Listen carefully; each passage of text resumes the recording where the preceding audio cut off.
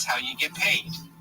Those 14 commercials, we split the ad revenue with you and your audience. So all I have to do is sit on Twitter like I'm doing now 24/7 and produce content. I feel like I'm being farmed. Well, no, actually you're farming it. Right, if it goes the other way, you get paid. You get paid. Exactly. Wow. And you're unifying all your platforms together. That's the robustness of it. It's not. Right, when do I start? Sign me up. Okay, well, then go to popologynetworks.com, sign up to the wait list, which is right. We launch a test net or a beta in April. Of course, that's probably going to start a little sooner, probably like late February. We're going to have a lot of, details pulled together. Like the Marley people are going to come in late February, March to do their podcasts and also their pop commercial stuff. Brent Graffiti he's got his pop commercials. I'm giving free pop commercials to certain projects away to be supported. And that includes you, Shift, and anyone who has early access. So you're going to pay me to shield my project on that, which is what I'm doing already, but now I'm going to get paid for it. So my project will grow, and I'm getting paid for it. Yeah, exactly. And check this out. How much do you take? Well, hold on. Well, I can ask. We get paid through the software, and we get paid 50% of the ad revenue and 50% of the data. And that's held through a 501. All your data is going through a 501c3, so we don't own it.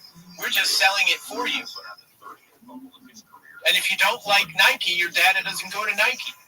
It goes to where you want it to go because it's your ledger, your information. Yeah, it goes to real talk. Because we're the best. Yeah, cool. No, you know what it is? It really is just the system of democratization where you're the stakeholder that puts it all together. I want to make this real clear. You post a picture of your lunch at a cool restaurant. You know what that's valuable? That's valuable.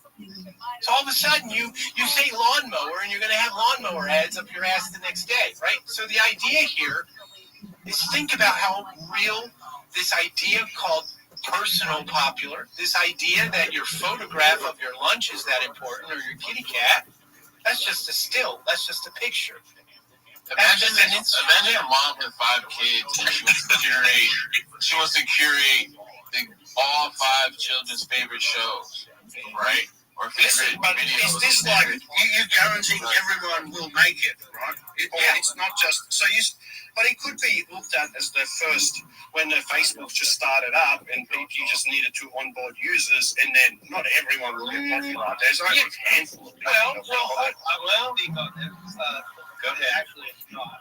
So this comes with 10 patents throughout the world. It's got 26 U.S. patents. This is locked and loaded. This has been a long cook, but a slow cook. We're not just in here, and like Joe's just not in here because he came up with the dream like 10 days ago and decided he was going to come in here and fucking chill this stuff. He's in here now because they're ready to fucking pull a trigger, and the backing that they have on it is fucking dope. This shit is fucking legit. It's fucking streamlined. This shit is fucking dialed in. This isn't like, we came in here with $100. No, these people are coming with millions of dollars to back. They're doing this because it's what they see and it's what they love. And so they're sharing their actual hearts and dreams through this project and through this platform. It's not just a company. It's a fucking movement. And word that. Now, hold on. Here we go. This will sum that up, and we'll add on to this. Check this out. Popular, you're gonna be popular.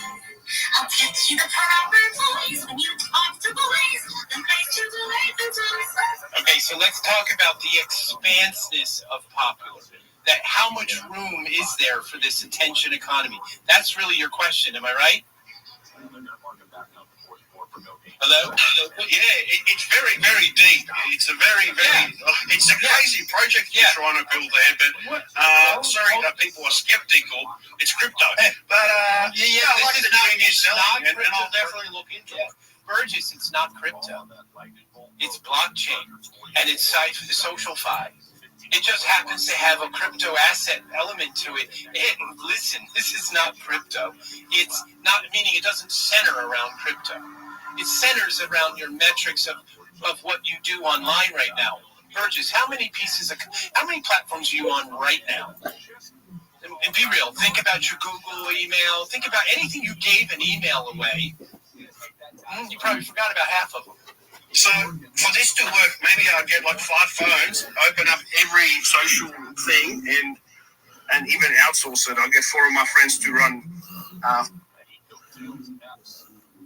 Marcus Evans got this start today after being activated. They go empty on this 3rd and 2, and now they'll call Hampton back. It's quick and flex so bad. It's now well, bro. It sucked, though. Marion Hampton effort to the 45-yard line for a gain of 3, 8-2. First down, folks. That's a lot of back to get on the ground, man. He just keeps his legs driving. The contact is made in front of the first down marker, and he just runs his legs right through it. That's 3 yards. Is that Vaughn? That's Vaughn. Zach Vaughn just ran right through him. He lifted him off the ground. So, pair of first downs here. Love to see it from the Eagle 45, still on that old logo, middle of the field. Vidal in the backfield.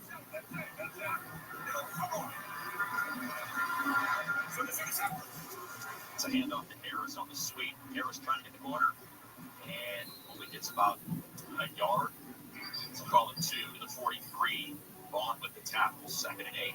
Knocking on the door at Cam Dicker field goal range here. I like this, a little variety in the run game. Stretch them. You get a downhill run. Now you're going to stretch to the perimeter. And beat some clock, controlling the line of scrimmage. Even when you're getting these 2-yard needs, you just keep with it, man.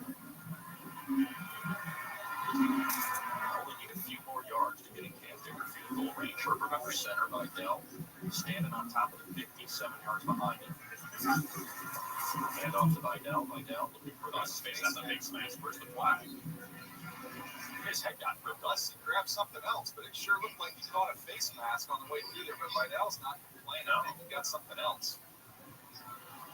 That's a face mask. I'm like, what are we doing? Am I going crazy? I can see it from up here. He's got his face mask and his shoulder pad. Like, what are we doing? Herbert's looking for the same thing we're looking for. So a 3rd and 7, 9th play to drive. So much for Scott Novak calling personal foul penalties. Here comes the Kobe Dean again. And Vidal. Herbert trying to climb the pocket. He escapes. There he goes to the 40, to the 35, to the 30, out of bounds to the 27-yard line. Oh, that is Herbert, strong as a horse, breaking out of that pile and picking up 15 with his legs. When you blitz like that, you're in man coverage. So there's no one left for the quarterback. You're not accounting for Justin to be able to shake off a linebacker, but that's exactly what he does. Extends the drive. Chargers 10, Eagles 6. And now a new set of downs for the Philadelphia 27. Trey Harris out to the left with Gadsden, Keenan. McConkey still without a catch. Slot right. Hampton in the backfield. Hand off Hampton. Hampton working the left side of that line. He's chased down from behind by Byron Young. And that's a gain of 1. 2nd and 9. 9 minutes left in the 3rd. So already 6 minutes on this drive. Love it. I like the commitment to the run. That time, Becton fell off his block and ended up giving up the tackle. But just stay with it. These 1s and 2s, they're going to start turning into 8s and more. Break the huddle. Keenan Gadsden to the left. McConkey slot right. Q outside the numbers. Torrey Jackson with the headed cushion on him. Hampton now flexes out to the right. Herbert to throw, looking right. And Prosser, there's Gadsden with his first catch inside the 20 to the 18-yard line, just a yard short of the first down. It'll be a 3rd and 1. That's with the tackle. See how they want to work this on a 3rd and 1. They have been doing that granite formation. Herbert gets the push, but not sure if they're willing to do that with the broken hand. They need to get to the 23. They are just outside the 24. Herbert in the shotgun, Hampton to his left. 5 and 9 on 3rd down. Pitch to Hampton. Working that left side. Got to break the tackle. He did it. Yeah, he just stretched it out. It'll be 4th and 1. See what they want to do. Shoved out of bounds left sideline by Epps, and here comes Cameron Dicker. That's too bad. It's a toss, but once you realize you're not going to get the corner, just put your shoulders square and get up the field and get the first down. I thought there was a lane in there. Could have turned it up much earlier before he got past the numbers. Well, instead, to extend the lead to 7, Dicker from 36 left hash. And that is good. So 13-6. They aren't half the quarter, right? They take 8 minutes off the clock, and they extend their lead to 7. 13-6. Bolts on top of Philadelphia on the LA Chargers Football Network. Los Angeles Chargers football has a new home. The Chargers broadcast have moved to KFI AM 640. This is a new era. And after listening to the games on KFI AM 640, Or sometimes AM 570 LA Sports. get more Chargers analysis and breakdown on the Petros and Money Show. That's the best thing to do. So open up the iHeartRadio app and make 2 presets. KFI AM 640 and AM 570 LA Sports. This a secret. All right, we're back. So leverage penalty on the Eagles. Contact with the launch snapper. And now the Chargers offense back on the field with a 1st and goal from the 8. Huge penalty. Yeah, you can't use any lineman to leverage yourself up in the air. I think it was even It was a Jomo. Yeah. Jomo tried to leverage himself up in the air. So pistol formation. Vidal behind Herbert. 1st and goal. Now he gets under center. It's a toss to Vidal, trying to work the left, and he is wrapped up and dropped for a loss of 4. Back to the 13-yard line. Great Blankenship. They were loaded up on that side. I thought he was going to check the run to the other side of the field, to the right side. There's just not enough guys to block all the defenders you have over there. Hampton comes in. And again, this drive takes more time off the clock now. I mean, we're over halfway through the 3rd quarter. Chargers up 4. Hampton to the left of Herbert. McConkey still without reception. Outside the numbers right. Harrison Q over there as well. Herbert to throw. Has time. Now escapes. And now he's going to be dropped. Nolan Smith at the 15. So this has gone from bad to worse. They had an opportunity with a 1st and goal from the 6. Yeah, it's just that's taking too long. Yeah.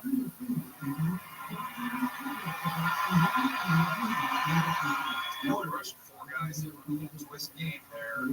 Herbert tries to climb up in the pocket. That's taking way too long.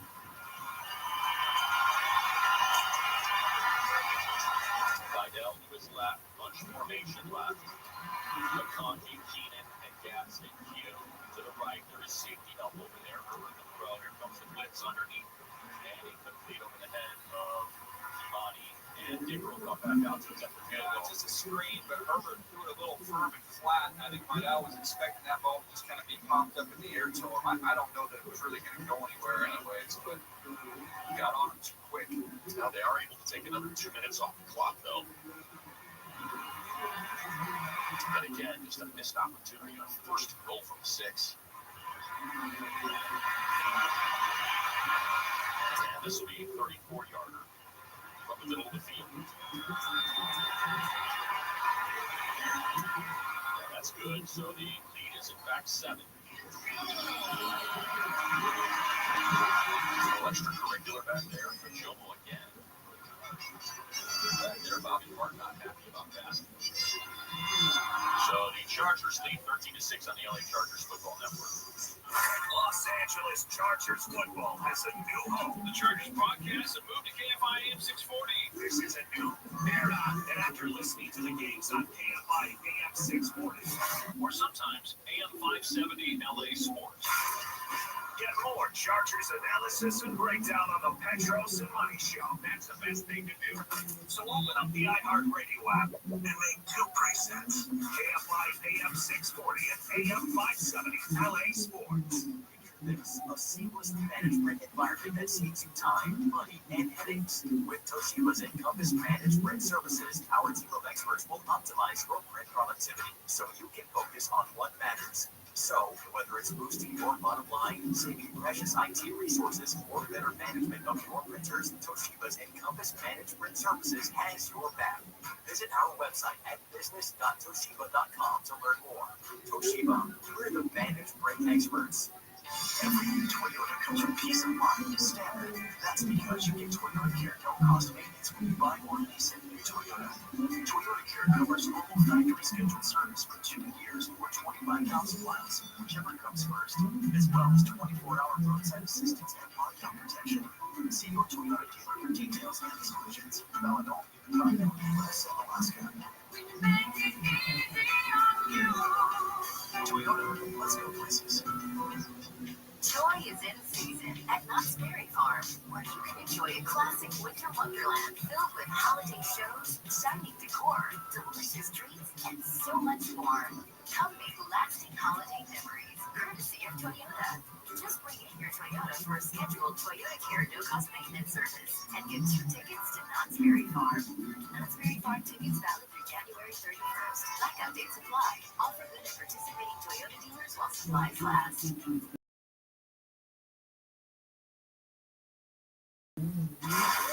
This is your 20-yard run on the LA Chargers Audio Network. Well, no surprise, the Chargers with their longest scoring drive of the season, 9 minutes, 28 seconds, 16 plays, 51 yards, a Cam field goal. That's presented by UCLA Health, keeping you on top of your game. Also the longest drive versus the Eagles this season by time. Prior long was 8 minutes and 11 seconds against Philadelphia. So 13-6 Chargers essentially got rid of 2/3 of the third quarter. 5:32 left here in this penultimate frame. Nice. His defense hasn't been on the field in about 2 hours. Right. A long halftime and a big chunk. Now we're getting word that Elijah Molden with a hammy is questionable to return. Cutting Shipley back to return for the Eagles. Digger to boot it away. Got a lot of speed back there. You got to cover the kick. And this is to the corner end of 5. Bubby has it 15, 20, 25. And there's that lane 30. This tackle. Ball on the ground. Ball is on the ground. Who's got it? I think the Eagles fell on it on the 35. Cubby lost it, but was able to regain possession. Let's go downstairs to Shannon Barrett. Saquon Barkley remains a danger in the backfield despite his production this year. Last year, 2,005 yards through 12 games. He still has 740 back there. But he said this week, if you play the Eagles and your mindset is to not stop us from running football, you should be fired. So, yes, it is a danger being addressed this season by everybody. Hopefully the Chargers have it under wraps in the South as well, guys. And he's running well today, 13 for 69, over 5 per carry on the season, averaging under 4. He's back there all alone. Hurts under center. And it's play action. Hurts sets his feet, takes a shot down the right sideline, and there's A.J. Brown wide open with the explosive all the way to the Charger 38-yard line for 27 yards. Got behind that second level of the defense on a little crosser. If there was nobody there, that was an easy pitch and catch. They're going a little tempo here, Mike. No huddle. It's Dupree and Owe out there, not Mack and Tooley on the opening drive with his defense in the second half.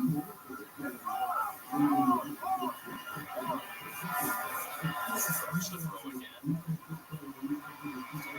And now it's the run. Now he's throwing. Misses the target for Goddard. Dante Jackson in coverage. I thought he was going to take off. He had some green in front of him. His decision making has been brutal for the Eagles. He could have gotten The first down right here.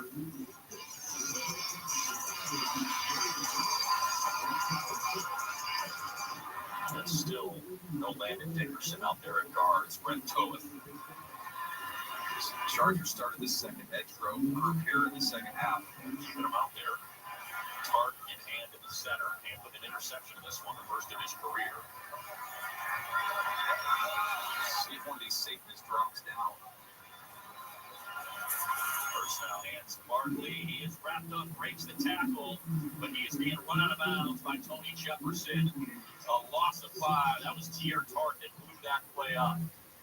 Tony started creeping towards the line of scrimmage, too. He thought they had to get a safety in the box count. They do it. Tier Tart with that quick win against Jurgens. He was able to get up the field and almost was able to wrap up Barkley and get him to the ground, but even better, twirled him backwards. The 6th tackle for loss today for the Chargers. And now a 3rd and 14.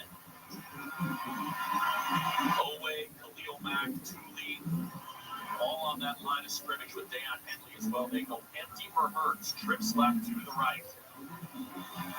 Hurts looking right. It's a quick throw on the crosser. And there's Brown. And there's Henley to clean it out at the 36-yard line.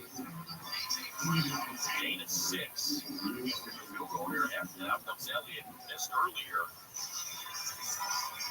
At the end of the half, it's going to be 50+. They were playing that sticks defense. They had 4 defenders right after the first down marker and just rallied, close, and tackle. This is 54, right hash, and Elliott just 3 of 6 from 50+ this season.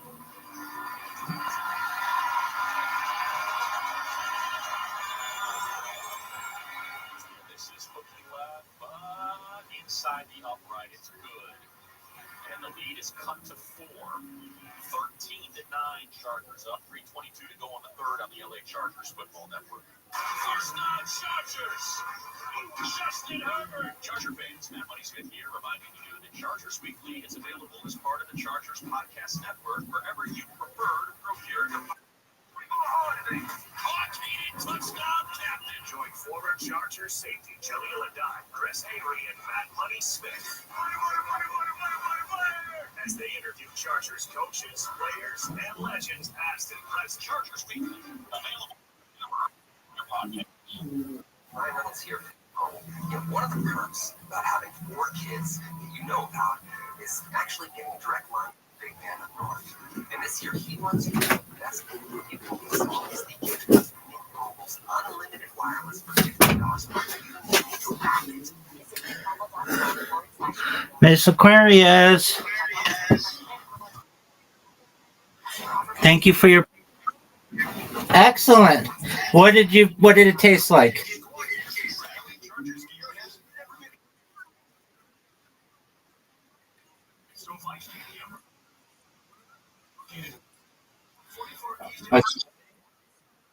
Acai.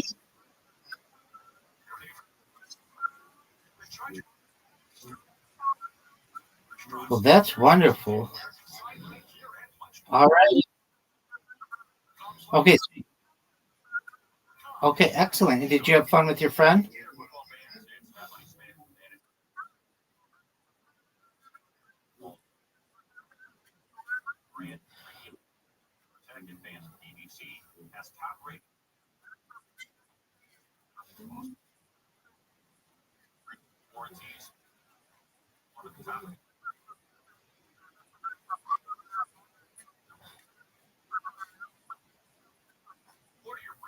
Have you ever been stuck in an elevator? Same here. It's no.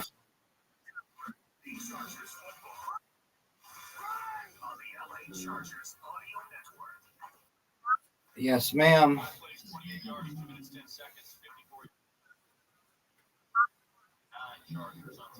Mine was like 45 minutes. They had to get the fire department to let us out.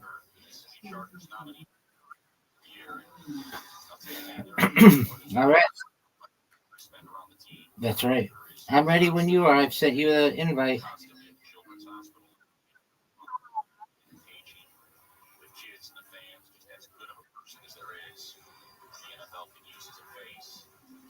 About this league, outside the numbers right at 10, 20. Try to, and he's dropped the 5-yard line.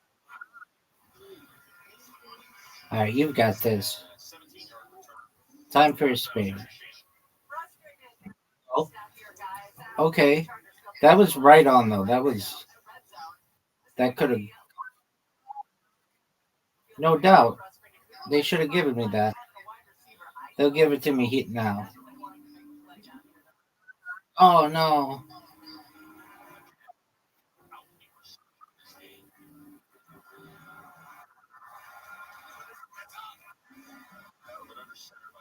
There you go.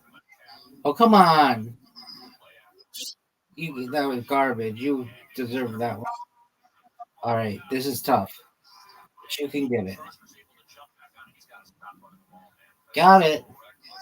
That was beautiful. You're welcome.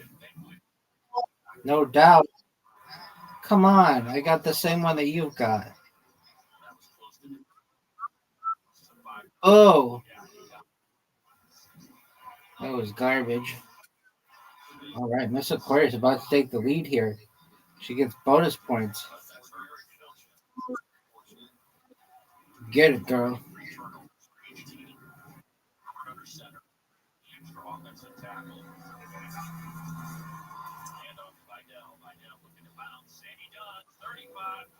Ooh, almost.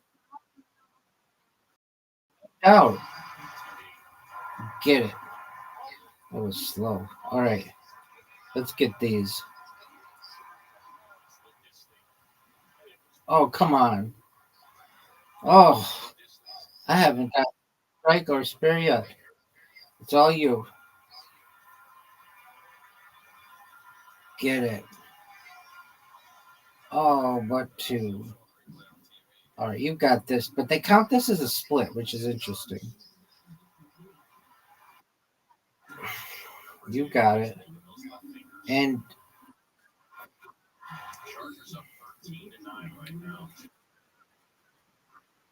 got it. Oh, come on.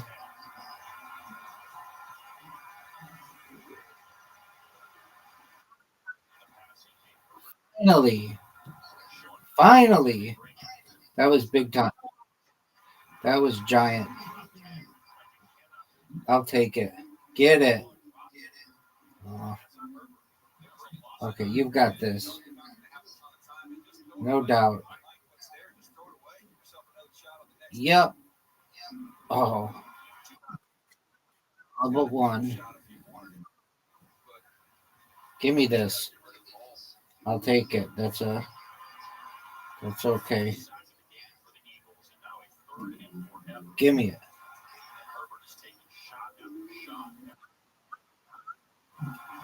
Give me it. I'll take it.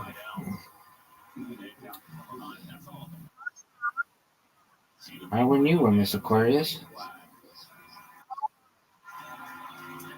Miss Aquarius is invitation. Here we go, folks. Miss Aquarius gonna dominate.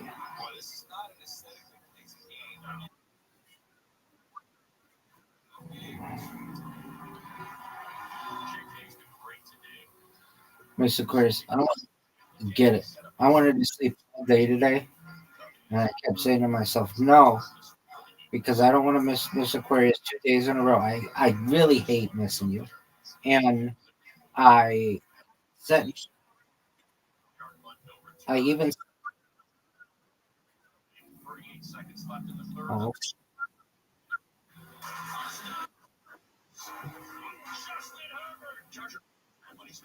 I even set an alarm just in case. Oh, good job. Just to make sure I was awake.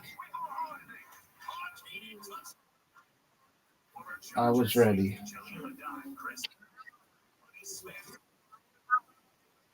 I did, but I didn't need it.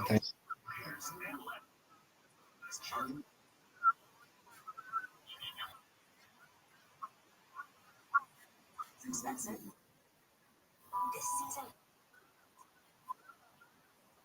better too. The useless unwanted until 5 years to 18. To celebrate your switch from T-Mobile. Sleep at Verizon. Exit store and rankings based requires code. Password by. You can't count here in LA.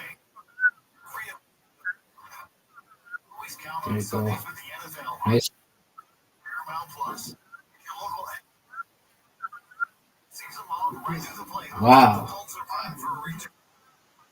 Visit ParamountPlus.com to get started today and count on NFL on CBS.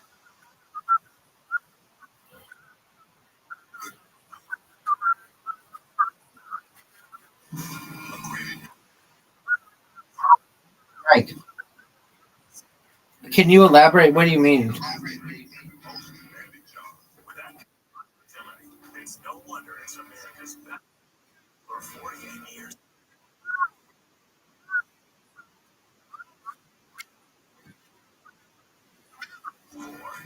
It's time to see Chargers football. On the Audio Network. Do I know what you're talking about?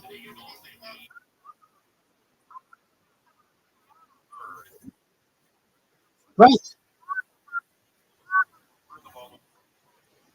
Exactly. Sharkers unable to capitalize on one of those. So you guys weren't going anywhere. You were watching a movie.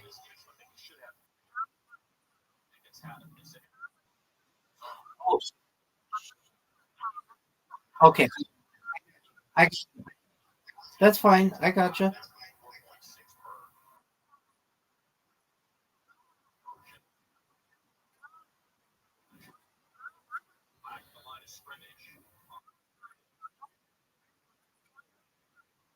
Okay. Yes. Did she feel any better?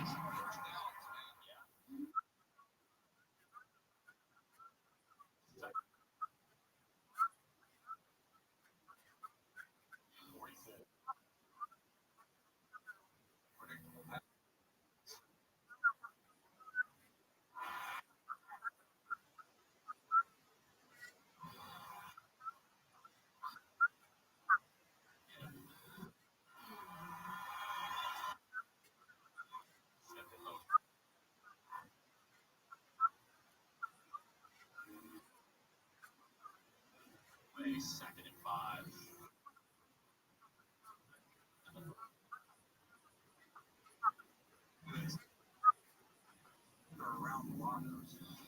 5. Okay. And what were you able to finish the movie?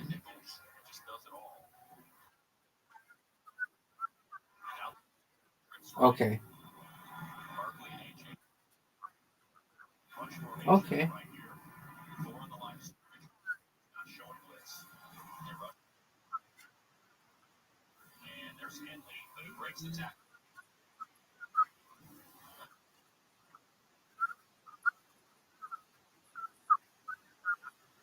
Charger rain 13-9 on Philadelphia. Chargers.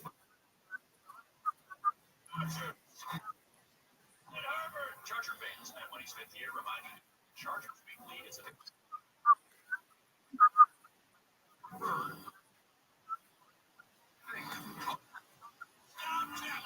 God willing.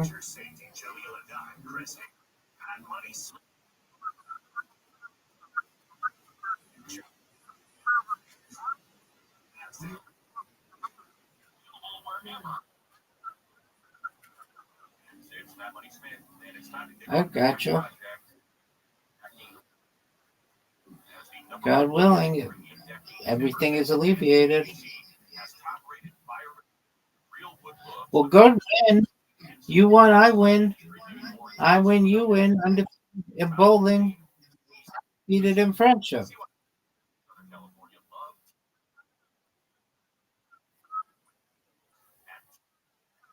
When you look at a Ford F-150, you'll see hard work, a great adventure, and so much, much more. Inside and out, it's just the road trip.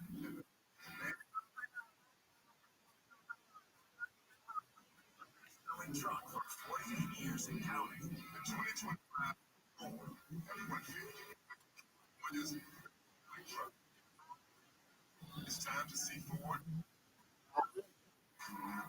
Take care.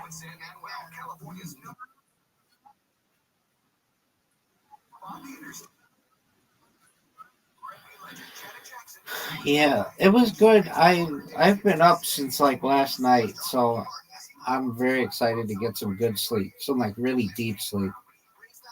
I've been awaking in the middle of the night and having these like days where I take a really long nap, and so I'm really excited to get my hours back to normal, God willing, and then tomorrow do it all over again, as they say.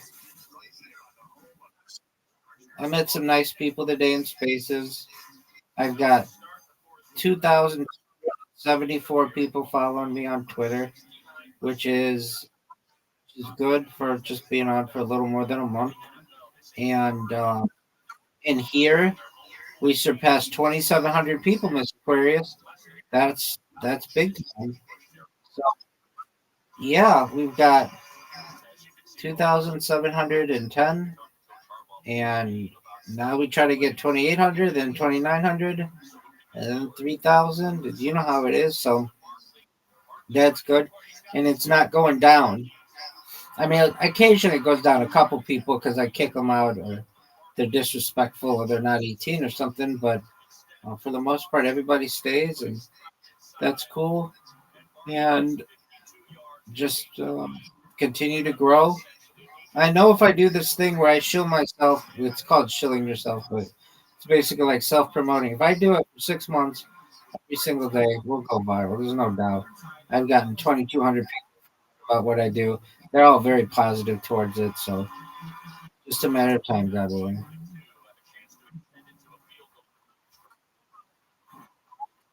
Word, girl. All righty. Time to get some shut eye. Take care. Thank you, man. Los Angeles Chargers football has a new home. The Chargers podcast have moved to KFI AM 640. This is a new era. And after listening to the games on KFI AM 640, Or sometimes AM 570 LA Sports. get more Chargers analysis and breakdown on the Petros and Money Show. The best thing to do. So open up the iHeartRadio app and make your presence. Friday day. No, it's not Target, dude. Target is way different. Exactly. You know what I mean? It's not Target. You'll make friends at Target, daddy. Target, you can do a lot of stuff in. Yeah. All right, so this one is the clip I've been looking forward to most. I haven't seen this yet. It's posted by Cruel Ambitions.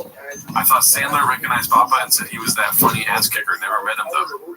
Have you seen this clip yet? No, me neither. Somebody told me this on my stream. Yeah, I thought this one was kind of cool. You don't really see a lot of people that still work together after all these years, but Rob Schneider says that Adam Sandler has literally called him every week for the Adam Sandler's so loyal to his friends. That's what I mean. So loyal. Tell me that. He's so loyal. But that whole crew's cool. I know. But Adam, Like David Spade, most talented person I've ever worked with. Yeah, hands down, not close. Like David Spade's dope. I've never met Sandler, but I adore him. I've got a couple of reasons. Wow.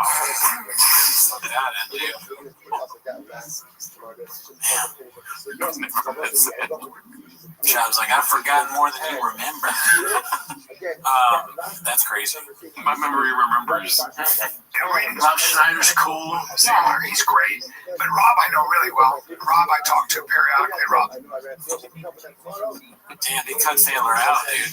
Sandler's out. Mm-hmm. Sandler was a thick boy as the intern. Had to let him go. But he's all right. He has to go through some shit. It's almost like he never knew him, just like Bobby Lee. Yeah, Shop just cuts people out. It's kind of fucked up. it is. This one is something I've been asking for a while. Posted by P.F. Chang's official. Actual Thickie in the wild. Didn't see the beast of an automobile this thick boy drove, but next time I see him in the grocery store, I sure hope he pulls up in the red giveaway truck. Dude, I'm not at all for like harassing or bothering strangers. However, if you see somebody with this on, I feel like you should at least go, hey man, you fan of Shab or what's the bit? Just to find out. And then if he says, yeah, you say, can I totally fine to answer, but can I film you like saying that you're a Big Shot fan? And then you put that stuff on fucking chain. One thing that we're not addressing here is he might be Mexican as shit.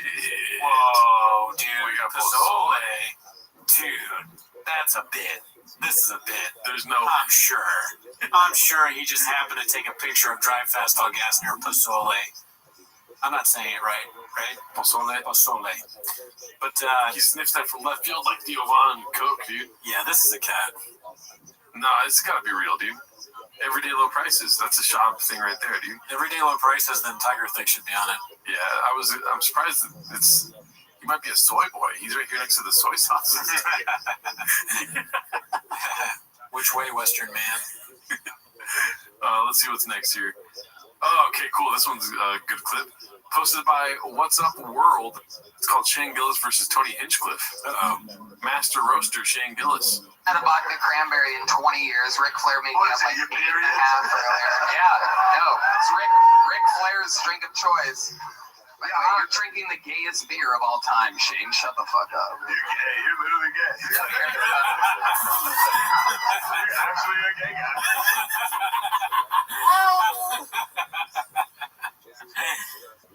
Cliff speaks for himself, Chin. So, I was hanging out with Ric Flair and he gave me his fucking drink of choice, but you're gay for drinking Bud Light, Shane. Yeah, that's such a fucking hack thing to say, too. The Bud Light thing. Like, they think Tony Hinchcliffe is so far gone that he thinks he's going to get a bunch of laughs by saying, oh, you like drinking your gay beer. Your gay beer, especially in that voice. Why it's so funny you're hanging out with the roast master, Tony Hinchcliffe, and you're just drinking. He's like, you have a Diet Coke, that's gay. You're like, all right, yeah, sure, dude.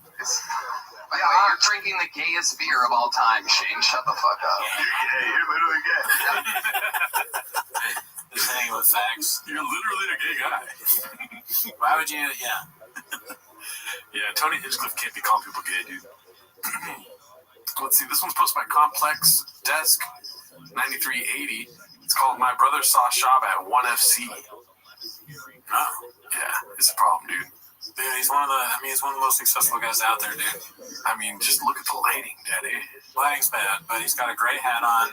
Lighting is great. What are you talking about? This is a model. To me, he looks like if Joe Camel were the world's most interesting man. Mm-hmm. You know? It's not. He looks very old and withered. He's got a hat that says 0 fucks, I think.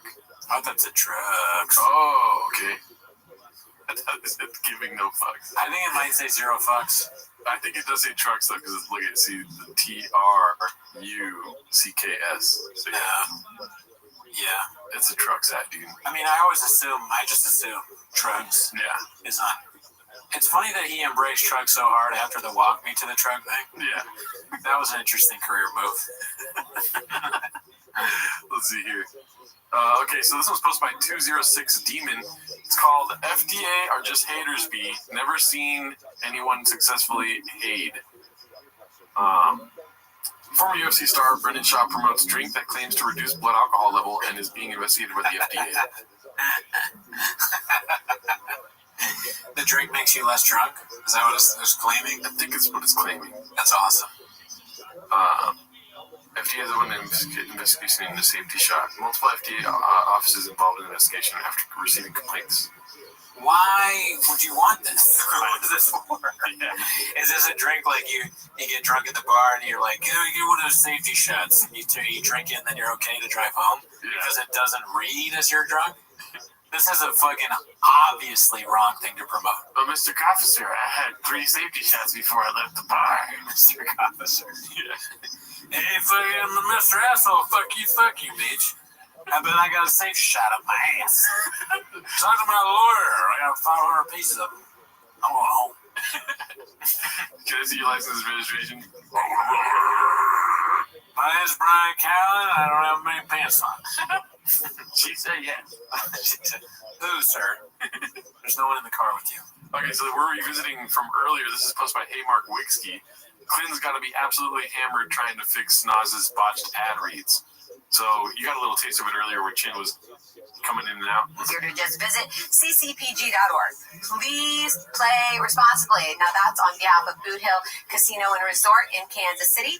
21 age plus varies, and eligibility will vary as well by jurisdiction. Now we're avoiding New Hampshire, Oregon, Ontario. Bonus bets do expire 168 hours after issuance. For additional terms and responsible gaming resources, go ahead and see dkng.co/ftball. NFL Plus premium offer available only to new and former NFL Plus subscribers. Additional NFL Plus premium terms at NFL.com/terms. What the fuck? Let's take a break, man, to my wiener. Yeah. Guess what? So he put in, like, edited, like, ADR or Henry's or something? Yeah, well, it was him fixing whatever she was saying. That's ridiculous. I mean, it sounds horrible. Yeah. DraftKings is running an audit randomly, and they're like, what the fuck was that? Yeah, wouldn't they want the stars of the show to read it? True. Oh, you just get an intern to read for you? I think the stars of the show do read it, and then they do the whole terms and conditions part. Oh, okay. Still redacted so as fuck. Much advertising. Yeah. You gotta have that. That sucks. Audio's king, B. Yeah. This one's posted by Confidence Search 8648. It's called The 250 Showing Pedestrians How It's Done. Dude, your favorite guy of all time, David Lucas. Gay ass motherfucker. Yeah, I watched. Did you see this whole Shane, or what is it? Madison Square Garden show? No. I watched the whole thing. Oh, nice. Definitely the worst part of the show right here. Oh, really? The whole for real, no bit? No, I mean, yeah, it's pretty bad. I guess that doesn't really surprise me. He's terrible. Yeah, he's so bad. Yeah.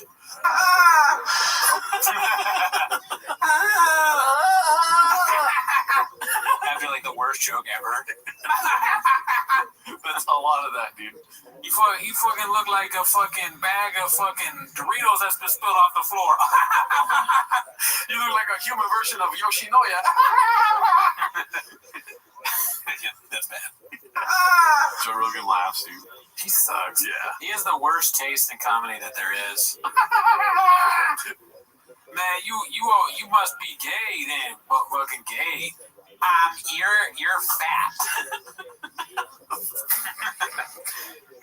man, you gay like you gay like a dude that kisses men over there. You're fat like a guy that eats a lot of sandwiches. So that's what the whole thing is, over and over again. And people like that? Out of control, dude. You look like the type of nigga that'll sit on a Venus flytrap, bitch. Like he's the type of person that sits on a Venus flytrap. No, he's grasping for his straws by now, dude. Does that make you? He's saying that makes you gay? I don't know. I really don't know. I honestly don't know. Yeah. Sitting on a Venus flytrap, I'm assuming that you're just gonna. I mean, if he sits on a Venus flytrap, there's no more Venus flytrap. You know what I mean? You looking like a motherfucker that be putting his asshole on quicksand. Did you notice your favorite comedians here? Worst of the worst. Your favorite. Your favorite. Man, yo, bruh, David Lucas was fire on that show, bruh. That line about how he was gay like a dude that drinks Bud Light, bruh. Savage. Fire. What's that either? What does that mean? I think they're just in front of a lot of people and they're trying to be funny. Stole Christmas because it's like a racist thing? Probably, yeah. Okay. Yeah. You made it Took me a second. Yeah. Took me a second. You made it make sense. I never thought it made sense. I feel better now that it took me a while to get that. Because if I understood it right away, there might be a problem. Yeah, you're not on the same frequency, dude. Yeah. You need to take some alpha brain. Maybe these guys are just hammered drunk and we're being too hard. Like, if we're hammered drunk, we might think that Rhinoceros Ass Booty was funny. You look like you sit on a Venus flytrap, motherfucker. The sober mind just doesn't get. Not a good look for Shane, dude. No, but he's got. I mean, it's like a very popular show. He's just like soaking in the fucking whatever you get from this. Yeah, but he's laughing. I mean, you have to sort of kind of laugh at this thing, right? Just to be polite. I love Tony's like, can you find second summer? He does like the fucking Johnny Carson laugh. Mm-hmm. It's out of control what's going on. Yeah. Greatness. Man. Greatness. Fuck. Mm-hmm. That made me angry, kind of. Are you going to quit comedy? No. Oh, man, that made me quit comedy. You're just going to make me podcast that much harder. looking like a motherfucker. Looking like a. Yeah. That's all they say. Yeah. And it's never anything that clever. No. There are some things that are funny. I can't think of any off the top of my head, but I've definitely heard some very funny look-like, Yeah. Like what? What do I look like, dude? looking like a fucking Gerald-ass fucking... See, I'm not good. I can't do it.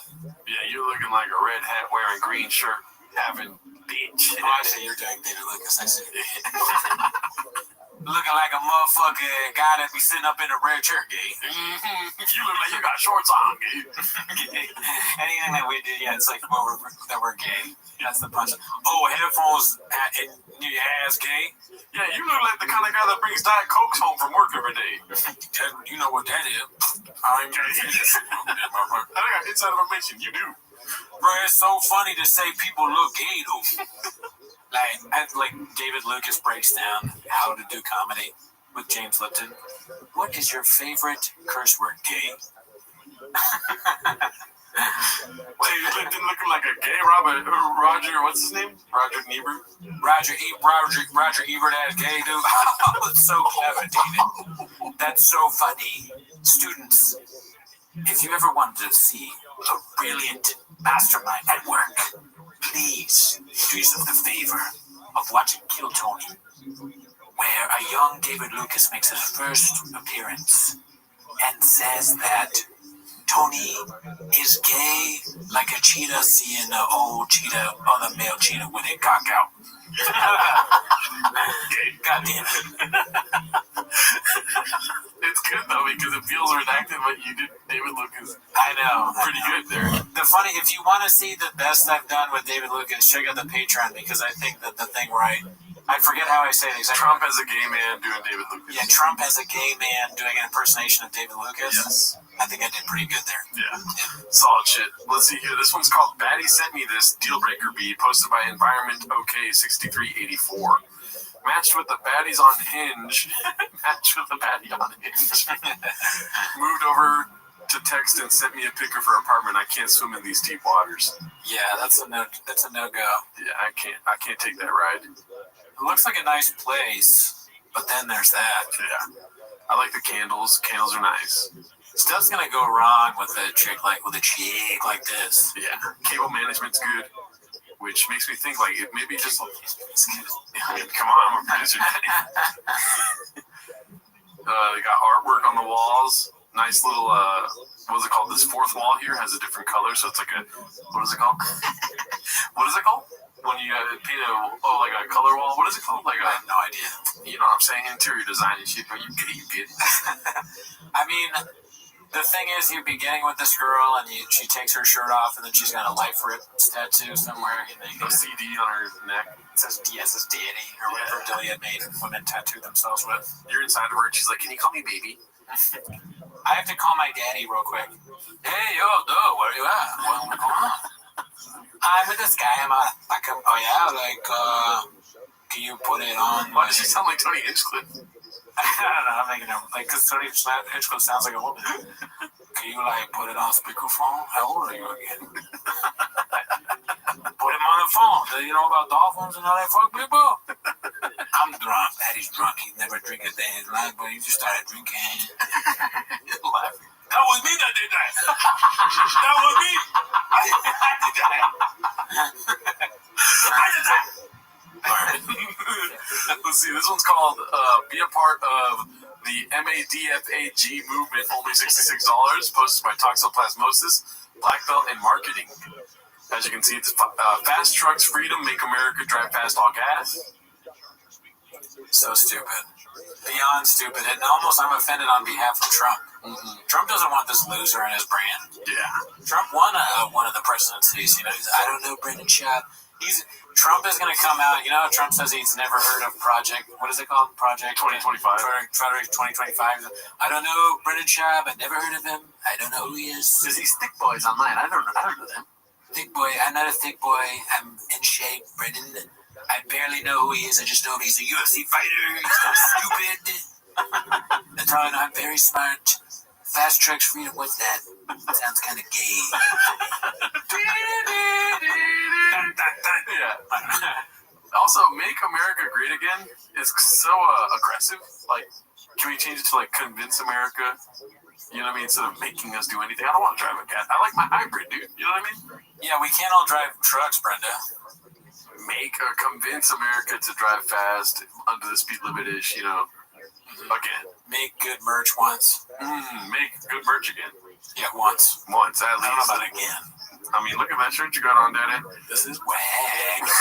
Fast Trucks and Freedom Bundle, white and blue, $66. That's so expensive for a shirt. Yeah, no way. I bought merch this last weekend for Buddy Guy. Went to a concert, Buddy Guy, great guy, never met him. And it was $40. I'm like, dude, what the fuck? Come on, you know? He's that money, dude. And then he called me gay. Got his grandchildren. Another Ozempic claim here. Posted by Ryan. I can give a fuck about his grandchildren. His grandchildren should learn how to play guitar if they want money, dude. It's called Papa, I don't take Ozempic, I take peptides from Transcend. Posted by Ryan Pilskin. Semaglutide is Ozempic. Fluids and fluids, B. Semaglutide, is that Ozempic? I have no idea, dude. I look like a doctor to you? You look like you all motherfucker Ozempic, bro. Looking lean, brother. What's the new diet / program? Lots of running, keeping up with the kiddos, good protein and peptides. So it's the same thing we just read. But here it says that this is Transcend HRT. Starting now, enjoy 25% off all GLP-1. I don't know anything about glutapeptides, shit like that, dude. I don't know what any of that stuff is, but I know that Brendan Schaub, if he's taking it, I don't want to take it because he's so stupid. I'm worried that it affects your mind. Yeah. Like, it's not making him operate on a high level. Also, they had 35 likes in 2 hours, dude. Like, that should tell you something. You know? Yeah, they're not getting a lot of likes. They're not getting a lot of engagement. Let's see here. They need somebody at their company to ask how socials are going. Because it is not good. This one's posted by CJK610 called New Merch Drop CTE. Los Angeles Motor Company, drive fast, all gas, Ozempic. Semaglutide injections. So I think that the accusation from the last one was that he's taking something Ozempic related. Oh, okay, yeah, that's what I figured. It's funny when something goes on in chains, they kind of flood the market like politicians do. Like if Trump wanted to nail home that like Kamala had a fake accent, Kamala Harris wants to, and the Democrats want to nail home that Trump wants to do Project 2025, and he lies all the time. And then fucking Bob or the Changs wants to like you will not go away from Changs. Not realizing that Papa's on Ozempic. Yeah. It's like a political fucking drop. Yeah, motherfucker. This one's posted by Busy Middle 8108. Clint knew exactly what he was doing with this line of questioning about Papa's one champ appearance. What do you think Clint's gonna say? No idea. It's packed in there, dude. Packed. It was a fun time. What were you sitting on? That's what I thought. Yeah. The front cage side. Cage side. Cool. Was it easy to see stuff, or was it? No, it's great. Yeah, great. Yeah, it was great. That's so funny, dude. Do they only give it to like people that are really cool? I don't think you understand what's happening here. Oh. I'm gonna give you some time. Do you realize? Clint knew exactly what I was doing with this line of questioning about Papa's one champ appearance. I thought it was saying like you have to be cool or like. Do you remember him talking shit about everyone going to UFC events? Oh fuck! He talks shit about people sitting ringside. So Chin is trying to make him look bad, is what they're saying? He's doing bad. No, he's. So when people go to UFC events, Papa's talking for days about how it sucks to sit ringside. Yeah. So Chin's just basically saying like, and it was pretty cool, right? Yeah, that's what I'm saying. Right. It's like, is Chin are they saying that Chin is trying to make him look bad? But I wouldn't make that assertion. It's just, I mean, I would do that to you if we're friends. I wouldn't try to make you look bad. I would just be like, and it wasn't that bad, right? Without you realizing, you'd be like, yeah, it was pretty cool. Oh. Yeah. So he's not trying to make him look bad. He's just trying to help him. Putting in his face like, you talk shit about these people all the time. And Chin is trying to get him to say like, oh, and by the way, I said before it was fucking lame to be front side seats or cage seats, but now I realize I was Blockbuster. It's actually a great time. I apologize. Thank you, Chin. No, I don't think that's what's going on. No, I think for sure Chin knows that he talks shit about Brian Callen. It just happened with Brian Callen where he was sitting ringside. Yeah. He's like, those seats suck. You have to be 6 rows back. Right. So I think Chin's sitting in the sidelines being like, oh, really, dude? So Chin is working for Chinks? No. I'm not making that assertion at all. If you were to do something like that, I would still do this questioning and make you contradict yourself on earwaves, and it's funny to me. See, that's why you're just as disloyal as Chin as they're saying that Chin is. That's keep my eyes on you.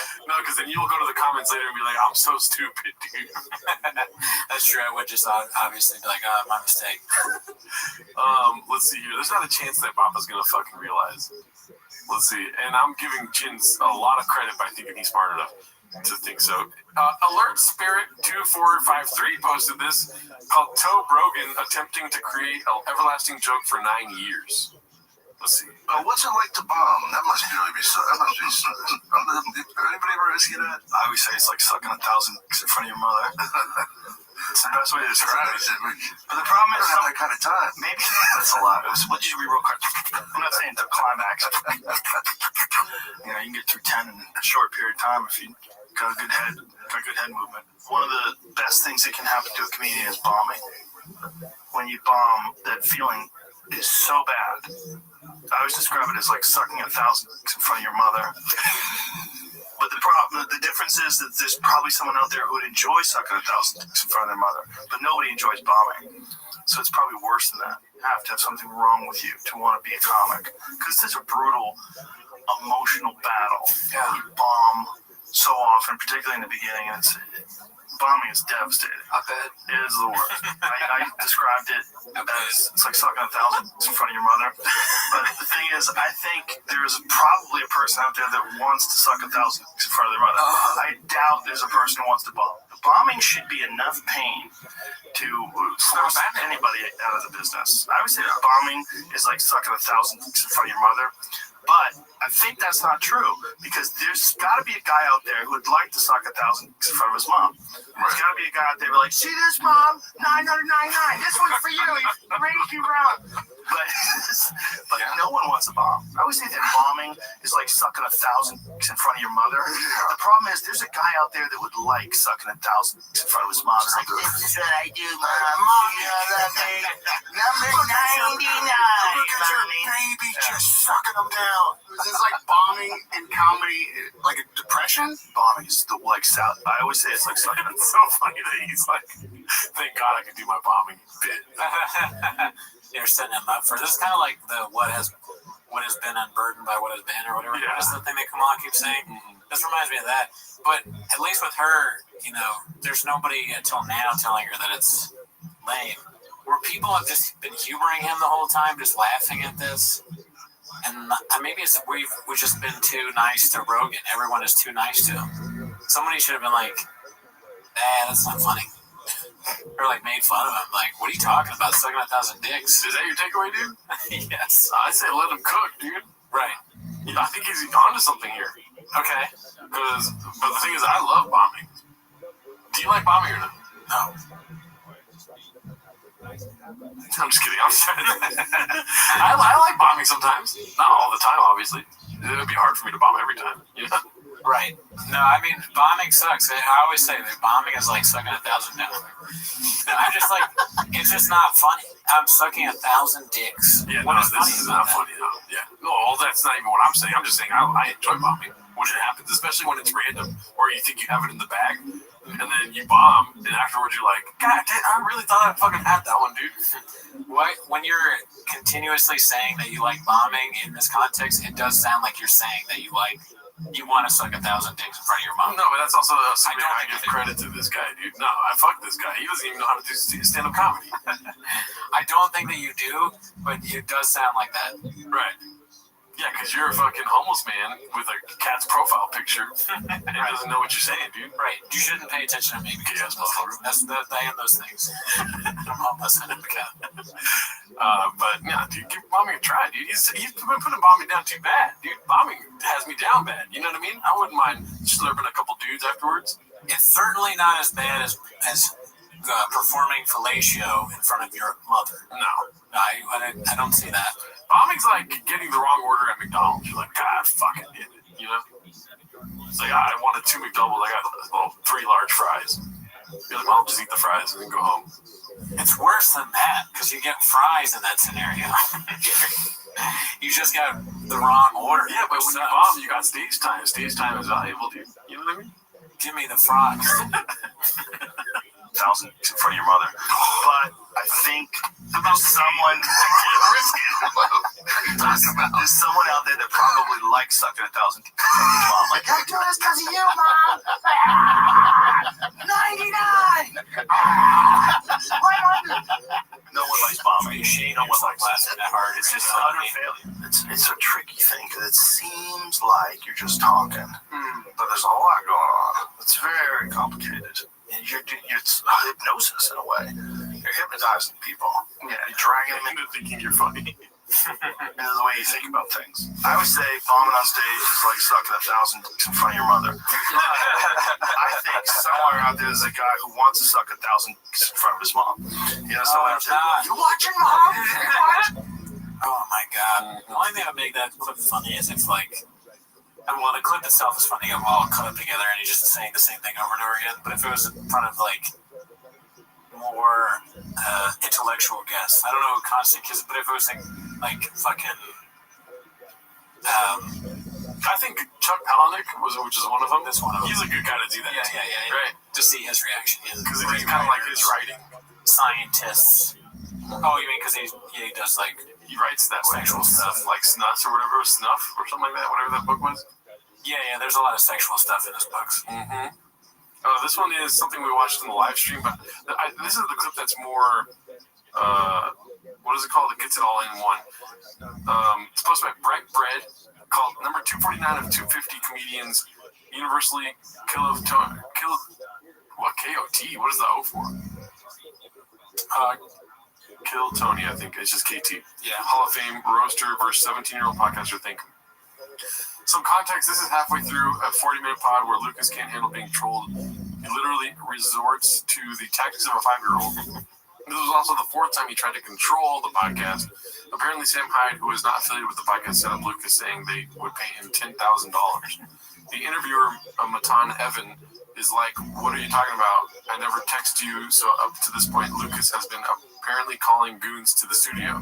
I highly recommend watching and posting your fave clips because there are so many. This was just something I thought I had a bit of everything in the interview. I'm still finishing it, but had to get the fryers ready. I feel like y'all can spend some more money on the fucking. This is an awesome set. Like, you have a podcast. You have a podcast, right? I got a couple. Yeah, but yours even less money on the set. You just film in the lake. In the lake. Well, with the fishing? The fishing? Correct. Oh. Sound like him. Oh yeah, I'm gonna get him, boy. I'm sweating too, nigga. Put a sentence together that makes sense. On you now. Say something. Oh, them shoes hard though. Don't forget to Reebok jazz and make them smell it. The Reeboks. Huh? The Reeboks. Reebok. Well, what is your workout routine? A couple of white bitches a week. I thought you said you were in a relationship. You almost broke your phone. You standing? Yeah, I feel like a rock star. Tables are gonna collapse. I gotta back up from this. Earthquake. I'm about to fart in this nigga face. That's gonna be different.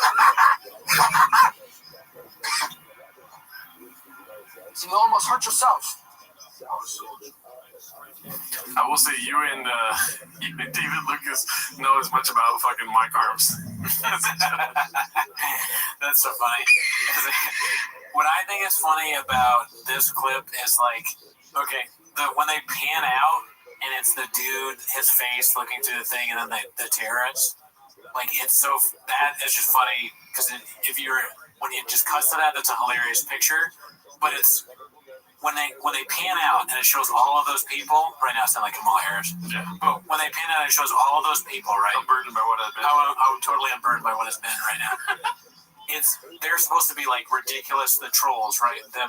Because there's a crazy guy looking at us, I'm a terrorist, but even they're, like, weirded out by what Lucas is doing.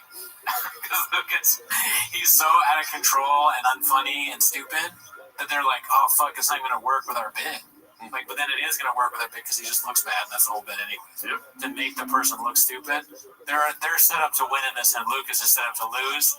And Lucas is like, I'm set up to lose. Oh my beer, I'm going to lose even harder than you could have imagined. I'm going to get up on the table, make a bunch of bad jokes, and make myself look bad, even though you're trolling me. Mm-hmm. Like, a long-winded way of me saying basically that he's the next Patrice O'Neal. Yeah.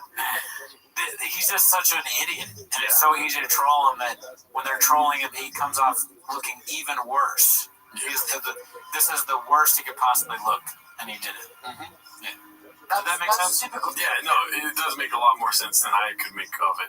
When I was watching it, I'm like, it's good for nobody.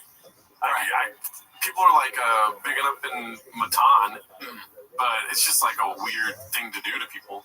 I don't know the show really. I'm only vaguely familiar with his bit, but the whole thing is that they're trolling, right? They're trolling the guest, and Lucas is a moron, so he doesn't pick up on it. He doesn't play along with it well. He just gets mad and does whatever that was that he just did. But it ends up looking funny for them because they're just like, they turn back into their like actual character, like legitimate straight man character. They're like, you almost broke your phone because he's standing on his phone. Or like, what is your workout routine? Like, that's just a funny random thing to say to a fat guy. Yeah, but it's just very weird and lazy, in my opinion. They don't have red chairs. They don't have Nanette anywhere on the set, unless it's like behind the camera, which is acceptable. You know what I mean? Right. They don't have. I don't see a single wire, honestly. Is that good cabling? This is not a living room, okay? We're doing a podcast. Okay, fair enough. Right? You need bad cabling for a good podcast. Right. Rule 817, dude. They don't have rain energy anywhere on set. So, well, I want to see you at Matan. I want to see how you do it. Like, a podcaster murdered by other podcasters. They killed Matan. Oh, what? You get the Black people. I said out loud. I did it, your chair. You really you did it the chair. That's actually crazy. How much do you weigh? 356. Is that actually the number? So bad, dude. So bad. Yeah, not a good look for Lucas. Any other thoughts on it? No, I mean, this is the downfall of Lucas, I think. That's been happening. Yeah, it's part of it. Is part of anyone's downfall now if a minor celebrity is going to be going on Matan. Yeah. Let's see here. I'll be on Matan next week. Let's see.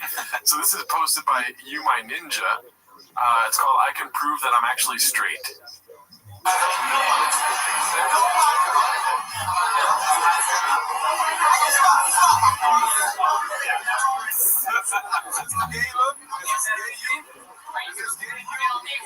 Is that gay you? We done followed Tony for a long way, the human headshot, and now we done seen how he just his way through Hollywood. The headband.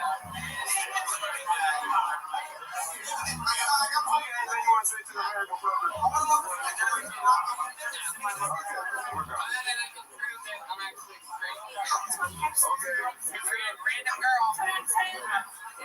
Oh my God! Hey, you got a problem a little bit. She actually does go both ways. Yeah. So any thoughts on that?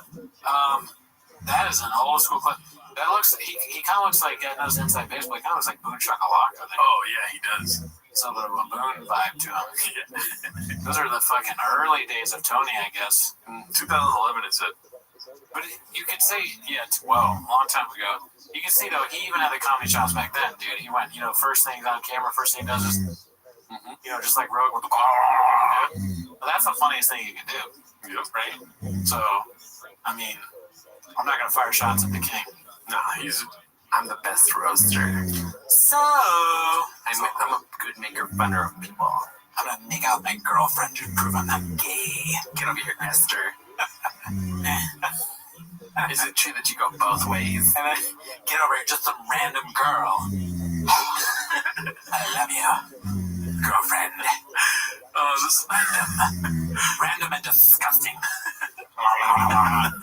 He goes right back to blowing the other guy. This one's posted by Mr. Eisenman. It's called BCEO and Luke going back and forth cooking up a tasty dish for Chang's. Yeah, dude, don't you dare disparage Medman. Reef is where it's at. Shout out Reef. No, how much money I spent at Medman? Alan Dawson took me to a place in Vegas near Fremont, near where all like the homeless area where it's just streets lined up with it, where they have this outdoor place where they have a live comedian. They got some food trucks, and you can buy J's, smoke them right there, and you can get cannabis-infused cocktails right there. I'm gonna guess those comedians are not great. They probably have podcasts that are also not the Big Boy Network. Hey. It's a little much. We're just having fun with Reddit there. Like, no one got hurt. There's nothing I don't like to figure out. Indeed. Let's keep it going with the PM. The Big Boy Network. That's so funny, dude. We're trying to get on the Big Boy Network. Yeah, dude. So, I mean, cool, BC. We'd love to be on, dude. Yeah. This one's posted by Toxoplasmosis. It's called Clin, totally not A, being inebriated, B, waving a loaded firearm around a campsite.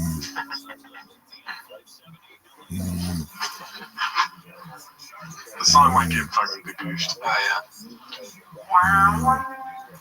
Bite a watermelon, puff a ciggy.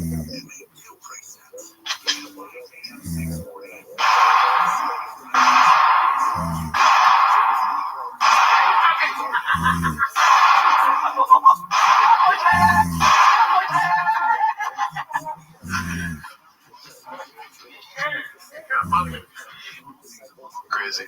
Great artists have their demons, dude. I mean, he's a really good musician. He sings really well. He's not like Waylon Jennings or fucking Charlie Daniels or something like that. Yep. Johnny Cash. Who's the other? Wheeler Walker Jr. Wheeler Walker Jr. Yes. Who's that really old guy? The really old famous country, Hank Williams. Oh, Adam Sandler. Yeah, Hank Williams. He's basically Hank Williams Jr. Chin. Yeah, if Woody Guthrie had a baby with Hank Williams and Buddy Guy came out, that's Chin. He's a little crazy right now. He's an outlaw. So sorry if that offended you. Cool story, bro. Yeah. Baja mode. This one's posted by Chin's Second Balcony. Good to see him back. It's called Papa Describes Himself. It's weird to me, like, I'll post my drink or something, and people are like, oh, my TRX or my Raptor beat the shit out of yours. I'm like, you dead Henry Ford? Yeah, I'm sorry, I'm confused. Is your dad Henry Ford? I'm sorry, did you build the truck? Yeah. Oh, no. You just paid a mechanic to do it. Yeah. I don't care. This is it. You're better at Googling that. Is it? Do we have to do that? Your Dodge Demon's not being. Do we have to do that? Was it 1,200 horsepower? Yeah, it's tuned. No. Yeah. And that's the car you've ever met. No. My Dodge Demon will beat it, and I'm actually going to race. That's adorable. I promise you will. No one knows better. Okay. He needs to live into it. But he's one of the best. Yeah. And when you have what does he do? Why would you wipe your arm? Maybe he's got food on his arm. Yeah, he probably got mustard on it or something. I think what I like most about that clip is that a new line is born. Like, now we can drop whatever we want. If we're going back at each other, we can go, is your dad Henry Ford? Deliver it like that. That's a good line. So remember that. Don't forget it. Yeah, 1 second. Did you spill some hot Cheetos on your arm or something like that? Tapatio, dude. We already watched this, so let's not do this one. This one's posted by Busy Middle 8108. It's called Schnoz was on the good shit on the podcast today. So basically the earlier clip we watched, but let's see. This is what there goes. Yeah, it's so different from what he goes on. It's very different when he's doing his actual stand-up versus when he does the roast stuff. His stand-up is really, really awesome. And that Cam Patterson guy I saw him yesterday with Nick. Oh, he's so funny. Yeah. Okay, so Nick got me tickets. Him, his girlfriend, and Kev from Golden Hour. So we went there and we saw Cam Patterson. I saw him also just do little clips. Tony. So I was like, okay, his trumpet, but his actual headline thing is good. It's like really good. The racial clips he does. Oh, yeah. Because he like looked at this guy and he's like, look, homie, I like you. You're good with me. We're friends. If I told you right now, you got a 30-second pass, you could say the N-word. Go for it. Don't do it. And the guy looks at him and he goes, I don't want to do it. He goes, good, because I can kill you. And he walked away and people were just dying. But Yeah, David's so the man. wrong. Yeah. I also bumped into Bobby Lee last night. Oh, you did? Yeah, gave him a big hug. Dude, Cam Patterson stole one of my jokes. I don't ever want Shanaz to describe me like that. No. He's so raw. Be cool, Shanaz. I wanted to bring some attention to just one thing right here, dude. Brian Callen's living the life right now, dude. Oh, cool story, bro. You're saying something? I'm gonna take my magic mind real quick, dude. What the hell? Ooh, you saw that little bump he gave? Yeah, we want a Magic Mind sponsorship, dude. Yeah. If it can help Brian Callen, dude. Look at this. Look at how good he feels. Ooh, it's a good fucking electric. Yeah, laughing. It's a good life. It's a good life. Yeah, man. Look at he looks really happy after that. Yeah. Magic Mind might be where it's at, B. Damn, dude, we gotta get on that shit. Stat, daddy. Call us up, Magic Mind. We want to look good. Oh, is your dad Henry Ford? So, okay, this one's Lumbamba Zero. It's called Skits and Bits. Let's see. I'm saying it's a bad thing. I guess I'm just trying to get you to tell me, how did we get from there to here? What's your best guess? Some of that is, in hindsight, how Dana talked about him at times. Senator Dana right now is saying a lot of things like, I always stood up for him. I don't know if that was always the case, right? I think sometimes when it comes from the top like that, you sort of go, okay, this guy's great, but how many chicks you fuck? Who's watching? How many but it made sense perfectly, right? But how many chicks you fuck? Who's watching? How many pay-per-views can you sell? That's so good, dude. It's like neither one of us, when one of us thinks the other one is being serious, and then we drop it like, it's about how well you can sneak it in, right? Because sometimes it's overkill, and it's like constantly saying, ever heard of it? But then like every once in a while you don't see it coming. Like earlier in the show when you were like, and I checked, and it was actually absolutely right. Like I did not see that coming, dude. It's an art, We're learning, we're trying. Speaking of art, we got an old fucking clip back in the chef, dude. I don't know how to talk anymore, dude. Clip back in the chef. It's posted by Toronto Rapture. It's called Tom About a Nordstrom Rack Mechanic B. What's up, fam? He's slowly turning into the Island Boys, dude. What's up, fam? Oh, dude, we gotta start doing vlogs where he started like that. What's up, fam? It's hot out here. I got my chain on. I'm an island chop on Mozambique. What's up, fam? Out here in the streets doing the Lord's work on this Humvee. It is so goddamn hot. Anyways, we're getting a million questions. When will the winner be selected for the Raptor R Killer? It's soon. It's super soon. We have to use a third-party source. A law firm selects the winner. They go through everything, make sure there's no funny business. So my brother can't win. The baseball damn can't win. Anybody who has connection to me can't win. Thank God Brian Callen can't win. He doesn't know what he's doing. So they said 5 to 7 business days. It's not in my hands. They'll select 5 to 7 business days. It ended on 31st. Then we had a holiday on Mondays. There's about Tuesday, Wednesday, Thursday, Friday. Hit the weekend. Monday, Tuesday. So early next week. The winner will be notified. And good luck to everybody. Can't thank you guys enough. We're already starting on the next giveaway. This thing's even more crazy, so I'll have some news for you soon. But whoever wins this truck, I will see you soon. Oh my God, that's kind of threatening. That was a threat. Yeah, he's gonna kill me. Oh fuck. No, so I don't think we're connected to him at all, right? I hope not, because I want to win the truck real bad. But you know what that clip reminded me? It reminded me. I think you probably remember. Do you know what I'm thinking? 30X entries. No. That what it reminded me of was the Tito Ortiz thing where he's like, we're open every Monday through Thursday, 12 days. It doesn't make any sense because like the times are wrong. And then Bob accounting, he's like, so that's a Monday, that's a business day. So in Australia time, we'll fucking get you a truck beat. He's like, carry the 1, it's only a few days. Then you subtract by 5. I'm an island child, truck giveaway. I like the island shop, dude. That's a good bet. Let's see here. This one's posted by Zach Magnus. It's called Pot Savagely Roasts Kettle. Well, like them, I get like where there's egos involved. They put a lot of time in the cars trying to figure out, the fastest quarter mile. I get why they get all into it. It's weird to me, like I'll post my drink or something. People like, oh, my TRX or my Raptor beat the shit out of yours. Like, oh, this is Henry Ford.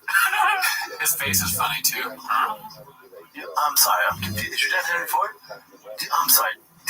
Did you build the truck? Yeah. Oh, no. You just paid a mechanic to do it. Yeah. I don't care. This is Henry. You're better at Googling that. This is Chris. This is vintage TNT.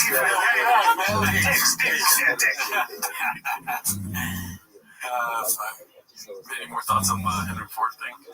No, I mean, it's a great line, and I'll try to remember it, but just at the very end, throwing in greatest hits is Chris. Like Diggs. Yeah. Diggs.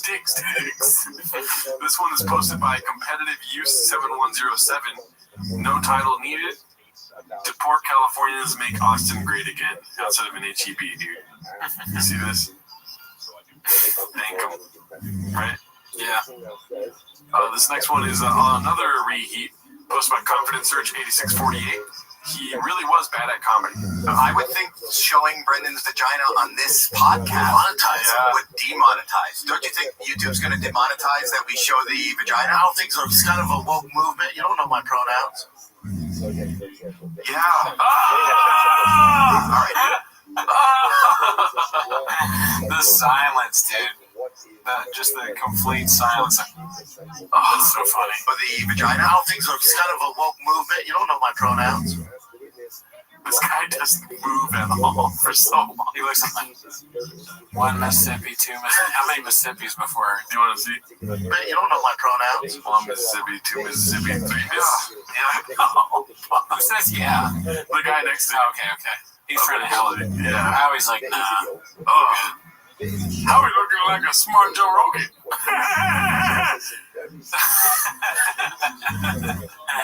Sometimes silence is the best comeback. Yeah. For a comedian, dude, this is the only comeback, dude. When somebody's trying to be funny and you're silent, it hurts my feelings, dude. Right? Yeah, like just utter silence and disgust. That's why the live streams are so rough sometimes. Because you do a joke and there's just a silence. Nobody's putting like 8 inches in the chat or fuck Miguel's or anything like that. Right, yeah, we need a lot of that in the live chat to carry us through. Yeah. Alright, so this is the last clip for the day. It's posted by Demogorgo. It's called That Was Like 7 Years Ago. I was smoking weed one time and I was watching like UFC fight pass. I didn't realize that it wasn't fucking. I thought it was live, right? So I started tweeting. I was so fucking funny, right? I'm hashtag UFC 160. On the next day, I pick it up and I was texting a friend of Sean, I'm like, dude, that fight was fucking crazy, right? Oh, what you mean, man? That was like, okay, 7 years ago. And I look on Twitter and somebody replied, oh man, I think I Living his best life, dude. Yeah, he's going through it, obviously. This is the last one for the day, dude, posted by your boy. Oh, it's me. 10 minutes of shop. It's called The Brining.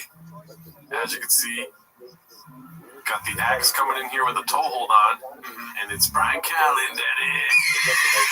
Yeah, I got that from, there's a Ray Gun meme where she's like, the Australian dancer or whatever, she's coming through, and I thought, idea. What do you think of this? I mean, I made it. I should talk about it. It's solid. Yeah, thank you. Very funny. Here's Brian. Yeah, dude, the toe hold that's what got me. I was like, what if I put a sandal through? It would have done so much better like a year ago, probably. What I did was I was going through face. I did one face, and then I asked my girlfriend. I said, "Which faces do you think was funnier?" And she was like, "I'm believing you." Yeah, she's like, "Stop asking me questions about memes." Yeah, but yeah, no, I mean, I'm happy that people enjoyed it. Hopefully, I can think of more memes. Well, that's it for this week, dude. All right, see you next week. Bye. You have to go ahead and try to do it. My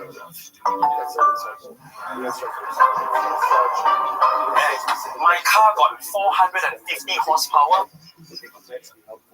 What about yours? I booked my New Year flight to KL for only $39 flat. I got flights. Book now. It's now on Netflix. Come to my truck. Milk me my body. Walk me tonight. Tomorrow was in your life. It's now on Netflix. My truck won't wait. When I first saw you with your sweaty pay, my dick was juiced up. My truck flipped over. It was a special time, waiting for the due time. Now that you're here, the time is here at last. It's now on Netflix. Walk to my truck. Come with me, buddy. Help me tonight. Tomorrow was paid your life. It's now on Netflix. My truck will wait. One take. It's not my favorite time of the week when you get near Mama tries to speak. When he's surprised today, you better prepare to watch Welcome back to Send Us a Shot. Thanks for tuning in. As always, join the Patreon. We watched Chris D'Elia's new special, Grow or Die. Allegedly. Yeah. It's a secret. Keep it a secret. Yeah. Join if you want to see it because it is behind a paywall. Ever heard of it? Yeah. But that's really not why they're here, though, right? No, not really. I don't think so. We also do lives on Wednesday. Wednesday at 8 p.m. Join us for a live. We recently did Joe Rogan's comedians tier list. Oh, yeah. That's where we took all the comedians, or most of the comedians that have been on Joe Rogan, the JRE experience, and we put them on a tier list. Tier list, yeah. But anyways, again, that's not why they're here. No, not a chance. They're here to watch them as a shop, so start the timer. Play the chink clip. Alrighty, hopefully this episode don't go too long, but you know how we do it over here. We go Baja mode, daddy. Turn on some traction control and buckle the fucking, or what do they say? Strap the fucking. Yeah, strap the. There's a lot of dishes, what you're saying. Yeah, a lot of dishes. The first one here is posted by Ryan Rudd. 85. It's called All Little Toe Got Angry. So Elephant Graveyard made this video about burn the boats. Yeah. And it got taken down for like a couple days. Oh fuck. And then it got reinstated now. Oh, I missed that. I mean, that video, that was savage. Farm. Yeah, I really enjoyed it. That's crazy. So you got to take it down by what? Pixels? I'm assuming. See, that's so lame. Yeah. That's the opposite. He's all like free speech. I mean, everyone else already says, but he's a very free speech or whatever. But then he gets criticized a little bit for his terrible special, and then it's a different story, right? That's what you took away. That's my narrative. Yeah, that's your narrative. People should stop talking shit about Joe Rogan. Oh yeah. Yeah, he's gonna keep you busy. Okay. Yeah. Just because of that. I'm not saying it, but you know what I mean? Right. It's one of the funniest things. I'm laughing just thinking about it. Sorry, I can't even. Now that you're saying that and me realizing that our stuff can be taken down in the same way, I mean, we're even smaller. Now I see that Joe Rogan had the greatest special. Yeah. I mean, it was Netflix. You can't take anything of ours down, dude. Not a chance, dude. He wouldn't know. Ours doesn't matter. This is like 3 million views. Okay. We're over here pushing 50 if we're lucky. I'm not a numbers guy, so I don't know. I thought we were at 50 million. I wasn't even listening. Every week you're like, what are the views? Like, I'm in millions. You're like, got it. I just listen to what you say. Yeah. I'm so stupid I can't read on YouTube views. You don't speak YouTube? This next one, I put it at the beginning. Dana White's mom posted this. It was getting Gringo Poppy numbers. Comedians are the most sensitive people on the internet. As you can see, 2.4 mil. Oh, comedians are the most sensitive people on the internet? Well, fuck you, Dana White's mom. Yeah. You fucking, I'm not sensitive, you fucking bastard. What if somebody sends just you saying fuck his mom to Dana White? Oh, yeah. It's like, who the hell are you? What the fuck are you saying? Yeah, I mean, that would be good for us. If Dana White got mad, we're not trying to get into UFC. Yeah, please come on the show and choke out Brendan, dude. Yeah, please do. Okay, so this one is posted by Ryan Rudd 85. What/who killed the drunk Schwab Aaron? Before I start, I do not condone or support alcoholism, but I've been thinking about this special time in the Babaverse recently. We had the 9 a.m. quiz Calabasas mornings, the failed Shui Vasa attempts, the extended pinky when he sips on that sweet, sweet nectar, tiger thick. Great times with some great content to look back at, but who/what really forced Papa to make the change? You want to make any assertions? 8 inches, first of all. But, I mean, it's a really good question. I'm going to go, and I know you guys, you probably want me to make fun of Shop, but I'm going to say it's Shop. I think he took accountability, he bet on himself, and he was like, look at me. He watched these clips, and he finally was like, I said, Chris morning, I look like I'm fucking so drunk, you know? This looks like someone who's at a bar very late at night. But it's at 9 a.m. or whatever, or after the rub and tug. This is like those movies where there's like an alien invasion happening, and then it shows a shot at the bar, and everyone's looking at the TV like, you know. And one guy's just like fucked up. He's like, "Fuck it, they're here." Rogan warned us about them. All right, he said the aliens are coming. Nobody listened but me. And I can't do anything. All I got is fucking. We got an alien problem, y'all. Or this is like him about to take a drink that he ordered and then seeing a shoe and being like, wait a minute, there's a better way to do this, you know? Yeah, I don't need to defeat the... No, the aliens are out of the... He just saw a shoe and he's like, I should put this drink in the shoe. That reminded me, I think of another scenario, is he's drinking like that at the bar when the aliens are invading because he thinks it's all on him. Like, he's like, fuck it, this last one, I gotta do it to feed the aliens. Just like I did the Starbucks guy. Make my cappuccino, bitch. We make fun of Shop, but then one day he's gonna save us all, dude. Yeah, true. Let's see what the next one is here. There we go. Okay, now a little chin clip. This was posted by Confidence Search 8648. It's called A Hungry Wolf Explains What It's Like in the Dark World of Comedy to a couple of normcores. Normcores, does he say normcore?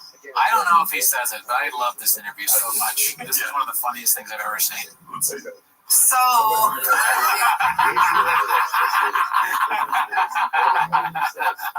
yes, play it again. So, it's like he's speaking in auto-tune right there, dude. How is this cool now? Like, this is insane. We've had to eat people telling us things are cool that are out of control. Nothing more than this. A guy that talks like, so. It's like, come on, man. What are we doing here? Oh my God! Look at what he's wearing. Yeah, the hat, the fucking weird members only jacket. He looks like he's on a boat. Yeah. So, we're planning. I've always done. I was built in the darkness of the comedy. I was built in the darkness of the Comedy Store.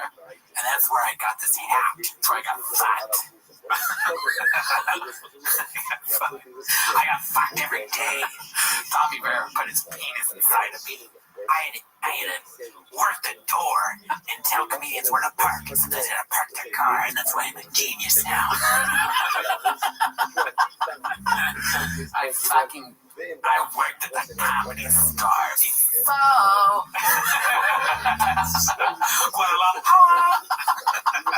That's where I get this bomber jacket.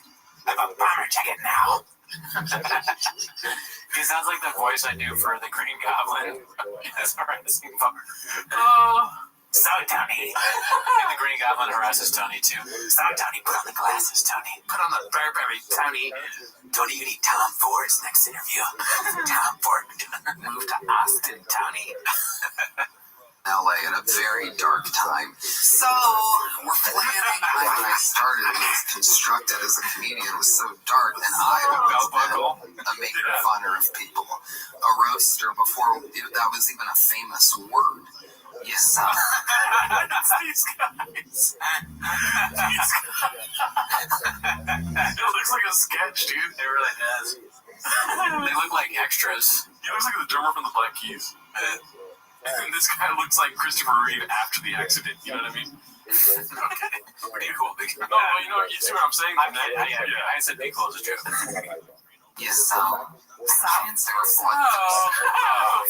see, especially I think in Texan, which made the story more interesting to them, whereas just a year or so earlier, a year earlier, I was a Californian, and I'm one of those like Joey Chestnuts type of characters, the hot dog eating champion. No, I know, but I'm just Go on, what's that? Well, there's a hot dog eating contest. So, I mean, and I watch it, and I get a little horny. Yeah, a couple of glizzies. I kind of do that. When you're wronged by everybody and everything, and having a fucking great set. I'm going to show you motherfuckers that this isn't like, this is so we're planning. It never goes wrong over there. We would love to get back in the Tony Hinchcliffe business, and I cannot tell you, I cannot explain to you how much fucking joy it brings me. This is a fucking cautionary tale. If we ever get any kind of real success, we cannot gloat at all. Yeah, watching this is like nailed home that point. I mean, maybe at the most I'll do a post when we get to certain milestones, like 10K. I'll do a post. Yeah. I am not talking about how much I like it. So this is like a fear. We're so far away from success, but I was built in the darkness of the podcast game. We were watching the Gringo Poppy, and so we got a lot of views from that. And just after that, they really wanted to be in the Brendan Cooney game again. They wanted to get into the fucking Gerardo business. The belt buckle shit is out of control. Yeah, because that just reminds me of when Othman was like way back when we were younger. He's like, dude, belt buckles are in. And he got like a Nintendo game, like the game controller thing. It was like a Nintendo. I was like, dude, you're gonna get so games from that. And I was like, I need a belt buckle. But that was when we were like, I don't know, early 20s. Yeah. This guy's in his 30s doing this shit. And now he wants to be a cowboy. But what's next, boots? Fuck out of here, dude. Yeah, fucking bullshit. Let's see here. This one's called Skadoosh, posted by Poncho Pete. It's a quote from Theo saying, sometimes you need to give up on people not because you don't care, but because they don't. Great quote. Mm-hmm. Very true. Yeah. Sometimes you expect someone to be somewhere, they show up late, and they're like, sorry, man, I had to get this big gulp. I gotta go to the bathroom real quick. That thing is so good. Okay, this is posted by Organic Possession 53. Is this Chode the worst member of the Boppaverse? I can smell this weirdo's breath through my phone. It smells of cigarettes and semen. Jeez, be cool. Yeah, be cool, dude. I don't know. What do you think is the worst? And I don't mean to put you on the spot. You don't have to answer. You don't want to. I think that's the appeal of the Boppaverse, is that they're competing. Now they're competing for the worst spot. Unbeknownst to them. That's true. Like, who can be most cringe? Yeah. I say Tony, he's rising in the polls if he's not already on top. The gloating I could do without with Tony. That's the biggest fucking red flag for me. What I don't understand, and what interests me more than who's the worst, is why are all their faces red? Yeah. What is going on? What is Joe Rogan making them eat? Is this a side effect of Alpha Brain? Because I'm worried about Tony. I took a bunch of Alpha Brain and so my fucking face turned into a tomato. Yeah, that's a possibility. We got an outbreak problem, y'all. But if I were to answer non-ironically or, without satire, I would say Bert Kreischer is pretty close to the worst. He sucks, yeah. That new thing that is on all the rage of the YouTube channels with Mark Maron is pretty ridiculous. That whole debacle. Yeah, I believe that Maron was talking about Chappelle or whatever. So it looks like a kind of a deep move. But to say Tony's the worst, his stock is rapidly rising. I will say that when we do the show every week. It's like, he's in 18 out of 20 clips this week, dude. Yeah. Well, you always got to keep the number. Oh, there we go. Yeah, he's the next one, dude. There we go. It's posted by Mountain Pepper 3586. Tony Hinchcliffe, inventor of the concept of the roast. Let's see. I've always been a maker funner of people. What do you think about that? I mean, I do shit like that all the time. Yeah. I like mess up and say too much of the word or the full phrase instead of what I'm supposed to. So, you know, he's always been a maker funner of people. Hey, that's fine. Yeah, see, this is something that'll be brought up after he makes like 80 other fucking colloquialisms that aren't real. Oh, okay. You know what I mean? So there's many. Okay. It's gonna happen where he's just like, this is the fucking Chabanese speech. Maker funner of people is starting to head towards smartest tool in the shed territory. Okay, but I like it. No big deal here. A roaster before that was even a famous word. I mean, that's ridiculous. Mitchell Ryan. A roaster before that was even a famous word. A roaster before that was even a famous word. A roaster before that was even a famous word. I mean, yeah, the roasts have been around for a long time. Dean Martin, ever heard of him? That was like the Dean Martin roast. Yeah. I don't know what Tony's talking about there. Yeah. I mean, that's what my parents called sex growing up. It's like, I'm going to roast your mom tonight. Ew. I'm trying to be funny, but it just was so not funny. It became funny. Yeah. My reaction to it, I think. You fucking gross bastard. What do you think this clip's about, dude? Icarus Lives. They gave a hungry wolf a chance. Well, that sounds like another Hinchcliffe clip. Let's see. They also studied the way gay and straight people talk. Nice to meet you. I drive a Hellcat Charger. Sounds straight to me. It is straight. And if you only knew, I'm about to spill the beans on these mother.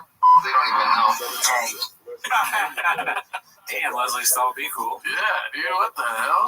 What are you doing? That was a great clip. This one's Icarus Lives. I watched it 3 times. Hopefully it doesn't get caduced because it is footage from The Matrix. But if it gets caduced, sorry. This is the world as it exists today. Like how did Rest Thompson waves before he died? I must say, I thoroughly enjoyed your live comment. Oh, thank you. Thank you very much. What? Dude, this fucking grifter, Huberman, the Huberman Labs, fuck out of here. Mm-hmm. Fuck this guy. Scientifically, your special was hilarious. I really enjoyed all the great jokes in it. That's my favorite. What was your favorite joke? Oh, you know the one where you're talking about being a comedian and all that? You wouldn't have an example. The way that you question your homosexuality is very enticing to me. The only 3 times. Watched it 3 times. This is fake. 3 times, dude. I don't think so. That's crazy. That would be crazy to say about almost any good comedy special. Yeah. I watched the Adam Sandler special, and let me tell you something. I'm probably going to watch it 3 times, Daddy. Really? Yes. Okay. I'm excited to see it. I don't mind being redacted on earwaves, as you guys all know. That special, dude. Nice. It is a cinematic event. Well, it's good to hear that there's good stuff too. You know, we watch a lot of stuff that's blockbuster. Mm-hmm. So I'm happy to hear that something Netflix is out for people to consume. And we're going to be reviewing it this week. Oh, hell yeah. So check out the Patreon if you want to see what I think. Let's see here. This one's called Slojo Better Keep an Eye on Mr. Gimme Gimme, posted by CJK610, and it's the famous meme. Great meme. Never seen it. Yep. Thoughts? I mean, I think that's just the cats having a little bit of fun. I doubt there's anything there. Hopefully not. I pray to God there is. Just kidding. Because I always want my boy to get his neck wet. This one's posted by Appropriate Duty 930. It's called Rogan Buried Greg. Okay. Rogan buried Greg's son's Taekwondo junior black belt. So let me know if you want to pause it. I know you like Greg Fitzsimmons, so he's a great guy. My son, he was having trouble when he was in preschool. He was biting kids. He was like crazy. And so the teacher said, there's this place called Marina Taekwondo in Venice. Great program for kids. So he started preschool and he went all the way through 8th grade. He got his black belt, his junior black belt, and it changed him. Fucking changed him. He became disciplined. It calmed him down. He used to go like 3 or 4 days a week. When he got his black, I don't know if they always do this, but when he got his black belt, most people would be like, "Wow, that's impressive! Like, what? Great job for your son." Joe's like, "Yeah." He's like working out the details in his mind. I know karate, skippical hip eyes. I know taekwondo. I think your son's a bitch. I'll fuck your son up, dude. Actually, people don't get 8th grade black belts. Yeah. Okay? How much alpha brain is your son taking? This is exactly where it's going to go. Oh, really? He had to do, certain, what do they call them, katas? Is that the... It depends on kata's a Japanese word. Yeah, he was. I think he did katas, and then he had to break some boards, and then he had to do whatever, and then he had to fight 2 black belts, like at the same time, and he had to go like 3 rounds at the same time. They fucking sicked him on him, and Mr. Keith Jones, shout out, and it was tough. And It's just like he's so happy for his son. You know what I mean? Greg Fitzsimmons is a small guy, but he seems like kind of a badass. Like, he tells stories about fights he was in college. So his son is the apple doesn't fall far from the tree, right? Smartest tool in the shed. Yep. They came out and he started crying, and Mr. Jones sat him down and he goes, "You're gonna get back in there, you're gonna finish this." And he went in and he wiped his tears and he fucking finished. And then he got a black belt. Badass. Yeah. How old was he? We started kindergarten, so this would have been in like, I don't know, 6th or 7th grade. It's kind of crazy to give a kid a black belt. Yeah. Little kids. Yeah. That's not real. Yeah. Your son is like different schools have different requirements and different belief systems when it comes to that. But somewhere along the line, that's where the term McDojo comes from. Somewhere along the line, they developed these strip mall karate places. Mick, like McDonald's, I'm thinking like it's like a Mickey. Oh, it's like a McMansion, McDojo. I mean, he already said like he was disciplined after going. It's like that's the whole goal of him. He's not trying to become Alex Pereira, dude. Yeah, he's just complimenting his son's change. Yeah. Positive. Fucking Mick Rogan over here. I know, right? Make a podcast, dude. That would they would graduate children all the way up to black belt, and they would also they made it real easy for you to do it where you didn't spar. Taekwondo. I quit Taekwondo. I think most people. I used to have I tried this bit where I'd be like, Taekwondo. Do you know what that means? That's Korean for I quit. Because everybody quits. Yeah. Most people don't get black belts like Greg Fitzsimmons did. Shout out to him. Thank him. But it's like me telling you a story about a sandwich and you're focused on the bread. It's like, come on, dude. I was just trying to tell you I had a good sandwich, you know? Yeah. You're like, there's a lot of gluten in that kind of bread. It's like, dude, ruin the story. Yeah. I ruined the sandwich for you. Yeah. I wouldn't eat sourdough with turkey breast. This is posted by Big Shoots. It's called Coffee Business. How did that go? And I didn't know he had a Black Rifle Coffee Company flavor, Big Brown. As you What? said. Yeah. I can't imagine that sold very well. Black Rifle was like, what are we doing here, dude? Yeah, someone got fired. Yeah. Abbott Kinney Fight Club. And on his shirt, he looks so fit right here, dude. What the hell? Back when he was going to Venice to roll. Yeah. This one's called You Should See Your Act, posted by Icarus Lives. This week, a lot of Joe Rogan, dude. So let's see what this is about. Building's blown outward. Like, it's blown out. Now, I'm obviously not a fucking bomb expert, but I talked to one. Shitty your act, shitty your act, shitty your act. And I fully support your right as an adult to do whatever you want that makes you happy. I believe in freedom, and I believe in love. I also believe in crazy people. And here's the thing. Somehow I left out the equation. All of a sudden, crazy people just went away like the flu during COVID. Like, it just got absorbed in the numbers. Suddenly, every man in a dress is stunning and brave. It's like, I'm bomb expert. Trans women are women. How about most? How about almost all? You gotta leave room for crazy. Shitty your act, shitty your act, shitty your act, shitty your act. I'm sorry. I'm sorry if it's taking you a while to adjust, but all my life.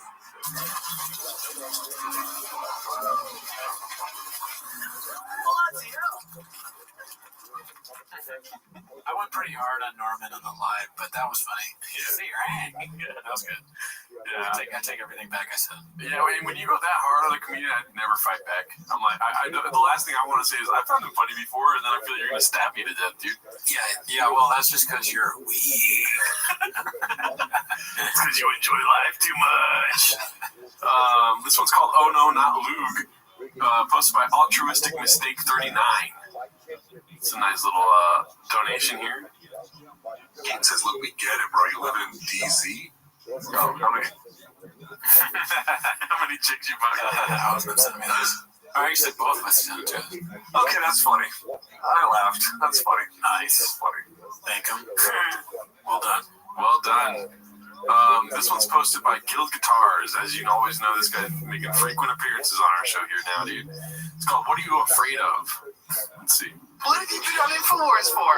Mostly talking about free speech. I think that's one thing that is critical in alternative media. Is to fight that. That's a frontline issue for me. Yeah, just demonetizing of people's videos and trying to censor messages, and even how Twitter executives recently admitted in front of Congress how they were suppressing the negative Hillary hashtags and stuff. Yes, I mean that's crazy to me. Yes, I think so too. I think so. Well, you're manipulating people's ability. That's what I think. Strange. So as an artist, I think our democracy is better for it, and that includes people who say things that I don't approve of or like. I'd rather have them say it than not say it. I agree as well. I think it's very important that if people do say those things that you don't approve of or like, that other people express why they don't approve of those things or like them. And the only way that happens is if you hear the initial thought. I agree. If you're so sure of an idea being true, what are you afraid of? Why can't that? What are you not? Was this like a the dirtiest fucking sketch? Yeah, it was amazing. Yeah. Most scurrilous thing that can be thrown at him. Yeah, it's one of the more uncomfortable things about people on the left today is this newly embraced idea that you should be able to suppress ideas so you don't agree with ideas so you don't agree with it. It is terrifying. Already, dude. I knew it was coming. I hadn't seen it, but I knew it was coming. Dude, that's fucking hypocrite. What are you afraid of? I'm becoming like one with fucking shot clips. I can predict when something's gonna happen. Oh, I saw this one actually. It's so crazy, dude. This is wild. Oh, well, I'm talking about the last one. Yeah, I'm talking about this one. This one. Yeah. Anyways, okay, so this one's posted by Confidence Search 8648. It's called a DFAG Merch Sweatshop Tour. Let's see. Next, we have my She's so hot, dude. If she wants to come on the show, dude, I swear to God. It would be great to have her on the show. Yeah. Yeah, she won't be on the show. I will kick Cooney off the show to have you on. Oh, you mean like, yeah, she's the new Cooney. See her in a red chair, I'll just be like this whole show. our flagship tee right here getting printed out. After that, I think it's safe to say this one's Brandon's favorite. This is our light shirt and our electric car, and you might be right. From that point, we have an amazing team here printing one-of-a-kind tags for your shirts because these are one-of-a-kind shirts, and why shouldn't they have their own one-of-a-kind tag? Next is the heat pressing process. Here we go. We're making a lot of our Born to Wins here. These guys are working overtime. I cannot believe how fast they're moving. It's insane. After that, each shirt is getting folded, packed with your packing slip, and sent out as soon as possible. Here's my girl Dee. She's the one making sure every order has exactly what you ordered in it. She's packaging it. She's sending it out as soon as she can. Thank you so much for your support. We cannot wait to do another giveaway after this. Please check out drivefastallgas.com if you already have it. He does the same thing he does with us. Yeah. I'm speechless. I don't know. I don't think I've ever seen something like this before, where an intern on the show is talking about how they're making T-shirts and how they're mailing it out and they're filming the people making it. But I'm also like, what is the end game here? Is this it's like a big T-shirt push? Is Drive Fast All Gas making a lot of money? That's the thing. The end game is in question, but this is not a startup, dude. They just started Drive Fast All Gas, dude. Toontown was doing terribly. Yeah. And now they're doing Drive Fast All Gas, starting out with a giveaway of a drug. Right. Yeah, a whole truck, which seems expensive, but why are they making all these shirts? Who's buying these? Who are buying these shirts? What dirt does Baba have on like a billionaire that they're just like, please don't let that come out? And then he's like, hey, buy me a jug, I'll give it away. You know? It really does have the energy of a very rich child who can do whatever he wants.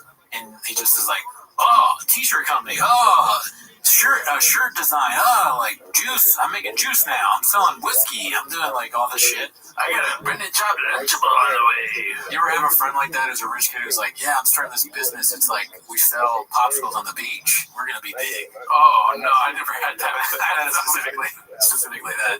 I'm like, okay, popsicles, right? I mean, everyone likes a good popsicle. Yeah, great idea. This one's another Bill Guitars. This one drags a little bit, but we'll watch it. You know what I mean? Yeah, I know comic books, man. I grew up on that shit. So let's see. In 1981, DC and Marvel published Marvel Treasury Edition number 28. Spider-Man, Superman, Dr. Doom's in the background. Mr. Doom. Oh yeah, sorry, Mr. Doom and the Parasite. This was the first and only time Dr. Doom and Superman were featured together in a comic book. Online search results will show other comic book covers featuring Superman and Dr. Doom. Fan art. Example 1. Fan art example 2.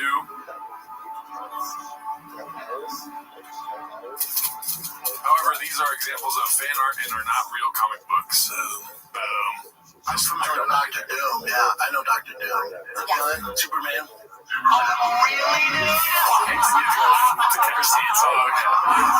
grew up on that shit. Jay was saying we're getting some emails because we're talking about Dr. Doom. I've seen how he was with Superman. Grew up on that shit. Dr. Doom is from Marvel, right? Yeah. Superman's from DC. Yeah. It was like, what's Marvel, what's DC? Brendan's so wrong. I'm not wrong. I had the comic book as a kid. Yeah, but I never remembers certain things. I remember that comic book I can remember. You see the action one? There's a few. Oh, really, dude? There it is. Shit. Yeah, one's DC, one's Marvel. Shut up, nerds. Shut up, nerds. Will you ever address that together or something? Yeah, they do collabs at Marvel DC. That was one I remembered distinctive. Oh, really? What's DC? Those don't mix. That never happened. But it's Superman. Dr. Doom's Marvel. Yeah, dude, had the freaking comic. Oh, really, dude? I have the original. I have the original. I remember distinctively that. Why? Yeah, so dumb. Dr. Doom. Full of shit. Why? The desire to be right and can lead a man astray. Yeah. It's just it's kind of sad. Yeah, he burned the boats on that one. That was good. This one's called Bappa quickly changes topics when the guest says he's a car guy too, posted by Hey Mark Wigsky. This is pretty great. Freak out. I'll freak out. You a car guy? Yeah, I like cars. Yeah. I don't have a boat. Do you know who this is or not? Yeah, Jelly Roll's cousin. Yeah. No, who is it? No, that's Okay, good. I said yeah, dude. Okay, good. Isn't it green hat? Green hat. He's got a good hat to be on the show. That works. That's work for the show. To put any in, so I'm pretty minimal at the house right now. But yeah, I go to car. Yeah, cars. I know you're a car guy, right? I know you like to flip trucks. Is that how that's the word on the street? Yeah, flip those trucks. Acrobatics. That was on purpose. That was on purpose. Train for the Olympics. Turn the wheel. Yeah. Okay, already funny about the host. So for you, like, what's next? Changes the subject. Oh no, dude, I'm wearing the same hat as he is. Oh, fuck yeah. I'm about to win that fucking truck, bitch. I pray to God you win that truck, dude. You got 30 entries? I mean, that will never happen. They would never allow it, and it's also a fake contest. But dude, I mean, that would be proof that God is real. Yeah. That'd be so funny. That'd be epic. Do we ride around in the truck? We drive the truck to the comedy store. Oh my God, dude. How do you fit that thing? Dude, it's so funny. We go to the door. We try to get the door guys to park my car, and I'm like, they're like, "What are you doing? You have to leave." And I'm like, "No, it's Brennan Shop's truck." And they're like, "Leave." Now you definitely have to leave. This one's posted by Chin's Second Balcony. Haven't seen him in a minute. It's called Guess Where Liz is shooting his new special. Let's see. got fans here, brother. We support you. Send that jerky. I want that buy some jerky. merch. I'll support by Yep, some merch. I'll be in Austin in January shooting my special at Joe's Club, so you gotta come out. I'll come through, yeah, for sure. Yeah, we'll be there. When does that be? January, I don't know, 12th. Nothing next year. Yeah. Okay, well, Yeah. you know, let me know. It's what, actually. It's August, isn't it? They came in 2028. I will be I'll be there. You make sure you're I there. don't know if you're busy. That's when I'll be in Austin. Yeah, for sure. This last part is like excruciating on the ears. Yeah, okay. Ready?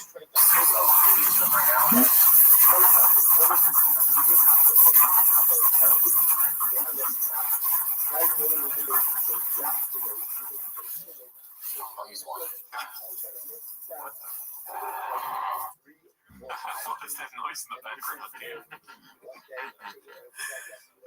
But are you going to be going to Austin in January, Daddy? Oh yeah, I gotta see Brian's special. I'm down to go, but I feel like we need to get like fake mustache glasses. Okay. You know? When in January did he say? I mean, come on, dude. It's like 2028. Yeah, you'll be an option, dude. I don't know. We gotta keep our eyes out, though, dude. This one's called Papa Destroys the Haters in the Comments, posted by Haphazard. It's a strange thing. It's so weird how he just watches his own content on his own show. Right? Yeah. You should watch like 10 minutes of another comedian. Yes. There's so much. He's watching himself. Spot on, Arnold. It's the only impression I have. It's so funny. Do it. It's so funny that he's like spot on Arnold watching himself, and then he's so used to people being like, "Well, then do it for me, then." And so he was like, "Ah, they want it." Now that I said it's spot on, they want it, dude. Do it, man. That's exactly what's going on. Every night, pinches. Come on, kill me! It's not even that good, dude. No, it's not good. But for him, I'm surprised he can do anything. So yeah, spot on. Comic books. How did that go? I'd love to see Shab do impersonations of people. Yeah. Impressions. That'd be great. Tios, turn on the radio. Radio, mock, yeah. The boys love number. Oh my, yeah, ink, yeah, bird, yeah. Oh, it's been so long. Yeah. Hey, man, they're forced just to chat the day away. I love it. It's so slow, though. I mean, that's not what they're for, right? Military, they're not trying to have 500 horsepower. But I got some plans for that thing. I got some plans. It's a work truck. I'll put some Drive Fast logos all over it. Put that Polaris on the back. Take to the practice track to get to the races. That's the plan for it. It's so slow, though. It's frustrating. BR87__. You gonna flip it? Oh, dude, that's so original, man. I never get that comment. It would be literally impossible to flip that thing. You cannot do it. Yeah, dummy. Can't flip it.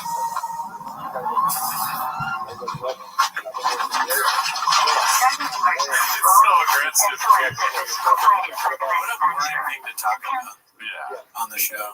Just like watching. Yeah, I got a car and it's pretty slow, man. But I'm gonna put drive fast on gas stickers on it. Go Baja mode. Nothing like special about the car. He just says that it doesn't have a certain amount of horsepower. It doesn't say how much it does have. Yeah, so even a car guy watching would be like, well, how much does it have on the edge of his seat? Yeah. Can you go further? No. The answer is no. This is a jump scare. It's called Just Two Guys Meeting Up One Time, posted by Air Pumper. That was a special time. They're fucking killing it. Like when they were balls deep in comedy. This one's Burn the Barstools, posted by Holiday Toe 5779. Fuck, dude. And this is expert math. Honestly, you got this bar stool, approximately 71 centimeters tall, and then the other bar stool here. So, according to this math equation, we're talking 5'2". That's different.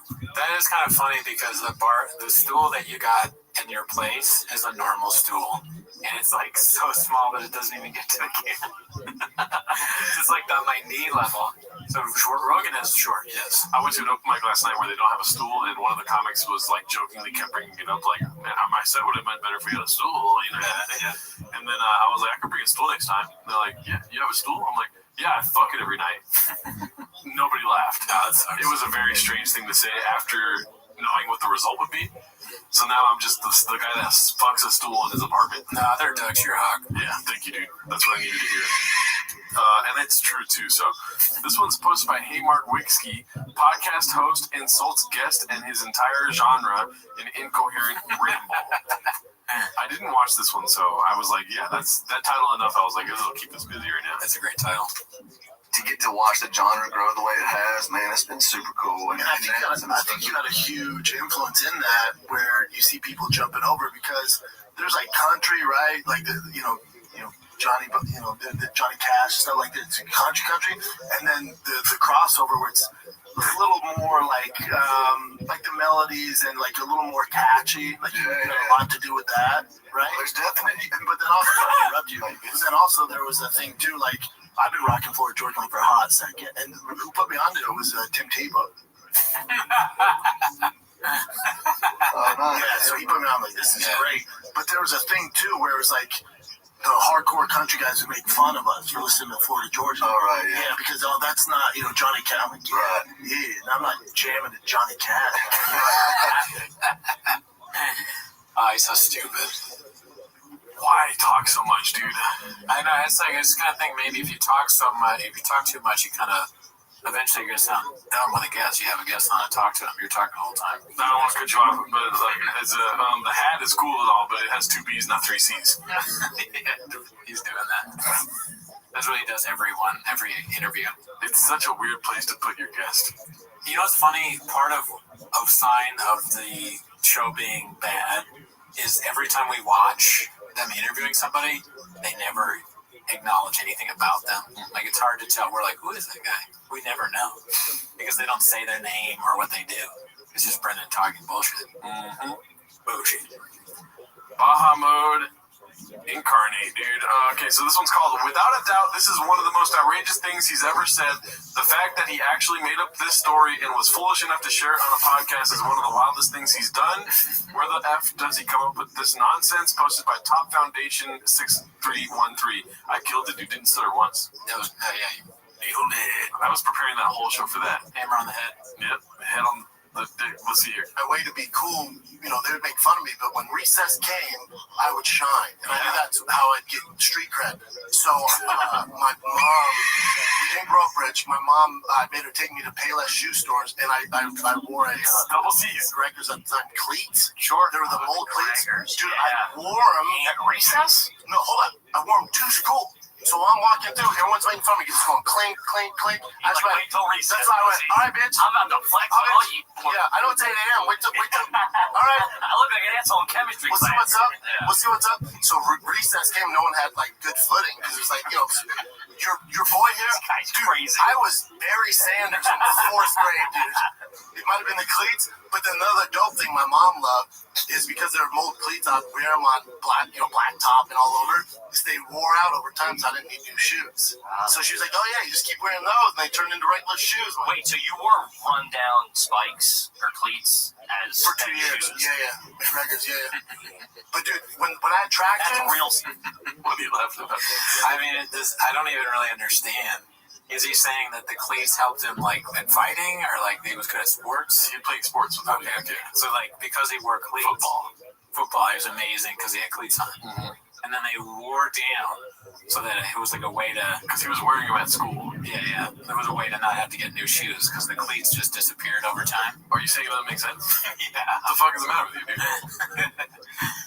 I don't even know. I don't want to cut you off. Yeah. But you're the dumbest person I've ever met. What were you saying? Fair enough. I just don't get it. I don't know. I'm sorry. I don't feel good cutting people off. It feels so weird, but I'm trying to do it on purpose. No, it's funny. Single mom shit right there. yeah. When I had traction, though, we'll see who's laughing. Control. Anyways. Yeah, that was a bad story. It would be weird if somebody wore cleats all day at school. You'd probably get made fun of. Like, why are you wearing cleats in English class? Yeah, the fucked up part is that I would believe somebody saying that if it wasn't shop.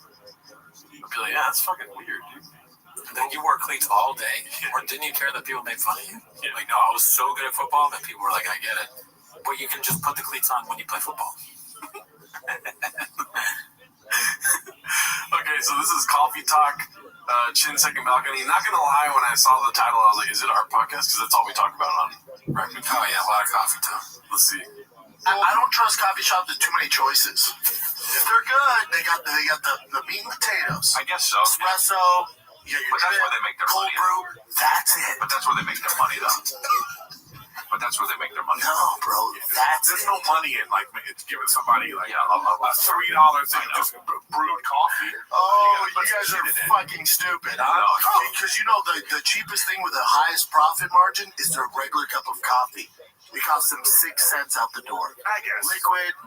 My fucking kidneys are bothering me now. Too close to home for me. Like, oh, you need to drink more water, but when you if you talk to a doctor, fluids are fluids.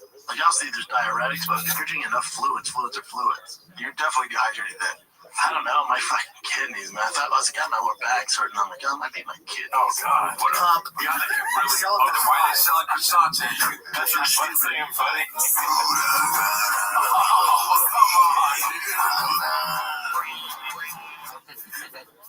Oh, I like that.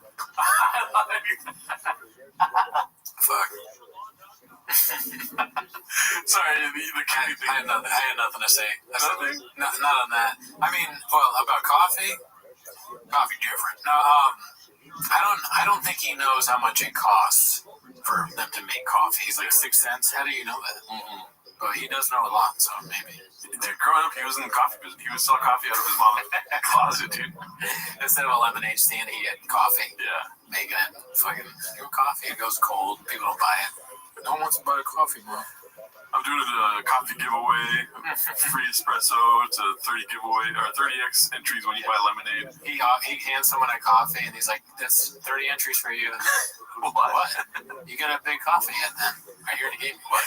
I'm giving away this comic book. This was posted by LT. What is that name? What does that say? L Tefler. L Tefler. It's called Correct, which this made me laugh. Let's see what you do.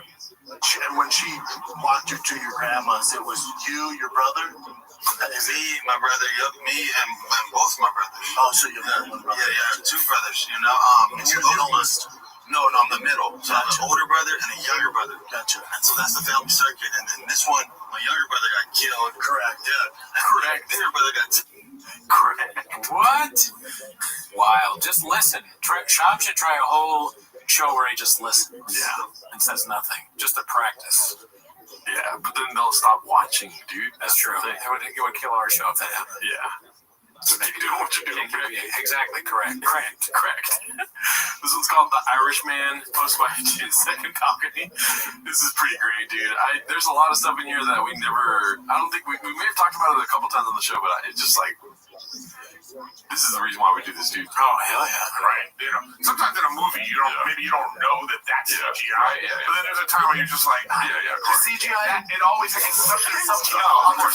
Like the CGI in the Irishman. Martin Scorsese's new film, The Irishman. The Irishman. A few weeks ago, I watched Martin Scorsese. Fucking Martin Scorsese. Scorsese. The Irishman. The Irishman. It was like, hey, the Scorsese guy. Martin Scorsese. He's like, it's not really like Scorsese yet. He's pretty good at making movies. He should make some more. Scorsese said it. Oh, there's Brian.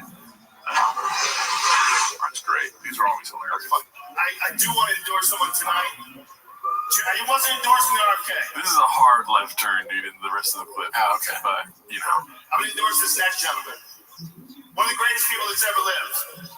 Ladies and gentlemen, Joey Diaz.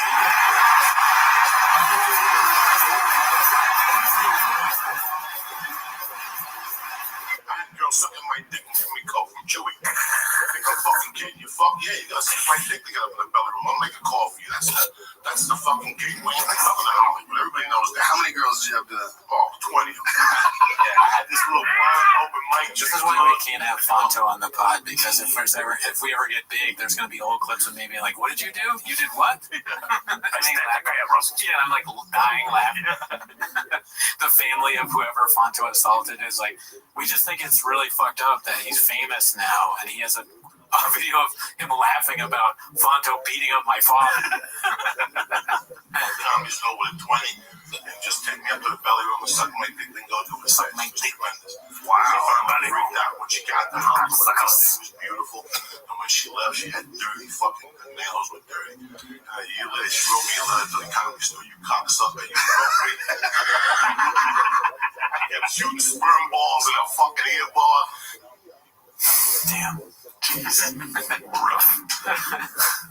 That was good. What about the Martin Scorsese was the one that got me though, dude? Yeah, that is really funny. And the Irish man. It makes me believe that he actually reads.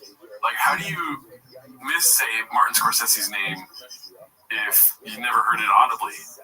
But if you're only reading it, then you get those gaffes of being like Scorkiki. I understand the reading thing. Like, if you're going to say he reads instead of, I would think that he's reading instead of watching TV and movies. So he's not really familiar with Scorsese. How to say words. Yeah, well, he's too busy, like, building his knowledge from reading nonfiction books. Yeah. So he doesn't have time to learn all these directors' names. Yeah. So he's like, what's that guy Scorsese? Oh, I'm sorry. I just got done with Hemingway.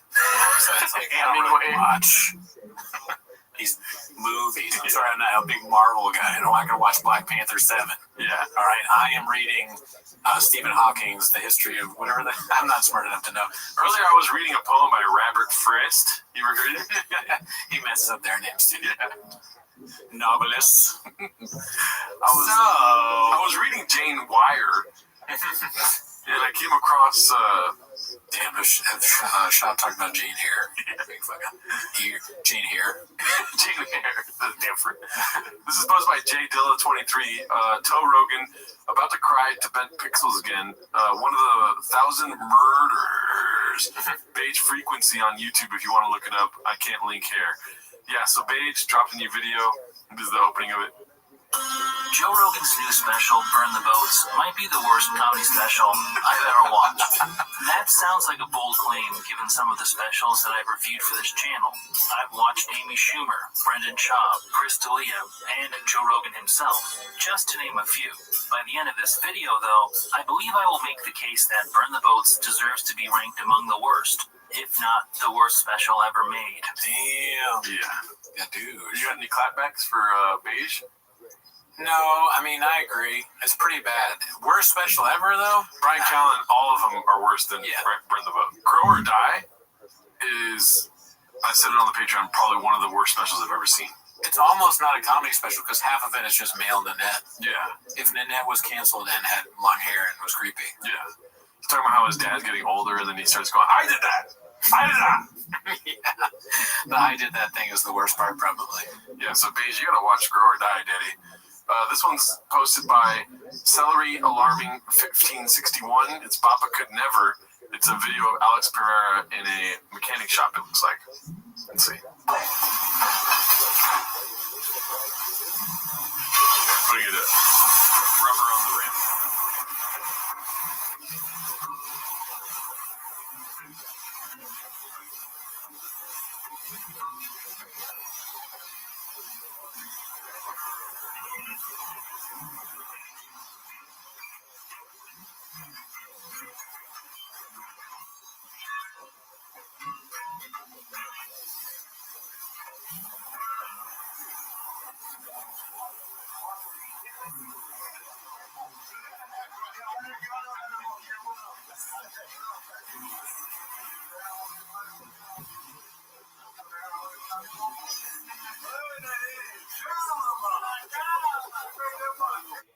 But how tall is he? Because it doesn't count. I mean, he's not. Is he 6'4"? Oh yeah, that doesn't count. Yeah. Cool story, brother. Yeah. I think it's funny how they say champ over there is Chama.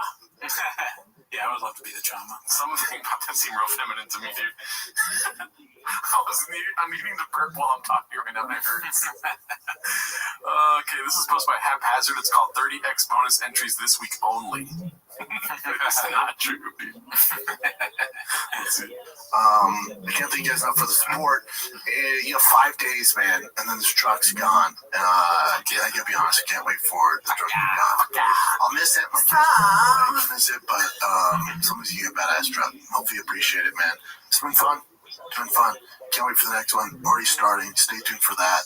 5 freaking days left. Any merch you buy, you get 30 times bonus entries for this week. Oh, really, dude? This week only. Any merch you buy on the site, you get 30 times bonus entries. This week only. Yeah, it's dope, man. I'm proud of what we've done. I have a goal in mind. How many sales I want to hit? We're close, and I shoot for the moon, man. And we're close. Yeah, we're fucking close, dude. Sick. I'm pumped. We're close. Me too. We're close. We're about 500 orders away from where when we started this project. I said, man, if we hit that many orders, this would be a grand slam. We're fucking close, dude. I can't thank you guys enough. Love you guys. I better see some people in some fucking Drive Fast All Gas merch then. Yeah. Unless he's lying. How many people in Calabasas, like per capita, do you think have Drive Fast All Gas merch? Like 5 million. Every single person in Calabasas? Probably. Yeah. Most.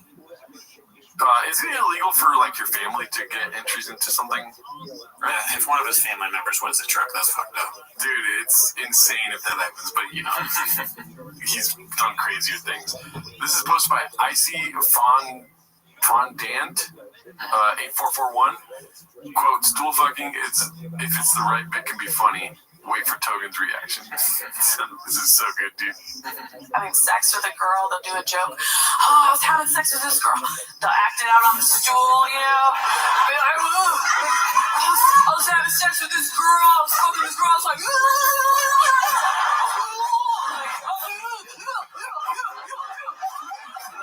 always use the mic as their tag. They're like, oh.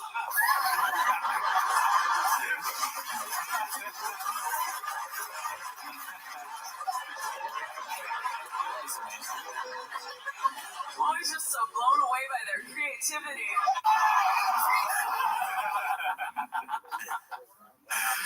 The ending is so good, dude. That's Chelsea Peretti, right? Yeah. Shout out to Chelsea Peretti. Shout out to her. This is posted by Cheese Ram. Started Baldur's Gate 3 and accidentally created this hot dog. I nearly threw my chili across the room.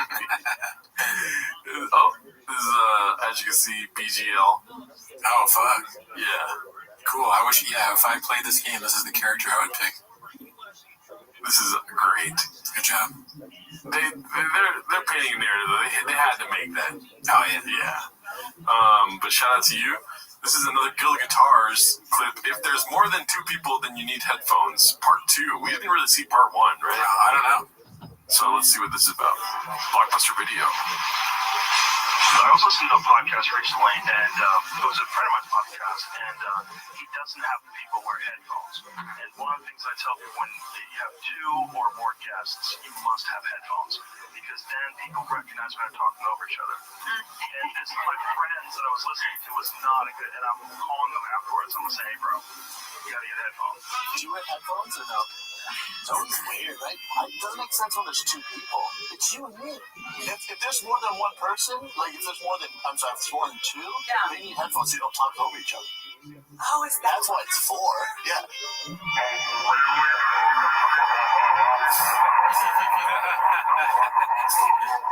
I was such a. Can I have my own thoughts? Can I find it myself? How did I feel like I'm still in? That's part of the Azerbaijan, Armenia, Dagestan, Turkmenistan, whatever it is. They all live up in the mountains. The Alps are 7,000, so they've been growing up living in the Alps. Like, oh my God. You don't want to live anywhere else. It was like, I can totally see what it's like. It's like places in the whole village we don't have.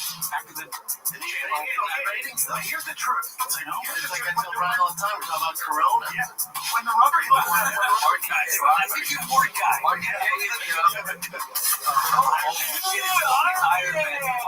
What's up, bro? Like, he was like, where you at? So I everyone like so, right? Yeah. This for some, anyways, another special shout out.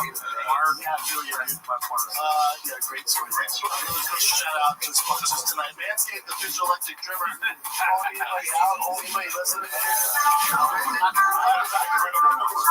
okay. I'm not a bad one, but I'm so many videos of him without headphones. And like just nods. You can't understand anything that's being said. I think we get it. I don't know if there's anything else. I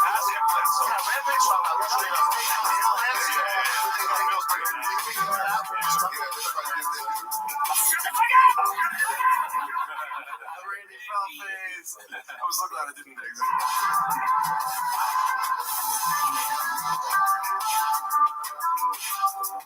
Nice. Yeah. Any thoughts, dude? That was great, as always. I love the fucking songs on this guy's thing. Yeah, they're so good, dude. Like vibing out. We're back at the Shanks Club. About. When we open that shit, we're just dancing to fucking. We're dancing to Shab clips with baddies. Yeah. At the with bar. cats. Yeah. Oh shit! Can you put on that one Go Guitar one where it's like he's talking over people? Yeah. I'm trying to vibe, dude. Can we watch the one where it starts with Chris D'Elia saying, "Oh, really, dude"? Oh, wait, how many baddies are in your party? 5? Okay. They put the rope so they can walk it. Yeah. Gerardo's over there. Okay, this one's called Toe is a Moron. We're hitting the home stretch here. Do we only have 20 more clips? This is I Downvote Cake Days posted this one. Let's see. I always felt like barbershops where guys hung out. That's all just for people who don't play pool. That was always my... I fucking forgot you don't have hair, dude. I'm sorry. Oh, fuck you. My thought. Like, I see what you're doing. Like, you're getting a guy's place where guys can hang out and just talk. Right. But this is not the way to do it. Because people come in, people you don't know come in, you can't tell some dirty story. It's kind of dumb, right? Yeah. It's like people walk into pool joints all the time, too, right? Joe. Yeah. Burn the boats on that one again. Yeah, dude. Burn that thought, dude. Okay, this is my favorite clip of the week. It's Confidence Search 8648. Rink's latest guest appearance on another podcast has 370 views in 5 days. It throws a curveball at you, though, dude. It's so fucking funny. Okay.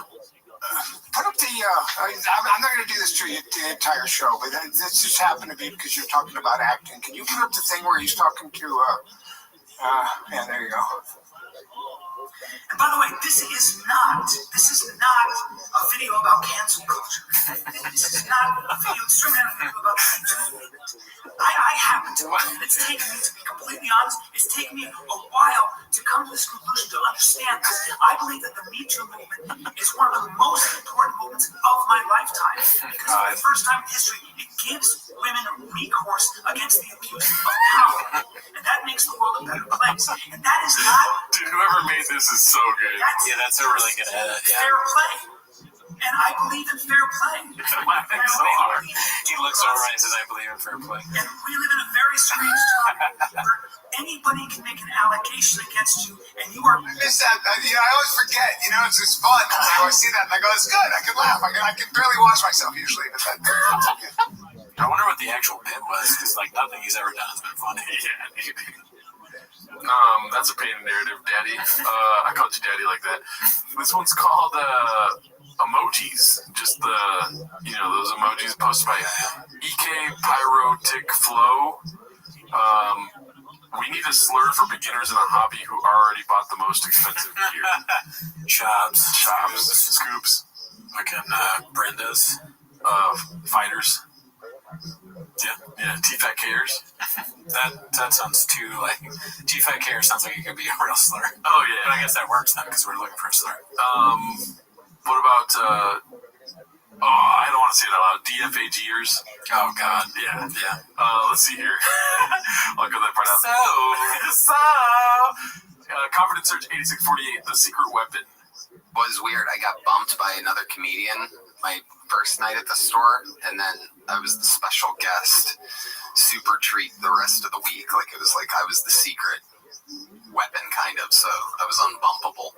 Smarmy fucking It kind of looked like you should be wearing a sleeping hat. Hilarious.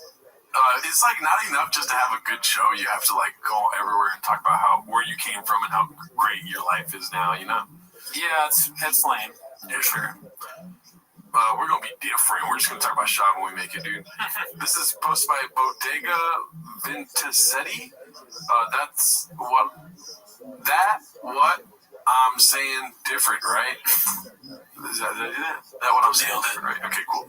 Let's see. That's what I'm saying. That's what I'm saying. And he's older, so it's like we're the same age. Different though, right? With the miles. Yeah, I know. What miles? I've had 300 wrestling matches, 100 jiu-jitsu. What miles? Well, I think health concerns, maybe, right? I think Shab refuses to be wrong. You know, he's staying on business. He's just never wrong. Maybe that's his thing. It's a very frustrating tactic, right? You're bald, right? Just like saying right after. And I'm not like, if I wasn't, yeah, I'd be like, no. No, you got no hair under your head, though, right? Right? He'd go for it. He's like, yeah, but like, you're gonna be bald someday, right? What? Out of all people to claim they have a black belt in podcasting is like, I don't even know what else to say after that, but you get what I'm saying, right? Yeah, no, it's the opposite. Yeah, he has the opposite. He has never been to a Taekwondo class. Yeah, but that's not fun, right? Taekwondo, right? Taekwondo sucks, right? Yeah, you're right. Yeah, or those guys when they go, yeah. Yes. Different though, right? Annoying, man. I feel annoying right now. This is posted by Haphazard. Last clip of the day. Oh shit. One of our guys, Papa tries his best to keep up. Let's see. Some government official just happened to be watching this. Being like, wait a minute. $780, Tyrese. No, for months. For like however long they did that. He should be all right. For him, I knew he wasn't. Or there's somebody being like, remembering when they have a real big kid and couldn't get the money because, that's the real person is watching. Yeah. And they're like, hey. Nothing about it. But also, remember when Tyrese was going through that like breakdown? Remember he's going through the breakdown, like getting on his crying? I'm trying to be sensitive, but he's going through with this girl like crying all the time. Right there. Yeah, I remember that. But we're doing a bit about having Down syndrome right now. Yeah. Oh, we're still on and it's being very funny. Oh, Yeah. I'm sorry. You cut right into it. Okay. Yeah, I'm sorry. No, you probably wanted to honestly save the show, but we're burning it down. Yeah, I do remember that. He was crying. It just makes no sense when the races are mixed.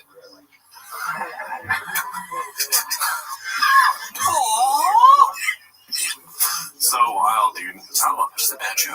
What's the ETA on the ending of that show, dude? Well, Shab, it's up to Shab, I think. I mean, they're going to do it for as long as they can, even if they're shutting him down or whatever the fuck. They're not going anywhere. Unless Eric gets, Montez gets, real success. Oh, really, dude? Yeah. I know D'Elia thinks he's coming back, but we saw his last special. He ain't coming back. Not a chance, Daddy. No. There's only so many jokes you can make about your wife going, I did that. Yeah, he's, So, that's the end of the show. Thanks for tuning in. See you next week. Bye. Enjoy your week.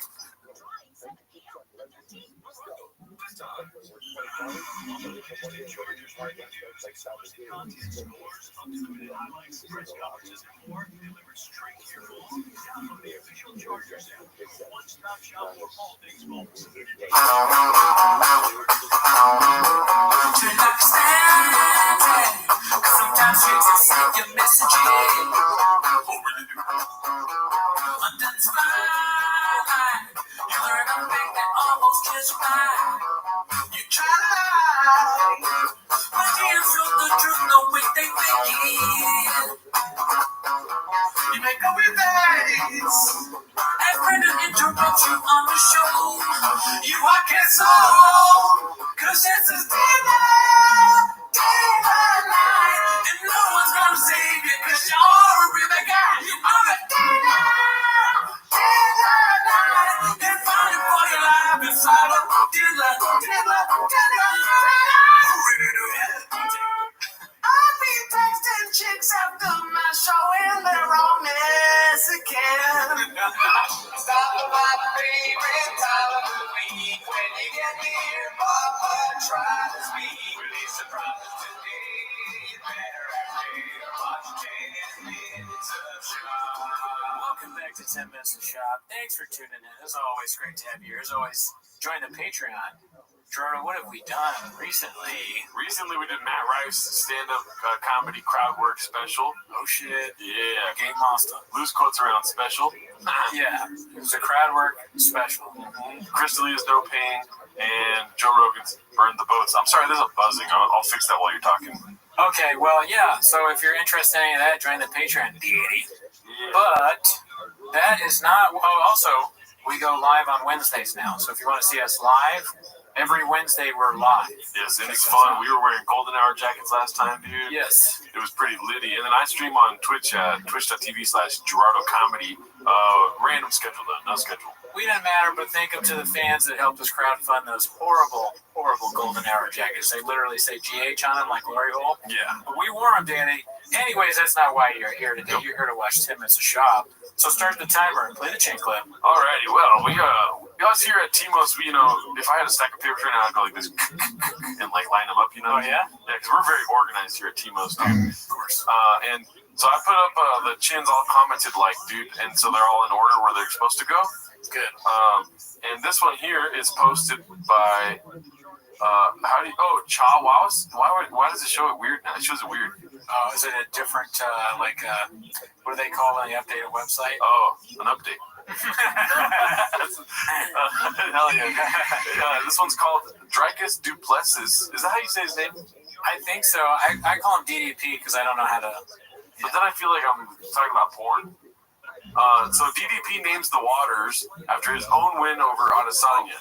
Dricus Duplessis. Duplessis. Yeah, Duplessis. Duplessis. Yeah. It's him saying Dricus Duplessis tweeted, Brendan Chop, great prediction. You has been. JK, you've never been. Whoa. Yeah. You know what I'm saying? Harsh as hell. Yeah. Jeez. Remind me never to insult DDP. All these UFC guys are douching the shit out of Brendan recently. Yeah. Who knew that they were so good at the comments? But then Brendan's trying to be like cool with Sean Strickland. He's like, really? He's like, you're resharing your Sean Strickland post. We're all buddies. Yeah. Oh, dude, you got me this time. I'll get you next time. And then he does some zing that doesn't work. Yeah. You probably don't even have a favorite shoe. Freaking loser. That would work on me, Daddy. This one's called Great Prediction Never Win 'Em, posted by Zooded8. It's Brendan Schaub, great prediction, it has been, never been. And I don't know if there's something else we're supposed to see here. Always had your back for this fight, brother. Save just some fan. Okay, so it's the same post, but they're the most liked picture post. Could have been like a famous UFC guy or something. I don't know. Yeah, it looks like a fan. Yeah, nobody knows who you are, B. Okay, so this one's posted by Showman16. It's called He'll Light You Up. And yeah, see, he's just fair play. I'd be mad too, dude. He's a monster. Hey, yeah, dude, I get it, dude. I mean, this time I was wrong. DDP is the man, and we're buddies, and he's not making fun of me, so calm down, haters. I didn't read it. I'll light him up, though. You know, if I was in the UFC, I'd beat BEAT his ass, bro. Yeah, dude, if Brendan wanted to, he could kick his ass and defeat him mentally, but he's decided not to, which is why he's a king. Yeah. Right? And if they did some sort of like decathlon, you'd win academically also, you know? So 34 on the ACTs, dude. 32. This one made me laugh very hard, dude. This is the Ronda Rousey brutal AMA that took place, I want to say 2 days ago. This morning on my Twitter was the first post where Ronda Rousey was apologizing for her thoughts on the elementary school that got shot up by that guy that Alex Jones got Gadoosh for. And it's pretty funny. We don't have to go through the whole thing, but let's just highlight what's happening here. Sure, pull up the template. So the AMA, hi everyone, this is Ronda Rousey. I recently launched a Kickstarter for my first graphic novel called Expecting the Unexpected. Bunch of stuff, right? Sure. It's her, I think it's about some, from what my research is like some pregnant lady in a comic book, basically. Expect the unexpected, you know, like when you're expecting a baby. Oh. Yeah. Did she just have a kid or something? I know you don't know the answer to that. I think so. Oh, she okay. But I just know that the lady looked pregnant in the graphic novel. I see. So she's she's kind of like living Brendan Schaub's dream in a way. She's making her own comic book. I wonder if her character's ever going to meet Mr. Doom. Brendan Schaub's like, I would never buy that. It's not going to sell at the store. Yeah. He's an experienced still. Good luck. I mean, I've sold comics, so I know what sells. Good luck with that.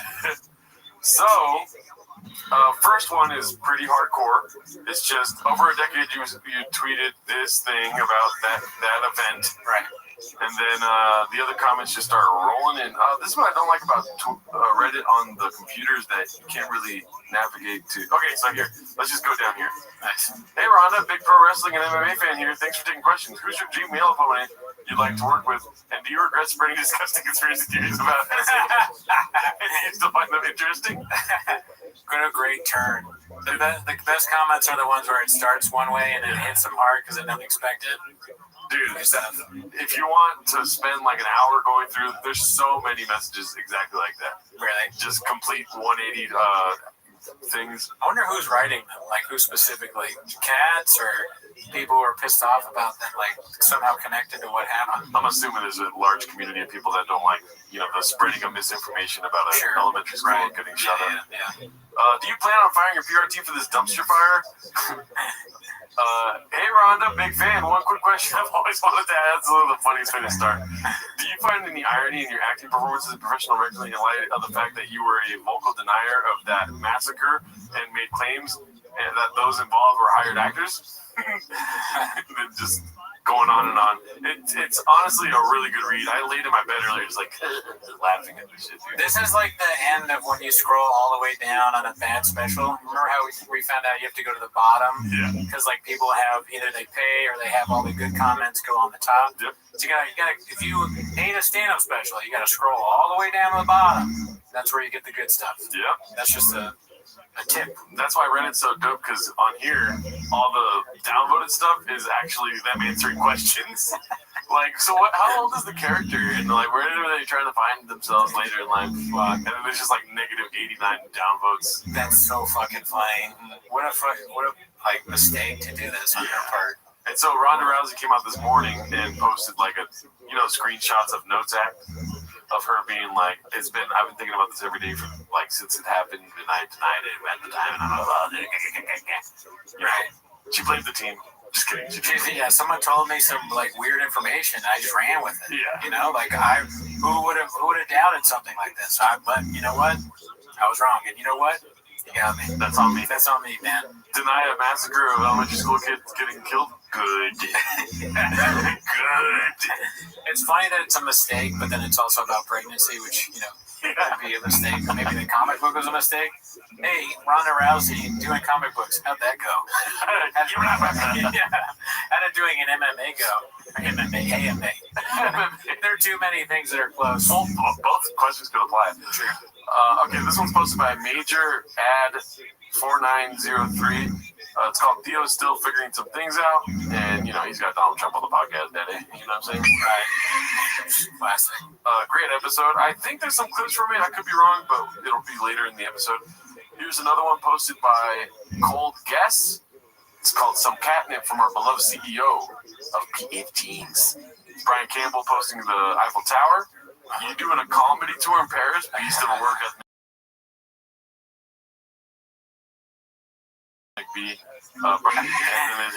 the added diss of it not being T-ball, exactly.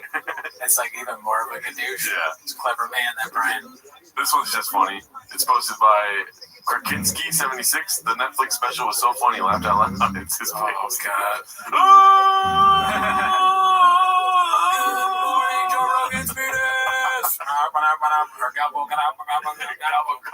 Like Kobayashi.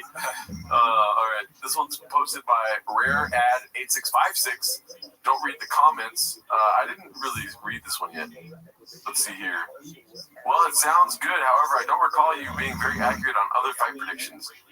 Interesting. Please tell me who gets them all right. That's why MMA is great. You never know. This is why most people in the MMA space are scared to pick anyone. It's tough to do. Without parroting haters, go through my picks, then go through someone else's. Let me know How? Let me know how that goes for you, my man. So did Brendan write this, or did one of the people that do socials for him write it? Dude, he's doing his own socials now, dude. No, that's right. It's what the hell? Sorry. I was attempting the show for the thugs of it. So it's definitely him because of the misspelling there, you think? Yeah, dude. Yeah. I'm surprised there's only one half-spelled word, you know? Yeah, it's pretty good, but I mean, I can't imagine taking the time to write something that long to just one comment, right? Still doing it, even though he doesn't read it? It's signs that he's doing Kratom again, because you know what Kratom leads to? Long comments, Daddy. Yeah, we know that. Because we did some anti-Kratom stuff in the beginning of the show, which we'll never do again. We did it this last Wednesday. And we always get people being like, it helps me. Listen, you guys don't get it. Or some people are really mad about it. Sorry. There's this one lady that was high off her ass on Kratom during our live stream, and she kept leaving long fucking comments in the live chat. We just never read them. Yeah, no, I didn't. I actually didn't read those. Yeah. I wish her the best. Carla, I hope you're doing good, dude. Okay, so this one is called "It's All for the Cats," posted by Mike Shack 86. Nobody knows who you are. Whoa, pretty awesome, dude. Damn. Toyota Yaris, right there. You know what I'm saying, Daddy? That's Haphazard's car. Yeah, Haphazard. That's in Ohio, though, so probably not. Whipping it, dude, with the homeless cat right there, dude. Is Minimum Sky in Ohio? Probably. Is that an Ohio place? Yeah, look at that. Ohio, the continent or the state? So this one's posted by I Broke My Back. And this is when we get into Fire Companion. Okay, nice. San Jose Jack Johnson territory, dude. From Madison. Took this screenshot of Papa acting casual on JRE. So there's claims that he's a walking billboard that we'll see coming up soon here. So satisfying to see the reactions to Izzy's loss, posted by Jackie Van Noss. This is when I was watching the fight actually with the companion on. Oh yeah, nice. It was pretty dope. Was it a good companion? I had to go see a doctor. Okay, because I was close to ending my life. Yeah, that's how bad it was. It was good. It was really good. Oh, it was so good that you were like, I can't even. Life's not worth living. I'll never be this good. Yeah. Let's see. I tried, guys. This is supposed to be download cake days. I tried, guys. It was immediately too redacted to continue. Sorry, guys. I was going to make the fryers tonight. Was immediately met with the neon yellow TFAG in full redux. So I'll be clocking out early. Man, yeah. There's a lot of merch on this new venture. Yep. Which is funny because on the old venture, we know from ordering the jackets, there's a fire sale. They cut half off everything.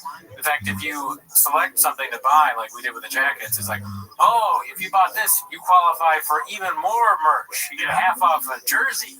Yeah, there's actually a face that comes on screen. He goes, please buy something else. Please buy a sticker. Buy a sticker. It's $2. Yeah. A shop sticker. I was hoping that would be a good act out, but I feel like I regret it now. No, that's fine. But it kind of fits the desperation of wanting to sell the merch. You know? I think they want to just get rid of all of the Thick Boy merch now.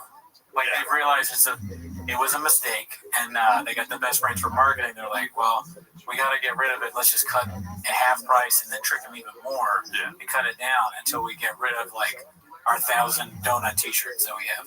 You know, there's a thickie out there that's like, I just bought something and they're giving me half off something else right now. Oh yeah, that was almost me. But I wonder if their fans, are they like blown away now that they can get this like really bad quality T-shirts and pants and all that stuff for like way less than before? Maybe there's some happy big boys out there. Well, imagine if World Record Podcast, our favorite podcast behind Trash Tuesdays, started to sell half off merch. We'd be like, dude, this is the best day of my life. Yeah, I know. What? 100%. So there's some thickies out there that are stocking up on merch for sure. Yeah. Oh, well, I'm happy for them. There's a little thick kid going to school 5 days a week with the thick boy shirt, different days, you know? Yeah, probably not paying attention. This one's posted by Air Pumper. They gave a hungry wolf a chance. And, you know. When people get famous, their face gets really red. Yeah. Especially in the Joe Rogan universe. Mm-hmm. I wonder if that's some sort of initiation thing, or it's a cream that he makes you use. I think they start suffering from porositis. Yeah, they're drinking too much. And specifically low-quality vodka. I don't know if it's low quality. I have no idea. Lemon Party said it was low quality. Oh, they didn't like it? And they drink a lot of tequila, dude. Or vodka, whatever. They drink a lot of vodka? Yeah, whatever it is, yeah. I don't drink. Okay, well, yeah, I will trust that. And he's got the MAGA arm. He's got the MHA. Oh, okay. Stepping out. Trump shirt. Trump shirt. Man, I did not notice Fight. Right. Yeah, he's when he came out and did that Asian accent and he got canceled, that's like no different than Trump almost being assassinated. I understand where you're coming from there. Yeah. This is the face that you make when your life has been ruined. This is the face you make when you were super blue at one time and turned red. Oh, God, why did they... And honestly, I shouldn't talk about how anyway he looks, but this looks like if you gave a really hungry horse a carrot. You know, he's very excited. He's like, that's an excited horse. Yeah, dude. When that Austin butt plug is hitting, dog. Oh my God! But he is at the Carl Bassett fight campaign. That's pretty cool, so I understand why he's doing it. Is this pre-spilling beans or post-spilling beans face? Oh, this is post-dating. Oh, okay. You spilled the beans on the motherfuckers, you think you'd keep it cool, but nah, you gotta just let it out. He truly doesn't give a fuck. A man wearing a Trump fight shirt, I think that's when you stop caring. Merch idea, dude. We should get some Trump fight merch, dude. We should get some, who would be our fight guy? Shot fight. Him on the foot. It's the opposite. Yeah. It's for people that have been beaten down. That's a pretty great idea. You know how Trump is like this one too. If it's shot like. And instead of fight, it says lose. Sleep. Say less. Redact. Say less. I want that. I want that shirt. I'm glad we talked that out. Yeah. Businessmen. We did that comic book thing last week and they made it for us, you know? Oh, yeah. Hell yeah. Shout out to y'all. Big us merch, too. Haphazard posted this. He's a walking billboard. Yep. Pretty much. Well said. I think he looks like very distinguished, though. Like, if I would be like, oh, this guy's smart. If I didn't know Brendan Schaub, if he was on Joe Rogan and looked like, wait, no, I take it back. It's a yellow hat. Yeah, it's a bad hat, and it looks kind of poor quality. And the shirt is it's just so random. Yeah. I think if you want to promote your merch, you should only wear one item, if not at all. Like wear something else and just talk about your merch. It's kind of like Callan with the flip flops. But you know, sometimes, and you know, you don't have to follow me if you don't want to. Sometimes our ladies dress us up, right, dude? Sure. Do you think Slow Joe has anything to do with this? Babe, if you're gonna be on there, it's a lot of people. You gotta wear all this. She's like, babe, no, I'm gonna wear I want to wear a fucking. What does Shop want to wear instead of this? Probably like something even more. Oh, babe, I got a new donut shirt. I want to wear my donut shirt. She's like that's really funny. She dresses him, and all of this hilarious, all of this like embarrassing shit that he wears, it's her fault. So like he has some totally normal shit on. And he's excited to go to the Carl Bassett fight companion, and she's like, babe, I picked out your shit for Joe Rogan. He's like, fuck. He's trying to sneak out of the house so she doesn't see him. She's like, babe, where are you going? And she's holding up a shirt that says King on it. And he's like, all right, fine, I'll wear that. Thanks. And she's like, oh, don't forget. And she pulls a fucking yellow hat that says dry. I just designed this one. Yeah. You got to wear it on the pot. And he loves her so much because he's a good guy. Yeah. But he's like, fine. 30 entries. 30 entries. We got 30 boys. Those are ideas of fucking stupid entry thing. He's like, oh my God, when people see this yellow hat, they're going to die to like win that truck that you have or whatever that you drive around somehow. You drive. That has 60,000 miles on it already. Yeah, you get the truck and he's already driven it all over the place and it's got stains in it and fucking kratom and shit. Comes fucking rags. And then she's like, babe, one more thing, don't cheat on me. Yeah, I'll say this, so he looks healthy. Good, he looks healthy there. Yeah, he looks like he had 4 rub and tugs that day. You know what I mean? It's not a bad picture. Okay, and then this one posted by his 08730. Oh, he's hurt. Same picture as the last one we watched. When you watch your new stand-up special and realize you did in fact steal from Gringo Poppy. Did he steal from it too? Who? All 3? No, just Joe. Okay.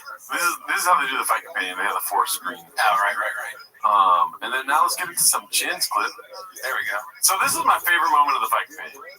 And this clip kind of like cuts it off before the whole moment finishes. Oh no! But it's so funny. They're doing like a clip from another fight companion and then the clip from this week's basically. Okay.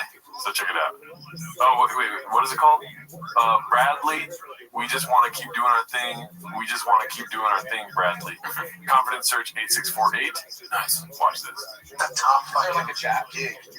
Is there a chat? Oh, Sean just got hit. I want to see the chat. You don't want to see the chat. I want to see the chat, bro. I love the chat. Stream. I want to interact. Give me the chat. Don't tell us so we can just keep going. Okay. Don't tell us because we just want to keep doing our thing. Bradley, don't tell us we want to keep doing our thing. I don't be. Yeah. Don't worry. Don't tell us. You're going to make a decision. Oh, y'all don't do live comments? What? What are you doing with this stuff? I'm on YouTube. Let's be with the people in the room. Let's not connect with folks outside that have nothing to do with us. No, you're watching us on YouTube? Yeah, what are you doing? I'm just keeping up with the zeitgeist. That made me laugh so loud when he said, I'm just keeping up with the zeitgeist. Yeah, two plus or two tops people understand that. Or tops two people, Jesus. Today, nobody understands zeitgeist in the room. This makes me laugh too. Just you're watching us on YouTube. Like for some context, if you weren't watching the companion, they had live chat disabled. Oh yeah. So it's kind of whack to do that. Just like have the live chat up. You know what bugs me, and this is kind of totally off topic, is that we have live chats on our videos, and then they get automatically disabled afterwards sometimes. Oh, maybe it's like gadooshable stuff being written in there. Oh, okay. But and then when you go into the settings or editing whatever of that video, you can't even turn it back on. It won't let you. Very strange. Very over my head. I mean, I assume that they turn it off because, well, their narrative would be like, it distracts. You know, it's us watching the fight. We're talking. Yeah. But really, it's because, look at that. Someone's going to make fun of that. Yeah. Right? I'm just kidding.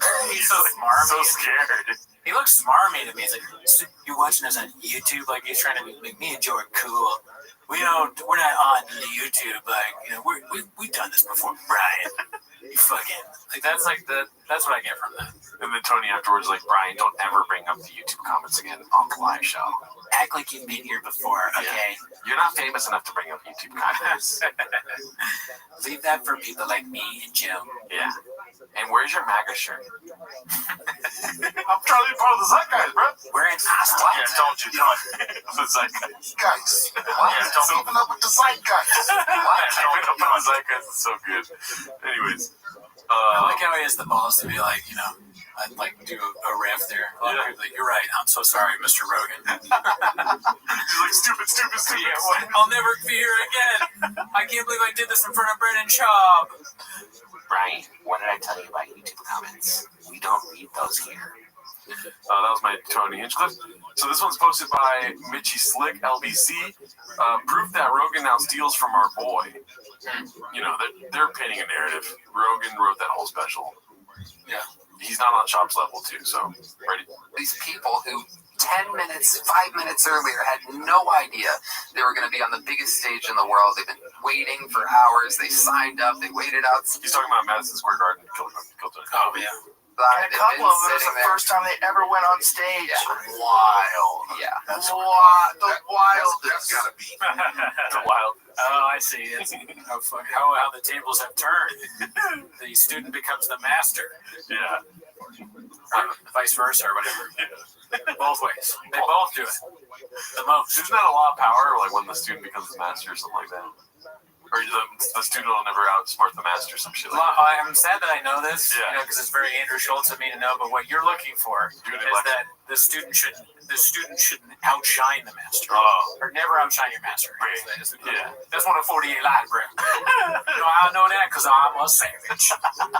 That bag helped me. That book helped me scoop up the. Exactly. Okay, I thought you wanted me to change it. I'm teaching you right now. I'm schooling you, right? And by no time you'll be able to look at a Latina and be like, she pregnant.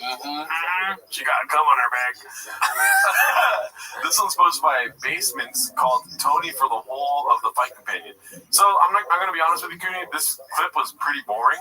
So what I want to do is turn down the volume a little bit on Joe talking, and I want to hear Tony's thoughts. Okay. So channel Tony right now. Do you need a second, or are you good? All right, I'm ready now. Here goes.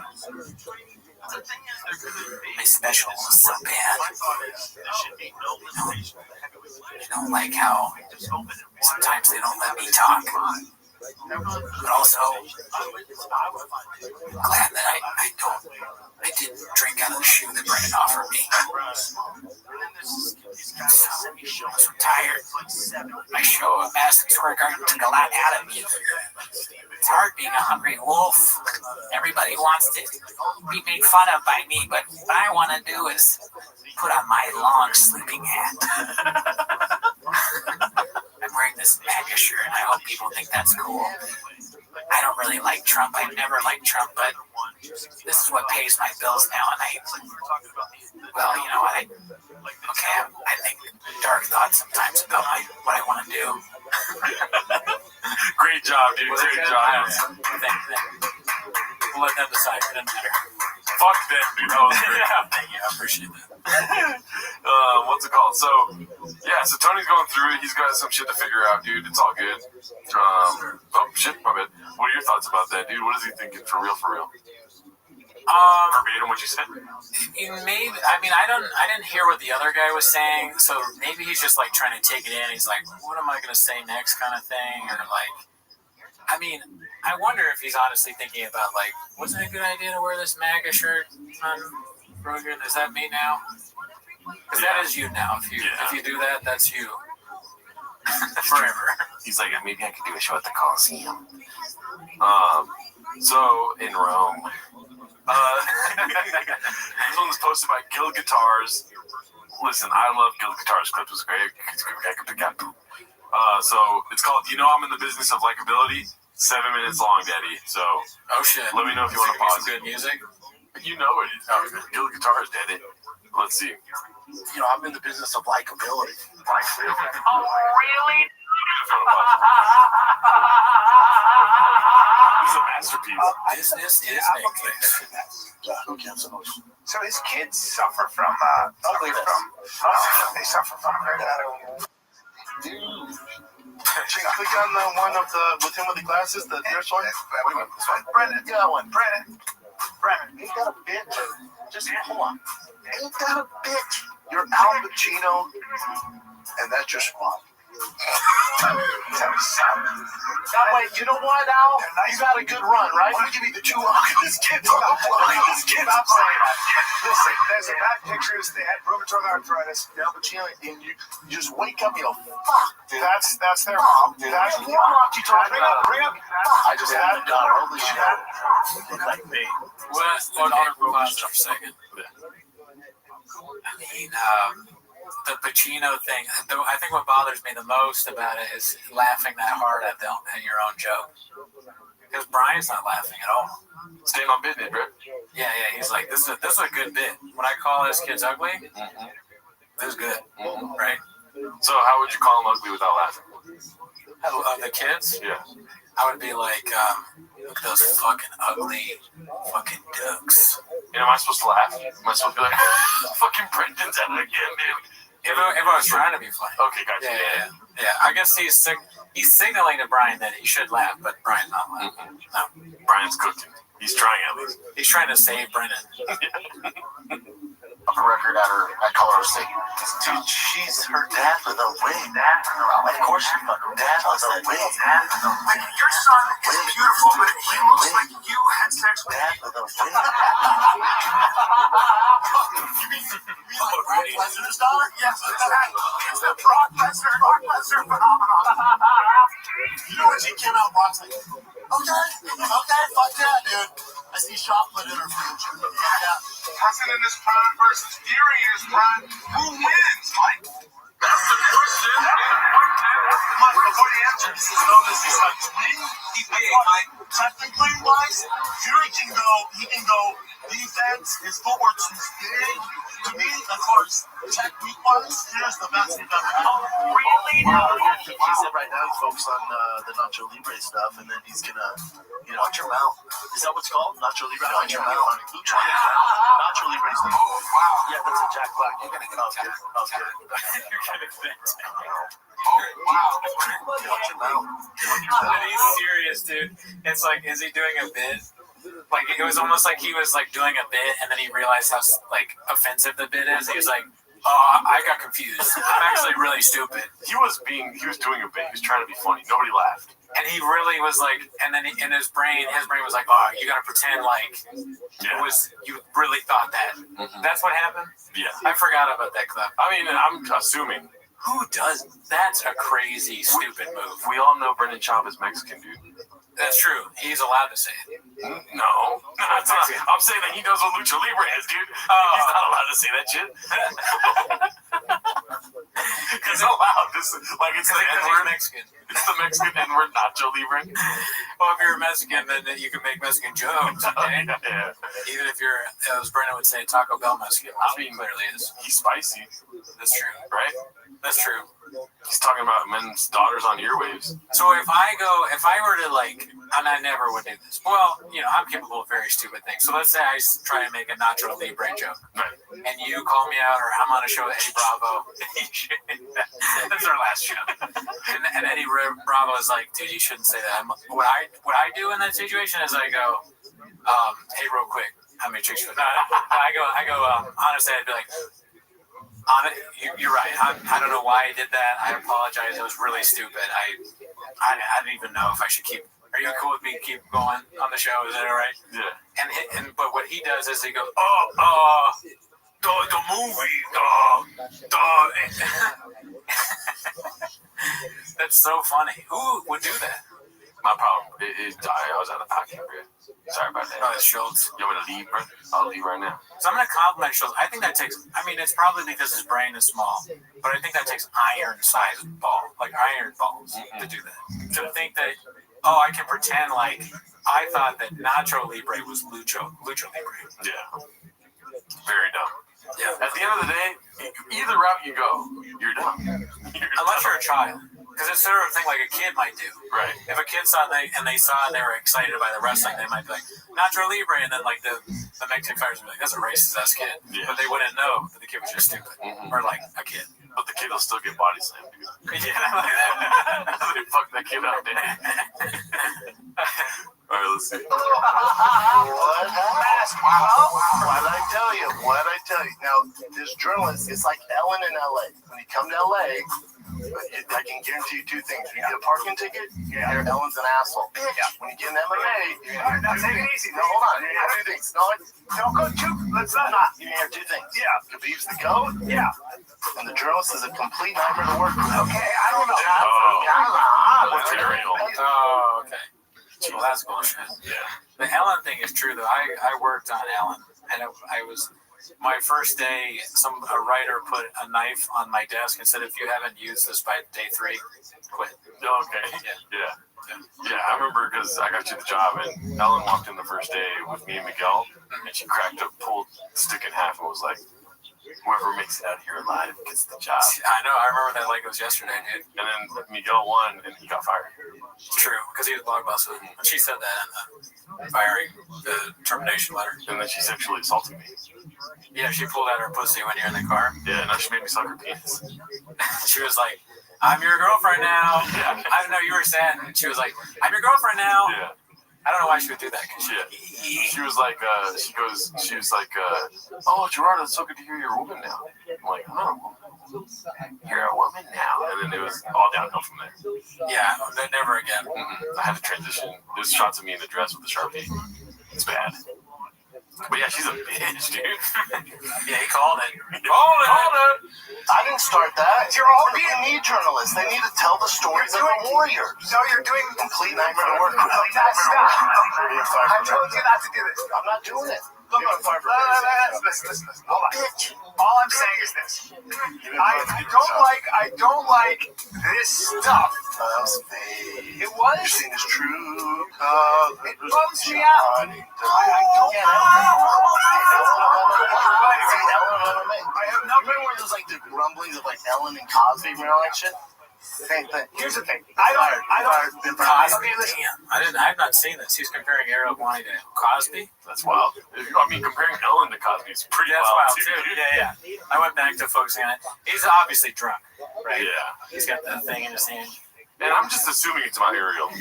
Yeah, He had the beef with the journalist. probably. I mean, when Chab has this in his hand, he's got one of these going, nothing is going to make sense. Nope. That's the target, though, for that motherfucking missile strike break. I don't like no friends. With anybody I have a thing with. No friends. With no friends. My own thing is it hasn't worked out. Because you're not coming up to me because I'm doing bad. Really, dude? Doing pretty bad. Oh, daddy. Oh, Daddy. Great. Really, dude? But he has to do it, so I get it. I get it, dude. I get it. Hasn't worked out. Dude, that's gonna be the last thing we hear, dude. What? I get it. Oh, before he kills us? Yes. I like the, lower voice. Oh, Rudy, dude. Yeah. That's fucking genius. What if Shab has no problem with us talking about him, but his biggest issue is that it's not 10 minutes? He's like, why is it called 10 minutes Shab? Doesn't even make sense. Doesn't make sense. I get it. And he doesn't like us because he was like, the red chairs, dude, that's our thing. Yeah. They're basically meant seeing me. Yeah. These still are chairs. He thinks that that's it. Even though he steals everything. Because the chairs are a joke to begin with. I was taking this as kind of like him, right? Because he steals other people's designs and whatnot. Yep. Right. Chris is doing it back to him. We need to stop doing this. Well, it's not playing again. Let's move on. I just wanted to see if you would do it. You're doing it right now. Stop it. What I do? I'm in Vegas tonight, Friday and Saturday. I was like, he's never seen a show. He doesn't like my comedy. He doesn't like my comedy. Come see for yourself. Well, I don't make comedy for someone. I don't make comedy for soy boys. That would have been a great title for a special. Oh, yeah. I mean, that probably was in the running. Yeah. There's a lot of different titles in it. Not comedy for soy boys. Yeah. Or comedy for soy boys. Or comedy for, well, then that would make sense. Sarcasm, Daddy. You know, honestly, that doesn't, here's two soy boys right here, and we're laughing hard. Yeah. What's that? No. What's a soy boy? I'm down. I think it's like eating soy instead of protein, like a vegetarian or something. That's make an exception because they have a no soy boy rule like most of the clubs. Soy boy. No, hold on. No, already. Let me finish this. So I was like, I'll have him come to Vegas Thursday, Friday, Saturday, and then it hit me. Oh my God, he can't come to Vegas. He's banned from Vegas. No, the jerk. No, I'm not saying his name. Okay, let's banned from Vegas. You know, I'm just saying he's banned from Vegas. No, you're being mischievous. Bro, no, I'm trying to give the guys tickets to my sold-out show. That's not nice. You know what? I asked the journalist down. They go, he's banned from Vegas. And I said, oh my God, that's right, because he got All right. fired. Let's change the subject. Can we move on? He got fired. Can we move on? Fired. I had nothing to I didn't do anything. You're acting very innocent. Little on me. You're acting little on you right now. Little on me. You're being mischievous. Here's my whole thing. If he wants to watch the beef, whatever, if he has You know a big guy's drunk when they say little me. That's the telltale sign. Is anyone over 6 foot? Little me, they're hammered. Yeah, dude. Hammered on earwaves? I don't know. Drinking early, too. That's so crazy. Yeah, during the day. Yeah, like on your show. Yeah, I mean, I could be guilty of that. I haven't done it recently, though. Yeah, I mean, he's older than us, though. That's true. He's also older and has a family. There's many reasons not to do this. Imagine drinking in the morning and it's not soy milk. Can we look up what soy boy looks like? Because it's so important to him. Yeah. I think it has something to do. It's like, a lefty or something that refuses to eat meat because meat protein, you can get soy protein or I don't know, something like that. It's crazy that neither of us really know what it means. It's so doesn't know what soy boy means? Good. I dare you. I run show? Oh my God, dude. Fucking horror. I hear you. That's like, how much Tiger Thick has he had at this point? Is it even Tiger Thick? Probably not. No. Some kind of whiskey. You know what? Mr. Rogan know about whiskey. He hasn't failed the Tiger Thick yet. Right. This is like pre-business failures or something. Right after this rant, he's like, "Hey, you know what? I'm gonna start a whiskey." Whiskey. That's how he sold it. Yeah. I'm like, this in my face. Oh, wow. We're looking lost and innocent right now. Well, I'm not talking about, there's no Brad here. There's not, come on, we talking about. But you want to talk about Brian, the kid down, the 52-year-old? I can't do it. I can't do it, and I can't get involved. But he said if you saw him first, you'd run. So we know you're not a coward. Oh, really? So I get all. I get all. No, stop. We have work to do. Hey, but if you're in a room.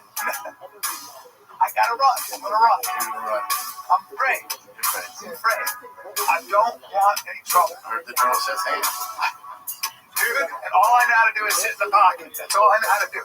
Now, a lot of people see you piece me up a little bit, so they make a mistake in thinking that I'm illiterate when it comes to. I'm a better man. Well done. Good odds to make that. So, you guys went face to face. Dude, look. The 53-year-old man. Wearing a tight shirt. You see what I'm working with? Oh. Tommy's the phone. Didn't get my number from Bradley. There's something going on that I don't know about. You're so upset. Like, gym culture, Zoom culture, whichever location you want. We meet there. We talk about it. If you're so mad, then go in the back room and figure it out. Damn, he's always about to fight people. He's got to chill out a little bit and be cool. He's a handler. Yeah, definitely. I mean, he's a successful guy. He has all this shit. He can't go around acting like this when you got all these important businesses behind you. Like, what does Rain think about this kind of behavior? Yeah. Helix, Rogue Nicotine. They can't have this guy threatening and beating up journalists and people on Twitter and all this. It's not a good look, dude. Not a good look for Black Widow exhaust. You know? I always thought about that too. They don't have like a promo code for Rain. They don't have like a special flavor for Rain. No. What if they just love Rain? And it's just in the studio. You know? That would be funny. I feel like that's probably the case. Our Rain models have been through so much, dude. Yeah, they're all fucked up because no one's going to drink that shit. No. I'd rather fucking eat this. Yeah. But look at his hat. I mean, his hat says, go fast, don't die. Right? Right now, I would argue that he's dying.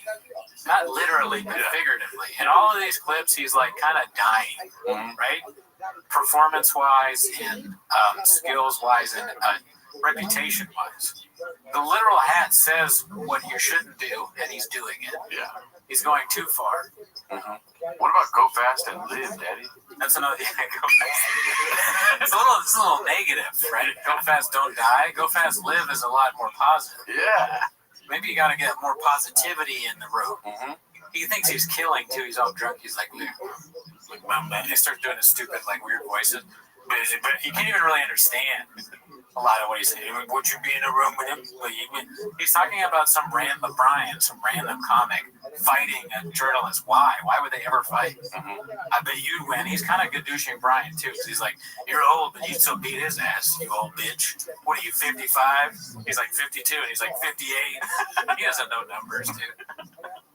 In many ways, he's like even though he criticizes homeless people and he's like whatever, acts in a way that a drunken homeless person would act. Yeah. If you gave him lots of money, if you gave a homeless man millions and millions of dollars, it would not be unlike what you see every day. They buy a mechanic's one piece jumpsuit or whatever, dude. Immediately. They go like, make your own show. Yeah. They say, here's $1 million. Yeah. What do you want? What do you want your show to be called? They're like, Toontown? What's it gonna be about? I'm gonna give a dick. Yeah. I'm gonna get drugs and drive them real fast and give them to people. And they're like, okay. And how long will that take you to make it? I don't know, but then it takes years because you spent most of it drinking yourself to death. The king, the sting, the wing, the thing. What do you want to call a podcast? The Golden Hour. But he's not like, he didn't even hear the question. The Golden Hour is just slang for heroin. This is like a cheap Trader Joe's beer he has. The Golden Hour. That's not what the beer says. Whatever is what I call it. Are you shaking out of a shoe? Shaking out of a shoe. I mean, a homeless guy that gave lots of money would need a handler to make sure they didn't waste it and spend it appropriately to bring themselves out of poverty. His homeless wife is fighting people at Starbucks drive-thrus. He has to run over there with a shopping cart. My hero! He's killed someone. He's killed a family. He came here and he saved me from the evil family that were in my way. Take a left. Drive us on gas. Yes. That was great. You're not going to sue or anything like that. Figure it out. I don't, but you know what I'm saying? I got this covered. I'm on the side by myself. By myself. Damn. Myself. That might be it. Wow. This honestly, Go Guitar shit could play in like a bar, like a club or something. Right. You were just like hanging out, cats hanging out, drinking, dancing, and it's like you see like a cat just like dancing with some chick, and it's like, oh really, dude? And that's going in the back. You're like, oh shit. You go up to a girl and you're like, you want to dance? I dare you. I dare you. You're feeling like your butt. She's like, you want to get out of here? I'm like, maybe after the next song. Or maybe after the next clip. Yeah, after the next gin, dude. She's like, you're right. This is pretty good. Oh, I love this clip. Can you dance? You damn right I can dance. Hey, babe, you want to go see Go Guitar live in concert next week? It's just a big screen. It's him playing the guitar while Clip's playing. Yeah. Or like, he's a DJ. He's got the fucking glasses on and the fucking DJ shit. He's like Avicii. Yeah, big dick on him. Sorry about that. Let the beat drop. All right, so this one's called The Rinks Gives Papa a Taste of His Own Medicine. He's hurt. I don't know why this cable decided to start bugging the fuck out of me right now. We got too many cables, Daddy. Posted by Hey Mark Wakeski. Let's see here. This guy is very sweaty. How do you feel? This is what fans don't get. I'm scared, dude. It is kind of funny. It's like, I'm going on TFK. Better have my shirt off. I'm not going to put a shirt on for that crap. He looks like Keith Soul or Keith Johnson. Or it's Keith Johnson. It's Keith Johnson. Okay, yeah. I guess, and like similar facial hair, I guess. Yeah, if he was bald, basically. Good douche. He's not bald, right? I know, but it's like, no one wants to even envision that. You don't know what it's like, okay? Don't even say that. I take it back. I'll cut that part out. Let's see. Their haters don't get. We're like, oh, he doesn't deserve this. This should be Khalil or this. It's like, hey man, you realize Khalil, he doesn't decide if he got a title shot. He got the chance. He got the shot. And you're like, hell yeah, this is what I've been working my whole life for. They don't realize that you have no control over it. When do I talk? Is this going to be another one of those clips where he goes, yeah? Probably. How are you supposed to answer a question like this? It's like a speech. And by the way, Brian will fuck you up, too. He's 58 years old. 55. Yeah, when he stops liking whoever this guy is, he's going to be like, listen, if you were two in a room, I think you'd fucking beat his ass. Or I was like, don't say that. Like, I'm saying, kill me. Let's see. They do the title shot, you're like, hell yeah. Khalil, I want to add this too. Let him go. Yeah, because I want to piggyback on that, which is that we're also really excited about this fight. Like, oh no!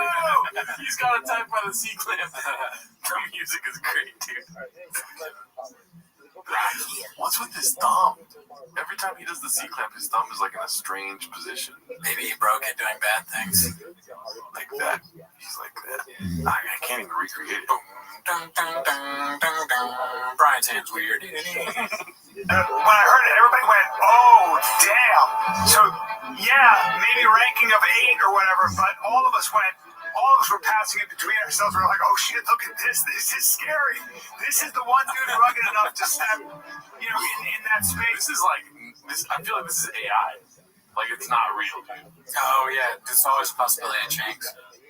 It's not AI. It's definitely from T5K, but it has that weird, surreal feeling to it, you know? I don't believe anything in Shanks, honestly. Oh, really? They've gotten me so many times. The fish got you. The fish got me, and then also things just fly over my head, as you know. Yeah. So, like, I'm always a little bit like, it's like walking into one of those, like, whorehouses, like the whorehouses where you, like, the Halloween houses. Yeah. You know, is that what they're called? What are they called? They're not called haunted house. Haunted house. Whorehouses. There was a shop bit. Haunted house. I didn't mean to say horror house. Yeah. Got me on all fours. That's so funny. Balcony. No, I did Just in your asshole, dude? Yeah, I mean, I like go all the way up there. But anyways, it's like going into a haunted house. I'm like, I don't trust what I'm feeling. Yeah. It's the worst analogy I've ever I know. If you would have said haunted house, I would have got it away, yeah. I mean, it was not worth it, but I think it was worth it to do the bit of calling a haunted house a horror house. Yeah. Well, it's haunted. You know what I mean? Have you ever... Okay, I'm not reading the comments this week. with Hera, and we're excited to see what happens. What do you say? Yeah, dude. Couple things. How's he supposed to answer both of those questions? Oh, and it's so sad too because they made fun of Ariel Helwani, and Ariel Helwani's show is so like easy to listen to, where he has fighters on like they're trying to pivot towards, obviously, right? Yeah. It's kind of like weirdly. I think you hate this term, but poetic justice. Oh no, I like that. Oh, okay, cool. Yeah, I mean, it's watching like a professional journalist who's good at their job and a kind of like dog-brained lunatic. Yeah, trying to emulate the same thing. Yeah. And not seeking any of the success. No. Alrighty, so here we go. This is the Theo Von Donald Trump interview clip. Big Shoots, I think, has posted this. Oh, my bad. Yeah, Big Shoots. It's called Ouch. Let's see what this is about. She's welcome to come on. I would love to get to talk to her. I'm sure she'd be very exciting. Also, you could make her exciting. You think? Yeah, I think so. Somebody said she's a good roller skater. That's what I heard, which is crazy. That's about it. We're gonna wrap it up soon. Okay, okay, no. Sorry. Is that a Shaivism? Did he say Kamala Harris is a good roller skater? I don't understand. I don't know. I think it might just be like it could be, but if it is, I don't know it. I think he's just kind of like saying ouch, like it's a diss. Yeah, Ben Ouch is good at. Like that almost sounds like something I would say. Yeah. So I get it. Cooney, don't sleep on him. He's really good at roller skating.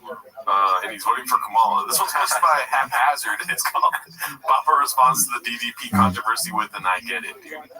I haven't seen this yet, so I'm excited. Nice. Of course, got the King on King, dude. Yeah.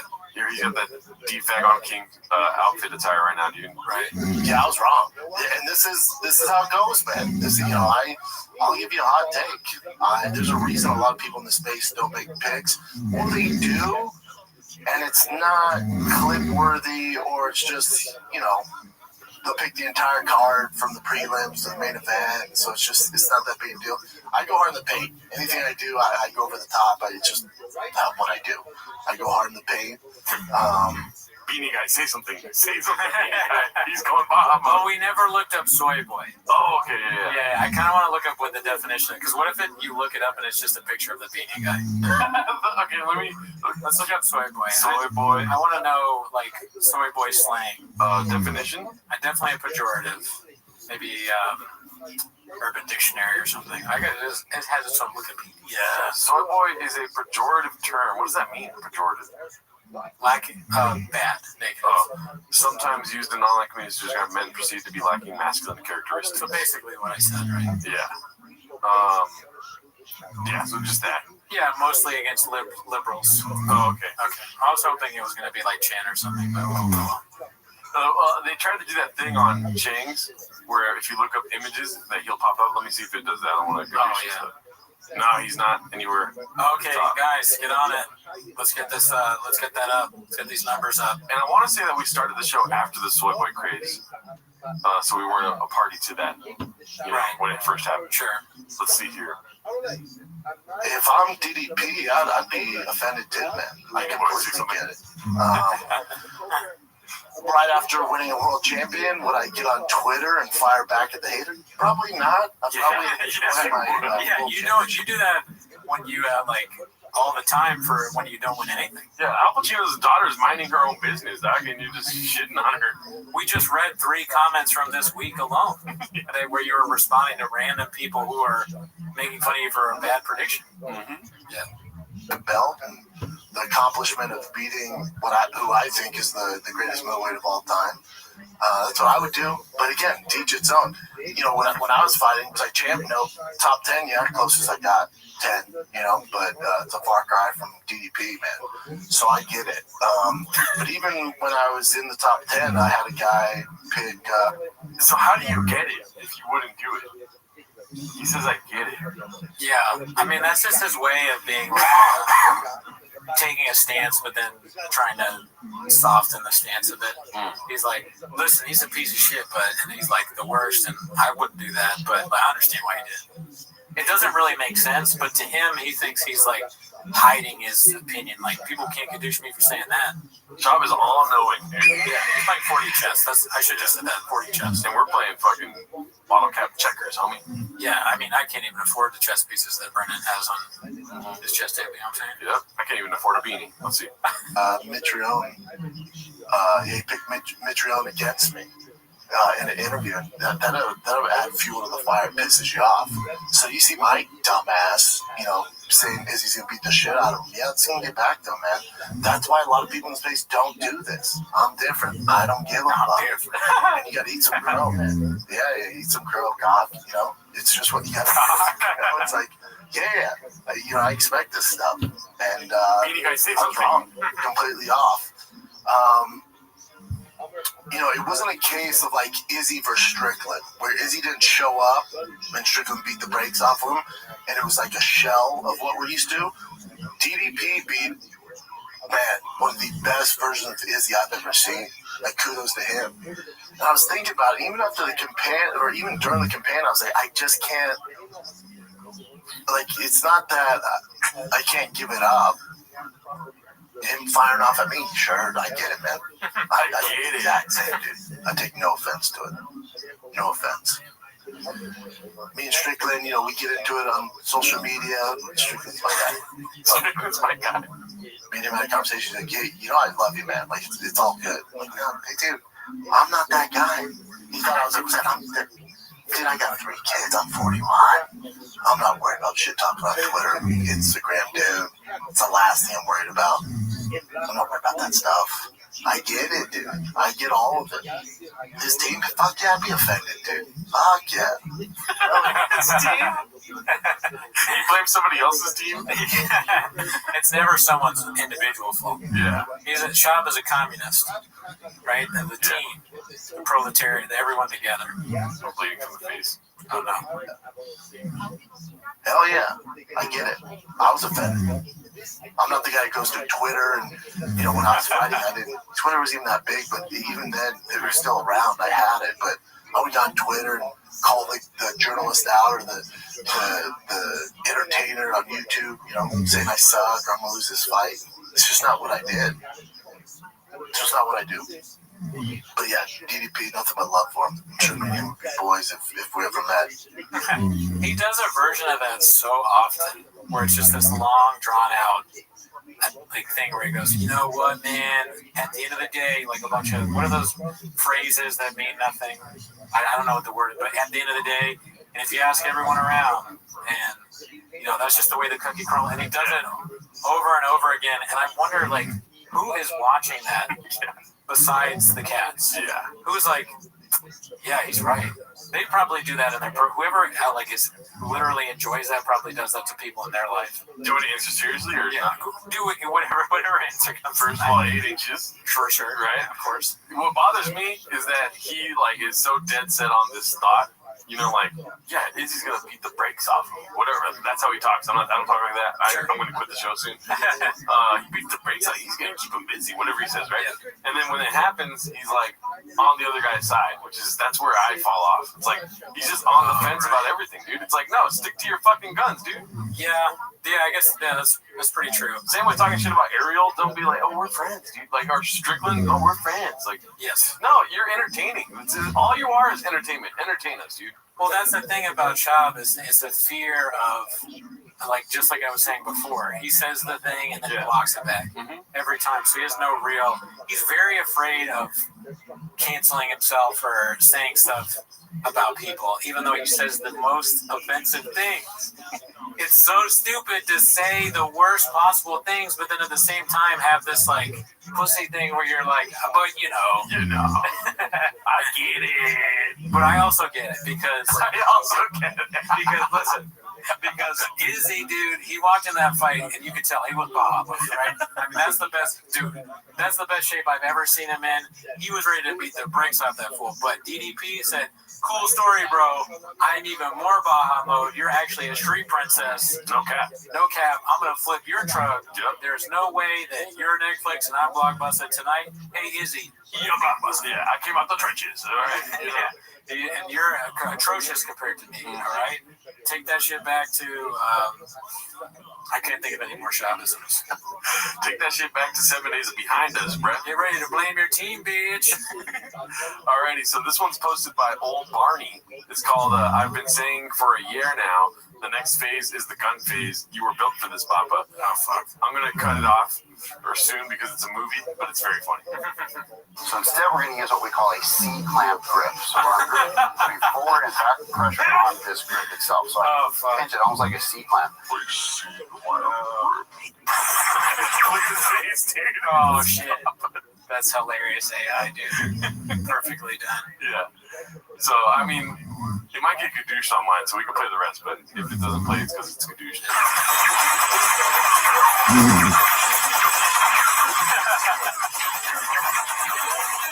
Wasn't that one of his jokes on Gringo Poppy that he bought a gun?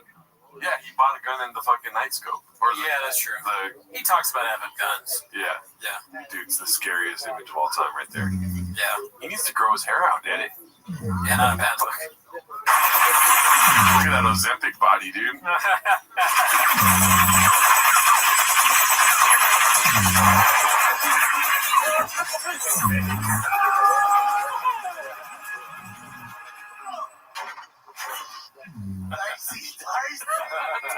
Dicey. Well done. Yeah, dude. What do you think about the gun phase that he's about to enter? Well, I mean, he's already in that shit, dude. He's fish cars, kiss guns, basically, right? Yeah. But I think that fighting the C-clamp thing is one of the funniest things I've ever seen. Made me laugh out loud. Well, everyone get your guns, Daddy. Do you have a gun? No, well, I mean, say less. Yeah. Fly away. Yeah. This one's posted by Hey Mark Wigski. It's called Papa Can't Stand Being Recognized in Public. Let's see what this is about. And I'm there watching T's game, like I made in the second inning, like, oh, thank God. So I'm there. And then this guy goes, hey, like right away, hey, where do I know you from? And I'm like with all like the dads and my girl, and I'm like, what? He's like, where do I know you from? I'm like, I don't even know, man. I'm trying to watch the game. He's like, no, hold on. And I was like, dude, a podcast, probably, right? A podcast? He's like, yeah, that's it. Which one? I'm like, I don't know what you watch, man. And Joanne was like, dude, usually you're never like that. I'm like, I'm trying to watch the fucking game, dude. I'm here to watch the kiddos, man. Like, what am I supposed to sit there? And she's like, yeah, I'm just saying, like, you're a little on edge. I'm like, yeah, you're right. No, because you're a little on edge. Or tired. I'm just there. I want to focus on the game. Yeah. I'm always, your fucking friend came inside me, and I was like, well, did you tell me you were on the pill? She goes, no, I'm not on the pill. And I was like, well, I don't know what to tell you. You know, that's Brian. I'm always very nice. God. What do you like when people recognize you in public, dude? It's the best. It's happened very rarely. I thought you were going to do a shoppism. No, I went full honest. Yeah. The best day of my life was when that guy at Hail Mary Pizza was like, hey, I watched him. Or no, he didn't even say that. He said something like, Blockbuster. And I was like, what? And he's like, I watched the show. I watched it. And I was like, really? And he's like, yeah, every day. But then I went back and I bought a Hail Mary t-shirt because I was so happy. Yeah. And I was like walking around, like looking around. He quit. And they're like, we fired that guy. He was different. Yeah. He kept blaming the team. This one's posted by Exam Bowler. Why is Papa doing this fucking redacted noise at the end of every ad read now? I have the same question. I feel like this is something that we can get to the bottom of. I have no. Is it a reference to something, or is it an inside joke with the boys? You know what I mean? Okay. Let's see. L/MMA.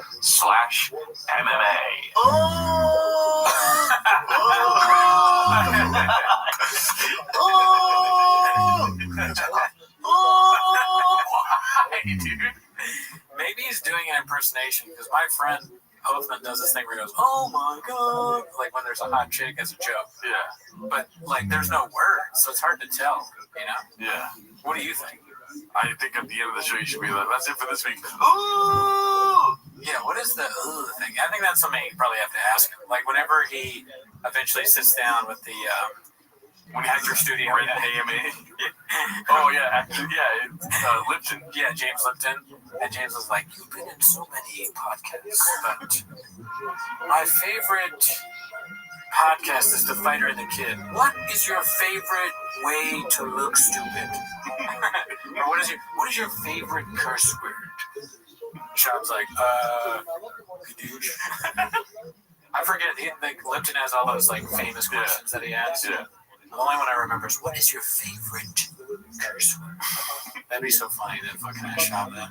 What are your character secrets? What is Theo up to? He's just going to see some shit. He's going through some shit. Would you like to eat a hot chip? This was posted by Confidence 648 called "Waiting 3.5 hours just to plug your scam giveaway." We're on Rogan so many times, so everybody has a fucking everyone's pitching them shit doing. So it's like the cupcakes, and they look delicious. They do look good. I've legit gift you receipts. I've never asked them for I've never asked to be honest. Let's wrap this up. All right, boys, love you. Fun times. Yeah. Fun times. Good times. Sidefastallcast.com. 2 weeks left. Buy a shirt, win a truck. Oh, everybody has a fucking everyone. It makes me feel like I never want to do that on a podcast now. Like just yelling out your fucking like whatever you're plugging. It's a bad look. Who do you Yeah. We are looking for a Magic Mind sub sponsorship though. Oh yeah, we brought that up on the live. I have reverse course. I would like to try Magic Mind. A friend of mine that I trust said that it is good and it works. Also, Gerardo said that people that he knows got a sponsorship and they like it. It tastes good and it helps them. But they didn't like the sponsorship. Yeah, I don't really want this money. Well, I mean, if you're going to get the money. But really what I want is for me to drink the Magic Mind. So whether you give us money or not matters little to me. What I want is to try Magic Mind. I'm being dead serious. But if we get the sponsorship, we get free Magic Mind. Yeah, I don't really want to go out and buy it, is what I'm saying. Free Magic Mind, dude? Yeah, get sponsored. I want to drink it, but I don't want to pay for it. All right. I'm going to be dead honest with you. I'm going to be totally dead ass. Yeah. Be honest with you. I don't want to pay for it. Hey, Bert, can you set that up? Set it up, Bert. All right. And also maybe talk to Lex about it. Lex. And Bert, if you can, text Miguel, tell him fuck you for me, please. Yeah. This one's posted by John Hand. We have the guy right here. He's never on screen though. You know, Luke is sponsored by Beard Oil, a beard oil company. Oh shit! I'm like, I use beard oil, so that's another one that I would love to be sponsored. Let's hit up Luke. This one's posted by John Ham-Fisted. It's called "Future So Bright" is only part of the reason he needs shades indoors. I don't quite understand, but it has a lot of upvotes. This is straight up no bullshit, unedited. And then somebody said this is what people's faces look like when you're on acid, which is 100% correct. He looks kind of scary. It's not a good photo. Yeah. People do look strangely sweaty when you're on acid. He's like, and the clip got 7 billion views. 5 billion views. Sold out the galaxy. Infinity views. All right, now this is my favorite clip of the week, dude. Okay, go for it. What are you gonna do? Oh no, nothing. No, it's not gonna do another one. It's your favorite clip of the week because it's got some funny people on it. Posted by Gil Guitars, another Gil Guitars clip. It's called "Another Day, Another Podcast Crapping on Ringo Bappa." Let's watch this, dude. Yeah, I don't think it was that bad because I think I saw somebody on Reddit trying to say it was almost as bad as Brendan Schwab's. Calling him Schwab is hilarious. That's so fucking funny. I guess they're trying to do it correctly because there's a U before the A, you know? Well, okay. The only other person that did the Schwab thing was Rampage that I've seen. Yeah. Have you seen anybody else do it? I've seen a lot of people say Schwab. Really? Yeah. Like who else? I mean, I'm forgetting shit probably. Like, might be the amount of Brian Campbell clips we watched. They were calling him Schwab. Oh, duh. But my memory is. I've seen a lot of people call him Schwab. Yeah, that's true. Okay, never mind. I think it's innocent. It's an innocent mistake. Right. Okay. I'm gonna say what I. If it falls flat, please take it out. But I think that what if? I know what you're gonna say. Yeah, you know. Yeah. You know. What if black people are secretly so disrespecting of Schwab that they have a new nickname for him? They call him Schwab. Are you talking about Black Chains? Yeah, the Black Chains. They're like Black Twitter, but Black Chains. Dude, that would be great. There should be a subsection that's just like Black Twitter. Yeah. Black Chains. Let's see. He was just trying to get it because when I saw it, I was like, I knew I was gonna watch it. When I saw it, I said, "Ain't no way it was that bad." Because I've seen his shorts, and I'm like, these ain't. I'm not dying to go see it stand up, but it was never that bad. But you also not like, let me take this shit off. Yeah, exactly. Yeah. So when I watched it, I'm like, okay, they were reaching because it wasn't. I didn't have one laugh out loud moment, but it damn sure wasn't no that thick boy shit was terrible. Yeah. That thick boy shit was terrible, dude. It's so funny. And then when they keep saying thick boy, this is what makes me laugh. That's great. That shit was. I watched that. It's a terrible name. I couldn't believe it. I was like, holy shit, this is. It was so like I knew it. That was when the whole debate came up when I was like, nigga, I could do that. That's what inspired you. I think that's what started the whole. Brendan Schaub's failure. Brendan Schaub's failure. What great delivery. Because I was like, that shit was so bad. I'm like, nigga, I can do that. One man's trash is another man's dream. Yeah, bro, it was so bad. Talking about anybody, these guys are funny, but anybody talking seriously about Brendan Schaub's Gringo Poppy has the potential to be funny. You get anybody. Like, just people, show it to people at work, or people like, we should just like go and like show people Gringo Poppy just randomly, those man on the street things. Check this out. What do you think about this? They go, we should set up a show where we're doing stand-up and we go barking on the street and we're like, you want to see one of my clips? And then it's just Schaub doing comedy. Or what if we advertise a stand-up show and we get people to come and then instead of doing stand-up, we play the Gringo Poppy? Yeah, dude. That's brains. The Room, like people do at the Room, but we do it with Gringo Poppy. But we have no claim to it. Yeah. But, I mean, the people that do that probably have no claim to the Room. We ran out of fucking AMC theater and just watched Gringo Poppy with homies. I mean, who wouldn't want to go to that? Right. You get fucking booze, you get food, hang out with at night, you fuck each other when the film is over. Hot Cheetos. Hot Cheetos at the fucking the Hot Cheetos and Gringo Poppy are enough. Yeah. For me to go. Cookies. What kind of cookies? Mexican.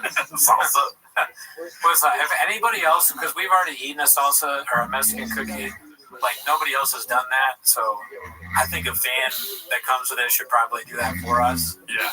I don't know, that would be kind of cool, I think. And remind me on the show to show something that Brendan, I think, what's his name? Like a comic guy. Do you know what I'm talking about? Brandon or Brent? Whatever. Which one? Dude, what he's doing, we'll talk about it on the show, but what he's doing is very funny. He's going to random places and calling them daddy. It's so funny. I had him send me all the videos so that I could play it on the show. Okay. But we'll do that on Raccoon Tweets this week. All right, thanks, Jen. Bye.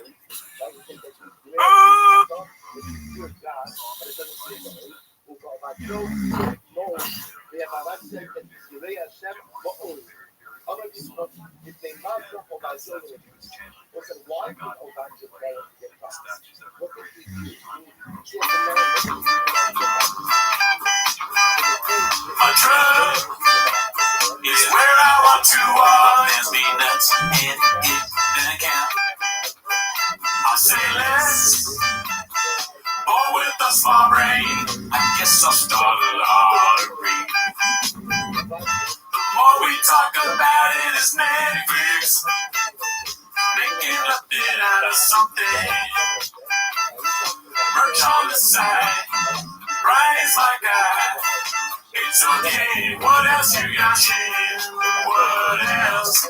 Oh, I got plenty of merch.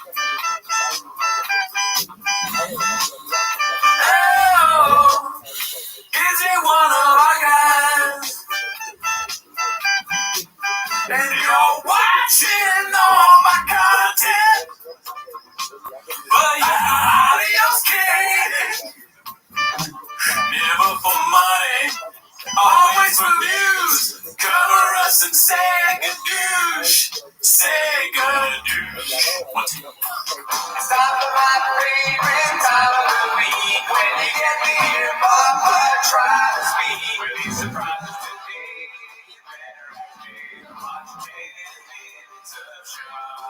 Welcome back to 10 Minutes to Shop. As always, you're in the Patreon. We have recently seen and reviewed Joe Rogan's Burn the Boats, No Pain by Chris D'Elia, and we're in the process of watching Matt Rife's Crowdwork special. Yeah, we're in the process because we're laughing so much. We have to do it like multiple nights. Yeah, our bellies hurt from the laughter. Oh, you work at Starbucks? Yeah, dude.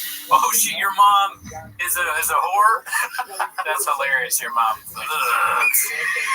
So yeah, we're watching that, so if you want, join that. But also, we stream on Wednesday nights at 8 p.m., right?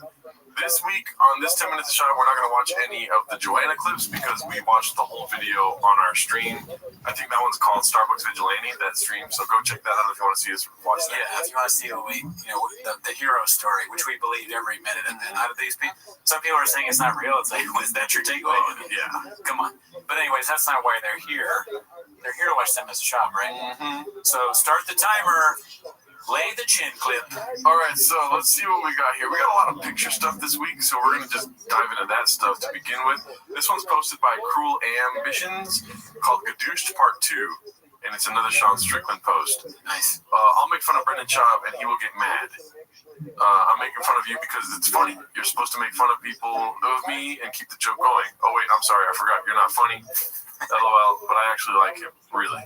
So, to let you guys behind the curtain, I was trying to think, was that the way to say it? I was trying to think of a way to mess it up. Peek behind the curtain. Peek behind the curtain. We want Sean on the show. Yeah. I sent him a message on Instagram and Twitter, and he was like, cool story, bro. He didn't see either one of them, and I don't expect him to. Right. We didn't matter. We didn't count. But this is an open invite. If any of you know Sean Strickland, please tell him to come to our show. Yeah. Open invite. Preferably on Zoom. Just kidding. I want to come here and gadoosh us. Dude, if he takes a look at this shit, he's going to have a lot to say. Yeah. He's not going to sit down. He's just going to walk in and be like, cool story, and then leave. No, I think he'll enjoy making fun of all of us. And our producer, Miguel. But I like how Mark sat on the couch, and then we were like, are you ready to start? He's like, yeah. And then he's like, no. We're like, no, it's in here. He's like, oh, God. Yeah, no, you know what? Like the funniest thing about Mark is like the chairs. Yeah. He didn't realize the chairs, and we had to tell him. We're like, these are the chairs from the show. He was like, what? He's like, where did you get these? We still couldn't tell him where they got them. That was real. He literally did not recognize the chair. I'm surprised you remember that. I thought you were asleep. I know. For part of the episode, the Mark early episode, I was asleep. What do you get there? All right, let's see what the next one is. This is going to be, what does FWIW mean? Dude, you know I don't know that. I don't either. I didn't know what a TDLR meant. Oh, TLDR. TLDR, which I still don't know. Too long, don't read. It's posted by Don't Know Who to Axe. It's the FWIW prison would have been less torturous than D'Elia's current life. And it's a pic with all them in the car, dude. It seems like a Canon picture because he's putting it in the gear, daddy. Look at that. He's got a weird thumb. Yeah, it's a giant thumb. Wow, is that Joe Rogan? Or is that toe? It looks like it's Joe Rogan on his finger. Right. This picture, what I like about it is, it looks like it's one of those pictures where you don't really want to be part of it, so you don't make a face. Yeah. That's what D'Elia is doing. He's like, well, I'm in it, I guess. And it was this Eric's inception. Eric was like, I love my friends. And then he's like, let's take a pic. I think Montez is just struggling because of the sunlight. Oh, yeah. Right? But he's happy to be in it. Chris, not so much. We should take more pictures like this, dude. Yeah, we should recreate. Yeah, Miguel as Montez. I'm Schaub and you're D'Elia. Or whatever. I don't mind. I mean, I'm more like Schaub than anyone in this room. Sure. I have to wrestle with that every night before I go to sleep. I start crying. Right. Every night, bean and cheese. Yeah, I eat bean and cheese and then I go, why again, dude? You know? All right, let's see this next one. It's called Papa's Reaction to Valid Criticism from Two Thickies. Criticism. Posted by Snoo Kings. Let's see what this is about here. Bro, please, God, stop being such a relentless know-it-all with Brian. I've never missed a sick. You can tell they're thickies because, bro, please, God, you know, like that little spaz. My guy. My guy. Say less to with Brian. I've never missed a single episode, but I can't take any more of your nonstop aggressive big brothering of Brian. It's so insulting and off-putting. I wish you would understand how you come off so you change it. I was like you religiously every Monday and Wednesday, but this is exactly what made me stop listening. Now I tune in if there's a good guest, but I'm outside of that. Have you seen this or not? Oh, I'm excited to see your reaction to Shab's message. It's starting to feel like he can't stand Brian or can't stand himself. No idea what's going on with, but Shab has a lot going for him. Not sure why he can't just be cool and happy. Sucks the show went this route. What do you think Shab wants to say? You don't need to watch it if you don't want. No one's forcing you to watch it. But like, don't know it doesn't count. Yeah. Don't know what you're talking about. Show's the best it's ever been. But you're giving him too much credit. Right. Are you guys gay? You're using words. Okay. Think like ancient Egypt. He's gonna use like emojis? He speaks in hieroglyphics, dude. He just laughs, dude. He doesn't care. I mean, that's the way Hawk moved, dude. Fuck him. What is it? Hawk Roll 817? Never say words. Yeah, just respond in emojis. If someone's trying to get douche you, just put a duck. Yeah. I agree with that. It hurts my feelings, dude. What? When people leave ducks. Oh. I'll be like, man, if you wanted to hurt me, you got me, brother. For sure, but I think the duck thing is kind of like, it's a joke. Right. I really think that the people... it's a joke to you, dude? Yeah. Oh, yeah. I think the people that leave duck comments actually are fans, and they're not. Because there's one guy that keeps saying Cooney's a duck. I think he likes me. And I want to keep believing that. Please do not dispel me of this belief. Next time, put a duck and be like, this is not because I'm a fan. No, don't do that. Then I'll know it's a bit, too. Nothing will dissuade me from believing that specific person is a fan. You know what gets me? Because I'm very binary, right? Sure. When people say like, man, this episode was blockbuster, hell yeah, this and that, and it's like kind of positive after saying blockbuster, I'm like, isn't blockbuster bad? You don't want to be blockbuster. The new iPhone's Netflix. Well, I think some are doing it bits and some just don't know that yet. Right. There's a lot of like new fans of this shit every day because it's popular. It's not our show, the TFK and just the whole universe. So when people hear about it, they're just like, hey, Blockbuster, they're trying to get in the, when you're entering a new friend group and you're kind of being weird, you're maybe a little lame, you're like, hey, what's up, guys? And then you try and say something, and everyone's like, what's up, Ricardo? Beans, cheese, right? Like, yeah. And then Ricardo's like, you fucking racist? Or if somebody comes into our group and they're like, what's up, Gerardo? And we're all like, because your name's Jared. Yeah. Right. Hey, hot Cheetos, right, Carlos? Yeah, I'm Carlos. Yeah. Like, whoa, dude. You can't eat hot Cheetos. He's got a condition. This is called the first comment on Strickland's post about the Shab had me rolling. Posted by Forever Baked 1. So mean. It's I'm not gonna lie though. Makes sense. Like it does look like that trajectory. Yeah, I mean, this is what don't get work done in your lips or your face. Yeah, just don't do it. Mm-hmm. It looks like he's okay. So the jump from 2011 to 2021, a lot of no sleep nights. Looks like, right? He's got the bags. What happened? I want to hear what you think. What happened between 21 and 31? A lot of Tiger Thick, right? Mm-hmm. A lot of nicotine, kratom, a lot of food truck shit. He's always eating burgers. I don't know if sticking your tongue out when you eat food affects your face. So a lot of scooping to the bag is what you're saying. Yeah. I mean, the one thing I take away from this, from 2011 to 2021 to 2031, different. People I saw some comments that are like, all he does is fucking say like words from the thing, doubling down. Good. Fucking, oh really, dude? Goonies have to sleep for the biggest episode of the podcast. I had no control over that, dude. I work too hard. I'm that white boy that works too much. All right? I fucking had one-on-ones all day long. Yeah. You meet with 13 people and discuss their future, all right? And then you do a podcast with fucking Mark Harley and see how you do it. You think it's easy just to go... Yeah, you think it's easy just to say good? Yeah. Right? You're fucking Blockbuster if you think that. You could never be a comedian, dude. You'd have to be a Marine. Yeah, you fucking citizen. Yeah. What are they? Wait, is it citizen? Pedestrian. Pedestrian? Yeah. Fucking pedestrians. Yeah, dude. I graduated from military anything because being a comedian is way hard. This is like the Navy SEAL seals. Do you know what this says right here? I know the camera can't see, but you can see. Do you know what this says? Yeah. You know what it is. A black belt. Yeah. I have it. In Paul casting. All right? You have a black belt and lack of sleep? I have a black belt. I don't sleep anymore. I've devoted my entire life. While you're asleep and doing your 8 hours of sleep, I'm watching Reddit clips. All right? I'm making fucking thumbnails that are too lazy to try. All right? I wake up before my enemies. I'm never asleep. I'm going to die. All right. You're like, let's go next one. This one is this is like a controversial thing in the Chang's universe. Granted, I'm only on here 10 minutes a week. It's posted by Karen C, and we'll get back to it later. I forget where the clip is, but is this the lowest viewed GRE in recent times? I scrolled for a bit, and lowest I saw still had 300K. As a wise man once said, audio's king, though, so who knows? Which is a great point. Right. As you can see, it's Shab, and it's 3.2K views 1 month ago.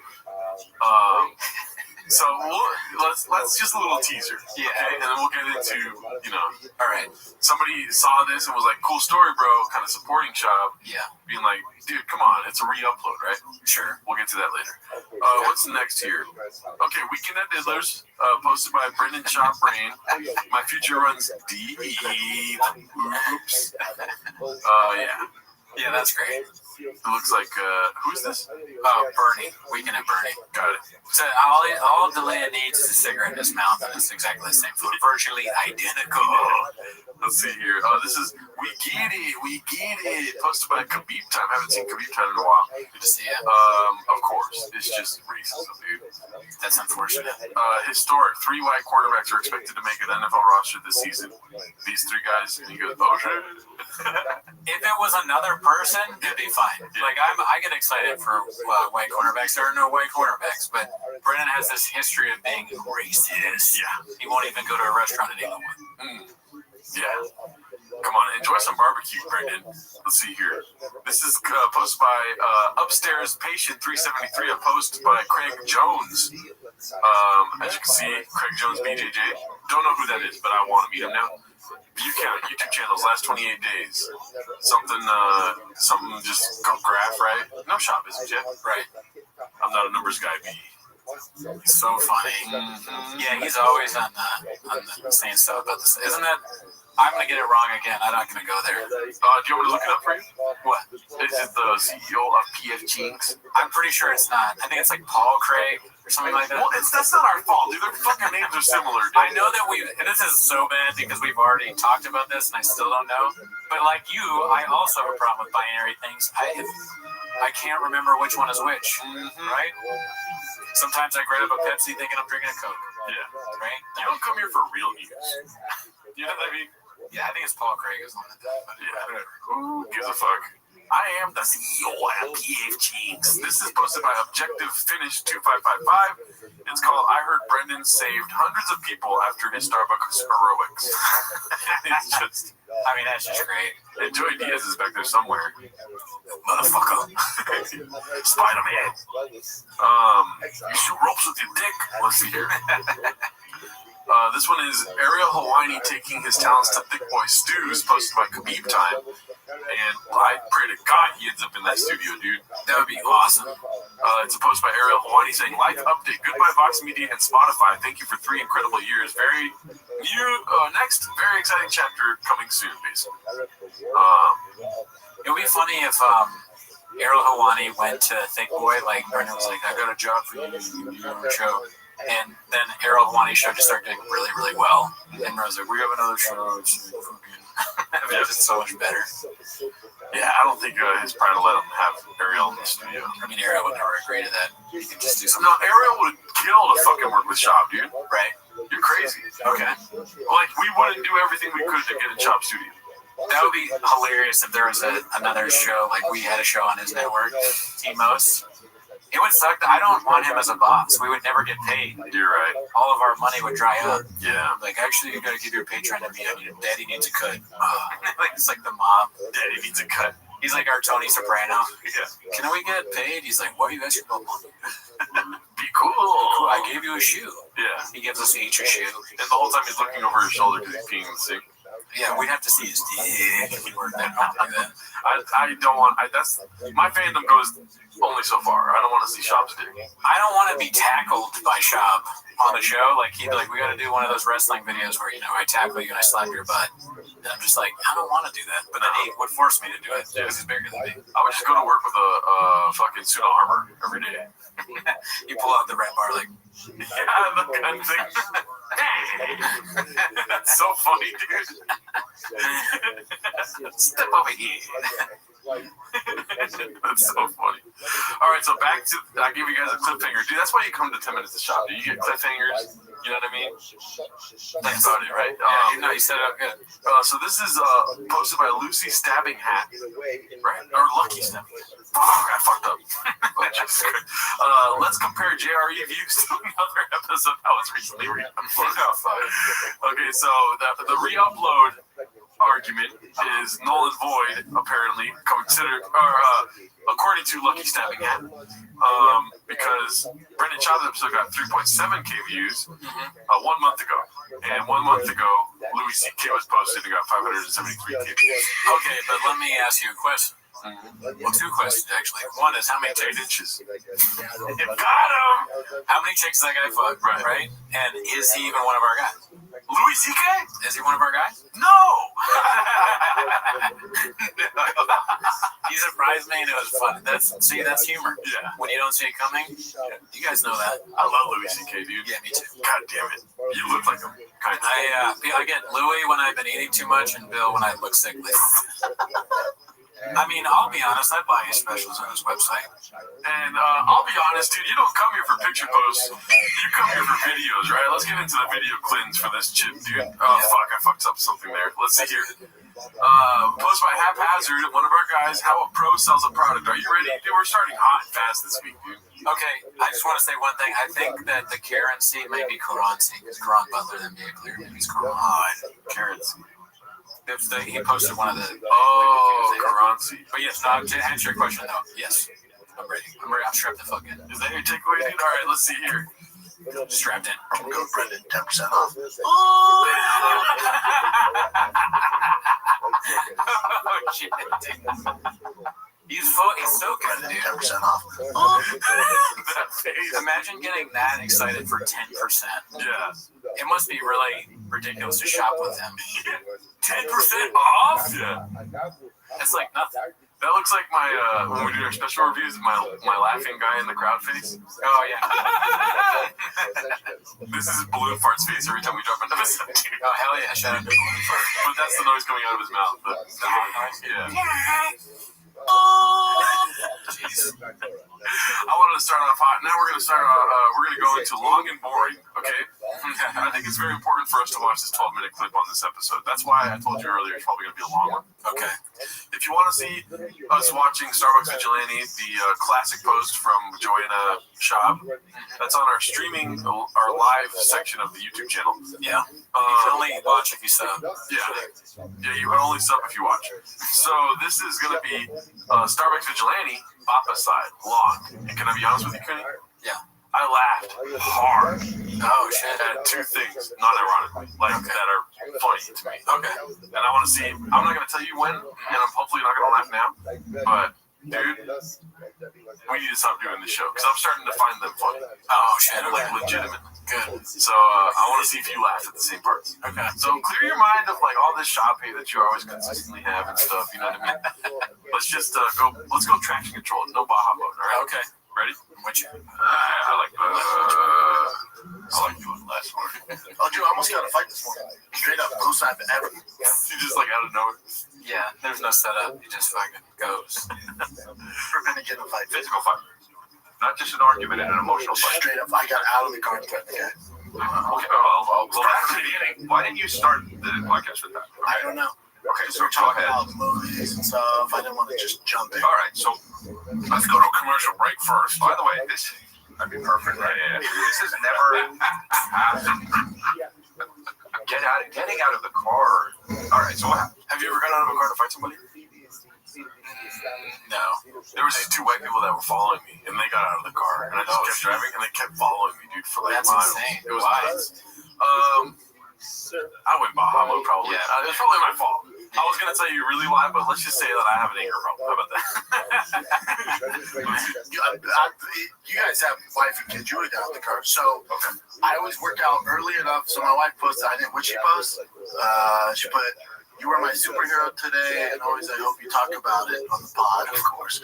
But just so your kid, just know your kids and I were so proud how sexy came at my rescue at Starbucks. Sexy. He could read. Yeah, that's good. Unless he memorized it, which is also impressive. There's no chance. Like when it comes to intelligence, he can read. I'm not gonna step up and go, he memorized. Are you kidding me? For sure. Okay. Let's see. Wednesday, I'll forgive you leaving your shoes on the floor. Okay. All right. So this was just that. She still got to dig in. I like that. She still got to dig in. It upsets me that they don't use the word kadoosh more. Yeah, they stopped. Like, she kadooshed you. That would have been perfect. You know what I mean? Yeah. They don't lean in. They don't understand that the thickies want that. Yeah, they like the thickies and the T-Fat-K people like that. The goldies. The golden, yes, yeah, golden hour fans. You don't really see a lot of golden hour fans. Well, you're about to see two, dude. Oh, okay. You want to tell them? Oh, shit, yeah. The jackets actually should be here today. Hell yeah, dude. They're out for delivery. I checked my phone this morning. We ordered 2 golden hour golden jackets.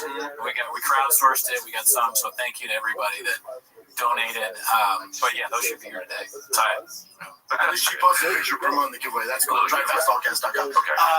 So somebody posted in my stream. I stream on Twitch. The Drive Fast All Gassed, and the way they did it was DriveFastAugust.com. You know what I liked about the way he read that when he was like, "Of course." It reminded me of when he was describing Tiger things. Like, listen, you're gonna get some Tiger egg, okay? Now gone. Maybe you need to go make us get some drinking. Joe Rogan and Bert Kreischer, they know something about whiskey. And this very bad. Bert Kreischer has a serious problem with drinking. All right, let's see here. Just put that stuff there. I work out at 6 a.m. to get back in time to get the kids ready for school. Back in time? To get back Oh in time. my God! Finally, someone figured it out. That was the part that made me like, Yeah, no, that's for sure. You gotta punch it up, Daddy. They gotta let him cook. We gotta let him cook. Right? This is what you get when you let Brendan talk. He comes up with shit that you don't even see coming out of left field where Theo's doing coke. Yeah. Let's see that one more time. She still got to dig in. I like that. She still got the At least she posted a picture promoting the giveaway. That's cool. DriveFastAllGuests.com. So I always work out like at Just put that stuff there. I work out at 6 a.m. to get back in time to get the kids ready for school. Back in time? Yeah, dude. To get back Oh in time. my God! Finally, someone figured it out. So I leave at 6, right? You like it? Yes, right. So this guy's so stupid. Can I get through this? You're stupid. He's an elliptical time machine. Morty!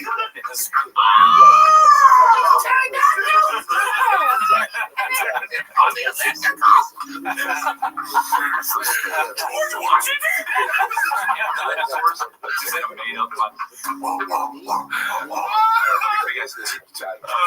John Adams. Because they were at the same time. So I always leave the house early to get back to the kids. Damn, dude. Yeah, so we need to stop doing this show. I'm getting redacted as fuck. I think that's just funny. Okay, cool. I mean, Montez is capable of being funny. Delia is funny at Golden Hour. Yeah. What's it called? I like how they were being funny, and he was like, "You're not gonna let me finish." Like, he doesn't want the show to be funny, dude. No, he gets uncomfortable if it's actually like good because it's good. Yeah. Instead of like good because it's like, oh my God, what the fuck are these guys doing? He should be at the fucking gym at 4:34 in the morning, though. You know. Definitely, but that's part of why the show's good. Part of why it's funny is he refuses to be funny. Right? And it's like Montez and Delia's reaction to that is gold. Yeah. Golden hour. Right, for school, summer camp, whatever. It's 7 a.m. I'm headed back, and I call her, and she's like, "Oh, we left already." I'm like, "What the fuck are you leaving so early?" She's like, "Tiger has to get there early for summer camp, something has to do." She's like, "We're in line at Starbucks." I'm like, "What Starbucks?" She's like, "I'm off the soda right up here." So I'm like, all right, well, I don't want the kids to start the day without seeing me. I'll stop by the Starbucks. Love it. Very cute, dude. As we're on the phone, I heard, "Goo, get the car, get the hell out of the car, bitch. I'm gonna fuck you and the kids up." I'm like, whoa. So already deviating from the original story that Joanna had.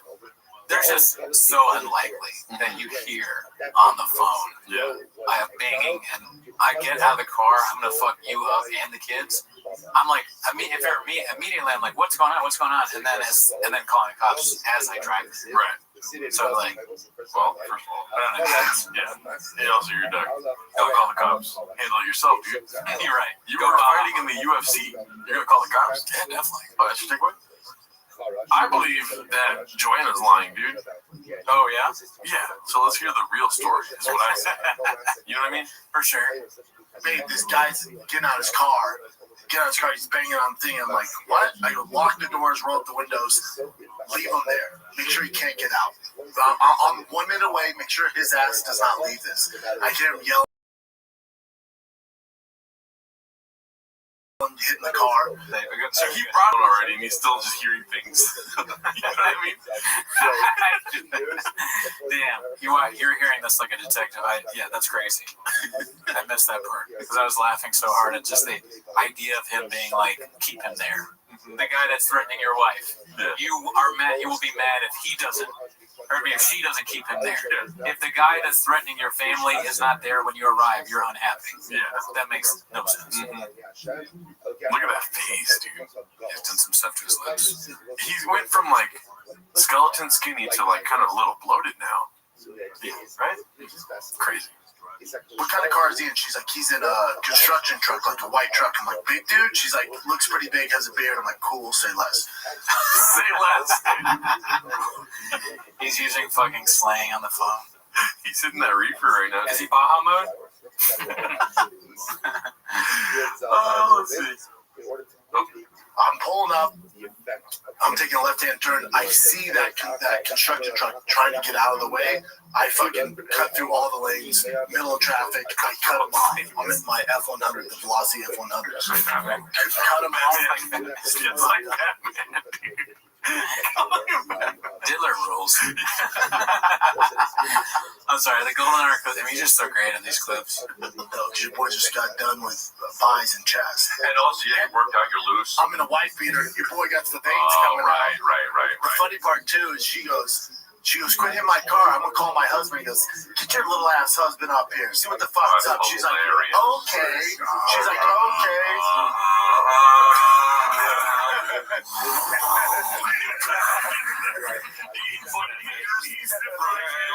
Cauliflower instead of cauliflower. You gotta do too. You got cauliflower in yours. When somebody talks shit, you just go like this. What? The bat signal is just a cauliflower. It's a cauliflower with cheese. This part's a little redacted, but I'm still on board. But the Batman, bringing up Batman was hilarious. Yeah, when he was like, just like Batman, just like Batman, dude. That was good. Fucking play button is like worse. It's like a tortellini in the sky. Everyone's like, is Batman hungry? Yeah. So then what happened? So I cut this kind of moment. Dude, so I cut him off. Dude, he just fucked up because all the stars aligned. I was right up the street. Otherwise, I would never get there in time. So I was headed that direction. So I cut him off. And he's like, nah, man. He's in the car going, nah, man. I go, no. And I'm calm in this situation. So I go to open the door. I go, get the fuck. What door? His door? His door. I go to open it. I go, get the fuck out the car. This thing? That's him. And he goes, What's it called? And if you remember, Joanna says that he did not come out calm. He was immediately like a beast of a husband. Right. So he's saying he was calm and he wants to be like, hey, so let's handle business. Huh? Right. Yeah. You know what I mean? Let's just go. Let's talk over here real quick. The fucking. Let's go over here. Talk real quick, huh? No. I go, get the fuck out the car. He goes, no, I get the fuck out. Goes out the window. And I just very calmly, I go, do you have a gun? He goes, what?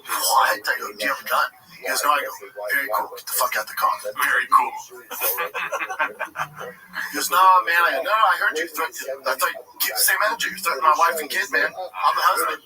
So bring his bitch ass up here. Well, here I am. Get the fuck out the car. He goes, no. And I go, dude, I'm telling you, get the fuck out the car. He goes, man, I'm just having a rough morning. I go, dude, I can't emphasize enough. Your morning's about to get a lot fucking worse. Get out the car.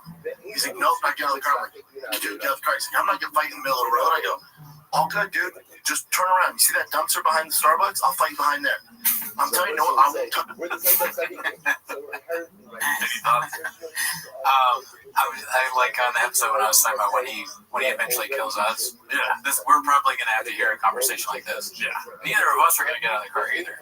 No, I'm gonna be like, man, listen, I was having a rough 2 years, and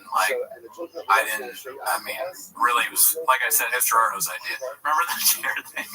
I'm holding the chair. He's trying to rip there, and I'm in the bathroom with the Sharpie. Yeah, I'm so terrified. You want one last Sharpie? One last Sharpie before he kills us, dude.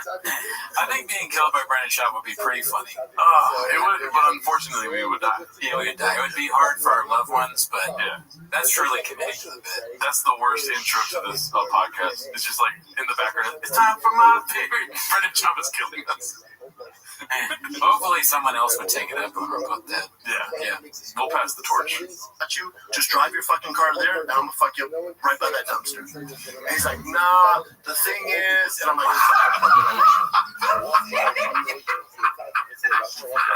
what is it? What is it? And my kid and wife are there, just like I can watch it. I'm just super calm. And I'm like, no, dude, just, we'll do it here, we'll do it there. But either way, you can't talk to people like this, man. Like, you think you're tough? Talking shit to an innocent female and 2 kids? I said, you said you were going to fuck kids up. He's like, I never said that. And I go, Tiger. I said, he's 8, dude. Tiger. He's getting his son involved. Not the best move. Yeah. Tiger's Robin in the situation. Did he's right there? He goes, yep. I go, there you go, dude. Get the fuck out the car. He goes, no, man. I go, dude, I'm telling you, just go over there and we'll figure this out. He's like, the thing just fucking almost gets in a fucking wreck and just takes off. And I hear my kid's like, yeah. Wow. And the kids cheered. And I turned around and said, dude, and honestly, what was the lesson today? Don't hit mom's car? I'm like, sure, that's fine. Also, fuck around and find out. Fuck around and find out. Fuck around and find out.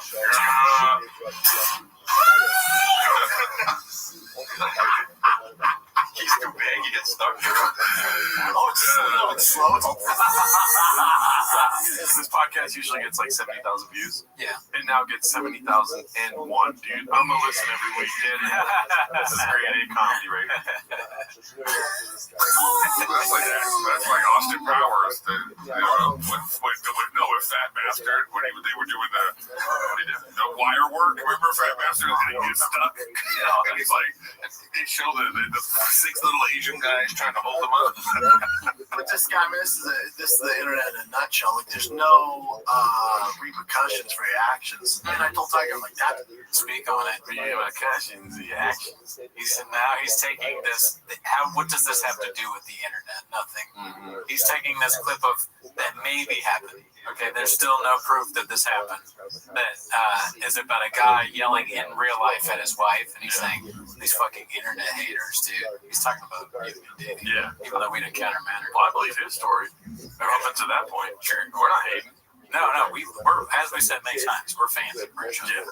I mean, if I would have known this was happening, I would have drove myself and gotten in the car instead of telling him to get out. You know what I'm saying? Right. I mean, street justice, Daddy. I know. Anytime, listen, if this really happened, Shab, me and Gerardo, we're not really good fighters, but we'll go there and fuck that guy up or try. He'll probably beat us up, and then he'll have to save us or kill all 3 of us. Yeah, he'll probably end up just fighting us. He's like, yeah, fuck that guy. I'm gonna fuck these 2. What do you think he'd choose? Yeah, who would he choose? If so he shows up at the Starbucks, we just happen to be there, and the guy's there, but then he sees us, he's like, who does he fuck up first, right? Oh, he looks at us and he's like, 1 second. You know, like, say less. He goes inside, dude. Beats that guy up, comes back out, beats us up, goes and records 17 podcasts. Yeah, dude. And then after when we're on the ground lifeless, he's gonna say some shit like, no more walking me to my truck shit, huh? Something like that, or I don't know. Exactly. Yeah. That's exactly what it is. Do a parody song now, motherfucker. Yeah. Do a parody song now, man. We said something we don't even know what it means. Yeah. And like botched the worst, where we were kind of like fucked up, or like the last thing we ever hear is a thing we can't understand. He's like, my boy Chip can cook, huh? And he walks away. Let's see. The bully did. I said, notice how his tune changed when I confront him, because he can beat you and your mom up, but he can't beat me for now. So look how, for now, give Tiger another year. Give him another year. So I said, see how his energy changed when I showed up? Joanna goes, Joanna, I called her after it. So stupid. Way too fast.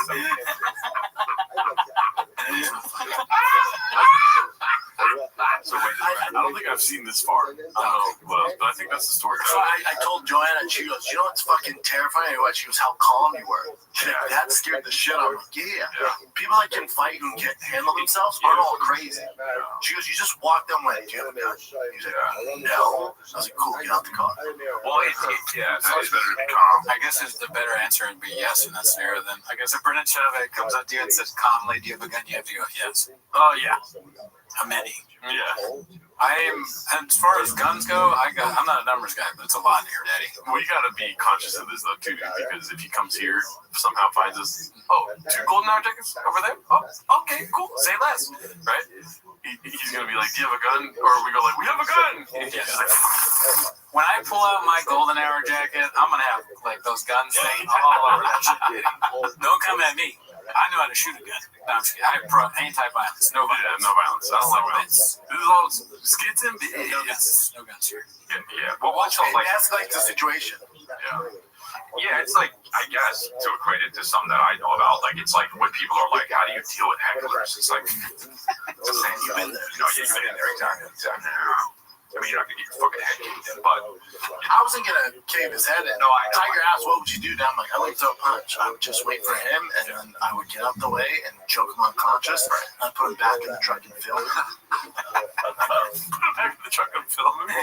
You know, that's almost exactly what I thought he was going to say. I'm now worried that my brain is redacted, because I predicted him being like, that he was going to choke him out. Yeah. But not to put him back in the car. That's a funny thing. As he comes to him, there you go. You know, you fucked up, right? That would be so funny. It would not be funny. That's amazing.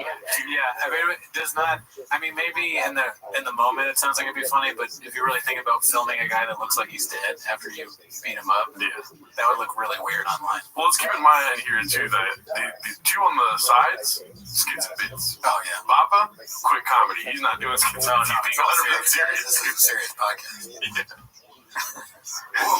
What? I missed the beginning. Why? Yeah, that's what I was going to ask too. What happened? Said the producer of the show. He was in that big fucking construction, like city truck, and he couldn't fit through the drive-through. So he was reversing, and Joanna just gave her like a like beep, like, no, I'll get out the way. And then the car behind her, because she was backing up, held on the horn. I guess he thought maybe it was hers, but he was pissed. And then she was like, I'm going to get out the way so he can back up. And that's when he got out and started hitting the car. She's like, whoa, dude. What if you saw footage and it was really this? It was really Joanna going like this. That's funny. Come here.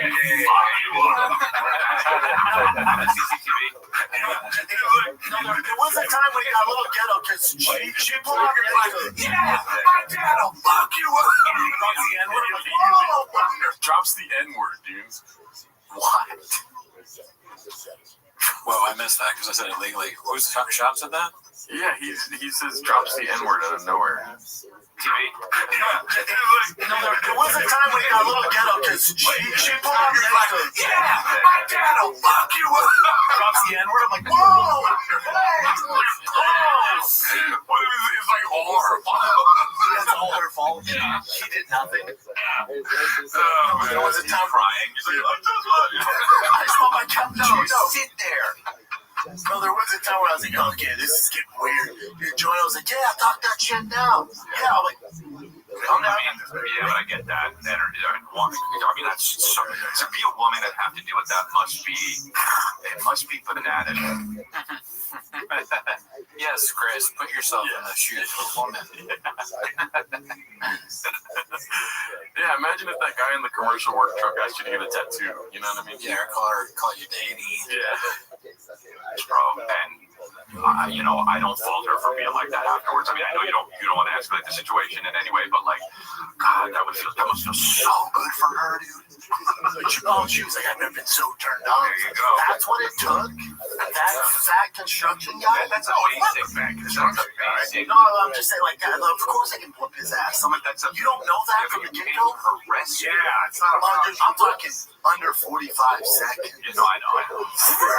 Tiger's like, Jesus. Hang tight. You got a gun? That's funny. Yeah, what's that like? What if that was a superhero catchphrase? Like the lamest superhero ever? When he shows up, like the amazing shop, he says to the criminal, "You got a gun?" And then if the criminal goes, "Yes," he's like, "Goodbye." That is so funny, dude. I want a comic book where that just happens over and over again. He beats the guy up, he chokes the guy out, and films it if he doesn't have a gun, but if he does, he's like, "See you later." No, he says say less. Say less. Oh fuck, dude. That's it. Say less. Oh my god, that's so funny. Yeah. The Ghostbusters firing on his car.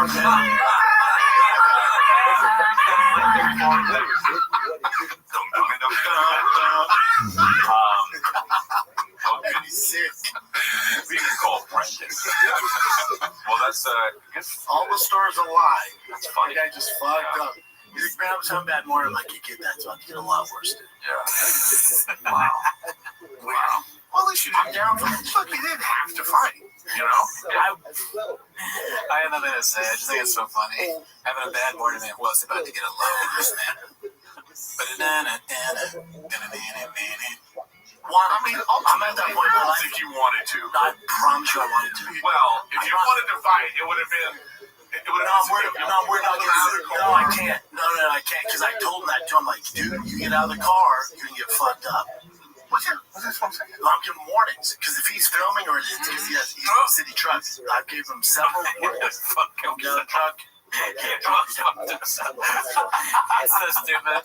Now he's jacking off his fingers. He's a moron, dude. He's so fucking worse. Make me do this. So if it's in, if it's on trial, it's in the court of law. Yeah. Like, he didn't warn his ass several times. That's what goes through my head. I know, but I don't know that. I don't actually think that's gonna help you in the works of a lawsuit. Yeah.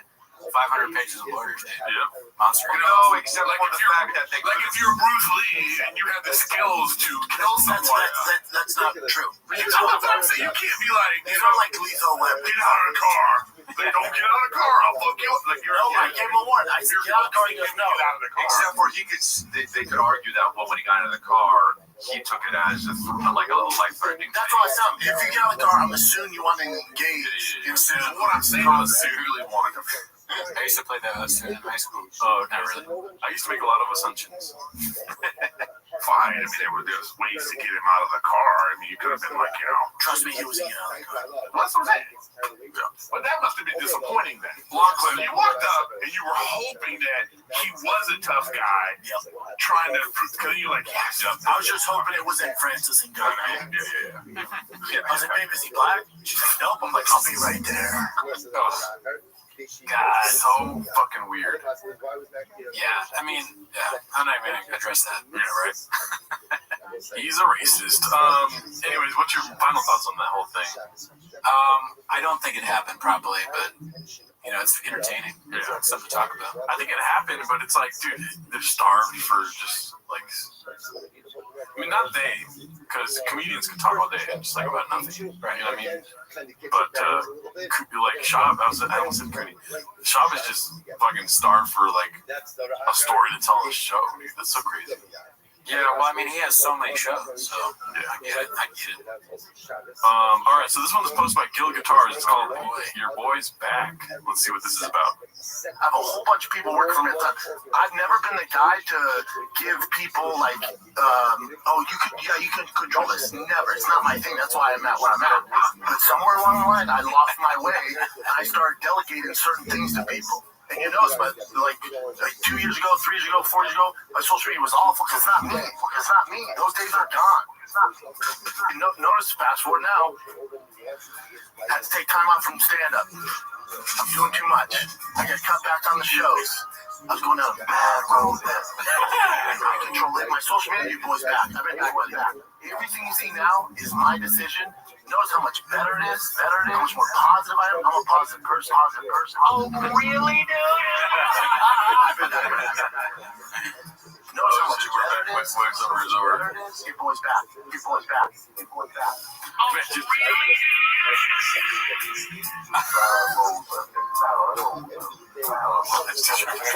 been back about a year. I was going down a bad road, man. About a year. Bad road.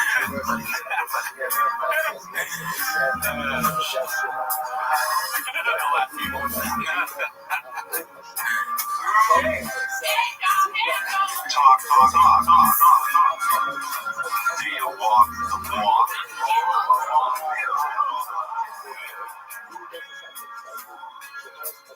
Full Metal Jacket, great movie, never seen it. Oh, man. Yeah, I mean, this social is not better, really. Yeah. So, actually, deal free. All right, well, dude, I love Killer Guitar clips, though, dude. Yeah. I said dude twice. Let's see here. This one's posted by @Borderline. It's called Just Consenting Adults Be. Let's see. And I'm going to keep my hands to myself. Oh, God. Unless I get the go-ahead. A glance. A comment. Why does he think this is funny? Just consenting adult.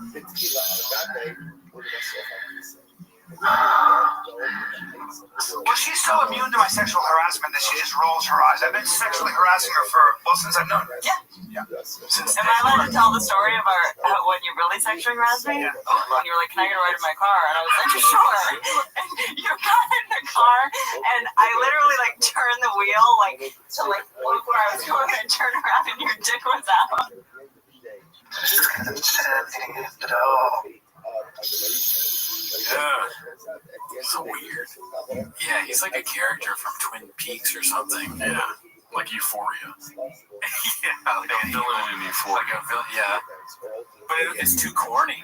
Euphoria, I understand the Euphoria thing, but it would be too corny to have that in that show. They'd be like, no, the writers are like, we went too far this time. We jumped the shark. They have like assault scenes that are crazy, but then they're like, this is too much. Yeah. We're a little bit, they have kids doing drugs and dying and all that. The thing where the old guy is like talking about consenting adults, let's cut that out. Yeah, it's not realistic. Chin, let's cut that out, Chin. Also, what I take away is that he got Papa got his walk me to my truck thing from Callan. Oh, he asked Whitney to drive him to his car. Right? Papa's like, cool story, bro. While we drive it, let's walk. It's a logical conclusion, right? Yeah. When your big bro does it. This one's posted by Successful Egg 8345. It's called Joe's new 1000 HP Ford truck has arrived. Papa must be exhausted keeping up with Joe. So I think this is an AI song, but if it gets cut out of the YouTube, it's because it's music. If I buy a Ford truck, will you love me, Joe? If I buy a Ford truck, will you invite me to the mothership? I love Joe, seriously, the trumpets are driving me nuts. Joanna spends all my money. Sounds like the Decemberists. Pretty soon, thick boy, studios be shut down. You guitar big. So if I buy a Ford truck, will you love me, Joe? Yeah. Beautiful song. All right. I thought that was a nice little intermission for the show. You know? Yeah. Let's see the next clip here. It's called "Liberal is Tough These Days." Love the title. Posted by Confidence Search 8648. I haven't seen this one myself. You know, he likes RFK a lot. Yeah. You know, he also liked Bernie Sanders. You know, people think Joe's this far-right guy and he's more of a liberal. But the definition of a liberal, they moved the fuel goalpost on that. So liberals tough these days. You know? And there's basically two teams. What do you guys think of that take? It's not a take yet. There's no take. No take detected. Beanie Guy's head exploding. Yeah, Beanie Guy's like, well, I don't really understand what you said. I got nothing. As usual. I bring nothing to the table, Beanie Guy. He never asks what they think of his take, so they just think he said, oh, what else you got? Yeah, it's like the same. So they just bring up another story. This one's called Reheated. Sure, Sandler went on Toe's podcast, but he's way bigger fan of Bappa. Posted by I Downvote Cake Days. I haven't seen that user in a while. Let's see. Have you ever met Adam Sandler? Oh, yeah. Oh, yeah. How is he? Oh, yeah. Oh, shit. Michael's like, well, that's my North Star. That's Adam Sandler. I didn't recognize that first. I'm like, that guy looks like Adam. Finished Pete, he walks by. I'm like, I don't know, man. She's like, can I get the comedy store? I'm sure he sees, like, I'm like, I've never seen him there. I'm telling you, I've never seen him there. Yeah. I was at the comedy store 2 nights before, and I think he was around then, and he's there, and he goes, hey, and I kind of, he can tell I was looking at him, and I'm like, telling my kids about him. He walks over and goes, what's up, bro? I'm like, oh, what's up, man? He goes, hey, and I walk over and go, what's up, Mr. Sandler? He was like, you're that funny guy that kicks ass. You're the ass kicker that tells jokes. You're the tough guy that does comedy. And motherfucker, that's Adam Sandler. Revisiting a old dude. Right? Yeah, I'm sure we've gone over this a lot, but it is funny. Who's your North Star? My North Star? The fans. No, come on. A political answer. I don't know. Hey, you that tired guy that has small teeth but much, dude. Yeah, that's me. If Cal Ripken Jr. said that to me, it would mean a lot. Is he my North Star? Maybe. I told you yesterday, I texted you, I said I was at an open mic where 3 people listened to our show. I was like, I found my home. I felt like a fucking celebrity, dude. Dude, honestly, I guess it would mean a lot to me if I somehow ran into Cal Ripken Jr. or Ken Griffey Jr. and they were like, hey, Tim is the shop. Or they were like, hey, oh my God, you're Netflix. I think I would shit my pants. Yeah. If Tim Salmon walked up to me and was like, 10 minutes to shop, I would die. You know? Yeah, that would be something. All right, so this is called Talk Around the Water Cooler, posted by Haphazard. Our guy B. Let's see. Let's get into the fights, though. Let's get into the fights. Casey, I heard you had a horrible outing performance golfing this weekend. Who said that? Let's talk around the water cooler. Did Mark tell you that? When I say around the water cooler, I mean me peeing in the sink. Mark talking. Mark played bad. Mark had a terrible round. I'm sorry, I started thinking, now all I'm thinking about is people like acknowledge, like, it would be pretty cool with Allen Iverson. Did you hear what he said? No, can you rewind it? I completely, in my head. Serious? In my head, all I could think about was beating Allen Iverson and him knowing about T-Mouse. Oh, okay. I was like, I'm surprised you had no reaction. Yeah, I didn't even hear. I was fantasizing about beating Allen Iverson. Oh, okay. Let's see here. Casey, I heard you had a horrible outing performance golfing this weekend. Who said that? Let's talk around the water cooler. Did Mark tell you that? When I say around the water cooler, I mean me peeing in the sink. Mark talking. Mark played bad. Mark had a terrible round. Whoa. Is this an old clip? No, I'm pretty sure this is from this week. Oh, okay, so he's leaning in a little bit. I want him to lean in more. Yeah, okay. Fuck, that blew my mind. Yeah. We'll do a residency at Thick Boy Studios, dude. You know, VPs and promos. I mean, we'll make rules. Yeah, we'll have a lawyer write it up. It's so funny. It's just like point next to his head. Yeah. But BTB, what does BTB mean?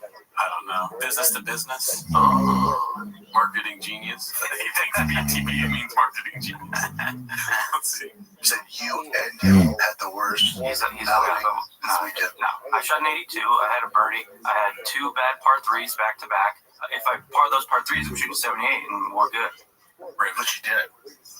An 82 is fine. That's a serviceable score. Could we have improved? Yeah. Was it the worst run of all time? No. Where's your beanie, you jerk? Yeah. Oh, we're allowed to show up to Thick Boy without a beanie now when your name is Beanie Guy? Yeah, we call you Beanie Guy. We think we call you Beanie Guy for the looks of it? Yeah, say less. Go home. That's so funny. If we were in control of Thick Boy and he showed up like that, I'd be like, go home. What are you doing? Don't let this happen again. Yeah. Like, it's fucking 10 a.m. All right? Brendan Schaub's going to be back from his rub a tug any minute now. He's going to show up and you don't have a beanie on? What the fuck? Yeah. Fucking go home. Yeah. I'm surprised they don't have beanies, like a closet for the beanie guy. Yeah, it's just a bunch of beanies. Yeah, they should. I'm a producer, daddy, so I'm looking at the producing setup. They have a really big ATEM. I'll tell you that right now. Oh, fuck. They have the same thing we got, but huge. Damn. Not there yet. Look at that thing. Damn. Well, we got like a 4-inch ATEM. They got an 8-inch. That has like 180 buttons. I'm not even in there. Yeah. There's a lot of buttons on that thing. There's 3 in that one. Oh, that's your takeaway. Mark shot line at 9 to 2. And I would probably shoot like 100? Yeah. Man, that's a bad night for Mark. Marcus did not play well. I'd love to go with you guys. Marcus did not play well. Yeah. Honestly, I only care about golf scores when Legs is around. Yeah. Now the hours. Come on. I know, I would love to go. I would love You have the hours to take off a rap for 48 hours. I don't know if you noticed, but there's no more Tiger Thick in the studio also. Fuck. It's a fucking sad day. Yeah, dude. I gave up. God damn it. Some problem with the thing in Denver. Problem with this goddamn keyboard, dude. Yeah, Tiger Thick problem, yo. Let's see here. The next one is, okay, so I watched this clip already. It might get Gadoosh because of the song on it. Yeah. It's called Just How Papa and the 250 consider comedy to be the hardest job on the planet. Lego Head really thinks that selling feast sticks for $4 on OnlyFans is hard work. God dogs. Big Boy Stews really knows how to pick them. And let's see what she says, and then we'll talk about it. Okay. Like a lot of people give girls who have social media as a career a really hard time. Like, oh, this is some vapid career choice that is only going to last for as long as you're hot. And then you meet them, and they're always so fucking smart, so hardworking, so diligent about their work. Like, very often these are just young businesswomen. So I hate when people are like, oh, social media is stupid. You only think it's stupid because it's a woman-ran industry. That's really it. This is one of the few industries where women are like leading the way and raising money. I feel like a lot of Come on, dude. What the fuck? That's not, is that for real? Yeah, that's so funny, dude. I mean, the clip of her standing on the that's so fucking funny. Damn. So I agree with her.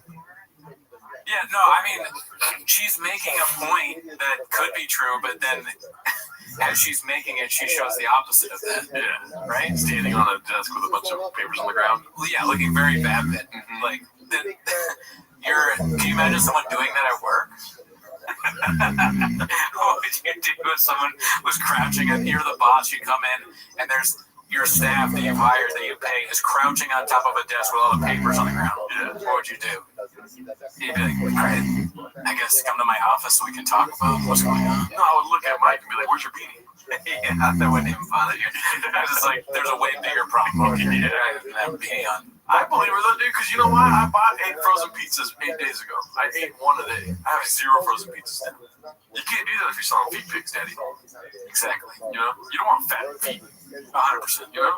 You can't be on OnlyFans with fat feet. No, she's doing something that we couldn't do. Diet? Hell no, daddy. You've got fat feet, and my feet, they look bad. We've talked about my hammer toe. Yeah, I don't want to. I'm worried that people are going to pick up on that. I don't want to talk about it anymore. There's going to be some weird thickies out there that are like, let me see. You know? I doubt it. I don't. Do you remember when you were? I guess you didn't know me back then, but when I post pictures of my feet, I got a lot of hate. Oh, yeah. Jesus Some Christ. people were like, I quit comedy. I deleted my Facebook. Yeah, there's a weirdo that just turned off the episode and is on a Wayback Machine. Like, where's those pictures at? You know? I don't even know if they're still all right, so this is called No Way He Found a Single Bed Truck, posted by Dicey Redact. Let's see what this is about. His face, dude. His face. Keep in mind, he's watching a video that he made. So he's like, he's very intrigued by his own words. He's like, so like he's an auteur. Is that the word? Auteur. Okay. the best deal on it. I love single bed trucks. This thing's absolutely it's a Gen 3 Coyote motor in it. Check this out. This is how I look when I edit Timos. Just like staring at us with my cheeks for some reason being ultra juicy. You know? Yeah. My lips. You always eat right before. Yeah. It's clean, drives clean. Look at this. Yeah. I don't know what we're supposed to watch there. Yeah, I know. I want him to describe what drives clean means. Yeah. So next episode, Baba, if you could. Drives clean. There's no straws on the floor. Yeah, exactly. All right. So this one's called "Bet on Himself, You Little Bitches," posted by Dicey Redact. Let's see here. That's NBC or CBS. Man, like, yeah, your dad got his dreams racked there twice. But I don't say that. Dude, I spent like, oh, dad pitched several shows that they never picked up. That place is a hellhole. Sure. And Bugs Bunny doesn't live in that fucking tower. The number of times I've spent no Animaniacs, you little bitches. I shot him. They offered me another 6-year contract, and I was looking around, and Showtime was great to me. You know, I was getting a salary, and you know they were reaping the benefits. It was good for both sides. I just thought, man, I feel like I could do this on my own. You know, I am an entrepreneur. I feel like I could. I see what they build, and you know, I've helped them out a lot. They've helped me out a lot. I feel like I can invest in myself and do this on my own. So I turned down the contract. You little bitches. Number one dad in podcasting. Interesting. That's such a funny, yeah. That looks like a Photoshop, though. Oh, okay. I could be. I wish he did it himself, though, because it seems like something like, dude, I bet this will move more shit. Number one dad? Like, who's doing that? All right, we got another Dicey Redact clip. He's trying to make a Papa Sauce in the subreddit right now. It's called "Come Out of the Closet, Boys." I'm going to play some of this clip, not the whole thing, because there's a large section from South Park, and you probably have already seen it. So, I see him running around the stage going, ooh. I go, you're gay now. You've become gay. Why are you gay? Now he's gay. He's a gay man. He's a fully gay man. When you watch the special, he's like, woo. And you go, what? Why? What is this disease of the man? And instead, he's fully gay on stage in Dallas in front of 45 people being like, the lion is that my dog? It's just, it's puzzling. So you got a gun to your head. You got a gun to your head. Yeah. And you gotta jerk off on any man's face on the planet. Okay, who would it be? It don't taste like chicken. It's crazy when you realize that. It's like cock. It's crazy that you realize. and then it's Joe Rogan singing the "Come Out of the Closet" like R. Kelly song. We got a Tim Dillon problem, y'all. And then we got this part here. So much easier if I was just gay as shit. I wish I was gay. That's way easier. We'd like play video games all day. We'd work out. At night we'd fuck each other. Yeah, with only guys. No one can get pregnant. If this stops comedians doing that premise, that's all for good. Yeah. Right? Maybe Joe Rogan and Chop are just doing it so people won't do it anymore. Oh, so you're saying comedians are gonna stop and not double the funny up? Cool story, bro.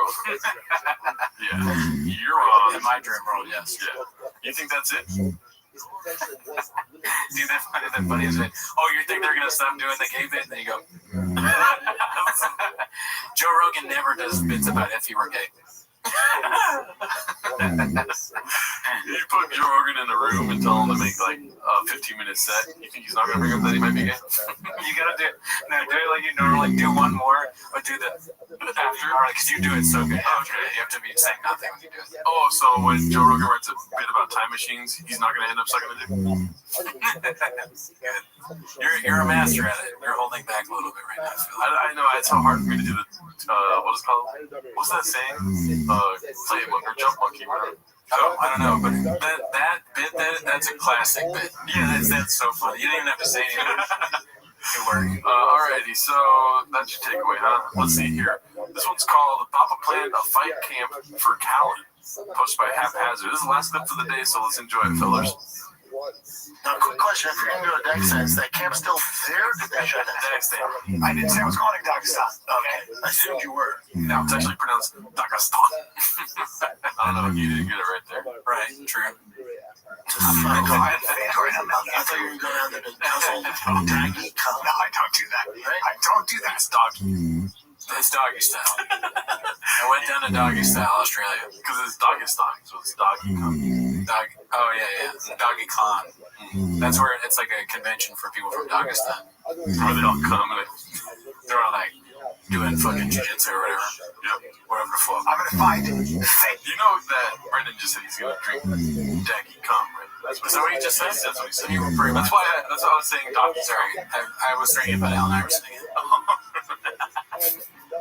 Allen Iverson almost as fuck is hilarious. Yeah. He hit us with a couple crossovers and it comes off. That's the guy that scooped up the bag. But sorry, where I assumed you were. Now to sometime Fedor I thought you were going down there to guzzle doggy cum. No, I don't do that. Oh, that's right. I don't do that. I'm gonna find Fedor Emelianenko, and I'm gonna study the ancient history of the He's like, I'm gonna go to Denver. Are you gonna go there to fucking Denver a guy off? Oh yeah, you're gonna drink mountain cum.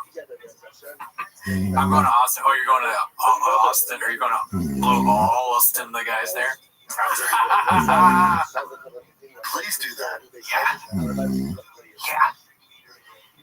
You're taking plane from Dagestan to Russia, right? Bro. You're in Russia. No, Those guys are big, man. Those guys are I heavyweights. know, but you like Fedor. So you're going to think you're meeting with Fedor. You're going to meet his brother. His brother's a fucking half a criminal. Yeah, who went to prison. With all those tattoos and that big white belly. He might still be in prison either way. Oh, bring up his brother for a second. Either show the back tattoo. Either and ask what he went to prison for.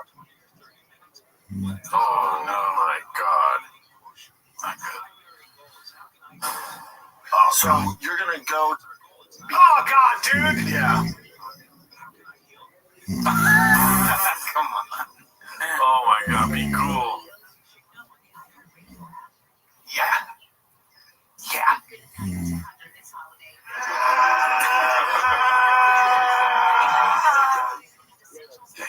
Yikes. Scary clip. The most menacing clip of all time. Just to haunt your nightmares. Jesus Christ, dude. Well, that's a problem right there, that face. Got Brian Callen from y'all. Yeah. Anyways, if you guys want to see us on our lives Wednesday night, 8 p.m. Yes. We do more skits and bits on there too, so it's not just us talking about TLDR or reading, which we get into that too, though, if you're interested, you know? Yeah, shout out to Too Lazy Tried. Thanks for doing that video about us. And also join the Patreon. We have another Patreon this week where it's going back. All right, see you next week. Bye.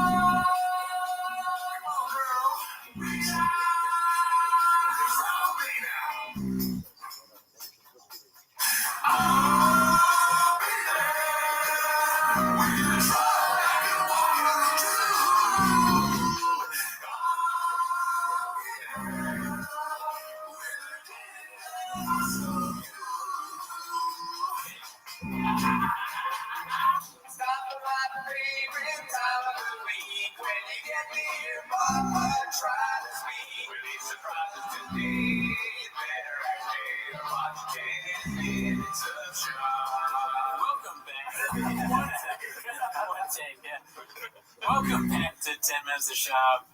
We're happy to have you back. Wow, it's a big day today.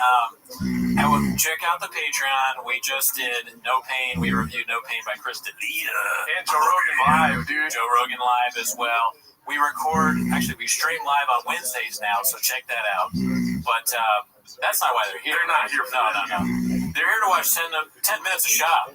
So start the timer. Play the chain clip. And also, we have we have a chain clip. We have Mark Harley. Mark, did you say you have a huge guest? Yeah, you're right. Oh, shit, dude. I don't know what that sound effect was, but I like that it didn't make any noise. Oh, you don't know about our hawk thing? We're hawks, Daddy. Oh, yeah, no, I was like, it sounds like a bird. Yeah, so Callan had this bit that he did where he's like talking about his son, and he tells his son, always be a hawk, never a dove. And it doesn't make any sense. So our fans are hawks, and people that joan on us are ducks. Because it makes me think is, I remember I edited this clip for Brendan. I did that clip, and for a while I was editing their reels, and I did it in this style where it was like zooming in weird cuts and like kind of like, you know, the awkward style of editing where it's like it zooms in on the reaction and just a little bit of their mouth. Like especially when they like they'll repeat the and I'll be like, and they hated it. Like, because I was like, oh, you guys hate it, but he like didn't even tell me directly. He like told like the creative director, he's like, these fucking suck. I'm like, first of all, no, they don't. They're objectively hilarious. Like, if I stand by this, and I'll put him up somewhere so you can see it. But they were arguing about like Islam Makhachev versus Alex Volkanovski, and I remember at some point they're like, if somebody's got to get hit with different language, if somebody's giving you Muay Thai, you hit him with the BJJ. And they were making analogies to like, they're like, someone's playing this stupid flute, you hit him with the bassoon. And they're doing the same thing, like, never be a bassoon, be a flute. And anyway, I realized they didn't like it the way that I edited a few clips like this, and it like took me extra time, and I was like, this is funny, and again, you're losing followers every day, so I'm just throwing shit at the wall. Like, you can engage people more. I used to talk to the people with like, I used to talk to the people in the comments like I was on the Reddit, so that's your narrative feed. And it got way more engagement with it, right? So you gotta stop this. I'm like, oh yes, God forbid people would comment more. Damn. But I realized I hated it because it was making fun of them. Yeah, that's a good reveal, because that means that we're revealing on the podcast that Mark is Minimum Sky. He's one of the guys on Reddit that does that same thing. He like zooms in. With the hands. Oh, okay, yeah. It's not like an unprecedented style editing, but I like when it's like you just zoom in your face and like, I'm like, oh, I'm gonna try that. And it was really fun. Yeah. And then you're super proud of something, and someone's like, that sucks. I'm like, you only think that because you're an idiot. It's like it shows some self-awareness, and they don't want that. Right? No, they're like, I don't want to be the butt of the joke. Yeah. Clearly, extremely funny, and everything is going great, and the numbers are all going in the right direction. We don't need anything else. So there's always stuff where I'm like, hey, what if we tried not doing this shitty part of the show? Well, you're a bassoon and they're flips. Yeah, they're flips. It really is. They're blockbuster flips. They have to explain comedy where they're like, that Andrew Tate joke about a kid is not funny. I'm like, please explain comedy to me. They'd rather have clips of them wrestling, dude. I know. Every 6 months they start wrestling, dude. Yeah, like tackles poor Brian. Yeah, it's Him amazing. down, slaps him butt. I know. It's like, what's right? Well, last time you were on, we didn't really get a chance to watch clips with you, but we brought you back today. We want to start watching clips with you. Yeah, it is fun. Yeah? So, I try not to watch clips. Some people will send some shit to me. Like, during the 1000th episode, I don't know if you guys covered this, but it was like, of course, anytime I mention Brendan, I'll say his fucking name, we'll talk directly, but he had this whole, somebody, like, people are sending me this, I'm like, why would you send me this? Like, they're talking about you.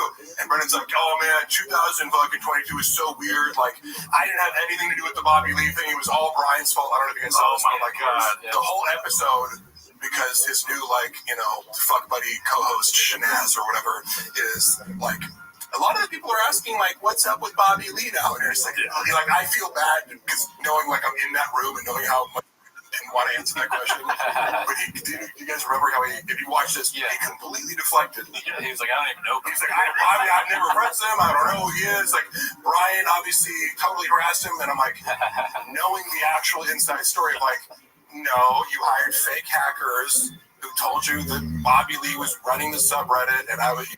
But I was like, maybe sit on that information rather than doing anything about it. And like 2 hours later, you're like pretending the LA Times is running some fake story on Bobby Lee while he's at dinner to make him panic and call you back. And then you ambushed him with, I'm like, this was all you, dude. Like, sorry. But then, but can I be honest with you? Yeah. I swear to God, when this was all happening, I thought you were like the Mike Baker, dude. Like you were his CIA insider, dude. Yeah, it's funny because you would assume that, but I'm like, and anybody call me a handler, I'm like, do you think Brendan would listen to me? Like, he's the most arrogant fucking person. He doesn't. He would never. No, it's a convenient scapegoat to be like, other people maybe. I'm like, you don't listen to anybody. You will come to people with an idea and you want to hear yes, right? But he's never come to me and said like, should I do A or B? And I'm like, you should definitely do B.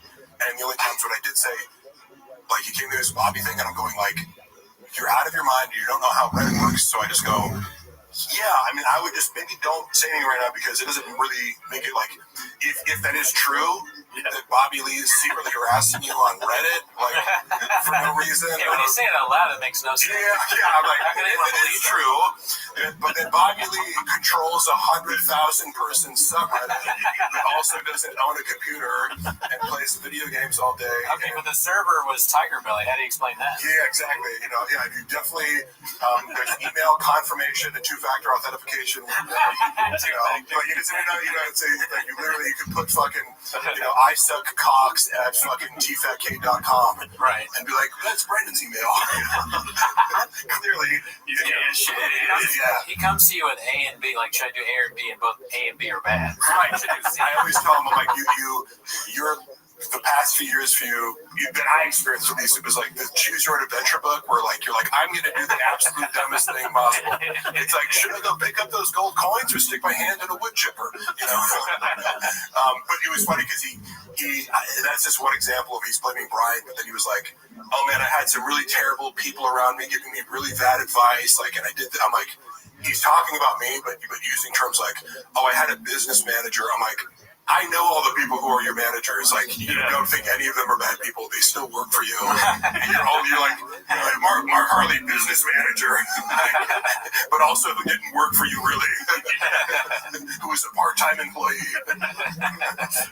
So let's get into these clips, dude. So if you guys haven't seen Elephant Graveyard, friend of the channel, great guy. I haven't yet to meet him, but great guy, never met him. Yeah. He made a video making fun of me once, so he's a terrible person. One of the worst editors I've ever seen. Nobody likes him. Terrible guy. Bad guy. Communist graveyard. Radical left-wing editor. Why is he putting elephants in graveyards? So this one's posted by Elephant Graveyard, but it's reposted by Fox News Dad. It's called Elephant Graveyard Absolutely Gadoosh Toe Papa, one of the 250 with his latest videos. Thank him. So let's just see what this is about here, dude. Now something starts to happen and I can't believe I'm even saying this, but Joe actually goes full Brendan Schaub with this wonderful Chinese voice he does here. Look, there's Harry! Mr. Stop. How can you get many, many stitches? This be worse pain your life. Criticisms of our infrastructure!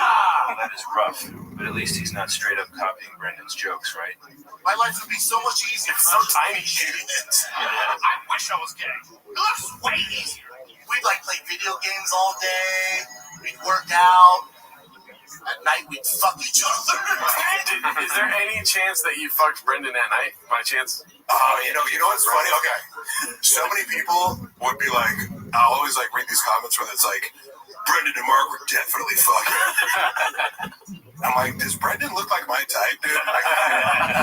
Like, wouldn't that fucking dude who's in shape? No, seriously. Also, that's a joke. But like, also, I can't convey to you how much Brendan is physically cold to the people around him. Yeah. Like, I've had guys where I'm like, your like desire to touch me makes me uncomfortable. Like, where I'm like, you're always hugging and rubbing me. I've never hugged Brendan Schaub. He does this to me. Okay. And like when we were best friends, I would get a dap. Yeah. That's all. That's the most you would do. Yeah. And then we fuck each other. Have you ever met Jamal? Who's Jamal? Jamal's the barber that oh no.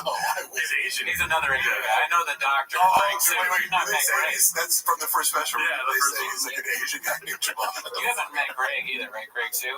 The UFC doctor? He's the guy that well, what's been your life? I saw the clip though, because after I stopped working for Brendan, and like, because a lot of the stuff I'm like, when I was working for him, it's like, well, clearly the Reddit is coming after me, like, for nothing, you know, like, like when I just first appeared and started talking about steroids on TVK, they're like, this fucking ugly piece of shit loser. I'm like, whoa, like I haven't done anything to you, so I know. So your hatred for Brendan must be rational. So I never really did a deep dive.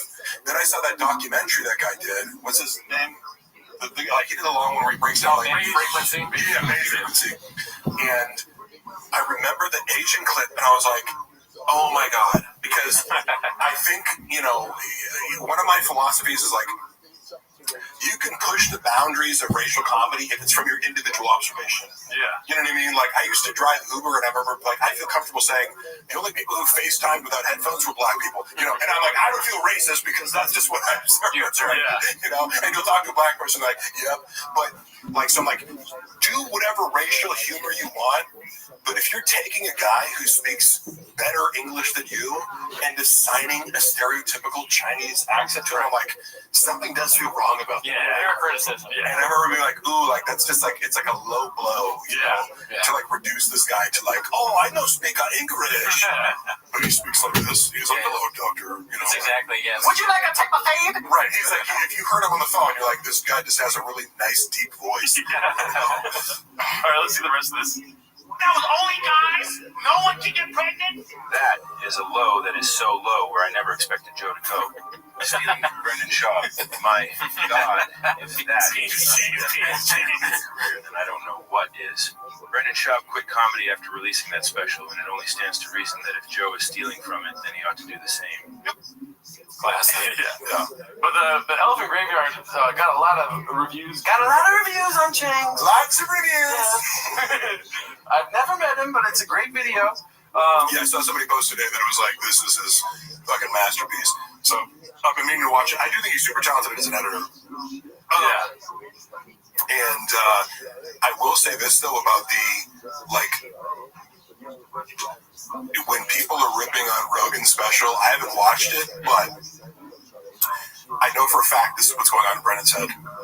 He's like, see?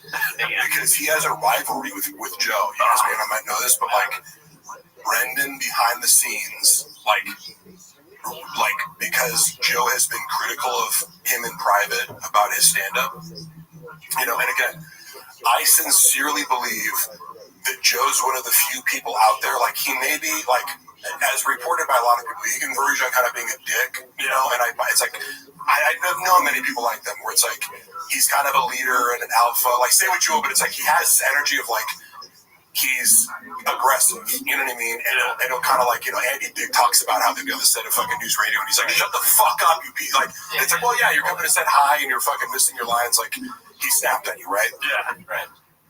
Joe has had conversations with Brendan where he's like, dude, you need to fucking, like, this special's a disaster, whatever, like, he was critical of Bobby, and Brendan held on to that, like Brendan like acts like, oh, whatever, I don't give a shit, but there are people, he can ignore all the comments, but there's certain people in his life that he obviously can't ignore, and he kind of like, because he's trying to push back against it too, and he's like, because I think at first he's like, oh yeah, like he might have pretended to watch it, he's like, he sent it to, why do you send a special to people that's already done? And it's like, it's like, did you like it? Like, you're not going like, come watch my hour and give me notes. You're like, here's what I'm about to put out. And it's like, cool, start over. Don't put it out. Exactly. Literally, that's the only advice you can give is like, start Change over, the title. lose 30 pounds, do better jokes, shave your beard. Stop doing stand-up. Don't have a paper mache cut out in the back.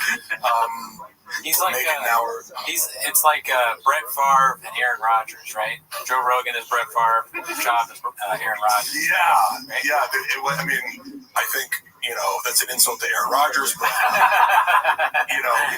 so all I'm saying is, there's legitimately, from what I know about Joe, he does like helping people, and I think he comes at Brendan in a potentially very harsh way to his ears, because Brendan is sensitive to criticism, but he's trying to be like, I'm the only fucking person, because you surround yourself with yes men, or you won't listen to other people criticizing you, and you're like, you got a fucking problem on your hands. And all Brendan could fixate on was like, well, you said you liked it before it dropped, and I'm like, the motherfucker didn't watch it, dude. He's doing 6 3-hour podcasts a day. He didn't have time. And then he sees it. But it's 25 minutes, Joe. You couldn't even do 25 minutes. Why would you? You know what I mean? It's like you watch a minute of it, you're like, yeah, he still sucks at comedy. I honestly think he regressed from his first special. Yeah. I'm not even joking. Not just the production value, but like, I'll finish with this. He legitimately had a grudge where he's like, he would kind of try to downplay Rogan's comedy, like, you know, people saw your show and said it was like a TED Talk, and like that like helps his ego a lot to think that other people don't like Rogan's stand up. So like by doing this, like Brendan would actually watch that video and be like, told you, like, you're trying to criticize me, but you're the one that people don't even like. Oh my gosh. So he's never gonna say that in public. But just know, for a fact, because I heard so many times, like after Rogan dressed him down for, you know, the Rigo Poppy in private, like, I mean, it was like a, you know, a parent lecturing somebody, and it was corroborated by someone else who was in the room, you know, that I can't say who it was. At first, he lied to me about it. He was like, it was Joanna. It was not Joanna.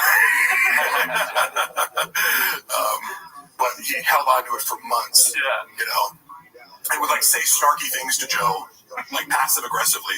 You know, he's like he put out remember the Green Room Diaries? He was like where he was like, I write a bit an hour before I go on stage. You know, you work on it all week. I don't know why you feel like you lie about it. But he's doing these like city specific, like, oh, Charlotte, you guys should have a Muggsy Bogues fucking thing, whatever. He put that out and like Rogan said something positive about it, and he couldn't help but be like, oh, should I have asked your permission before that? Like he actually texted him. Like, bro, like let it go, man. It's Joe Rogan. Yeah, it's Joe Rogan. Brandon, can you do me a favor? Yeah. Can you show me your muscles? What are you? What the hell, dude? I know, I've been working out. Like, you don't see it a lot, but like, we just do 10 minutes of the show. We have all the rest of that time to work out. And every 10 minutes takes like 3 months to make, honestly. I'm basically Truck Diaries, whatever. Toontown. Defect. I forgot that fucking name. I love Toontown so much. It's like this experiment of like, you know, it's like, I know. I'll do the most expensive thing possible for the least amount of views. I'll destroy fucking trucks for 5,000 views.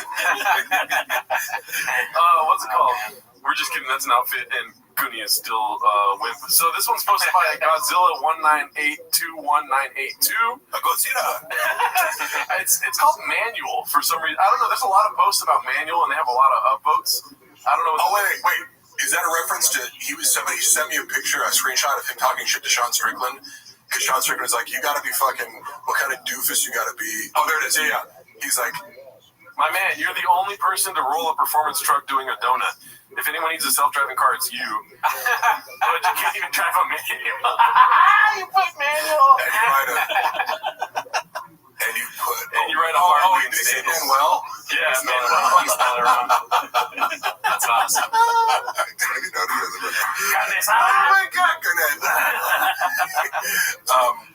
You know what's funny is, because I saw this, I don't know, I wish I would have seen, Brendan blocked me, so I can't look at shit. But I told you guys before how when Sean Strickland came to do the Food Truck Diaries, like, he was just talking, like, now I know him more and it's funny, but at the time, like, I was like, caught off guard because he comes up, he's like, what's up, man? What do you do around here besides having nuts the size of raisins? I was like, okay, like, first thing you say to me, that's like holding the door for you. But he was actually very cool. Like, I was like, that's very much Sean Strickland. Yeah, it's like you got the Sean Strickland. He's just like, yeah, this motherfucker, you're 5'2", motherfucker. You know, like, he was on the whole time. And part of my job was to be like a liaison, like when, you know, the fighter isn't doing anything, I get to like bring them into the studio and like talk with them one-on-one. So I had a good conversation with him. Like, I do think Sean is a good dude. A lot of contradictions, and he's nuts, but like he's a rough first impression. Well, yeah. Like, he's conducible. But knowing that, like, you know, he went on to like win the belt and shit after that, and like, I don't know, the whole like Brendan has his heart on for sandals. It's like, isn't that more bad? Rides a Harley and like my outfit with sandals on. I'm like, that's way riskier than fucking having a full get up. But anyway, I forget if I told you this, but he must have cut 20 minutes out of that episode because Sean was roasting the entire fuck out of him. And Mr. I'll Light You Up had nothing to say. Oh, he got zero. Do you remember anything he said? Yes, yeah. He goes, he looks at the camera because he was really good to like to have this 3-camera setup. So it's like, you're talking. There's a camera here, there's a camera there, and then a camera in the middle. At least like 5 times when you're outside of the food trucks, you're standing, he would turn right to the camera and like do like a wrestling promo. So he'd be like, "Motherfucker, people are soft these days. You know who's a real man? Patrick fucking Swayze. Everyone's a pussy these days. Fucking snowflakes. You need to grab your fucking nutsack, put a little hair in your chest." So he'd do these like macho, like he'd do it right to the camera. Multiple times because he'd be like talking to Brendan, and he's like, "That fucker reminds me, people are pussies these days. Fuck, what do you want? Communism to win, you know?" And it was like super entertaining. And he kept ripping on Shab randomly. He's like, "I'm trying to put people to sleep in the octagon. This motherfucker's putting people to sleep in the comedy clubs." That's awesome. So he was like ripping on his stand-up, and like, you know, he's like, "When are you gonna fucking quit stand-up, bro? You suck." Like shit like that. Where it's just like, now you're like working there. Yeah. And I'm like taking pictures for social media, like in the background, and you're just kind of like, this is so awkward. I want to like teleport out of the situation because you can't laugh at it. Right, you know what I mean? And you see Brendan like gritting his teeth, like fake smiling at him, like trying. But he had nothing to say in response. Yeah, no comment. And later he was talking about how pissed off he was. He was like, "I was ready to jump over the fucking table and beat his ass." And I'm like, you know, it's funny because he beat the shit out of Israel Adesanya. So like, I don't think you at 40 who never trains would like stand a chance against, you know, like one of the best fucking strikers in the entire UFC right now. But okay, tell yourself whatever you want. Now I kind of want Sean Strickland on, but I'm worried that he'll make fun of me and you, Jardo. I mean, I'll take it. I'm not gonna fight back, dude. I think it's all good fun. It was just a little jarring because like MMA fighters are so respectful normally, and I got to meet so many of them, like Cheeto Vera and Alex Volkanovski and Tim Kennedy. All these guys are so nice. You know what I mean? Like, there's not a lot of personalities like Sean Strickland, but that is just his mode. Yeah. But when somebody you're like, it's like 9 a.m. I just showed to work. Some guys like calling me fucking tiny nuts. It's like, that's interesting, you know. Yeah. So it's like a little bit like it shook me up, but then I was like, okay, he does that. You know, he just ripped on Shab for fucking 20 minutes straight. So, call Cooney small teeth. Well, maybe, but also I have a hairy chest, so maybe you said you like put hair on your chest. I got that already. Yeah, I think he has real disdain for influencers. That seems like the target of his eye. He's like, fucking influencers aren't human and this and that, but like Shab. No, I mean, I get to like. My takeaway from that, you know, where he's like preemptively going on his page to fucking shit on him is like, I think Sean has disdain for him. Yeah. Right. And I think he kind of puts him in this because like Sean's one of these guys where like he has millions of dollars now, you know, after doing like a pay-per-view with fucking what's his face, TDP. How does he dress? He wears Wranglers and fucking Walmart t-shirts. You know? Yeah, that's cool. So this is another post about manual. So I think they're really running away with this. As you can see, it's posted by Slipstream Daddy. It's called "What's a Manual?" and one has a sombrero. That's Manuel, as you can see here. It also has Pun Hub at the bottom here. Right. They got the one on the right illegally. It's keto bit. Keto bit. Yeah, you got Manuel fool. This is hilarious. How did I think of that? Yeah. It is always amazing how the crowdsourcing of comedy that TFAK works is. Yeah. So there's a lot of manuals, though. That's what I was asking. I didn't even see that comment, though, so I get it now. Yeah, somebody said that to me, and I don't know. It was just funny because it's like, bro, you didn't have any of that energy when you saw Sean Strickland in person. No. And you're funny, like he thinks sandals is the ultimate clapback. And it's like someone from California. I'm like, I fucking love wearing sandals. They're the best. Like, you're never gonna be able to tell me like I'm gay because I like to let my feet breathe. There's nothing wrong with sandals, but it's also weird that Brian wears sandals. His co-host wears sandals. Yeah, I know. I kind of get that because I know he's like pushing him and shit like that. But like, it is like I kind of get that it's like, hey. We're on camera right now. Yeah. You know what I mean? Walking to good sandals are like time and a place, you know? Yeah, time and a place. So he's pushing him. So I get the disdain, but I just refuse to buy into this idea. No, it's also a very East Coast thing, too. I remember, like, my East Coast friends would be like, fucking say you have your fucking toes out? You're not wearing Timberlands right now? New York comics. Your friends at New York comics. Right, exactly, yeah. So when I went to college, fucking everybody had sandals. Yeah, that makes sense. I don't have any problem with sandals. I'll just never wear them. You know, I got bad feet, so that's right. Yeah, he's got hammer toe. You hear about this? What, do you? Yeah, both the middle toes, I got hammer toe on both. Do you know what that is? No. It's your toes curl. Your toes curl up, so they're prone to injury. So I've injured them, and they look like they're dead. But I think there's a benefit to wearing sandals. It's like, hey, your fucking feet get tan, and, you know, Maybe it really flattens them out. Tan might be. I don't really tan though. Well, you don't. You ever see like pictures of people who never worn shoes before, and their toes are all spread out? Oh yeah. Because like your toes are kind of supposed to be like that. Yeah. We were like. But see, like I think it's more of like a comfort. It's also I'm sorry. Gerardo, you were saying. I feel like I think it's like a comfort thing to me. I feel comfortable with socks and shoes, and so when I wear sandals, I feel like naked, kind of. You know what I mean? Yeah, and also because, for example, when I was playing football at a prestigious D3 Pomona College. When you're in cleats all day, and then like after practice, like sandals are the best things. Like, let your feet air out. That makes sense. You know? Shower sandals. Yeah. Okay, so we got this other manual thing. It's posted by Cruel Ambitions. It's we talking about manual B. So here's a little clapback from Strickland. He says, "B-Shop, we all know you learned to work on a stick-on manual or Manuel." Bro, I posted a video of me doing donuts all the time, and then we'll see that. Wait, could you zoom in again? Because I couldn't read the whole thing. We all know you learned to work on a stick-on manual. I like that he picked up on it. Bro, post videos of me doing donuts all the time. And let's see if the next one is. Okay, so it's right here. In a standard, you have 30 different Karen models of gravel to mall driving, and you still rolled the truck. I don't even know what that means, but I'm glad that he clapped back, because I was like, no fucking way Sean's just going to let that bullshit slide. Yeah.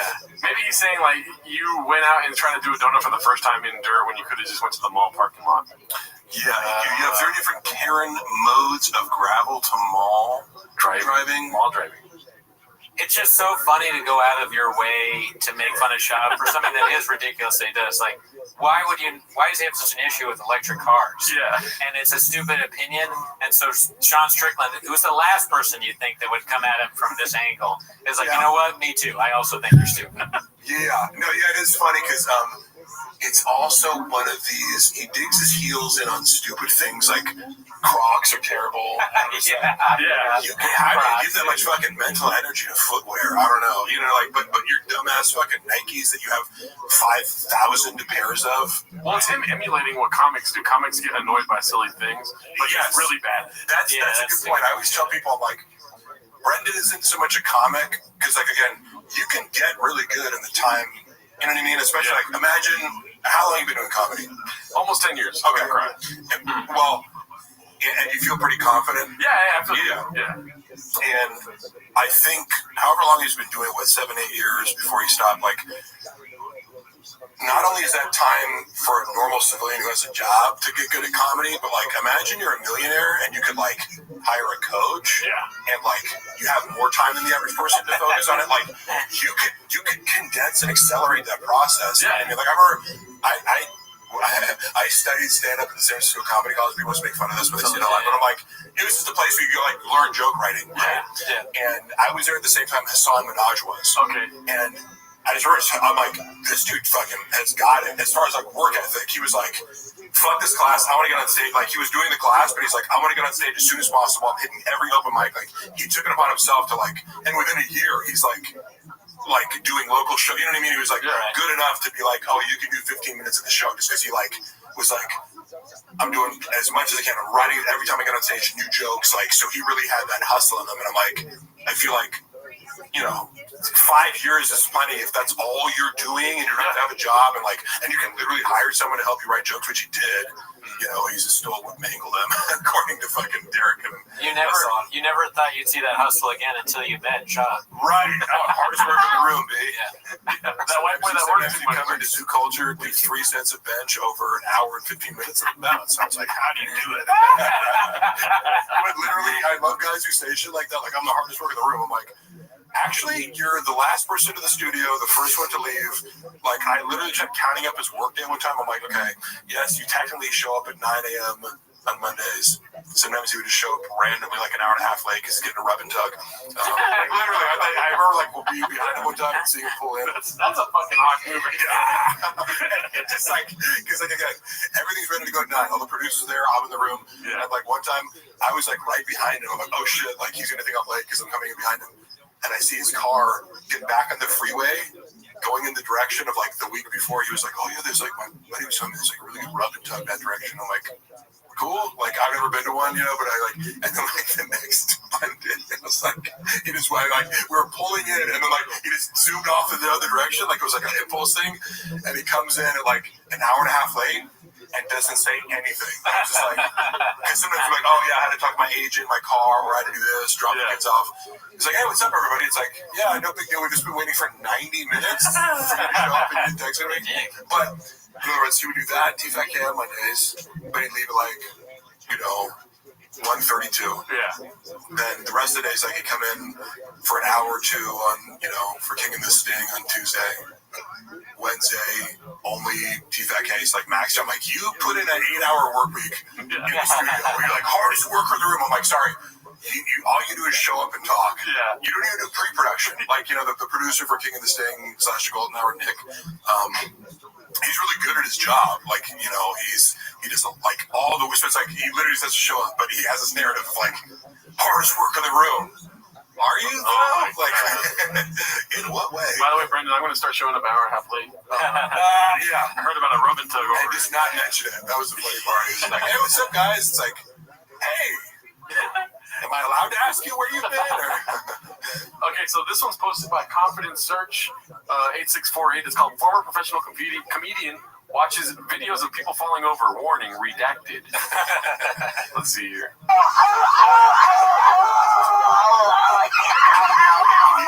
Yeah, this is this. Oh, that's the bitch who fell in the grave. Classic.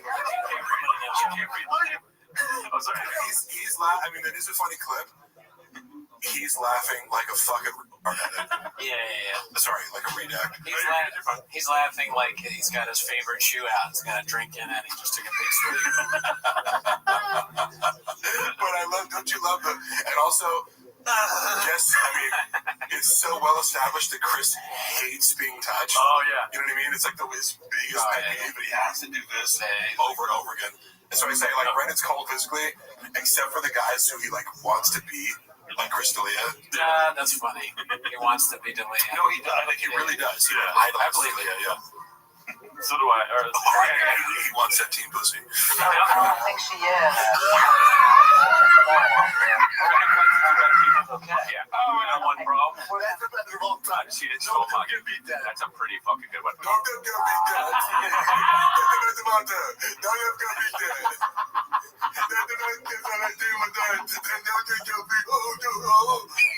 That would be kind of a funny show, just to show him clips and have him react like a child. Child's toy. Yeah. I mean, I think that would do better than what he's doing now. Yeah. Charlie bit his finger. Yeah, they should show him Charlie bit his finger. That might be too like too highbrow. All like 2006 YouTube videos. You know? Why don't talk about this? That's about commodity. Is the whole point of the Golden Hour now just to have Brendan like annoyed? I mean, that's he's like a jail sentence or something like that. Like that. Yeah. Because anytime I see a clip from it, it's just like Chris, like, I can't believe I have to fucking like exercise patience, you know? Yeah. And he's one of the only people that like speaks truthfully to Brendan, where he like calls him out on like, well, what did you just say? Like, what was that? You know? But he does think he's actually, given how vicious Chris could be, like, you know, in comedic situations, like, to me, he's exercising a lot of patience with Brendan, but it's still, he's like, why are you touching me? Like, he does these things where it's like, Brendan, like, we've been over this. We just reviewed his special on Patreon, so I was doing this bit where it's like, I want to see Chris one day be like, oh, dude, you almost were a movie star. What happened? Oh, yeah, I forgot. Wait, you said that to him? Yeah. I mean, I wouldn't do it. That's fucking, I'm not that ballsy, dude, but... Yeah. But yeah, it just sucks. It's like maybe he gets some sort of streams of revenue one day, so he doesn't need to do this podcast anymore, and then he kind of theos out, you know? Yeah, I feel like he doesn't. I don't know, like because like his stand-up's doing. You know what I mean? It's like anytime I see clips, it's like clearly it's hard to cancel a stand-up comedian because it's like, will the venue have me? Yeah. Will people show up and buy tickets? Like, I do think he has a lot of money, but he just like Chris seems like the kind of guy where it's like I show up once a week, get fucking, you know. Yeah. My estimate is like probably 40 G's a month, like from the Patreon and everything. Like I have no idea, but it's like to him, it's probably just like I put up with Brendan's shit for a few hours and like you know I get a few racks. Like it's hard to say no to, but clearly he's fucking annoyed. Yeah, you can't quit the golden hour. That's a huge pot. Right. Right. So, but again, I've always said, like, Chris is always super nice to me, and, like, to me and a lot of, like, my friends that I have in comedy, like, to me, he has a lot of good reviews from people, like, from, like, other comics who met him, so, like, I know people talk a lot of shit about him, but, like, I look at him, and I feel sympathy for Chris in this situation, because, like, Brendan annoys the fuck out of him. Yeah, right. Let's see the rest of this video. Oh, it's not working. Oh, no, what happened? It is very safe if you lock it. Oh my god. Come on, bro. Go that guy. This personal space. It's so fucked up, the whole thing. Just look at that one. Dude. Yeah, he's not he's acting. Right. Because again, he doesn't do that to anyone else. Like, he'd never be laughing with, like, you know, again, because you're Brendan's gay lover. I'm like, bro, I wish. I'd expose that shit. I'd send out all his dick pics. I just wonder if because the invention is idiotic. You could just Is that it says Gordo Hot Chicken? It's not. It's like it looks like a Bass Pro Shop. Oh yeah, Gordo's Hot Chicken. They did a food truck diaries once. See, we got the expert here. Yeah, I was there, baby. Those guys are really cool, actually. Do we have any questions? Yeah. I got the inside scoop. Yeah. But what is this? What is laughing like this? It's so performative, right? Yeah. Like, and I'll say this. If I really feel a laugh, I try to like not hold it back. You know, like if something strikes you, and a lot of people accuse me over the years of being awkward, but it's like somebody said something random and like nobody else thinks it's funny, and I'm cracking up, and I'm like, I don't care, dude. I'm not going to stifle a laugh because nobody else is laughing. Thank God for you. That's what comedians love. No, seriously, because I'm like, bro, this is fucking funny. Like, if people do feel self-conscious about laughing sometimes, and it's like, who fucking cares? If you think it's funny, laugh. This is so like it's like look at me, I'm laughing. Real. It seems like low budget anime laugh. You know what I mean? Where his arms. Let's see.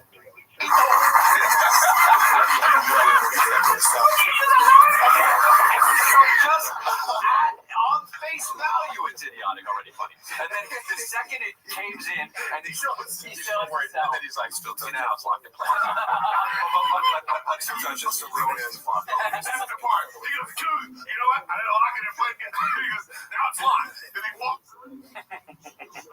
I do think, like, out of everyone I've ever met, like, in that context, Brendan seems to be, like, in love with Chris. I don't even say that facetiously. Like, he, like, adores Chris and looks up to him. Yeah. In a way where, like, Chris can kind of do no wrong. I always said that, like, Chris could turn to him in the middle of the golden hour and be like, you're the most retarded, idiotic, ugly, gay person I've ever met. And Brendan would be, oh, my God. Oh, my God. Chris is like, no, I'm dead serious. Like, please don't ever talk to me. And he's like,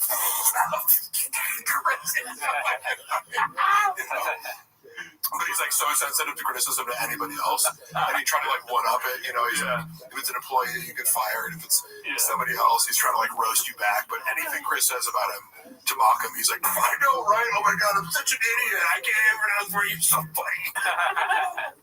Weird. Yeah, dude.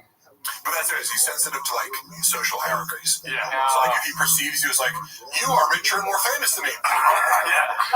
Yeah, it's like he lives in the medieval ages, dude. He's like, I am Brendan. Yeah, I'm Brendan. And so like even though he would tell people I'm his good friend, but it's like he still very much treated me like I'm way beneath him. Yeah. You know what I mean? In ways that, he'd pretend not to, but then it'd be like, you just, and I'm not the only person. It's like anybody who's like beneath him. It's like, get this popper out of my face. That sucks, but it makes sense because he's really stupid. So he probably sees the world like that. Yeah, not even like his brain isn't big enough to like treat people differently. You tend to notice, I think, legitimately, like smarter people kind of see it's like, just because somebody is poor or from a different culture or whatever, like you see like actively he has like these kind of backwards views on things where like he's just like disgusted by homeless people, you know, and kind of has like low-key racist beliefs where it'll still be like he tries to conceal it, but he's like, you know, oh, we got a lot of Asian people are like this, you know, black people do this, and it's like, but more like any belief that I have about a race, like I'll fucking say it out loud because I'm like, if I observed it, it's fucking true to me. Yeah. But Brendan will kind of like really quiet, you know, it's like, we get it, you're racist. But no, that's what I'm saying, right? That you get it thing, it's like, bro, I watched that clip recently. I'm like, those words came out of your mouth like you had an issue with black commentators, and you said the best brains. Like for a while, I didn't know what that clip came. The best brains thing. It's like you're mocking the intelligence of fucking black analysts who all are like experts in MMA or anyone really. Yeah, anyone. Like Crypto. Are you the best brains for anything, motherfucker? No. 32 like ACT. Right. All right. So this one's posted by Haphazard. It looks like he's doing the minimum sky thing. It's called the C clamp is now complete. Let's see here. There's a side female at birth. She has Swire syndrome. Yeah, it looks like so. That would be you can be born with vagina and reproductive female organs, but have XY chromosome. That's disgusting. It's disgusting, dude. It's Brendan's favorite gesture of all time, though, to do this. That's your narrative. Don't say that with anything. That's your narrative. And the thing is, I get so good. It drives me nuts. I mean, I was to talk shit about Brian constantly behind his back and how his special wasn't doing well. When I heard that, I'm like, I've heard you 8 billion times fucking talk about how Brian isn't that funny, and you know, you bristle when he tries to like give you notes on how to be funnier during a podcast. And right there. You make fun of his ticket sales, and you make fun of his numbers on his latest special.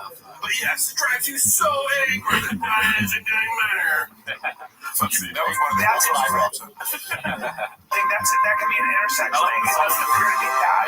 It's a good sign. Why is this not? Right, is that a natural position? Is it the camera angle? Why does it look like? No, it looks like he's sticking his thumb up like this.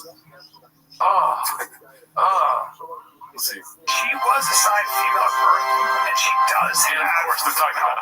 See, this is where it's tough because I heard opposite. Because the reason I heard opposite, and they didn't look into it whatsoever.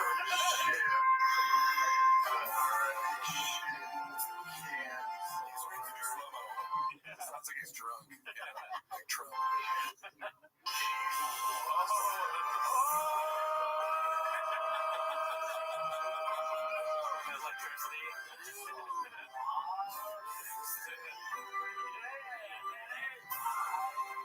He's basically Nikola Tesla.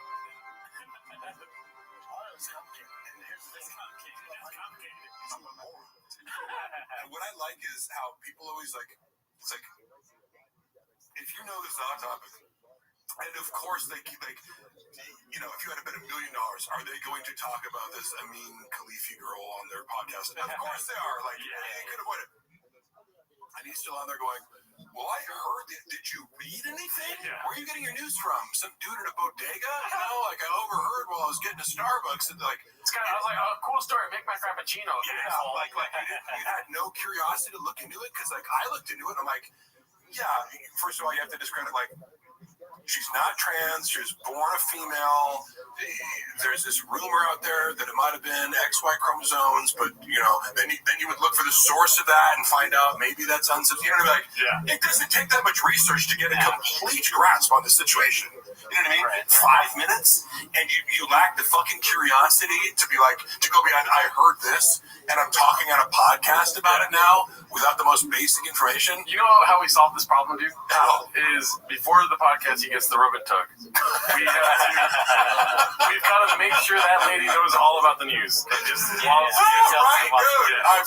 because it is like, you know, like they'd say with Trump when he was president, like they have to like trick him into like studying. And I've also, to be fair, I've also heard this about Kamala Harris. Like I don't think Trump is like uniquely like doesn't like briefs. Like Ronald Reagan apparently didn't, and Kamala is like notorious about it. But like that's a funny point because it's like, how the fuck do you get someone like this to concentrate? You know, just enough to be like, I want a definitive answer. Cut out the middleman. Have Brian give him some rub and tugs.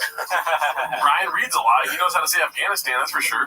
You know? Yeah, I feel like it's just funny between the two. I was always like, you know, and I love Brian. He's always been very kind to me, and I also just appreciate like what he gets wrong or not, whether I disagree with him or stuff. He is curious. You know what I mean? He will go out and actually read something and like be able to admit when he's wrong, etc. So like I still keep in touch with Brian, and I just the chasm of curiosity between them is astounding. And Brendan will often like shit on him for like, I remember this one time he wanted to talk about like, I just did LSD for the first time, and Brendan was like, dude, shut the fuck up. And somewhere I'm like, that's fucking interesting. Like, I want to have this conversation. And he was just like, I'm like, dude, you have no curiosity about the fucking, you know, one of the most like talked about drugs of all time, you know? No, it's not a truck. He talked about trucks. Exactly, drugs, shoes, clothes, fish cars, kids. Fish. Yeah, how's that fish thing? I don't really keep up with all this shit. You know, like I'm not sitting here watching. I'll like occasionally check out shit on the subreddit. Right.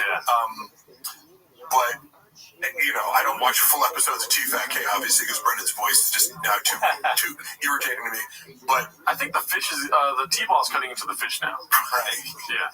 But it's fun. Like, I don't think I've ever seen someone make things so much a part of their identity. I'm sure this archetype exists. You know what I mean? I'm not saying he's the only one. I'm saying I've never got to witness it. And then I was also like this whole, you know, T-Fat K that like makes sure you don't miss it and finds all these patterns. But it's like, for like 6 months, fish was his entire identity. Yeah. You know? And then it's like, when was the last time you fucking brought it up? Well, a flute's a flute, man. You know, yeah, I don't understand. What the fuck, you gotta hit it with the bass. Boom. This is great. Okay, so we got so many more clips left. This is posted by Toxoplasmosis. It's called Africa with a Gold Medal. Do you guys want to make a guess? He's gonna say something bad about it. Maybe this is where it starts getting I remember, do you guys remember the clip where he's like, Chris D'Elia and whoever else was there had to correct him on Africa being a country. He's like, it's a country. Yeah. And they're like, no, it's a continent. There's other countries within Africa.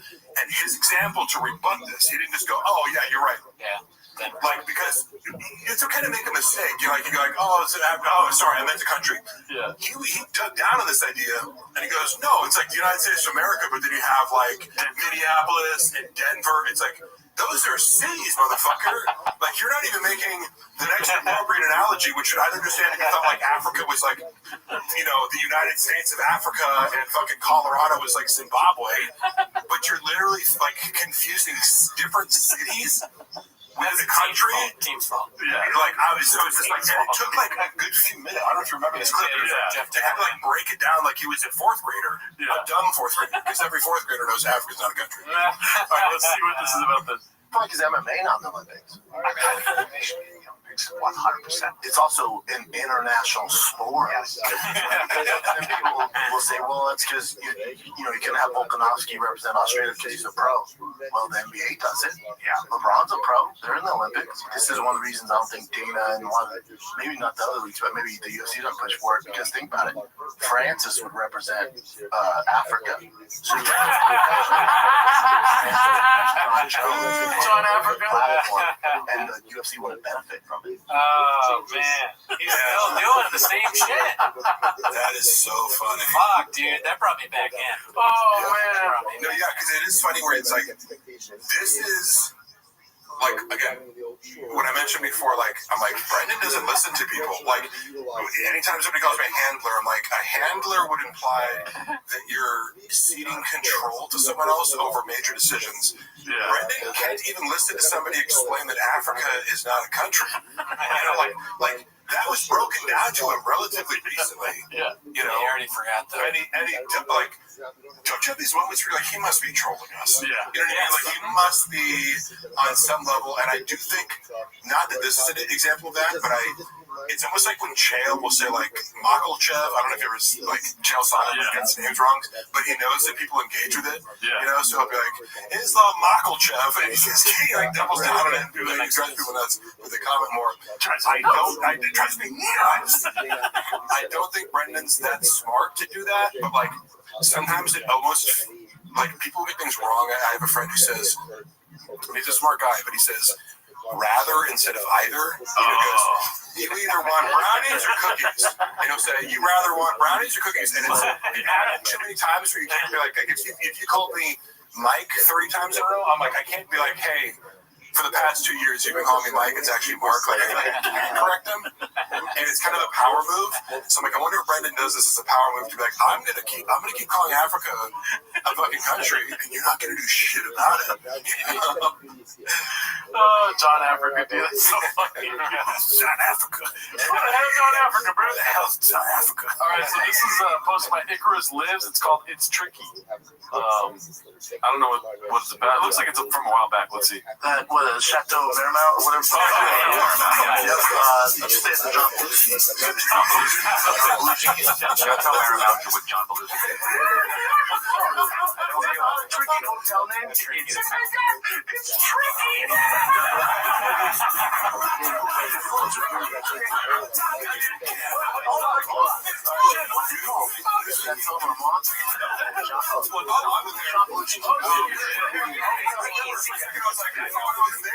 I know as they're listening to it because I'm like, this motherfucker. And when I'm sitting in the room without a mic on, it's just like, what am I supposed to do? I can't, like, joke about it. I can't correct them. I'm whatever. But I remember that moment and just being like, because Chris is the only person who would just be like, yep, John Belushi. Yep, Chateau Marymount. But that is a fucking amazing moment. What'd you think, Brendan? Well, have you ever been to the Chateau Marymount? Like a drink? But I don't it's a bar, right? Yeah. I've never been. I always wanted to go. Yeah, that seems to be like, didn't Lindsay Lohan rack up like fucking $500,000? Sounds about right. Do you know about the Chateau Marymount? Nah. You don't know about it? I don't know about it. I drive Ryan all the time. We got to go to the bar. Okay. I'll relapse. Yeah, you don't relapse. We get other things besides drinks. All right, I've got to. I get Diet Cokes. Yeah, we can get food there. Yeah. A lot of celebrities like they'll do like the extended stay at the Chateau Marmont, you know? Yeah. Chateau Marymount. Chateau Marmont. Chateau Marmont. Yes, Lindsay Lohan famously racked up some like ginormous bill. It's supposedly pretty cool. In the vein of Brendan Schaub, they got some killer merch, dude. Yeah, they really do. Oh, they do? Yeah. No, I'm not lying. I was trying to be serious, but I know it's got no merch. Marymount ain't got no merch. All right, this one's posted by Haphazard, one of our guys, B. It's called "He Takes Full Responsibility for Tweeting Out Fake News and blames it fully on it being complicated." I think it's about the Olympic wrestler or fighter boxer. Did you see what even I tweet this out, where it was, male boxer competing in female sports, and they get super complicated. You can go down a rabbit hole, dude. I went down the rabbit hole. What do you think? This is interesting. Technically, she was born a male. So technically, she was assigned female at birth. No, she has Swire syndrome. It looks like so that would be Technically, that sentence is so funny. Technically, she was born in male. She doesn't sound First thing, it's like the opposite of that. Yep. Female organs, but have an XY chromosome. Yes. And she has testes inside, right? That's what I read. That can be an intersex thing. It doesn't appear to be that, but she was does she have a cubby? assigned female at birth, and she does have female. See, this is where it's tough, because I heard opposite. Because the reason the World Championship Federation canceled it wasn't. There's a lot of fake news. I don't know. Also, like, you guys know the real reason it was like because her test was too high. Like, she was like the testosterone. She failed a gender test, yes, because if you're a female, like, there's a certain threshold, and the same with males too. Like, you can't have over this testosterone because, and so I don't know. To me, it's just like it's not that complicated. You scratch past the surface, and who the fuck is he talking to? Where it's just like, he just gets everything wrong. It's like, at every step, it's just like, or the opposite of that. Well, it's like that Dave Chappelle joke, like after 9/11, they're like, where is Ja Rule? Like, nobody gives a fuck what Brendan Schaub thinks. Oh, true. If anybody should be sensitive to someone who fails tests, it should be Brendan Schaub. It's one of these. It's also like, to me, it was a really interesting litmus test of like, depending on your political orientation, and I try my best to like if I see a story that's divisive, I'm like, okay, what's Charlie Kirk and Ben Shapiro saying about it, and what's fucking Kyle Kalinske or something, like some progressive source of news, like, you know, you could totally get two complete different sides of the story, and this was like a great example of that, where it's like, if you're on a right-wing media site, it's like, the bitch is a man, she's trans, she has XY chromosomes, she shouldn't be competing, and then the left is like, she was born a female, there's no wrong, she's fucking just as much, you know, like, you know, but a little bit of research, you can just be like, right, yeah, okay, it's controversial, it's a slightly ambiguous, but like, you can find out everything there is to know that anybody knows with 2 minutes of research, and clearly, like, I just want to know, who are you talking to? I heard, from who? From who? Who were you listening to? You know? God damn it. Probably. Oh, there was last week where he was like, because something about the right wing, because I'm right wing.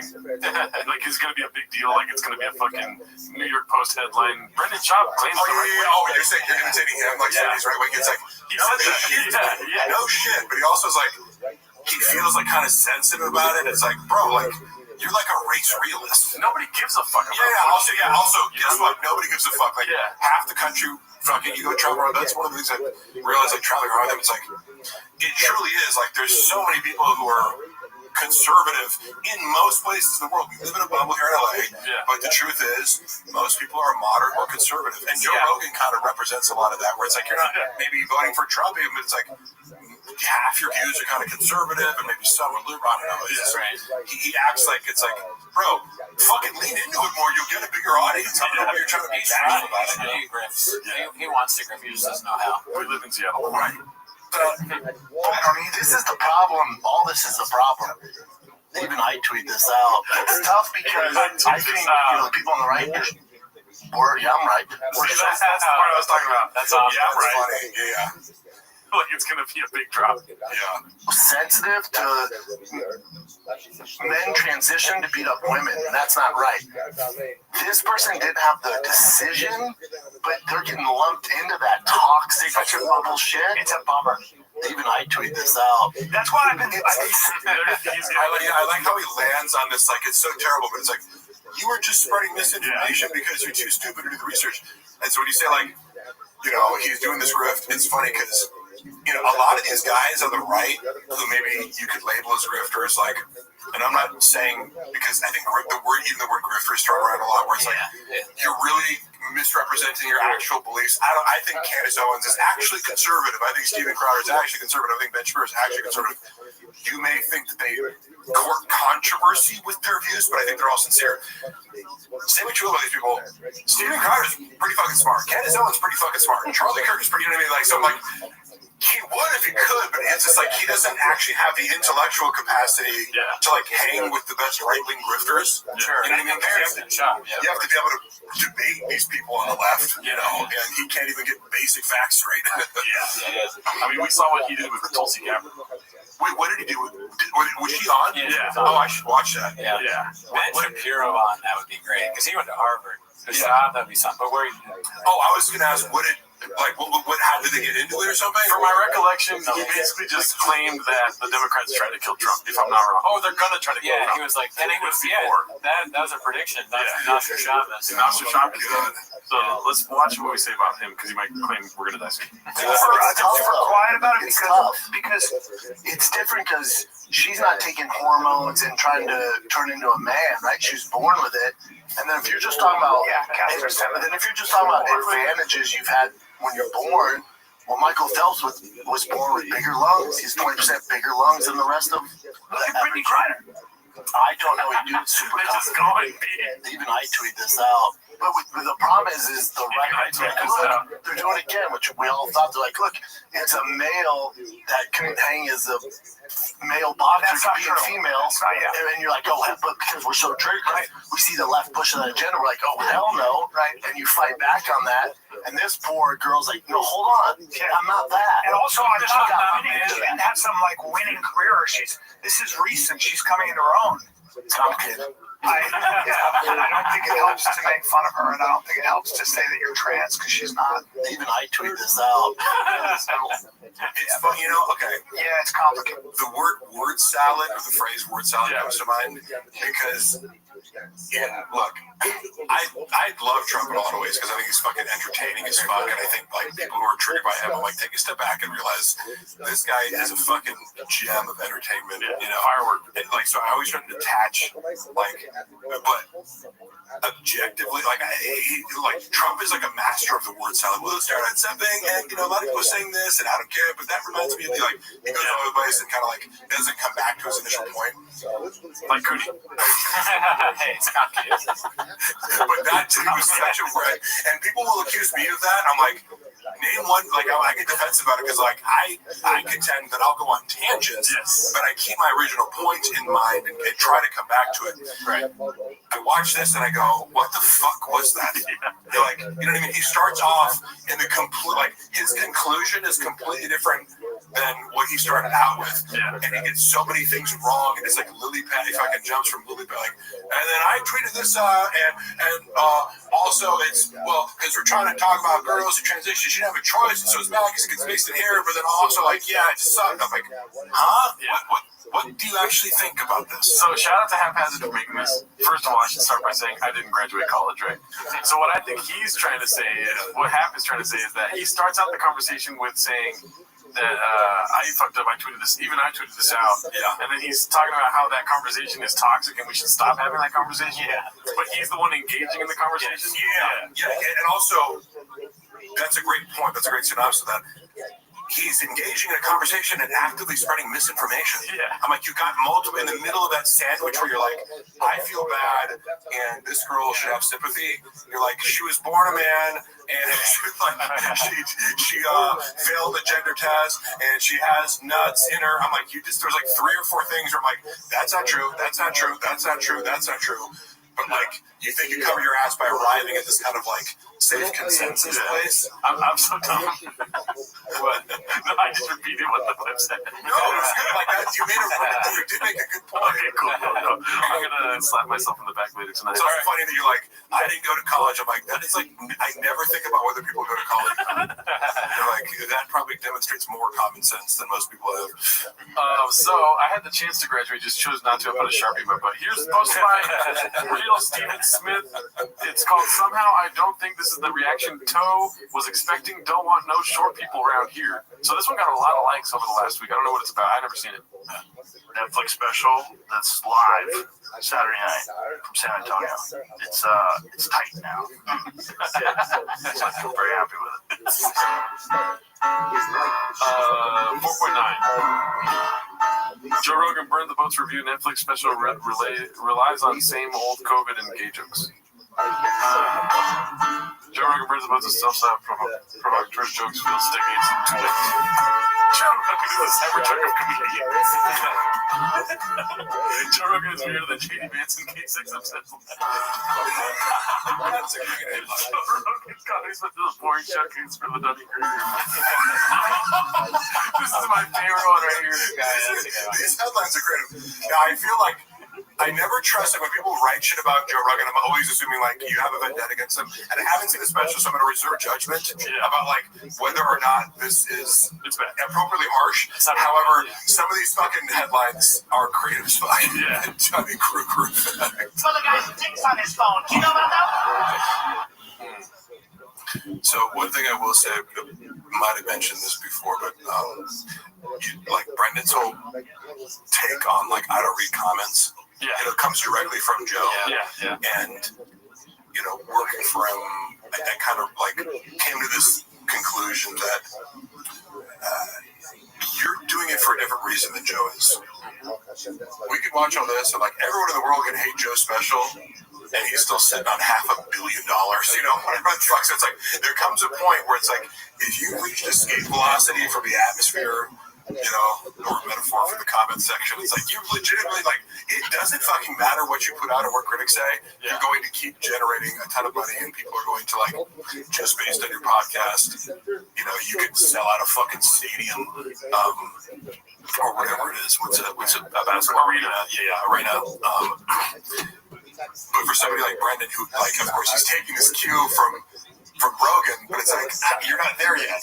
Yeah. You're not above reading it. You should read your comments, because yes, you'll hear creators talk about, like, you know, I made the mistake of looking at my comments the other day, and most of them were positive, and there's this one, like, you should suck and you should quit. It just stuck with me.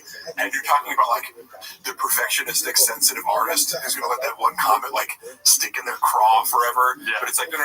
You're avoiding comments because 99 out of 100 are, like, not just like, this is bad. It's like, this is the worst thing I've ever seen. Yeah. And you're avoiding it for that. Yeah. Right? And you should maybe look at it and address it and course correct a little bit, because apologize. I think you're you know what I mean? Well, like a guy like Rogan, it's like, like, you know, fucking Elon Musk doesn't need your reviews of Tesla. You know, he's doing whatever the fuck he wants. Yeah, dude. Rogan moves the needle, daddy. This one's called "Is Brendan Schaub Funnier Than Joe Rogan?" Posted by Bubba Dreams of Gumbo. I think it's just more of a conversation starter. But Brendan, if somebody's going to send this to Brendan, and Brendan's going to just read the headline and be like, "Fuck yeah, I won! I won the war with Joe Rogan." That's literally how it operates. He'll, like, see a headline and be like, "I'm good. I don't want to watch the video. I've seen him do it." Okay, so this is something that happened today. Let me go ahead and pull up the whole video.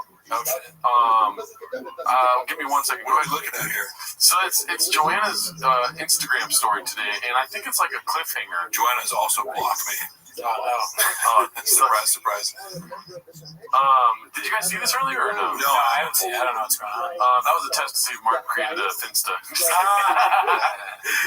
dude, you can. There are places you can, like, view stories, like, anonymously, right? Yeah, Finsta. But I don't give a fuck. Like, I legitimately have zero curiosity about what.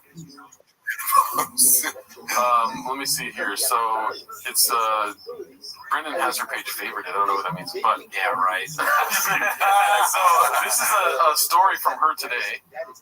Let's go ahead and watch it here. It's very weird. So here the first slide says, "You were my superhero today, and always I talk about it," which I think she's saying mentioned on the podcast or something like that. Nice. But just know your kids and I were so proud of you, and how sexy you came to my rescue at Starbucks.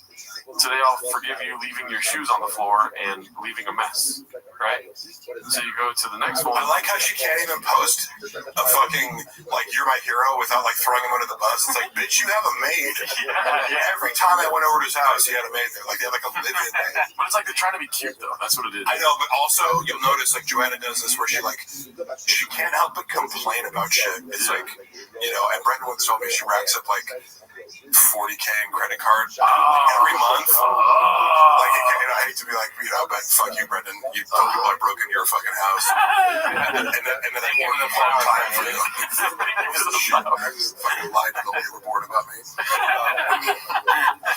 True pathological liar. So it does give me joy to be like, oh yeah, Joanna can't help but get a little fucking digs in. Like, oh, forgive him. Like, first of all, he fucking owns the house. Like, to defend Brendan, it's like, bitch, if I'm the only person paying for this fucking house, I'll leave my shoes wherever the fuck I want. You have a lot of shoes. So many shoes. It's like, here's an idea. Stay at home mom. Pick my fucking shoes up. I'm like, what? It's my favorite shoe. I drank out of it last night. Oh, I'll forgive you. Yeah. I'll forgive you for not contributing anything financially to the situation ever in your life. So what she's trying to get to here, and she's painting a narrative that Brendan got in a fight today, basically. So here it says, "Today we were reminded of the beast that I married," which is not a good wording. And then here it says, "By the way, this was the guy trying to run away this morning until my badass husband intersected him. Guaranteed this guy won't be back to my Starbucks again if it's smart." So I'm assuming it's talking about this guy back here. Talking about him. You got a problem. And I like you, that guy. That'd be crazy. Yeah. Is that Brendan talking to the guy, or Brendan got a new weave? No, I can't. I honestly can't. Like, who's the guy that's facing us? That's probably the guy they're talking about. Yeah. This is the lady that looks like she works at Starbucks. And I like how there's no context whatsoever. No. Like you post 3 stories about it, and you say nothing. Yeah. He's like, Brandon's a hero. He chased down a guy. It's what did the fucking guy do? Call you a bitch? You know what I mean? No, yeah, exactly. It's probably Brendan just telling her to do this. And then there's a heart. I didn't proof watch any of the other stories, so I don't know. But those are the 3 ones that I wanted to watch on the show. It's also funny because, like, for example, like sometimes people will be like rude to Luana, and it's like she relishes so much like talking shit to people. It's like, okay, if you need me to step in, I will. But I know like you enjoy the act of telling people off, and I'll be here in case things get physical. But go fucking do your thing. So I didn't see this one earlier. It says, I want to end the night with saying someone today done messed up. He messed with the wrong girl, and he learned today. First of all, that's Black Sin, dude. We caught him. He gonna learn today. What the hell? She never talked like that. This motherfucker tried to roll up, talk shit, and I said, The biggest flex for me was saying, oh yeah, I'm gonna call my husband, and you're going to regret what you just said to me in about 1.5 minutes. He took it as a joke and said, oh, cool story, bro. Call your little husband then. Little did my husband know. Or little did he know my husband is not so little and, well, just not the guy he wants to mess with. 1.5 minutes later, Bren, screeching tires, shows up, and I said, he might have flipped the truck right there. He was shows up, I say, okay, go ahead and say what you told me now that he's here. I've never seen someone legit shit their pants instantly with sheer terror. Is that how you spell sheer? I can't say it. How does he spell it? SHEER? Yes. Okay. I don't know how to spell sheer. In his eyes, knowing he had just made the biggest mistake ever. On that note, treat everyone with respect, because you never know when a Brendan Schaub, almost spelled his name wrong, can show up to rock your world. I'll be making a video to tell you guys the story because this is a worthy one. Okay, wait. So the 4 stories with like wall-to-wall text wasn't enough to just tell the fucking story. Yeah. We still don't know what the fuck was said. Yeah. This is so annoying.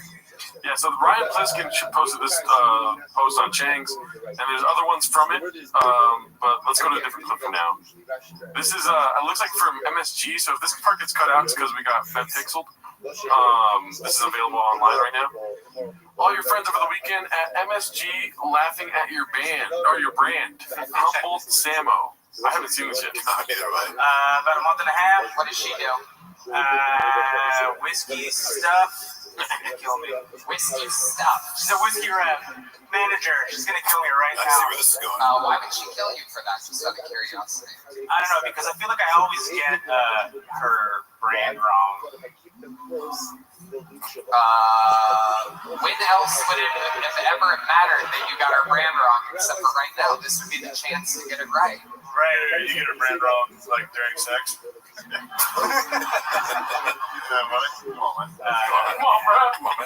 on, bro. Scream out every time it's her brand. Scribble. Tiger thick. Brandon. I like our hard laugh. Thanks, everybody. Laughs. Who said Tiger thick? A red bar. Or red band. I said red bar. Red bar. Tiger thick. What's Brendan Schaub's whiskey come? Jules, give me more Tiger Jules, hey, pour me some man. We're trying Tiger thick in the show.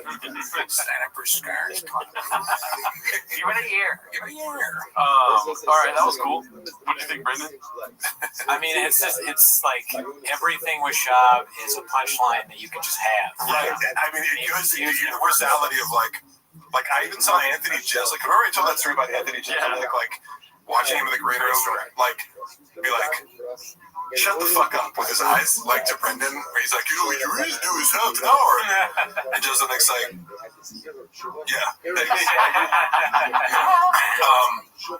And I've heard Anthony Jeselnik drop like some catnip. I don't know if you guys have seen these clips. Oh yeah. You know, he'll say some shit like, I forget what it is, but like clearly he pays attention to the subreddit. Yeah. And it's just funny to hear it. Like when you drop these things like Tiger Thick or Blockbuster or you'd be super like, and then a bunch of people laugh. You're like, oh my god, like people know about. And also, it's funny when comics like that clip of where Steve-O and Tony Hinchcliffe, and Steve was like, wasn't that the Arlington? Yeah, I know the guy who did the paper mache. Mark Arlington.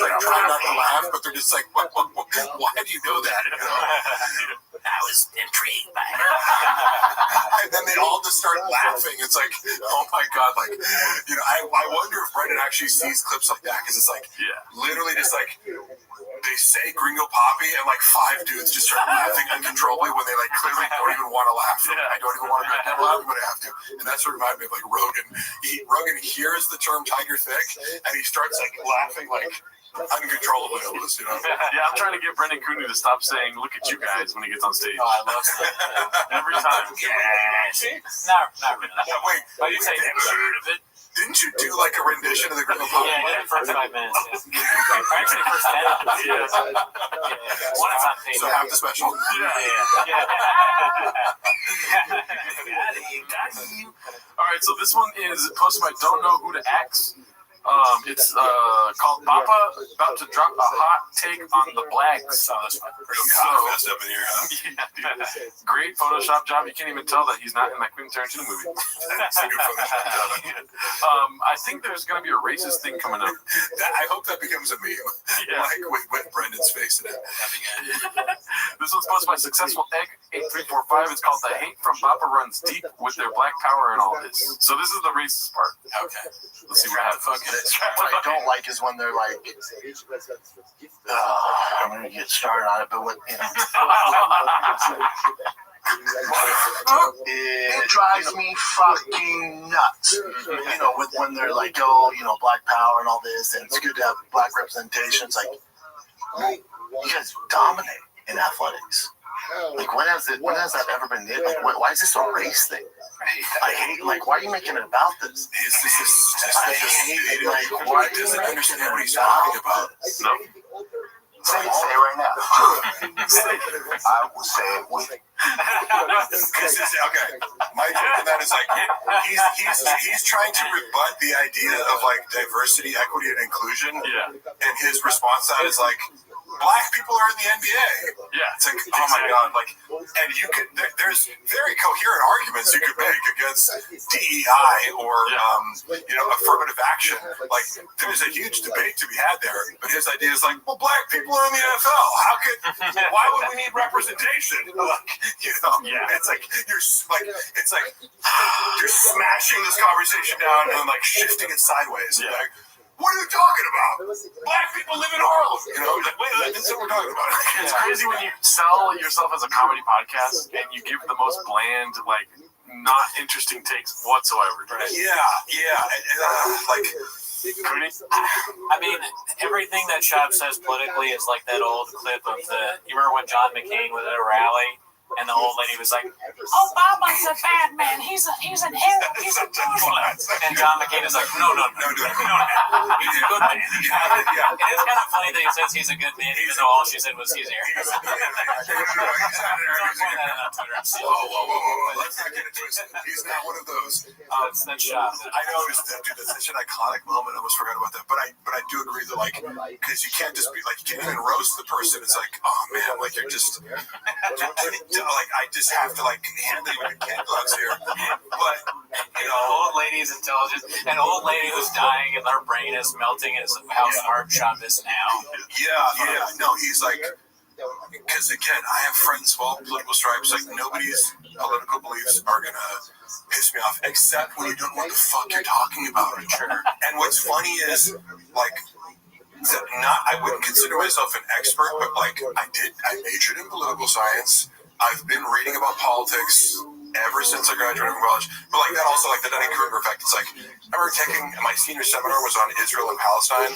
And like before I went into the class, I'm like, I have a good grasp on this. And then like I emerged like, holy fuck, like I know nothing. I just read 12 700-page books on this fucking topic. And I'm like more ambivalent than ever. But you know, you have to know these nuances in order to be like, I don't have like a definitive answer for this, or I can't interpret it like this side is right and this side is wrong, or but I do have this disdain for people who are like, I've got the answers. I did 30 seconds of researching / listening to somebody at Starbucks about it. Yeah, and it's just like, bro, you think you're like, because it's not a hot take. Yeah. You know what I mean? And one of the things I love about, for example, Shane Gillis, like I love that he's like, I consider him like the inverse of Shab. Where it's like Shab, he's like everything Shab wants to be. Like he doesn't. You see him on a flavor too, like where they're like pressing him up. Yeah. Do you have a writer? And he's like, no.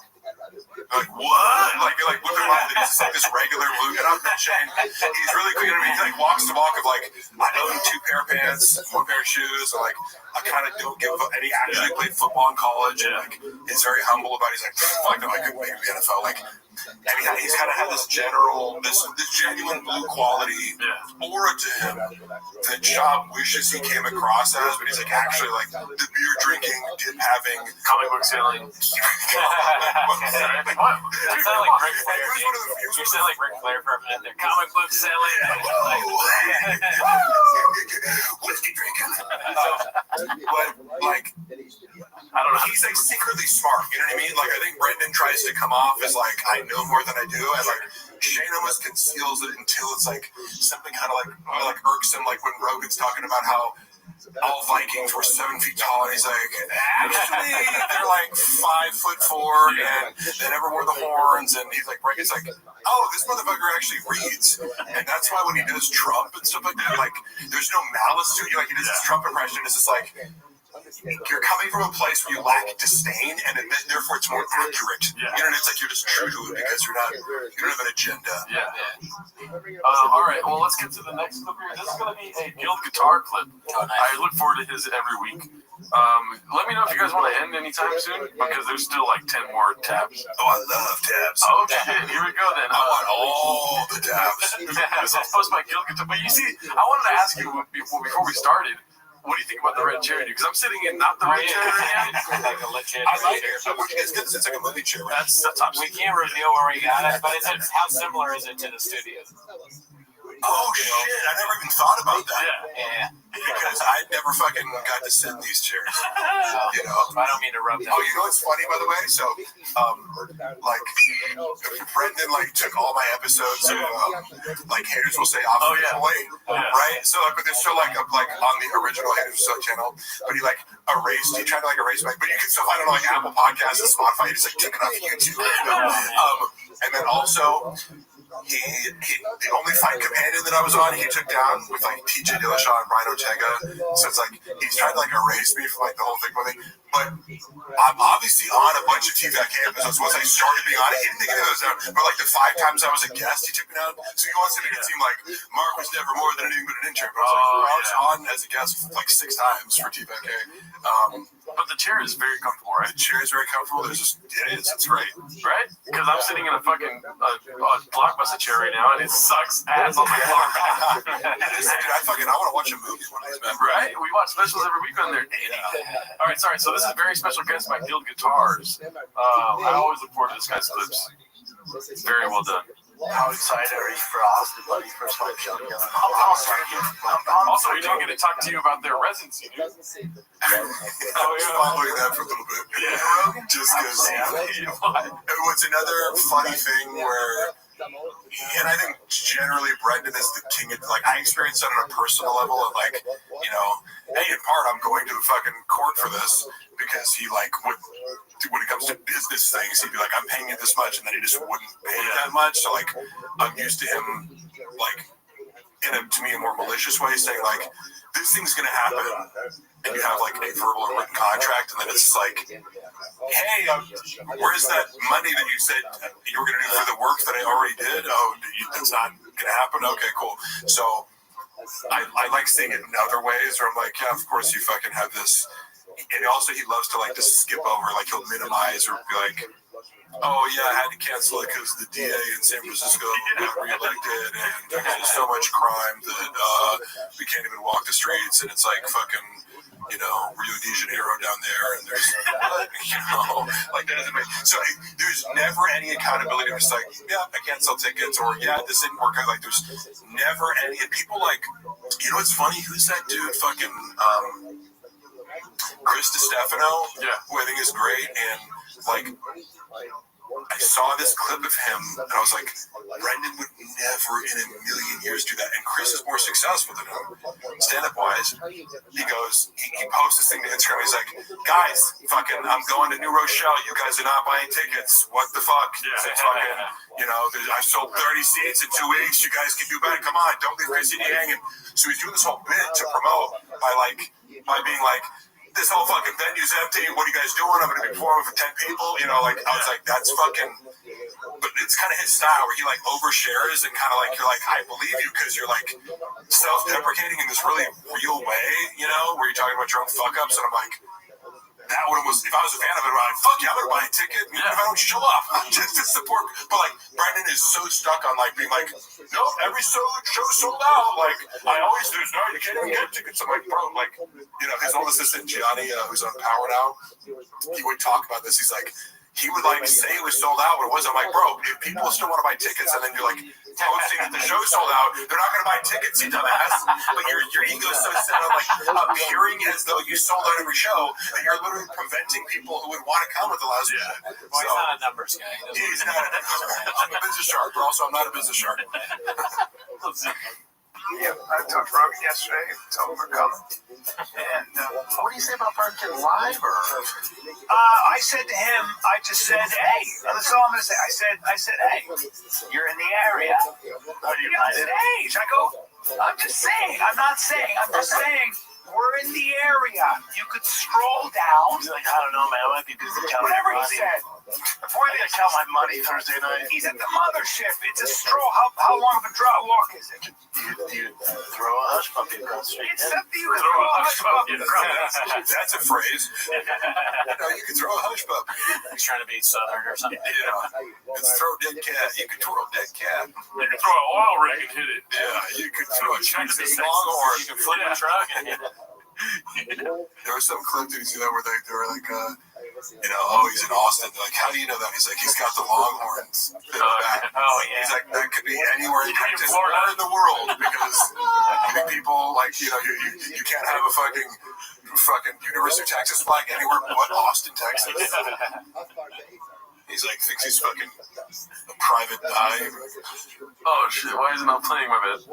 I'm saying you're two old buddies, good old Brendan Schaub and Brian I love the music every time. Every time, that's great.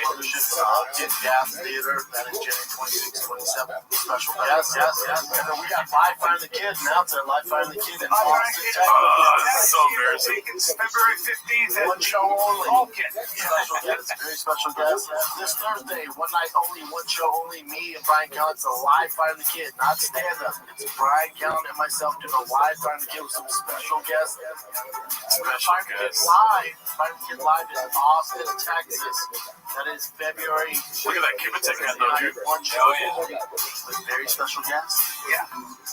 Oh, really, dude? Come on up, Chin. Get up here, Chin. That was our special guest. I mean, he is special. This motherfucker. Like, he has a good voice. I didn't mean it. Yeah, I think he's great music. Have that warm light, Chin. Let me tell you something He's the worst Googler of all time. Hey, man, at Googling is slow. So I know other people notice this too, but I would like, while I was working there, they throw something out and like, I don't know if I consider myself like a particularly good Googler, but like sometimes I'll be with somebody else and I'm like, you know how to like shorthand something. It's like if you're looking, you don't have to put in the whole sentence. You're like, how many calories are in duck eggs? You just put calories duck eggs, or whatever. Like, so you can do something really quickly shorthand. Chin seems to never know what to fucking put in. It's like, dude, that's the most basic shit. Like, who doesn't? I don't know. Like, you know what I mean? Like, people our age, it's like if you came up with the internet, you know how to really quickly Google something that's like 99% sure you're gonna get the answer on the first result. And he seems to always be like, wait, what should I? And like, even Brendan will make fun. Like, it's become a running joke, and then other people notice. But it's like this very basic element, like, because Jamie must be good at it, right? You know what I mean? It's like, hey, Jamie, look at That's our rock. Shit, no matter what. Through thick or thin, this motherfucker has been there for us. And this is the guy who always always keeps us together, no matter what. He goes, guys, fucking just stay positive. Brendan also hits you. Nobody tougher. Nobody better than that dude. I'm actually. We'll be back. And, next time we're gonna line up some serious guests. We're gonna actually organize. Live from the Kid in Austin, March 29th. One show only Friday, 7:30. With a very special guest. Really, dude? Now, I thought before you give me the date, you have an obligation to Vancouver this weekend. We do have an obligation. So hopefully the baby doesn't come Friday or Saturday. It's a situation where my wife's not moving a lot, because if she moves a lot, yes. So like, if we can just hold on until Monday, but we have people at the house, staying at the house. So it's like, I'm not gonna do the show. My wife. My wife is pregnant as shit. You gotta go to Vancouver, and then I was like, hey, yesterday, I'm like, well, remember, you gotta be in Austin on Friday. Like, that's not happening.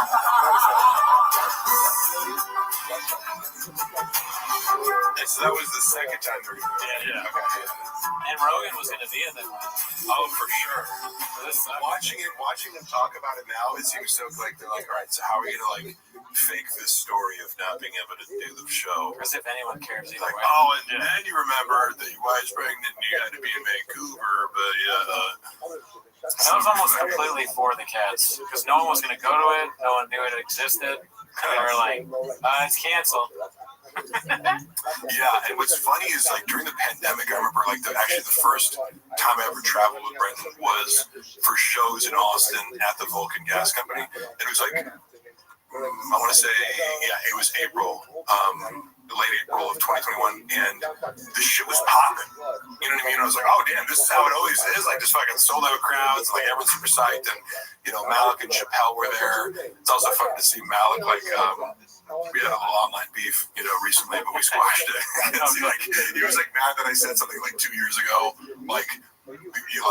about how he acted. But like in fairness, it was like I was only getting Brendan's side of the story, and so I didn't even know that Malik. It was like on some this podcast with a few hundred listeners, and somebody sent him like Roach talking shit about him. Like to me, he still wasn't talking shit, but anyway. He like chirped at me like on some skit, like saying my shit sucks and blah blah. And I'm going back and forth. But then we ended up talking and squashed it. Yeah, just because I'm like, look, bro, this is fucking stupid. Like we I'm sorry that I got one side of the story when I recorded this podcast. Like I was only like now I know how Brendan lies about shit. Like when shit goes down, he makes the other person look like a fucking maniac. So that's all I was going off of. Yeah. And but it's really cool to see like I don't know if you guys follow Malik at all, but he's like he's crushing it with these like online skits and I've seen the Cheesecake Factory one and stuff. Oh yeah, I think that popped up because I didn't know what he was doing, and then like I saw that one pop up. I'm like, oh damn, it's got like millions of views. Yep. And then he's also doing really well on Twitter, which I guess is monetizable. So anyway, marketing genius. And then I saw he was on some list that was like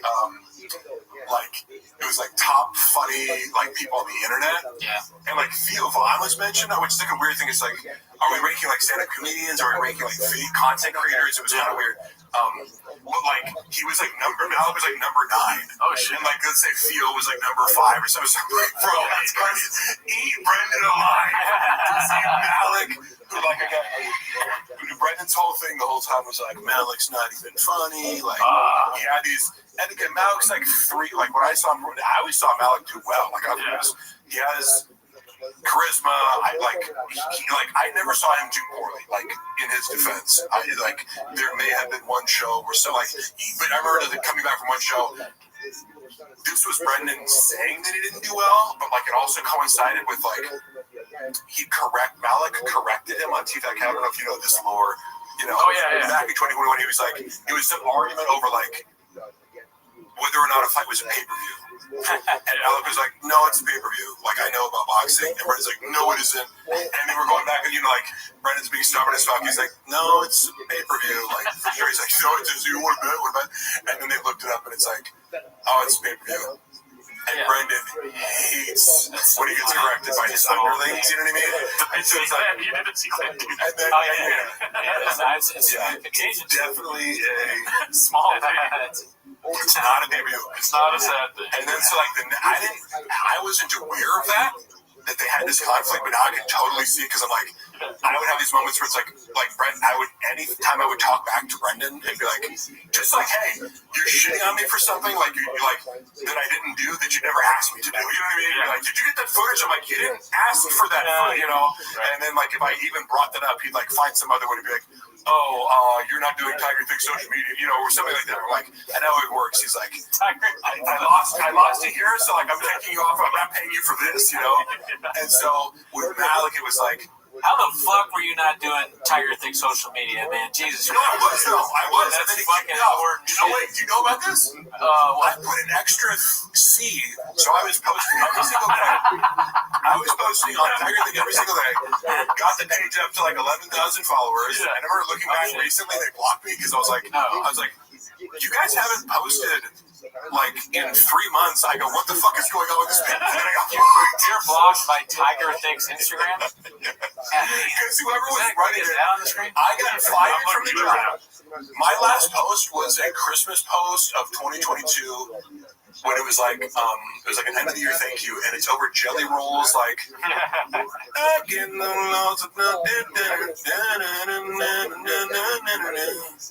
I get so lonely.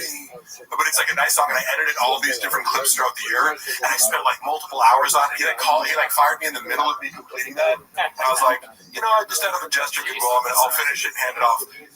So you can play that. I remember he posted, I had the music on it. Brendan used the video to post to his own page. I remember watching, I was like, what is off about this? There's something weird about the sound. And I was like, oh my God, this motherfucker put the song over it twice. So he already had the song, and he added music to it. So it was like the song playing with like a 5-second difference. It was like a weird echo. Like, is that? Why is it playing? Something he needed to put. I'm like, you hear the song is already on there, right? But anyway, the reason he fired me is because I made a post one morning, and he was like, a sale now at tigerthick.com, and I accidentally put 4 C's. Somebody alerted me to it, and they're like, hey, by the way, you misspelled Tiger. I'm like, oh shit, fix it within 2 minutes. He also, Instagram doesn't hyperlink, right? So you can't click on your phone to go to the website. Unbeknownst to me, the Tiger Thick is connected to a Facebook page, and I never looked. I never knew about like Jay said or something like that. Yeah, Cooney knows about that. And that shit. Yeah, and so it auto posts to there, and then it has like the Instagram page has like 11,000 followers. The Tiger Thick Facebook page has like 250 followers.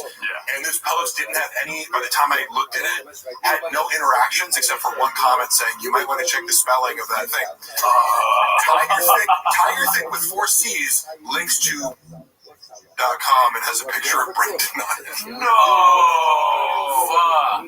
So, he asked me, it's like a picture of him like during the pandemic with like a next to Jay. I look at it recently, I don't think it's still there, but like at the time, it auto redirected to .com. I have no idea. And so Brendan's like livid about it. He's like, are you trolling me? Like, what the fuck? I'm like, bro, I have no idea. They probably took it down, but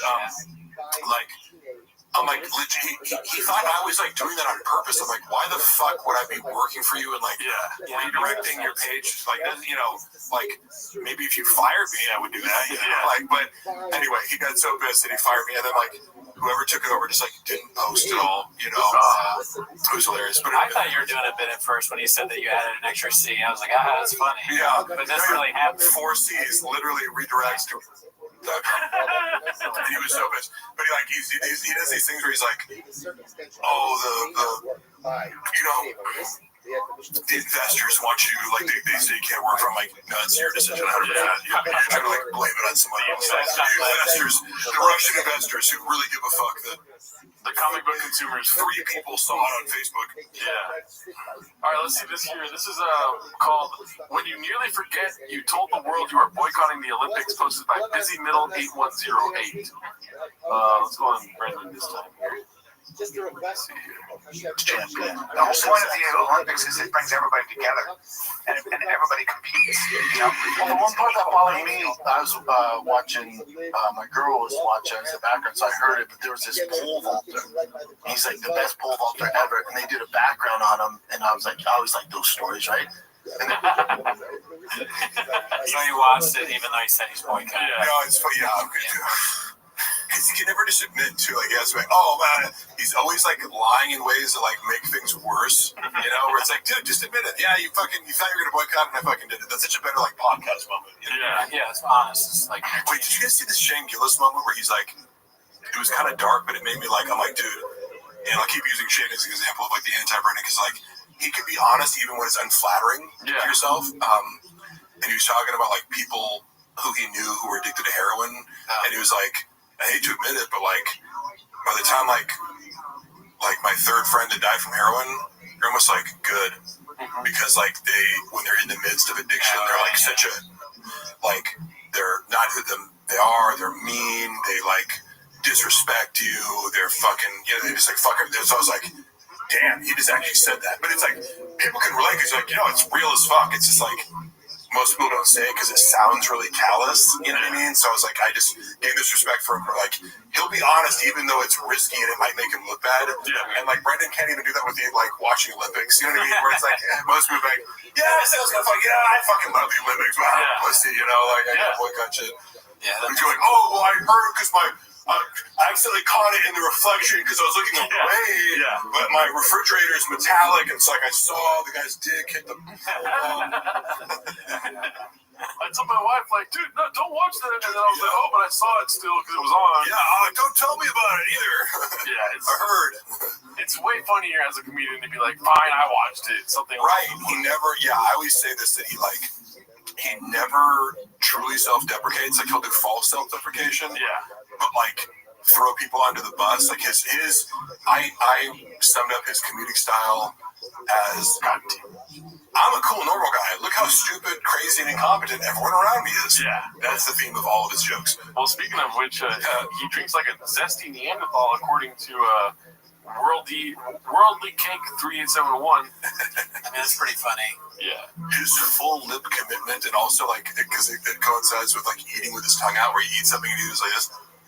Yeah. And then wasn't he going on a rant about somebody? There's a clip where somebody's like, they put you there like, oh, you do 2 drinks from a fucking straw. What are you, gay? Like, exactly. Yeah, he said he didn't drink from straws. Yeah, well, that's a big straw right there. He also like has 80 fucking million selfies of himself with big gulps in his car doing. It's like his go-to selfie. He does have a lot of pictures of himself drinking. Like, big gulps. Imagine me like, I don't do this thing, that's gay. And then it's like every week you have a picture of yourself doing that thing on Instagram. Like, I will say I've been streaming at twitch.tv/Gerardo Comedy. Yes. Yeah. So I started eating on because I cook on stream sometimes. Yeah. And I cannot help but like watch myself eat because I'm so scared of. But I don't do it naturally. I don't stick my tongue out.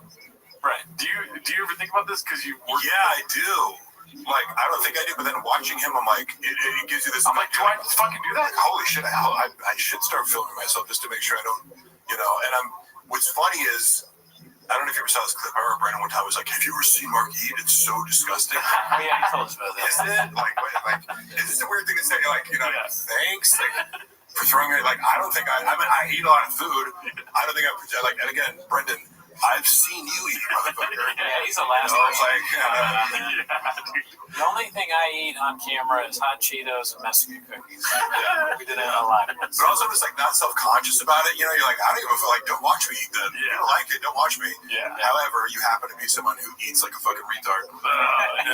That's true though. Hot call in the kettle redacted. I just don't know how to put your tongue out, like to touch the food first. I don't think you do. But does it taste better? That's like it's like one of these little like. It's like a little kid mannerism or something, you know what I mean? Yeah. It's like grabbing a spoon, like, like... He probably does that too. Yeah. It's like grabbing cereal and eating like this. Like, no brain function. He's like, oh, okay, so... Yeah, that's how he eats. He has to come out and do that with a spoon. Like, it's an airplane. Yeah, especially now that he's on Ozempic. It's got to be, Brendan, remember to eat. Here comes the airplane. I want it. I'm not full. I'm not hungry. That's how the rub and tug starts. She goes. I'm happy now. And by the way, that story about the rub and tug thing, like I put together at the time, I was like, he must be going to the rub and tug. And then later, I found that compilation. You guys have seen it, I'm sure. Where he's like, "There's some compilation." Oh yes, where it's like, where they put digits in. Yeah, he's the worst self-snitcher of all time with everything, but particularly with that, it's like, bro, you're married with kids talking about fucking tug maps. Like, what the fuck? With a finger in your butt. Yeah. Also, it's also funny that he has this whole bit about that he used to like incorporate me into, where like about the dick pics. He's like, Mark sends terrible dick pics. Oh yeah. You know. Luckily, I have it in writing. I'm like I called him out, and he's like, okay, you don't sell. I've never seen your dick pic. You know. It sounds weird out of context, but it was like in the context of something, because I'm like, are you serious about your dick? Because you also say like, I'm bad at security, so you're gonna get murdered. But I also said like in the same day, I'm like, which part of it is true, which isn't? You know. But funny coming from him, because you know, I heard through the grapevine when Chris D'Elia got canceled, he had the person running his social media at the time go through his Instagram and unsend every dick pic that he had sent to a bunch of girls. Little folklore there, huh? That is a 100% true story. Project much? All right, let's see this clip here. I don't know what this fight. That's a fighter, right? Yeah, that's Bilal Muhammad. Yeah. Oh, okay. It's called Great Question, but here's a different one posted by Haphazard, one of our guys. Let's see here. Because for me, I felt the pressure for you because you were Palestinian. The entire Arab world is watching you. The Muslim world's watching you. The Palestinians are watching you. Like I felt this weight. I was like, damn, how's Bilal going to deal with this? Because sometimes people impose a crown on you, right? They'll impose this responsibility. They'll put all this stuff on your shoulders. And you came in there light as a feather. Well, because I think Bilal, correct me if I'm wrong here, but the pressure's not on him. The pressure's all on Leon. And I think Leon did, and I hate when champions do this. I think Leon did a bad job hyping this fight, going, his wrestling's not that good. I fought better wrestlers. Canelo striking's not that good. It's like, dude, you have to fight him. What you're doing, you're minimizing who you're going to fight, and there's a potential he could beat you. And you're saying how bad this guy is, he's not the greatest, he shouldn't be here. It's like, well, if he beats you, what's that say about you, dude? So I hate when guys do that. I don't like it. Yeah. Holy shit. When they do these clips, they just have the guy saying, yeah. And I will say this, so Bilal came in to do a Food Truck Diaries. And like, it's weird because he I don't know, do you guys follow UFC a lot? Somewhat. Yeah. I like it, but lately I haven't. Bilal, like for whatever reason, like people like shit on, and I'm like having met him, I was like, he was so cool and so humble and so nice, and like to me, like I thought he had a lot of charisma. People were like, oh, he sucks, he's boring, and like I love the fight against, like, yes, he like wrestles, but I'm like, I thought it was pretty fucking action packed. So like I've been a fan of Bilal for a while, even though like a lot of people hate him, but this. You know, so like I feel, because he's like being polite, you know what I mean? It's like he's a nice guy, and like he was like, I'm just gonna ignore the fact that Brendan just completely like, because that's it. Brian asked a really good question. Yeah. Because I felt that too. I'm like, bro, you're going out there with the Palestinian flag, like with everything that's going on, you know, with Palestine, you know, Palestine being invaded by the IDF, like, that's a great question to be like, what did you feel? Did you feel like you had to win for this besieged territory? You know what I mean? And Brendan was just like, fuck that question, and then doesn't even ask a question. Yeah. Like he ended in a way where it's like, what? How am I was ready to respond. Like you saw Bilal be like, yeah, like he was like ready to answer with gusto, and then what the fuck did Brendan even? He's just like, and I hate when they do that. Look how happy he is right here, dude. Yeah. But also happy. No, you can tell he's fucking, because I've heard him like talk about it. Like he really wanted to answer Brian's question. Yeah. And I thought that was a thoughtful, well-articulated question. And then Brendan's like, no, you gotta tell me wrong. The thing is, people put the pressure on Leon. It's like, Oh yeah, you don't think Bilal had any pressure? Because first of all, the guy knew, like he's talked about how he's so happy. He was on this like whatever. Right before Brendan starts talking, he's so happy. Bilal felt pressure even just in the fact he's like, I know if I lose this, I'm never getting a title shot again. Like they didn't want to fucking give it to me. Yeah. Dana doesn't like me. He thinks I'm boring. So, he's so happy. He's so happy. It's just. What are you saying, Cooney? I mean, I want to do this with us, where like you say something, and then I say no, completely dismiss it and maintain it in your face. Yeah. But what you two live turd cucks don't understand is that Brendan Schaub doesn't like this woke identity politics shit. Okay, like Palestinian. He's you don't want to talk about Palestine. No, that's really good. Don't count. Yeah. You know, like he doesn't want Bilal to talk about Palestine, right? He probably doesn't. He probably was like, oh fuck, like it's like no, dude, that's where he comes from. This is his heritage. It's okay. He can speak on Palestine without being fucking political. Right. It's like you have the weight of your people on your shoulders. How did that feel? So crazy, dude. Like as if you're going into a title fight, you don't have pressure on your shoulders. Yeah. You know what I mean? He's like, no, pressure on Leon. It's like, what? Like, make it make sense, Papa. All right, this one's posted by Confidence Search 8648 again. New race incoming. I got super excited when I saw this clip. I want to see him race again, dude. Oh yeah. New race incoming. Let's hope this Class 1 truck doesn't have engine problems the night before the race, and he's got to get around the track in a bug. There's a 3 G's in bug. Let's see. We're second through the 6. Your boy's going to be at the California 300. Let's go. Oh, yeah, Daddy. The California Gateway. Yes. Yeah. O'Reilly parts who are in the business of keeping your car on the freaking road. It's great. Yeah. I also love how terrible he is at ad reads.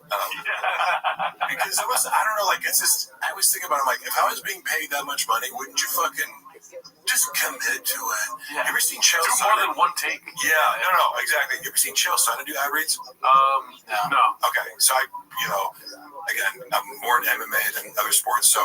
I never met him. I never met him. But, like, he's so good. He can take like a 10-second statement and make like an 8-minute video. We're just like, He's just got the gift of gab.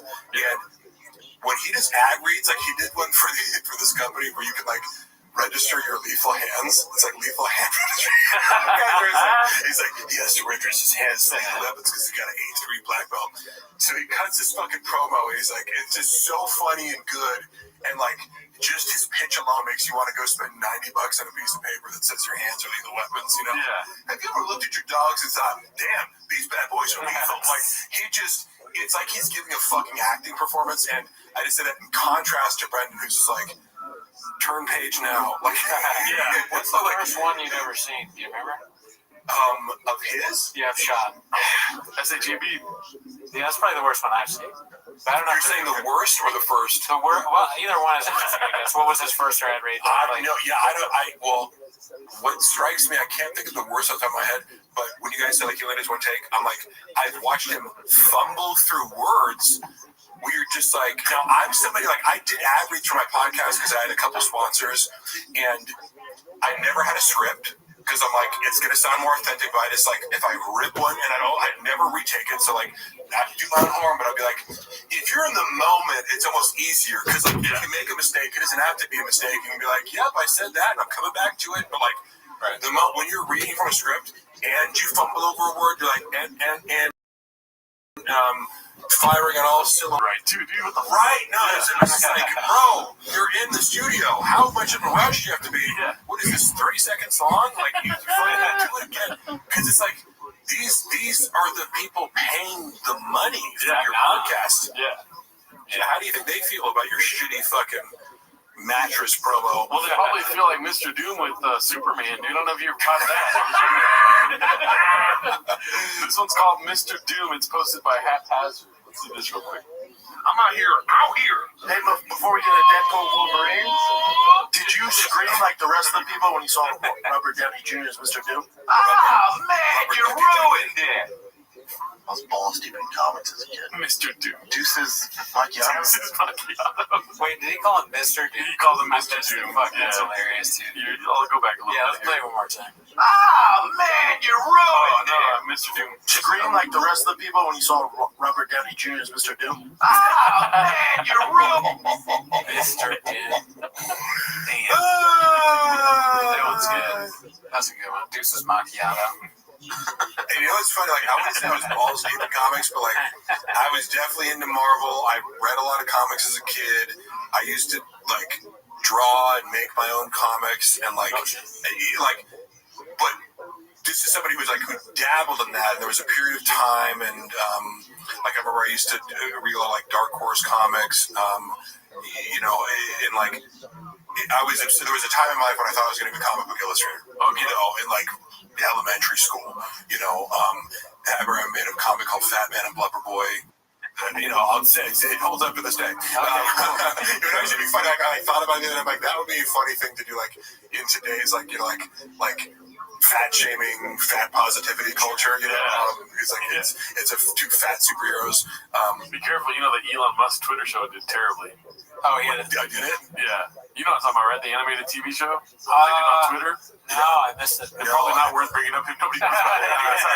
Sorry. But all I'm saying is, I feel like like, for someone who's like, I was ballsy, but like, I never heard him talk about comic books. Yeah. Because like, if you're ballsy in comic books, there's some carryover. Yeah. You know what I mean? Like, you'd at least be like, you know, oh yeah, dude, I used to fucking, like, I have a story when I was a kid, I used to watch the X-Men, the cartoon every weekend. And there was an earthquake in LA. And it was like the emergency broadcast interrupted the show, and I sat in front of the fucking TV for the next 10 hours going like, well, it's got to come back to X-Men, right? Like, I was like, so like, no, you can't just not show the show. This is fucking X-Men, dude. That's our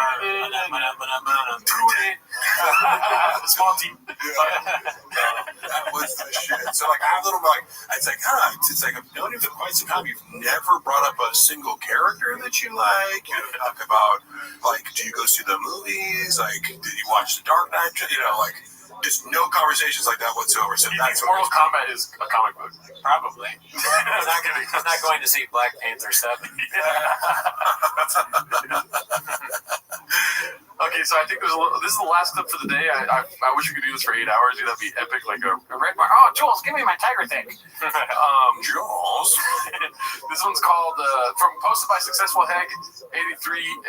Successful Egg 8345. Sorry, it's been a long recording set here. It's called The Hate from Bappa Runs Deep Part 2. Goat athletes suck as people. She's so amazing at tennis. She's the GOAT. And sometimes the GOAT, like Michael Jordan, a lot of people They suck. great. They suck. They fucking, as far as like They fucking normal day-to-day stuff, they fucking suck, man. They're just very, very Don't be their friends. And then they should put P.S. Why don't you try not being such a... Let me know how it goes for you. Yeah. You have a piece of shit.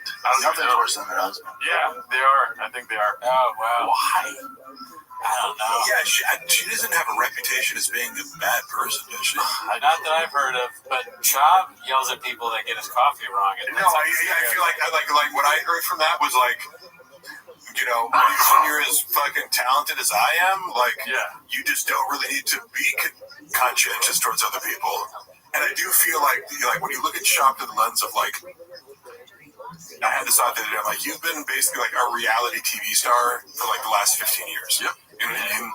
And it shows in how you treat, like, he does like legitimately like turn his nose up at like normies, you know, and he will sometimes put on a facade like I'm an everyman, but it's like he does kind of have this attitude that he's saying about Michael Jordan, but you know, there's like he's saying that to justify his own behavior. It's like, I mean, so yeah, I can be a dick, but also like I'm the greatest. I'm a pro athlete, and I'm a pro comedian, and a pro podcaster. Yeah. I'm not like you fucking dorks, you fucking losers. Truck man. Yeah, I was in the movie with Shia LaBeouf. Fishman. Hey, how many chicks you fuck? That's what I thought. I've been dying to say that the whole thing. I hadn't had a moment to come out. You texted me that once that made me laugh so hard. When I first started texting, I was like, I can't remember. I was either asking you for something, or you were telling me you were going to come on the show, or maybe it was the Twitter hack. But I sent you something, and you sent a joke, and then I was like, what am I going to say back to this? And he wrote, hey, real quick, how many chicks you got? That shit was so funny. Cool story, bro. That was so I think you can set it up like it's a real question. It's like, hey, real quick, how many chicks you fucked? It was a perfect delivery of my text that time. Let's see. Why nothing's worse? Just such a you say that when I bring him up because I was making fun of him? I don't think so. Step down. But she's a black person to run this. But she's just like, how about you have the best person run it? Yeah. Jesus Christ. We get it. What the fuck, man? He's no, but this like, and I say this without like hyperbole or malice. The audio stopped recording. We were talking about something. I don't know. I was checking constantly, so I don't know where we left off there. Well, okay, let me back up a couple steps.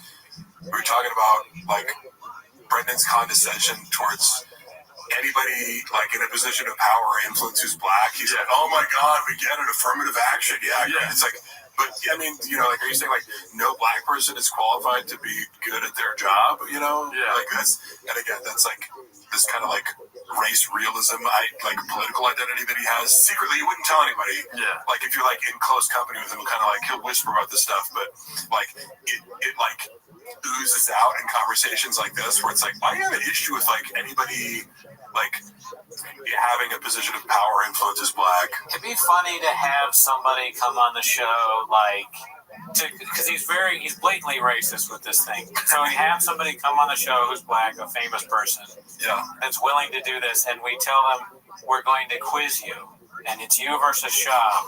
But then you ask them questions that are so simple that the black person is going to laugh and be like, oh, that's funny. But then the question will be something like, what do you do when you put red and blue together and you get purple? You know, like the color. And they won't know. I wasn't confident just then that it becomes purple. But like, you know, they just ask that and they're like purple and then Shab won't know. We'll do like a decathlon where it's like 5 different things. It's like science, math. That would be pretty amazing. And even if doing an IQ test, you know what I mean? Yeah. Because, like, I don't know, it'd be funny. And again, I used to tutor, like, test taking, you know what I mean? So it's like, I just know the type of person who's terrible at tests, and I can smell it off Brendan a fucking mile away. Like, I'm sorry, but... Yeah, definitely. Yeah. Well, hopefully the recording didn't cut too much. But and then I was also talking about how, like, especially when somebody's like underneath him socially, like he was. What my recollection of Chappelle and Malik being on The Fight with the Kid, you know, not that I was like, I watched a lot of those episodes. I didn't see some, but it seemed like he always was like trying to shut them down or be like, that didn't happen. Yeah. And it's like, bro, you need someone like that to fucking call you out on all your bullshit. You're like projecting this idea that like, oh, everyone's lying to you. Like, you know. But who would be bigger than him on the totem pole? There's like The Rock. You would need The Rock on him every week. Pause. Well, yeah, Rock's also a pathological liar. Yeah.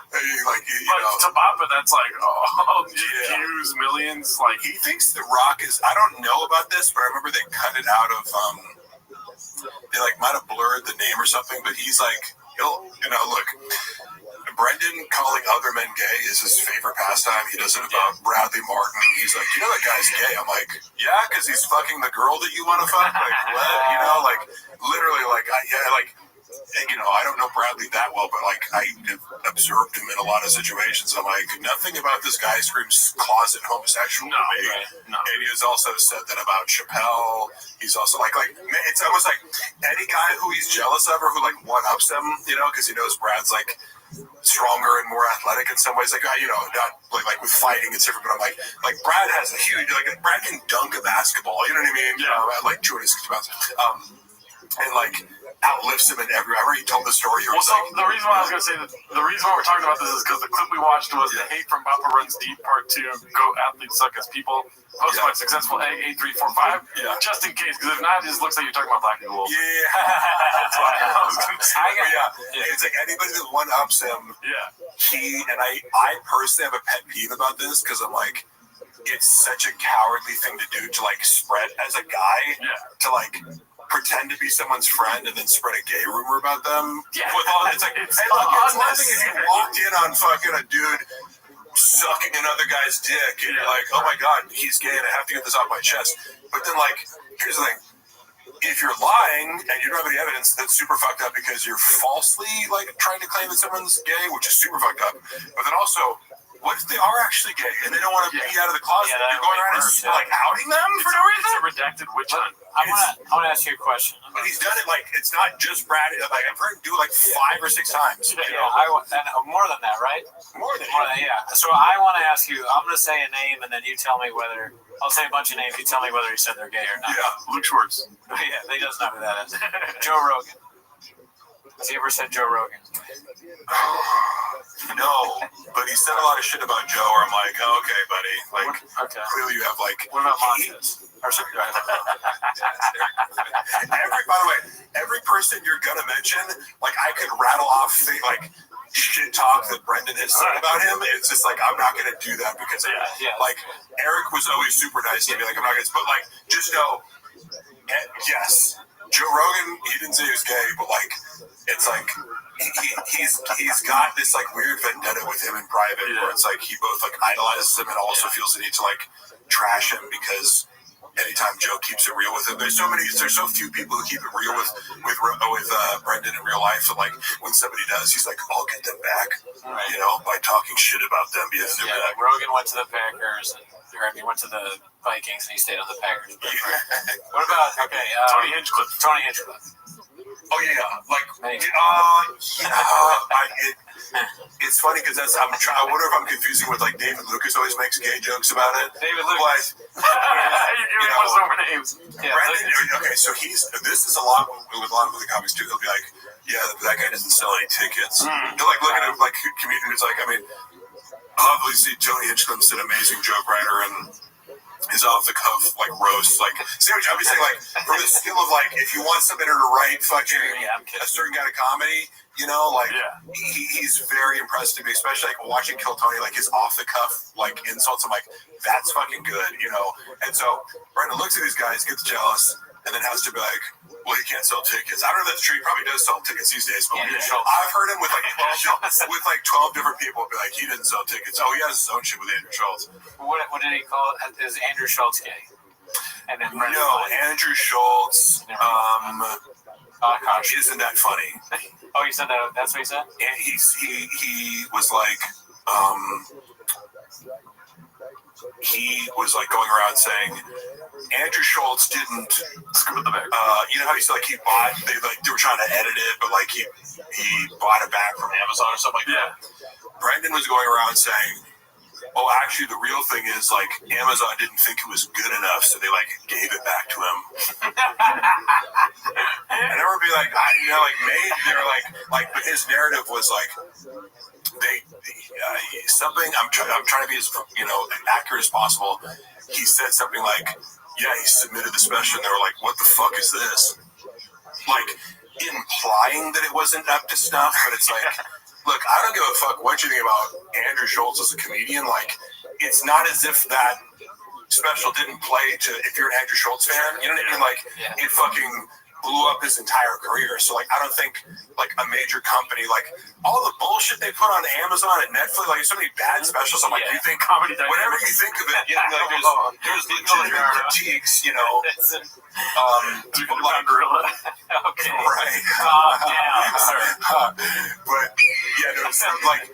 But he, in other words, it was after this whole like, remember we had that beef, and I tried to explain it. Somebody corrected me though, who knows more about it than I did. Remember, I told the story about how like Schultz was like, "Oh, we got a fucking problem. You know, you can't do this intro Bruce Buffer thing." Yeah. The one thing that I got wrong about that was, it was less Andrew saying, "You're stealing my idea," and it was more Andrew saying, like, "You ripped off, like you're coming across as mocking me." You know what I mean? Because the content of the video was Bruce Buffer is in the Bronco with Brendan, and he's going, "And now it's time," and Brendan's like, "Bro, like relax, it's just a comedy special. You know, like, hype me up." Andrew took as, "Oh, are you making fun of the fact that like I have him come out because you're like, oh, it's just a comedy special? Does it need Bruce Buffer announcing?" So like that was it. it wasn't like, but Brendan framed it to me like, he thinks I stole his idea. He's like, no. He thinks you're making fun of the fact that you bring boost breath around, like it's directly mocking it. Which people, I'm like, oh, that makes more sense why you'd be like, because the energy that Andrew called him up with, which is like, dude, like we got a fucking problem, you know. It was more like, are you trying to like diss me, you know? Which again makes more sense, but another thing to like, that would be the worst diss songs of all time. Them two, you know what I mean? Just so bad. We wish we were like them. It makes me have more empathy for, you know, Andrew Schultz, I guess, because it was like, I can actually see how you'd interpret it that way. You know what I mean? If someone's like, you know, I'm doing this thing, and then somebody else makes a promo, we're like, you do that? That's stupid. Yeah, like, I think I know merch, you know? Right? Well, dude, this is great having you here, man. We did I want to say 2 hours and a half, but better fucking watch the whole thing. Some of it might not have been downloaded or whatever. What is it called? Yeah. Recorded. We were just talking about, to recap, how Brendan can't stand anybody being, you know, black people, and especially black people that work for him. It's like, no way you could be faster than me. No way you could be funnier than me. No way you could be smarter than me. It's like, well, I hate to bring it to you, but that's every black person you've ever met.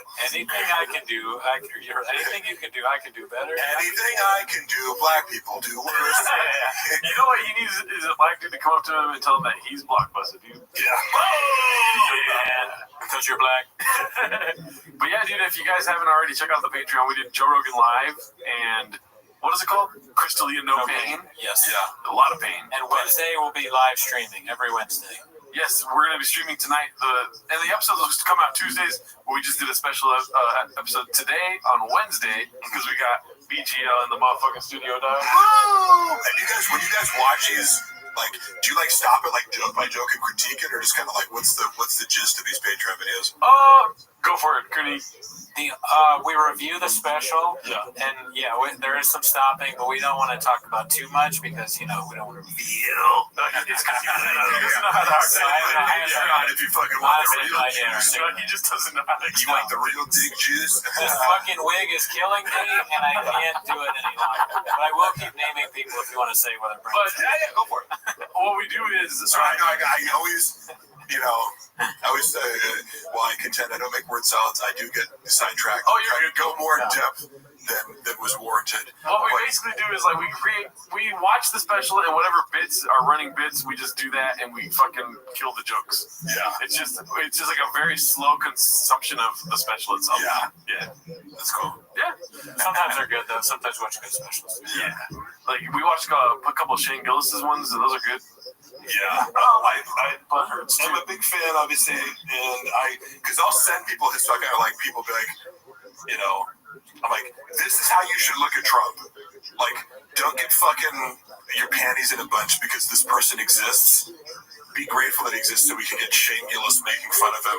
I moved my car, all Baghdadi died like a dog. Okay, so he cried quite a bit. I wouldn't have cried. Cry, baby, baby. Does Brendan Chop think Shane Gillis is gay?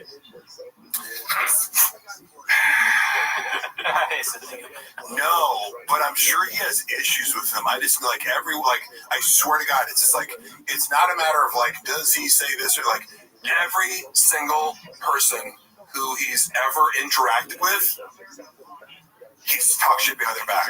Like, I've never witnessed it. Like, I've never witnessed someone like this where it's like, do you have anybody that you can just, you know, like, because like, there's a lot of people, like, when you're around healthy people, they're just like, you know, you bring up Shane goes, like, isn't he fucking awesome? Like, and he's not there, you're not on camera, it's just like, and that's just the end of the conversation. It's like, damn, that guy's fucking funny and awesome.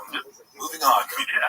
Brendan, like, has to say, but just like, you know, the most basic psychological analysis of like insecure egomaniac has to put you down to put myself up. Because I can't just admit that, you know, somebody's good. And if you really thought somebody sucked, like, do you need to rub it in? Do you need to talk about it? You know what I mean? Like, that's always my thing. It's like, if you really, like, when guys make fun of, like, hot girls online, they're like, you're not even that hot. It's like, if you're saying this girl, like, you go around telling ugly people they're ugly, like, what? Like you're just, I hope not. Right? Then you're just a sociopath? Like, what? Like, you know? So it always betrays something where it's like, this person you feel like has something up on you, so you find some angle of attack, like, well, you know, you can't sell tickets, or you know, like you bombed at this show, or you know, things aren't going well. Man. It's like, you know, he gets digits in his butt, dude. Yeah, right. Yeah. Jeff Dye. Oh, you know what's funny is what he Jamal Hill came on the fucking Food Truck Diaries before, he was high as fuck, you know, and like not talking to him, but it's like hearing him talk about like, oh, dude, that guy will never be fucking champion. Like, you know, it's like, well, you know, that's fucked up. You know, like a lot of these guys like end up being like huge, like Sean Strickland. But he's like, he thinks he's doing Sean Strickland a favor. It's like, yeah, he's bigger and more famous than you'll ever fucking dream of being. True. All right, well, let's get out of here because I gotta edit this tonight too. Yeah. Good luck with that. No, you're good. Don't trip. Thanks for tuning in. See you next week. Thank you, Mark. Mark, come on. Mark's the best. All right, later.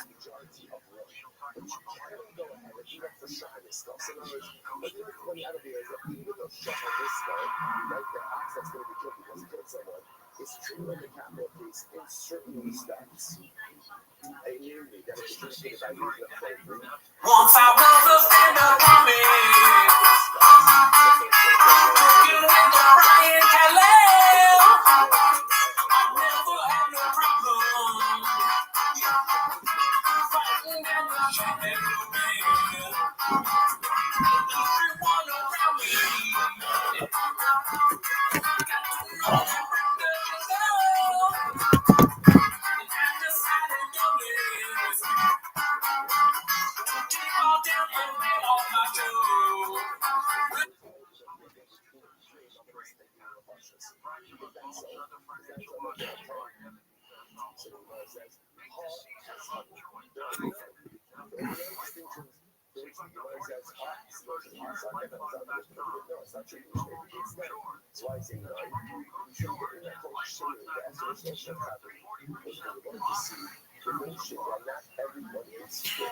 To adjudicate a power case, right? And which kind of emergency means a mamzer, right? And a mamzer is not fit to go ahead and adjudicate a capital case. And Rabbi should have a case of 23 are really wiped out from the same source. So because those two are made out of the same source, on one hand, they're reckoned as two, right? But they really also look at as one because they derive from the same source. So the man says as follows: if you people know, so the regulator actually published our so what's the other opinion as a giving the argument to I could question the facts, I mean, should we not vote sharing? That's the source of hazard. The night kind of non-surpassing doing the process. So it's like, so when we say the matter is fit to adjudicate a capital case, feeding the virgin, we have splitting a non-cert. Lines in non-cert is to adjudicate a capital case. You should have been a copy, you know, the it's a heavy, because a heavy set, the nasi, the traffic under the clock. So as we're going to see, because again, the capital case is in 23. 23 is called the Sanhedrin. Sanhedrin must be made up of people who are genealogically fit. This is what we see the results. Or you can see that. So we're going to say it's the same question. The same question that usually got in for a capital case is also the same question that I need somebody genealogically fit, and therefore it's need to concept. So because you have 2 out of the 10, they're effectively learning out from the same source. It's technically to say that the 2 are really wrong. That's why some will say the mission of this kind of distinctions, others say that the mission of this non-distinctions. Okay. So you might get this by the so what the I help you to actually see. So exactly right there is always another distinction, right? The other situation is that as opposed to another distinction between these and bunches of real ones, right? Let's say that there's no distinction between Marvel and capital law. Is there any one I want to suggest between 11? What's the 11? There's another person, the real law, 11 was split for monetary law, but not fits for capital cases. Whoever is individuals, as long as it's decided to go, is flexible. Any of those shooting this attention, you cannot follow people to not serve on a certain basis, but as a safety cancer of a certain or that means you can't contribute to capital cases to that basis. That's what we need is a necessary other things. Finding people can't see that they're moved, something, somebody goes, slips, right? Somebody's somebody doesn't have children. So what's the shot over here? What's the easy to do? Some people get actually this is the actually says the second, the shot the guy, salary, big money, the anyone that's money. So let's say someone gold has forgotten what it's like to have young children. Well, let's say what quality one must possess when they have young children and keep quality. Like, think that idea of it does like so the quality is forgiveness. It's forgiveness. Because children do stuff all of the time. A parent has to learn to be forgiveness. Not patience, it was not that patience all the time. Like, people like to say patience is a virtue. Patience is not a virtue. Patience is a necessity. Forgiveness is about the quality because kids are doing stuff, breaking stuff. So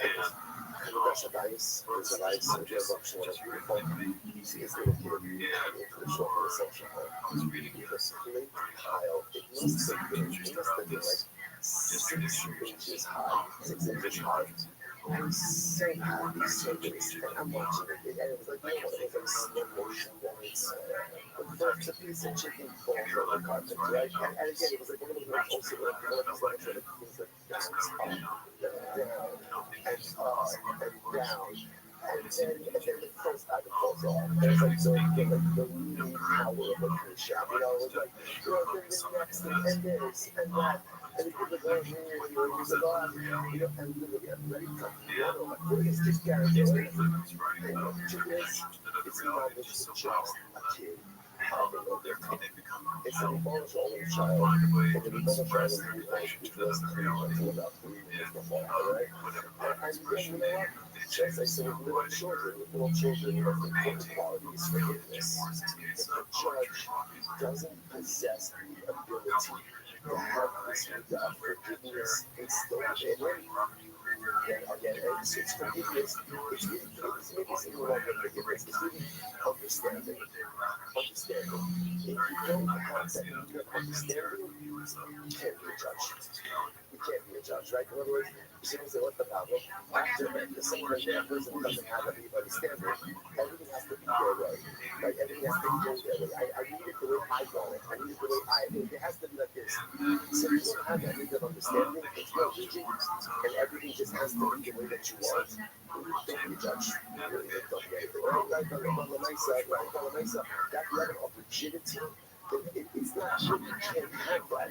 We need people to be understanding. We need people to be forgiving. We need people to be a little bit knowledgeable and understand different circumstances in different ways. So therefore, again, the Sunday, you haven't had kids in your house for a long time, don't be a judge. Because you're probably going to be too rigid, too set with your risks. It's probably not a good idea to have nowadays. So let's say I get personal actions on one son. You should illustrate. When you do the most, you know, you do the most action here. Some of these cool, right? Or just crazy, just someone who has just like a very cold and different temperaments. Right?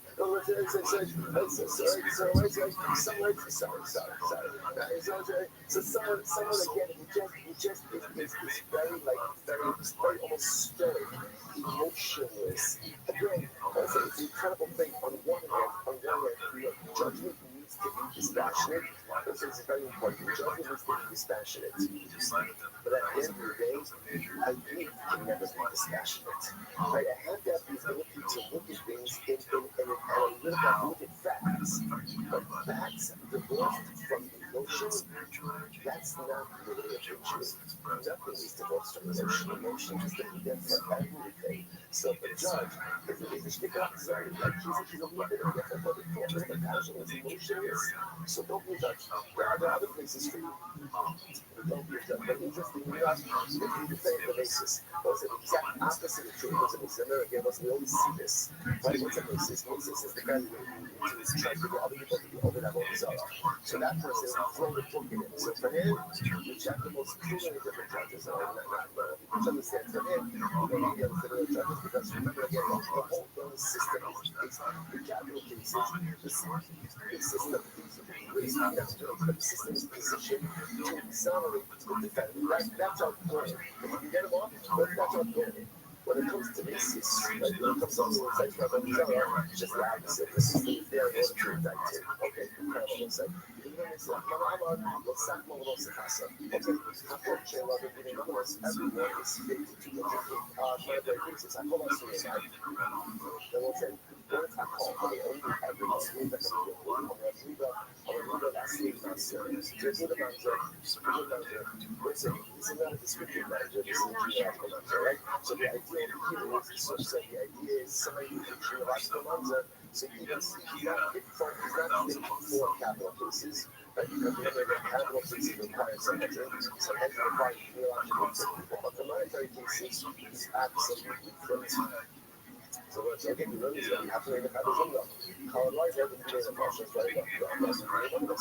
Anyone who's fit for capital cases is fit for monetary cases. Shalom doesn't do it honest. But there are some people who are fit for monetary cases who are able to be fascists. But they're not fit to adjudicate capital cases. God is always said very bad. This is the person who is fit for monetary cases, but not fit for a capital case. Last year, I remember last year, ultimately, I get to go ahead and include the answer. So the answer is right. The cover last week, the cover last week, answer. The reality again, one teacher was to include care, the other was to include the answer. And I won't say what I need both. It's okay, I'll tell you what it is. It's a over here, and the answer of the fit for monetary law, the not first of capital cases, now one. What's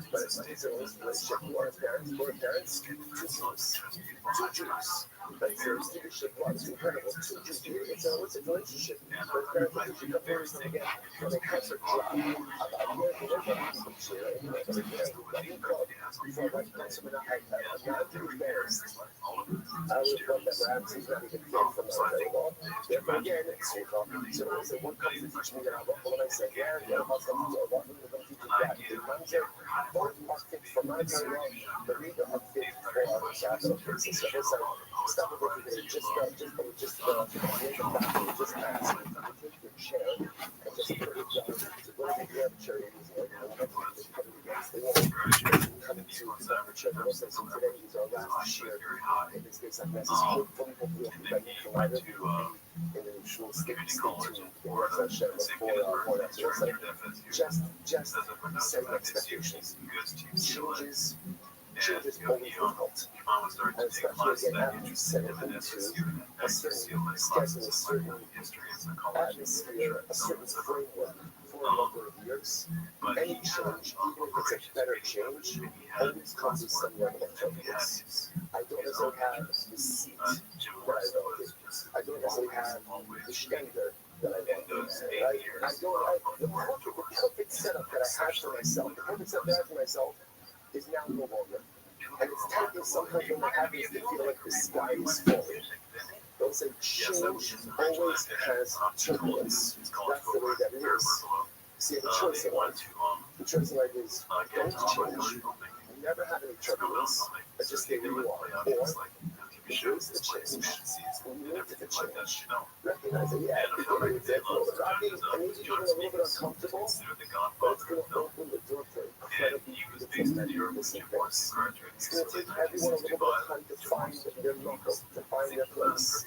And at first, you may not be happy with the knuckle that you get, and the good news is, just come over the next morning, right? And there's no set seat, so whoever color code is up, whatever you get, and it's yours, and it doesn't even make somebody else have to stop with the shop because you have to do it. It's open seating, it's like Southwest, right? It's, you know, it's right? So again, and listen, again, I know a lot of people understand the policy. I got it, I understand, and people like it, people don't like it. But listen, we have such a source ahead of us. That's why Rothschild and me, this is gathering in a tremendous A brand new service that is beautiful, that is magnificent, that is incredible. Rebels have again, just 300 heads just for 30 seconds. 30 seconds. 30 seconds. Those it is so important for us to be able to take a step back and say, hold on, Hashem, of Kirill and Custom.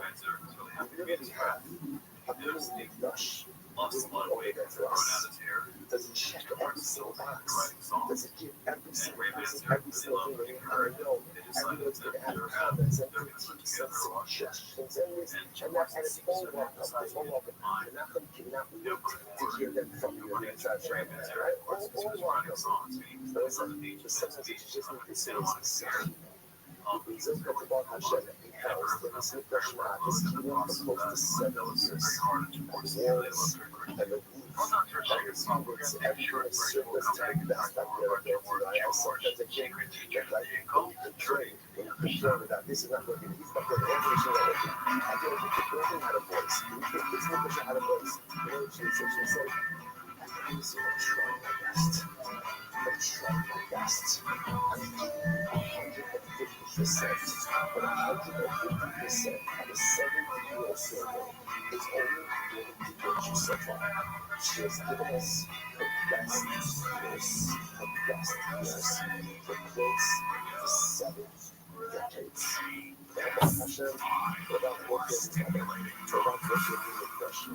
Ivory tennis in the KL5, 24-hour newsroom. 5 LA residents now in custody in connection with a series of UPS cargo thefts across Ventura County. A Ventura County organized retail theft task force says the thefts took place from April through October of this year from UPS delivery vehicles. The surveillance video led investigators to 5 suspects. The Pasadena Humane Society now waiving adoption fees for the holidays. From the 14th through the 31st, adoption fees will be waived for large dogs and cats older than 1 year as part of its Home for the Holidays campaign. And no one won the Powerball jackpot Monday. That means Wednesday's drawing will be at least $930 million. Southern weather from KL5. Chilly now, sunny later. Highs in the 70s for the beaches, mid-80s inland. Right now, we have 56 degrees in Orange, 55 in San Clemente, 39 degrees in Palmdale, and 56 in Ontario. From the KL5 24-hour newsroom, I'm Free Tennis. If you're looking to get out of your house, outside, whatever, usually you list the house. The real estate mortgage clerks. AppleFirefighters.com. They'll buy your house for a fair price. No commission and all right, good morning, begin by thanking all of our sponsors for this morning's share. To thank our Talmud Torah sponsors for the year of Tafshin Pei Tilson Mishpacha for dedicating all the Shurim and Drushos as a Zchus. From Soros Tabos Sha'am Yishov Shemizochem as a Shem to continue to see.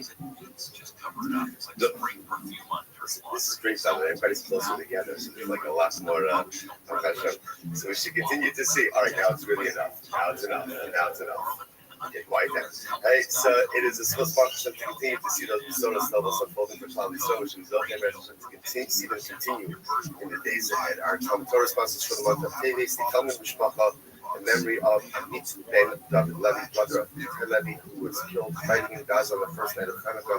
We know that in America, our Talmud Torah is the precious Shem will have an Aliyah and traveling.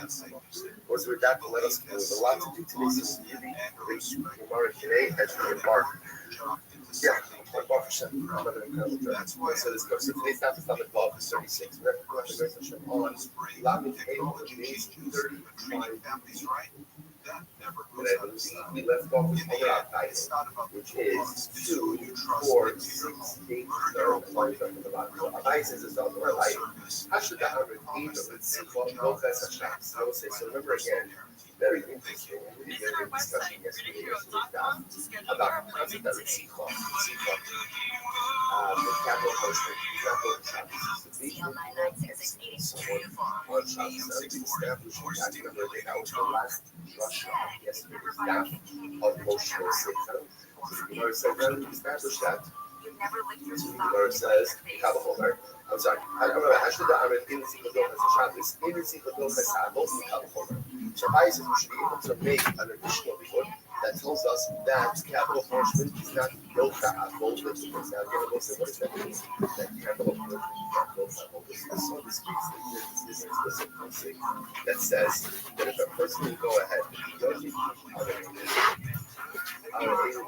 person will eventually kill someone else, then even he's not going to get this.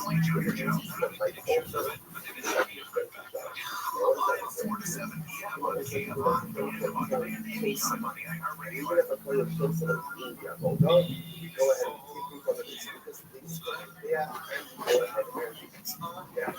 so that's not exactly like that. That more it's about to be able to stop it from doing the able to really the able to discuss but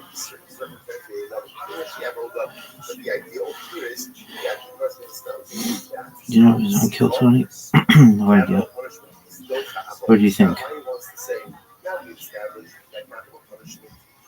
No one knows.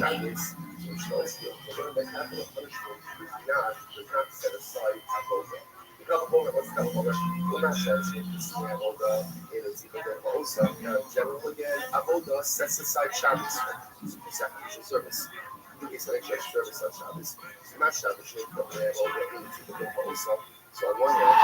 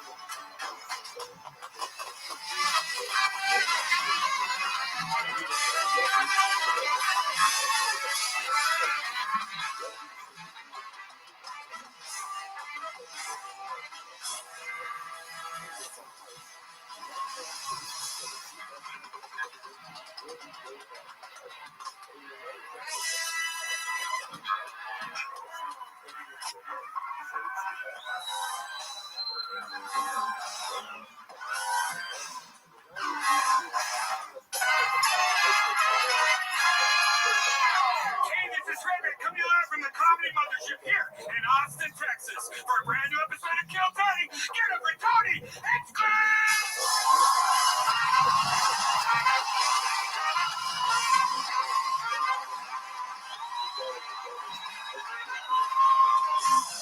Who's ready for the best fucking night of their lives,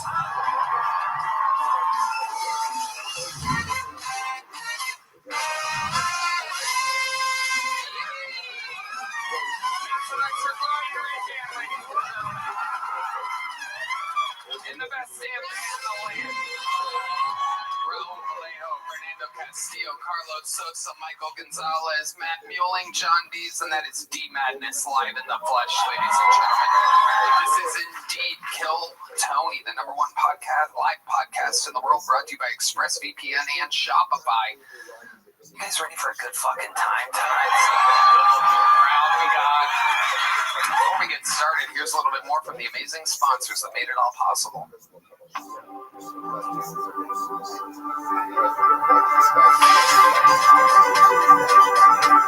She's wide awake with her whiskey hole.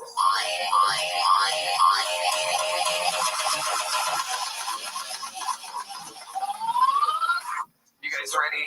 Start this fucking show or what? Every single week, I have two of the best comedians in the world on this show.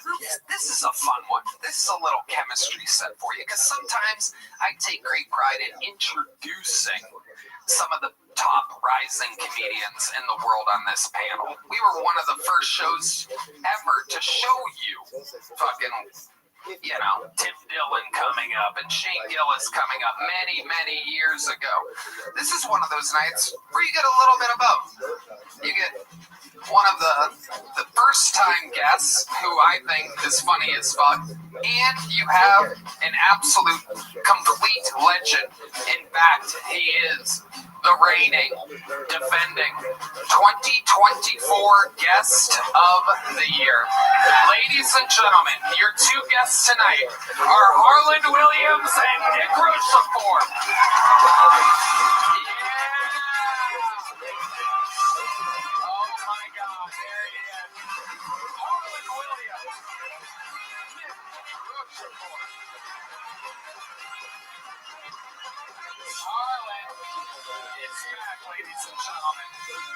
Marlin Highway.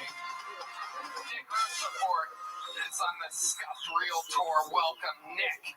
Holy shit, how exciting. Harland Williams. Buddy, I gotta say I'm a little anxiety ridden tonight. I rushed out of the house, and I don't know, mostly the women might relate to this one, but I don't like to come up here nervous or out of sorts, but I'm going to be honest. I left a 7-layer lasagna in the oven. Well, if you're going to laugh. Seven layers. What are the different layers? Well, let's not be nosy. The highest I've done is a 12, and this was during the. Do you remember the space shuttle era? Yeah. And they used to put those. They used to put the space tiles on the space shuttle. Do you remember that? Uh-huh. And they deflected the heat, and they allowed the space shuttle to ease back into Earth, and kind of like what you do to your wife, sir. Yeah. And what I used to do, Tony. Daddy likes to drive fast. And so what I did a 14-layer lasagna.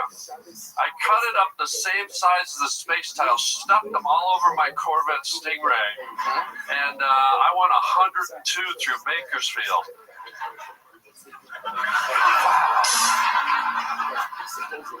That is amazing. Nick Rochefort is here, ladies and gentlemen. The debut of Nick Rochefort in the Kill Tony universe. How we doing, Nick? I made an 8-layer lasagna. Here's the thing about space. I worked on the space is fake, but we're gonna have some fun here tonight.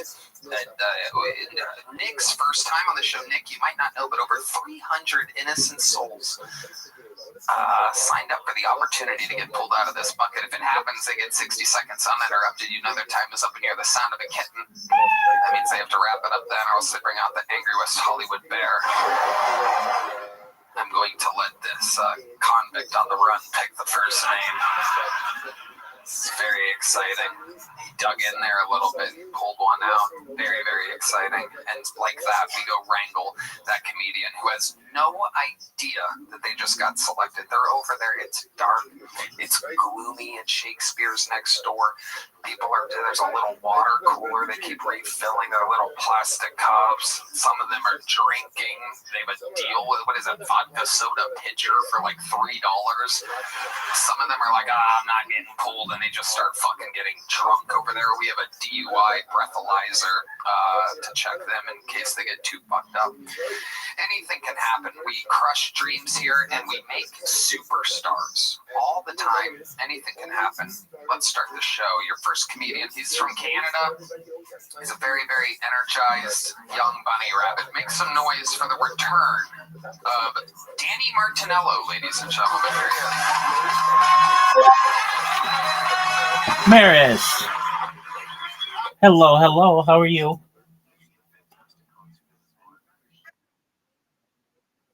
I'm lovely, thank you. Well, firstly, your link tree is so good. Like I said, I looked at it again and I was like, wow, I wish everybody caught on as well as Maris does. So you're an excellent learner. You're a very smart individual. So congratulations to you. Okay, you have the graph.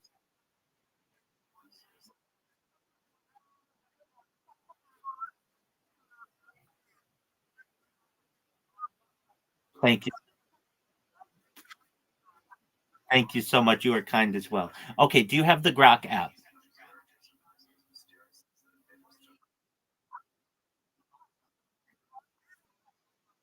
Yes, ma'am.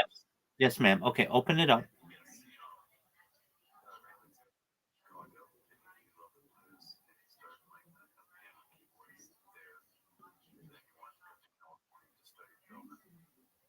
Let me know when it's open. Okay, excellent.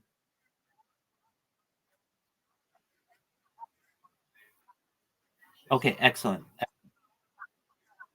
Yes, ma'am. Yes. Okay. So at the top, do you see one tab says ask and the other tab says imagine? Okay, go to the imagines.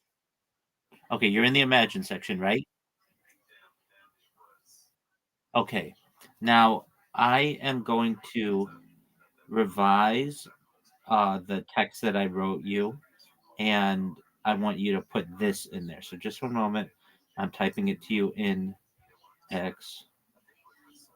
So please make a video for me explaining the following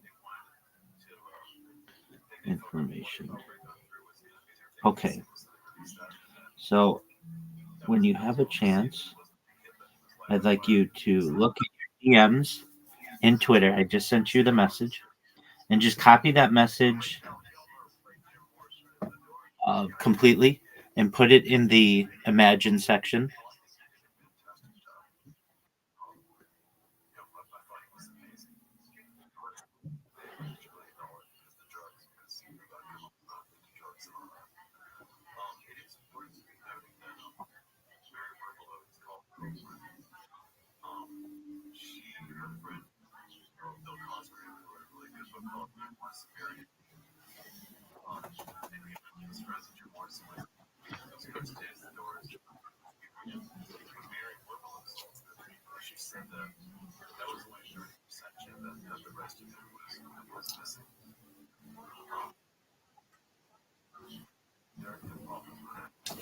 Yes, ma'am. Just the whole set, all the text. So everything from where it says, please make a video for me explaining the following information, all the way down to thank you for the opportunity to share. Just all that text. Just copy it, paste it word for word in the Imagine section. And then we're gonna wait maybe 2 or 3 minutes, and you should have a video. I like the pictures that you sent, so it's not that we can't use those, but the video is just basically as easy to.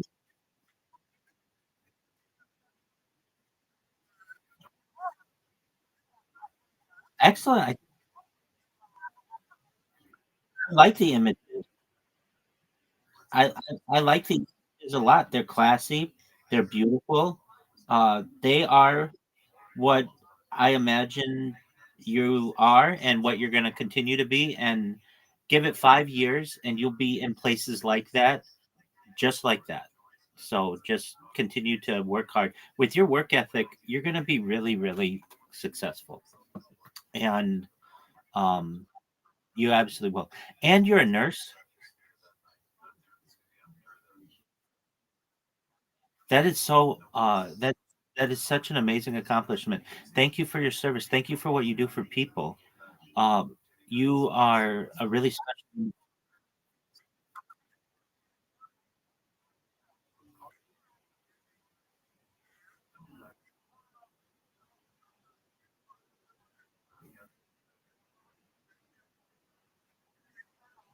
You did it so.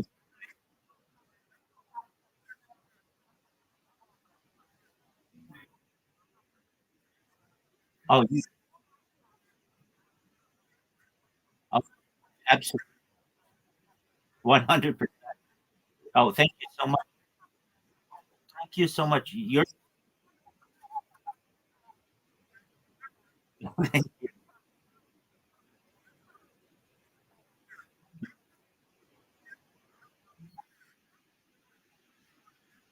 oh, you're so you've made you've made my day already. Well, thank you. You should know your link tree is so good that I have sent it to other people to say, this is what you want your link tree to look like.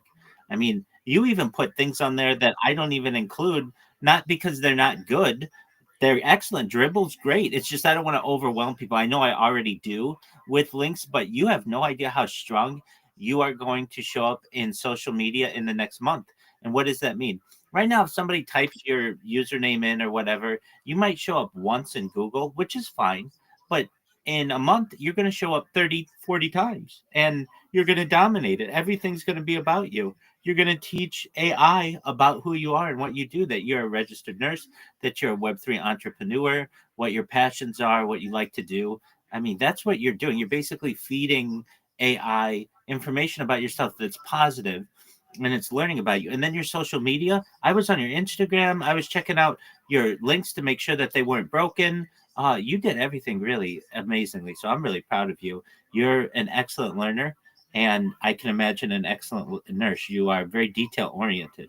Okay, with that said, if you may, would you please give me an update? What is Grok saying?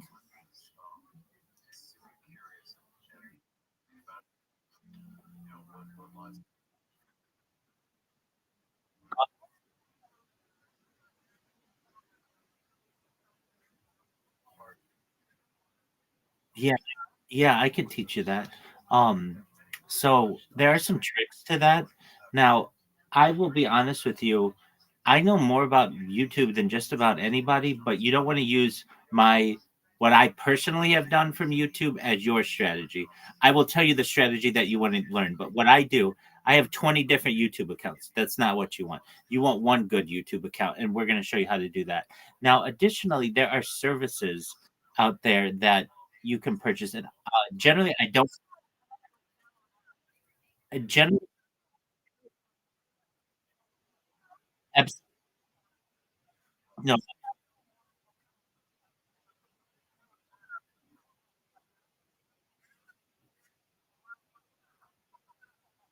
thank you.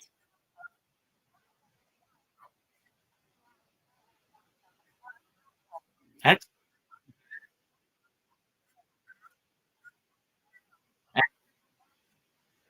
Yeah, that's what absolutely. That's what I tell people at the end. Once they're all done and they're like, okay, it's basically like they're leaving the nest. Go teach somebody else. Everything's free that I tell you. Okay, now you want YouTube automation, which is great. So, do you want to be a YouTuber?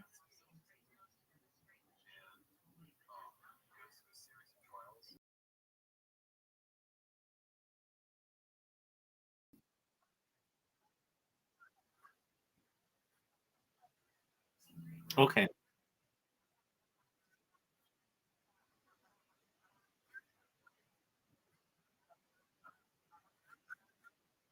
yeah, right.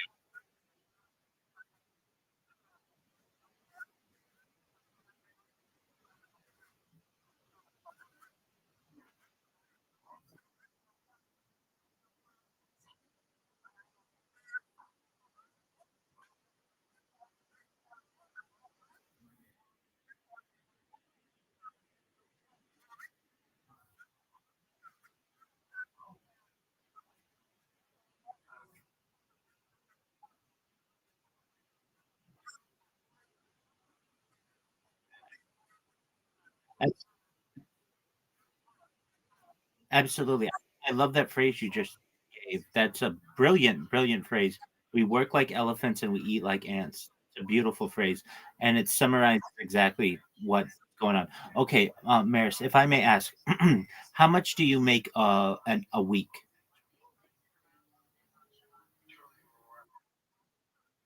Okay, but why?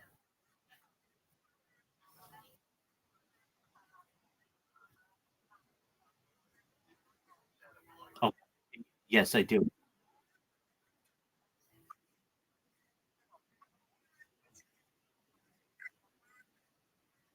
Okay.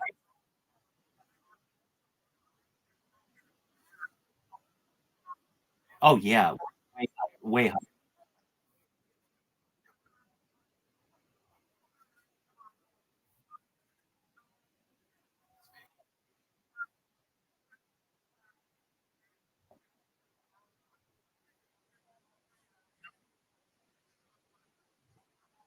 You're fine. You're fine. That's fine. Absolutely. Okay, just give me an idea. How many hours a month do you work?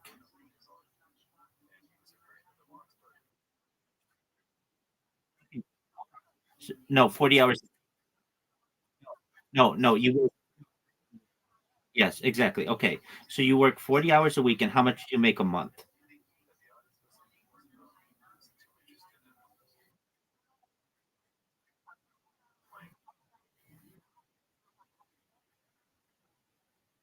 That's okay. Tell me what they make. Tell me what you make in. Tell me what you make in Nigeria. Okay, you can do it. Yeah, absolutely. You do it. Okay,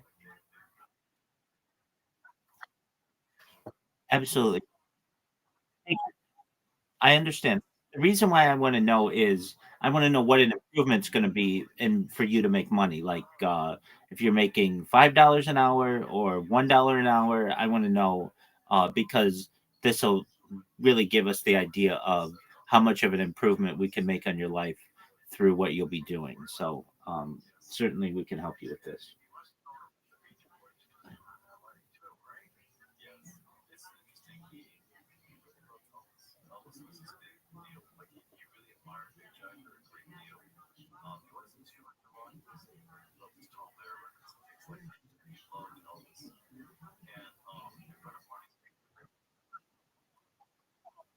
Yeah, shock me, hit me with it. Yes, ma'am.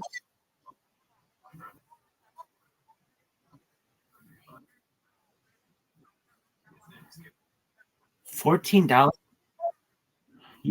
So you make 14. No, that is nothing. You're working for free. Yeah. Okay. So let's review this. So you're working a month, approximately 180 hours a month or so. Okay, and so you're making like 7 cents an hour.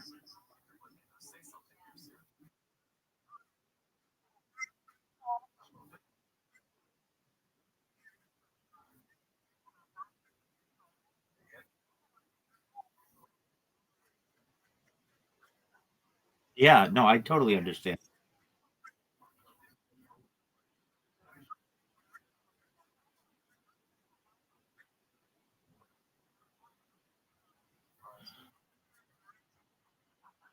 Right. I I understand. I understand that. Okay.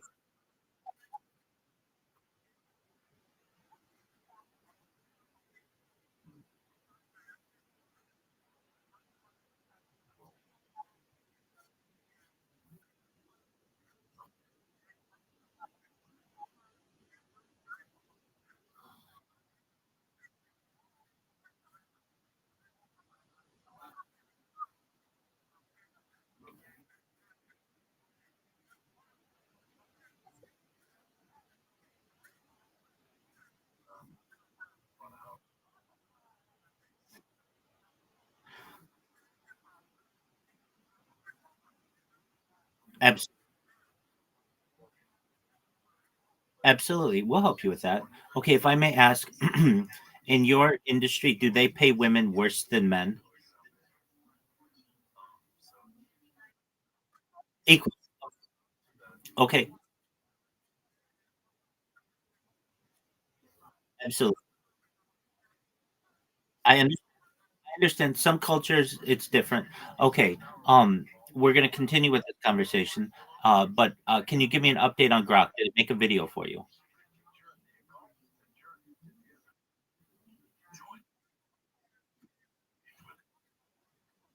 I want you to.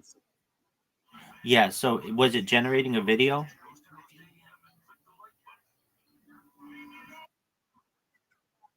Would you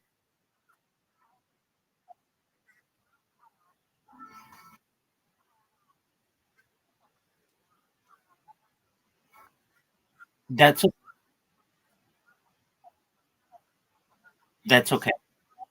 Yeah, I know you I know you I know you did, Meg. Yeah, and that article may not have been exactly accurate, that you can just go right to video, so I understand. I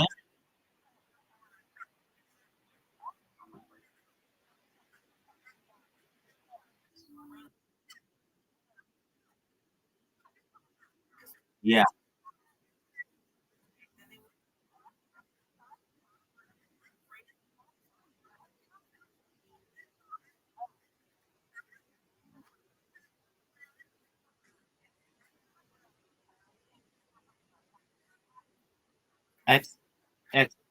I understand, and maybe the second article that I sent you, yeah, I see that it says to create an image and then upload that. Okay, so did it make a video for you? Did Grok make a video for you?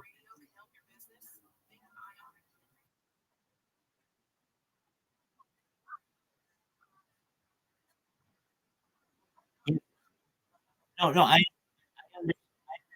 understand that. I sent you the prompt.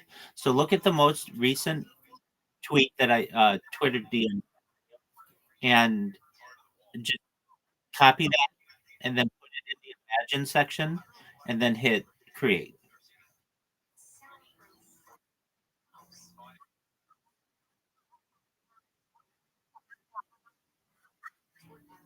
Yeah, so you let me see if I have the app.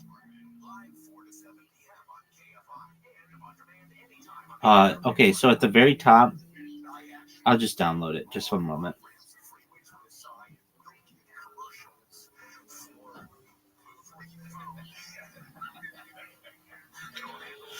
Okay.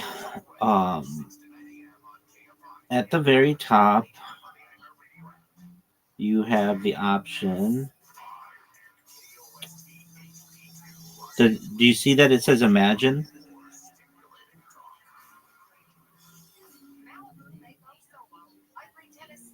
Do you see that it says imagine?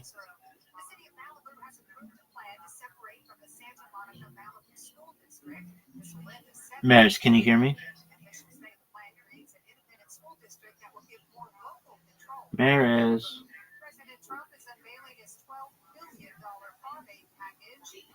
Maris. If you can hear me, let me know. If you can't hear me, don't worry, I'll help you.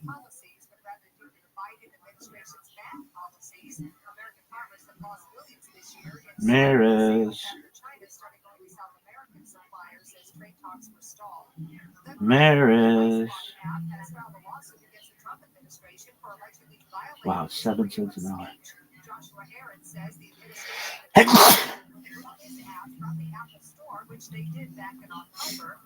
That's virtual slavery. All right, Maris, come on back. And if you're looking for a gift for that special guy in your life, a new cologne is dropped, or from PFI's Mark Mayfield.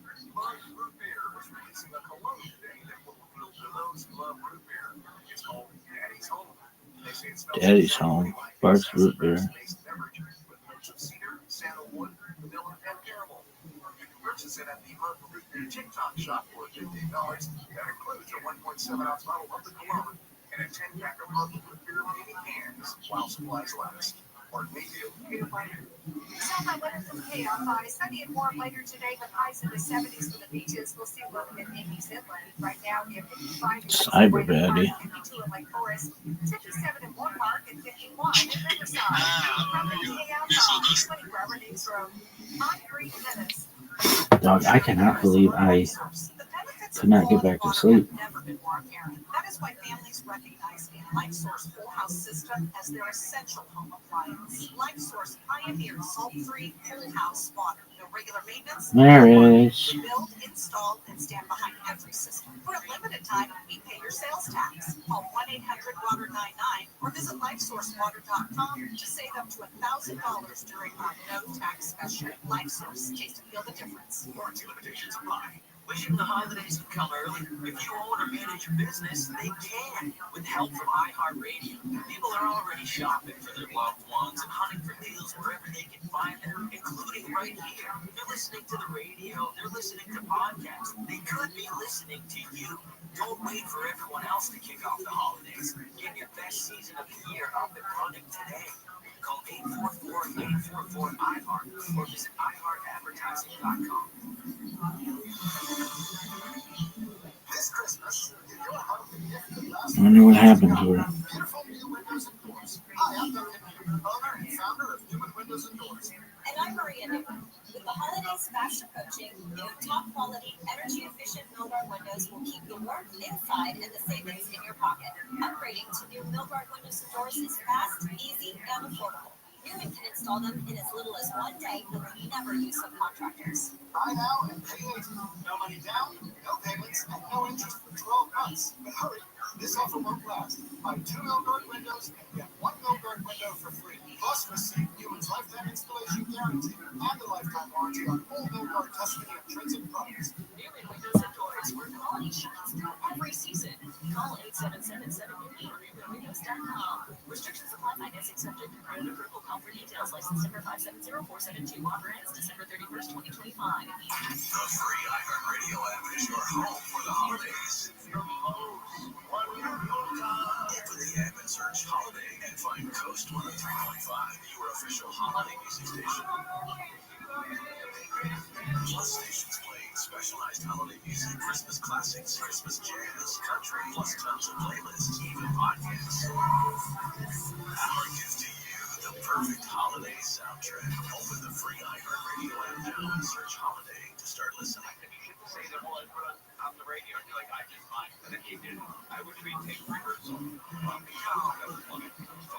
Recently I was told taking a bath makes me feminine. Well, let me say this, Maris, if you ever see this, I'm very impressed by you, and it's incredibly terrible, the conditions that you are in. You're being taken advantage, and I want to help you. You're very smart, very good listener, very motivated.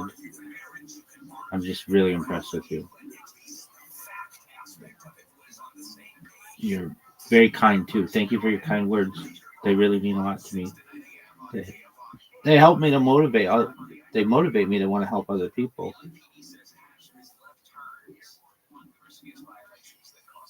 People do become more selfish on the road, and there's no more selfishness than that left turn. They are selfish. You make eye contact with some of those people, Gary and Shannon, and that'll put a little bit of TV in your underpants if you're not careful. Live 9 to 1 p.m. on KFI and on demand anytime on the iHeartRadio app. Is this that Canadian guy? And if having a bath makes me feminine, then tuck my nuts and call me Danielle, because I do not give a fuck. This guy sucks. UI breathalyzer to check them in case they get too fucked up. Anything can happen. We crush dreams here and we make superstars all the time. Anything can happen. Let's start the show. Your first comedian, he's from Canada. He's a very, very energized young bunny rabbit. Make some noise for the return of Danny Martinello, ladies and gentlemen. Here he is.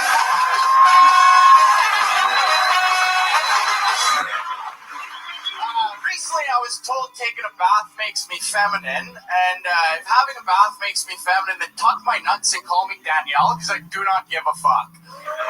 You know how many times I've seen you girls take those bathtub photos with your foot underneath the faucet and like a half a glass of Chardonnay in the corner? Mine's just a full bottle, eh? And then the little motivational quote of like, live your best life, queen, be who you're supposed to be. Like, I want to have that so bad. I saw a girl have a charcuterie tray in the back of her bathtub. I'm like, why can't I have a bruschetta and a bath bomb as a bro? You know, like I already take a shit and I eat a parfait. I might as well have a meat and cheese spread while I bathe. I'd have to make it more manly though, right? I'd have to have a half-crushed Modelo can in the corner, and instead of a charcuterie tray though, just a floating Zen puck in the background. You know, but I fear if I took that photo, one of my buddies would just zoom in on the stainless steel faucet, catch my dick just floating right in the middle of the tub. That's what it does. I'm not gonna lie. It's just a buoy sitting in the middle of the Lake Placid, just chilling, you know? That's what I do. Whenever I see you girls take those photos, I'm fucking zooming, dude. To the point where I can't zoom no more, and then I just take a screenshot and zoom in an extra little bit. Just to see if I can catch a dorsal fin underneath the water.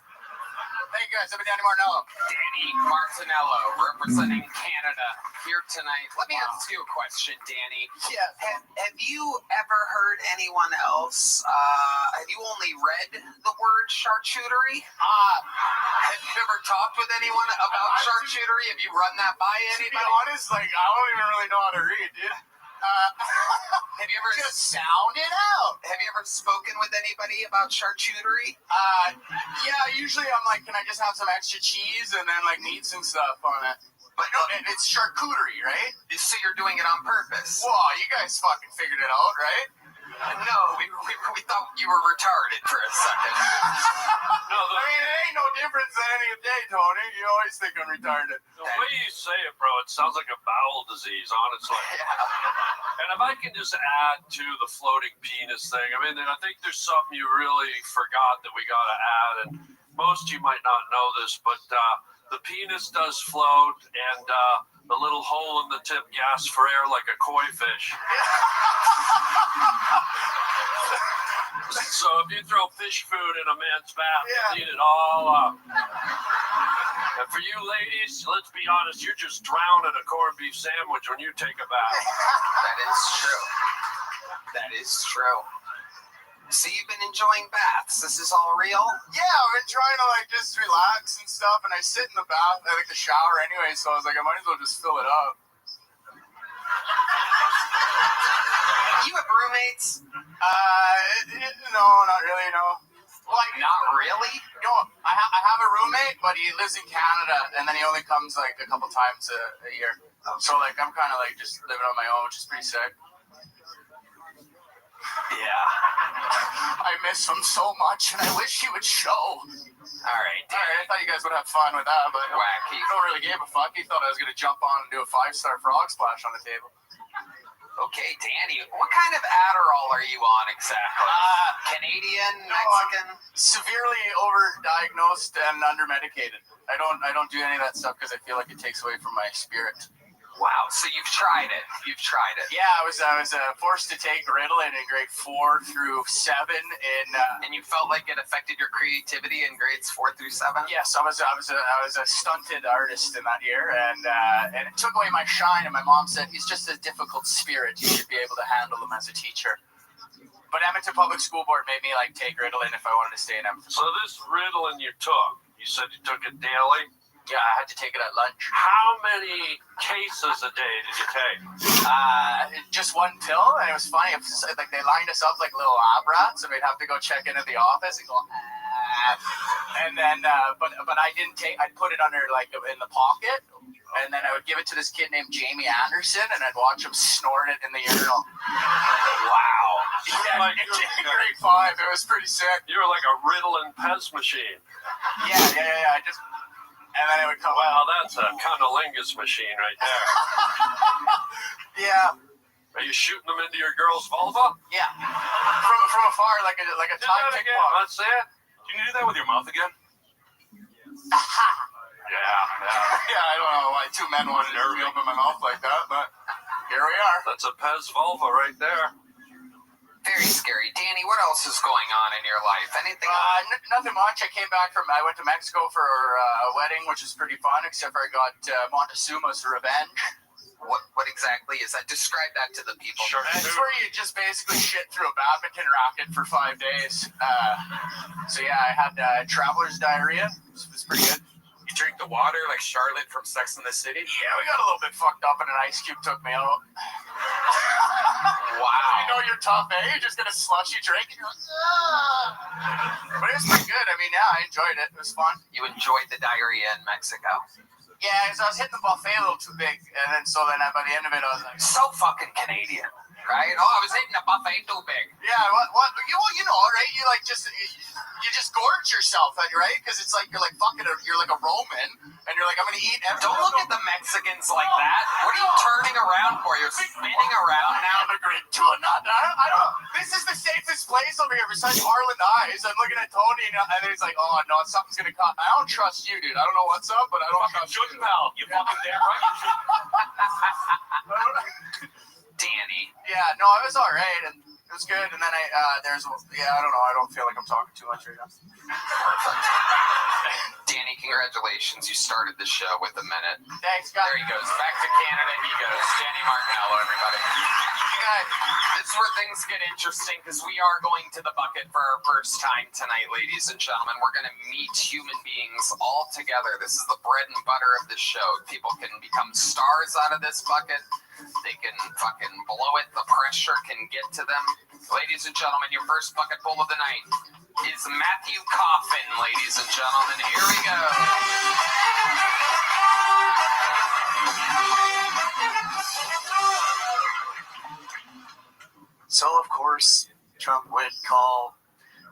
operation that requires massive missiles to deeply penetrate a mountain to destroy a nuclear facility, Operation Midnight Hammer. Which I don't even feel creative saying it at all, because I'm sure me, just like millions of other people, all thought the same thing. And that's the perfect name for a black porn star. I mean, come on. Coming tonight, Midnight Hammer. But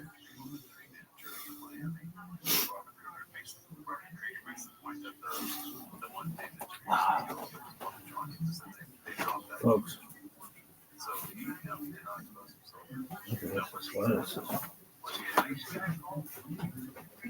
Yes. The person that I discovered in my work was someone who was really intelligent, very sensitive, and was extremely thoughtful, definitely a really generous person. I say his generosity was his one of his greatest traits. A really generous person. He gave so much of himself. This person put so much in just 6 years he had on the doors before he left us in 27. And he was very generous in just how much he's left us. What a price. So he had his moments. Everybody knows about the side of the they call it Jimbo. He got drunk or whatever, but he was very young in his 60s, and everything's brand new, and they're having a great time. So can't hold too much against him. When I had Manzarek and Rabbi in the studio, it was my impression, Paul, that they had still not gotten over Morrison's death. Still affected them. Well, how can you get over that? Like, you're so close to somebody who was such a wonderful person who generously gave so much of himself. I close to it, but it seemed like he said that he made it in pieces, but that's what he certainly did. anyways, just for the briefies, anyways, the older I get, I feel like the more I'm turning into an old black lady, especially during the winter time. I always feel like I need a little Afghan, a little shawl around my shoulder, and I'm always saying, Lord have mercy. For some reason, my cell phone thinks that my nuts stink, and I beat my dog, and I don't know how. I don't know why my phone thinks my nuts stink. It's that like the phone has a nose or anything. I don't talk about that stuff or anything, but it thinks I beat my dog. I get these little alerts on my phone that says, "Don't abuse your animal. There's other ways to discipline it." And it's because I sing to him and say stupid shit like, "Oh my God, holy shit!" That was awful. Holy shit, Matthew. Let's check in with Nick Rochefort. That's one fucking suicidal Pomeranian right there. I'll tell you that much. Yeah. Saddest dog that's ever lived. That fucking poor dog just walking around. Not even walking around, probably dying to run away right now. He's happy you stopped talking. Yeah. I thought it was a cat, to be honest. A suitcase cat. It's got a fucking handle. The dog is the most interesting part of your entire set. You really just do you practice this, Matthew? Do you try? Yeah, it's been a really busy week. I haven't actually been on stage in about 3 weeks because I've been busy working. What have you been doing for work? Between over here, like I told you last time, I've been working over at the strip club now too. Working the parking lot. You're working the parking lot? Yeah. At the strip club. What exactly are you doing in the parking lot? Would you like general parking or VIP? And that's what you do? Mostly, I'm trying to direct Uber drivers that don't speak English where to go in the right way and stuff like that. It's fun. Right. And do you have your dog with you when you're doing that? Yep. He hangs out by the car, and he got his little leash attached to the inside of the car. He's got his little pillow out there and everything. Hangs out there with me. Okay. How long have you had this dog for? All 8 years of his life. All 8 years of his life. And what's the name of the dog? His name's Lucius Fox. Okay. All right. So, Matthew, that is what you would call your service animal, correct? Yeah, I had to pay the extra for it because I can't be without him. He can't be without me. He can be without you. He can be with anybody else. Ask anybody next door. And are you? It is okay, but you may have to make. Is there a reason why you have a service dog, or is that just your 20 trick of them to get to 10 life? good Is ones, that what period. makes people I would not think you're use this okay? one, I didn't even period. know it was a The thing, woman like to use mumbles like her service words, animals, period. like to get your Please not have to keep pay for trying, certain things for your apartment and stuff. I had period. no idea. I was just like, I was talking too late on the phone. Like I can't be without him. You answered an entirely different question. I was saying I can't be without him. I had to talk to a lady to get the license and all that. So I was like, I can't be without. That is what you would call your service animal, correct? Yeah, I had to pay the extra for it because I can't be without him. He can't be without me. He can be without you. He could be with anybody else. Ask anybody next door. And have you been diagnosed with anything? Is there a reason why you have a service dog, or is that just your trick to life? Is that what makes people think you're okay? I didn't even know it was a thing, like to use like service animals, like to get your not have to pay for certain things for your apartment and stuff. I had no idea. I was just like, I was talking too late on the phone. Like I can't be without him. You answered an entirely different question. I was saying I can't be without him. I had to talk to a lady to get the license and all that. So I was like, I can't be without him. He can't be without me. This is a real human being, ladies and gentlemen. Just know these aren't like character actors that we hire, something like that. Like, do you think you're sending the wrong message standing in a parking lot holding a dog at a place where you're trying to sell pussy? Like I said, he hangs out by the car, and some people like him and say hello and stuff, and it's pretty cool. Everybody's thinking it. Do you fuck the dog? Do you fuck the dog? One of the other guys likes to call him my little furry fleshlight, but no. Wow. But he's not. His bed is my bed, though. He's got an interesting story. Holy shit, dude. This is crazy. Matthew. Your sleeve isn't up his ass, is it? There's nothing normal. There's nothing normal about it. Is there anything that you do without the dog? Not since I moved out here to Texas. You're just always with It's out on my lap, all 1,600 plus miles cross country to get here. And you came here to do stand-up comedy. Well, like I said, after I got struck in the head with that steel girder, I took that settlement money, and I was like, I can't keep denying who I am. I'm a carny, I'm a clown, I have to go where everything's happening at. What makes you big think... swings for defense. Okay, I can't handle another second of this. That dog is going to be leaking in 10 minutes. Matthew, you already have a very small joke book, correct? Yes. There you go. There he goes, ladies and gentlemen. Matthew Coffin, everybody. Matthew, you got to take like a year off or something. Take like a year off. Sign up in a year. It's absolutely psychotically bad. Years off. How about that? Hello there. This podcast is sponsored by Shopify. You know, when I started this podcast, it seemed like I had to figure it all out on my own. You know what I mean? Stage time, setup, filming schedule, logos. Every day seemed to introduce a new decision that needed an answer. Your to-do list keeps growing every day with new tasks that can easily begin to overrun your life. Finding the right tool that helps you out can be such a game changer for millions of businesses. That tool is Shopify. Shopify is the commerce platform behind millions of businesses around the world and 10% of all e-commerce in the U.S. From household names like Mattel and Gymshark to brands just getting started. Tony, I think Shopify is the greatest. It really can transform your business into something amazing. You can get started with your own design studio with hundreds of ready-to-use templates. Shopify helps you build a beautiful online store to match your brand style. Shopify is packed with helpful AI tools that write product descriptions, page headlines, and even enhance your product photography. Get the word out like you have a marketing team behind you. Easily create email and social media campaigns wherever your customers are scrolling your schooling. So, turn your big business idea into... with Shopify on your side. Sign up for your $1 per month trial and start selling today at shopify.com/KillTony. Go to shopify.com/KillTony. Oh my God. We're all little service dogs when the lovely Heidi comes out. Am I right? How about a hand for Heidi, ladies and gentlemen? All right. Let's see if this bucket pool does any better. Make some noise for a fender, everybody. Here comes a fender.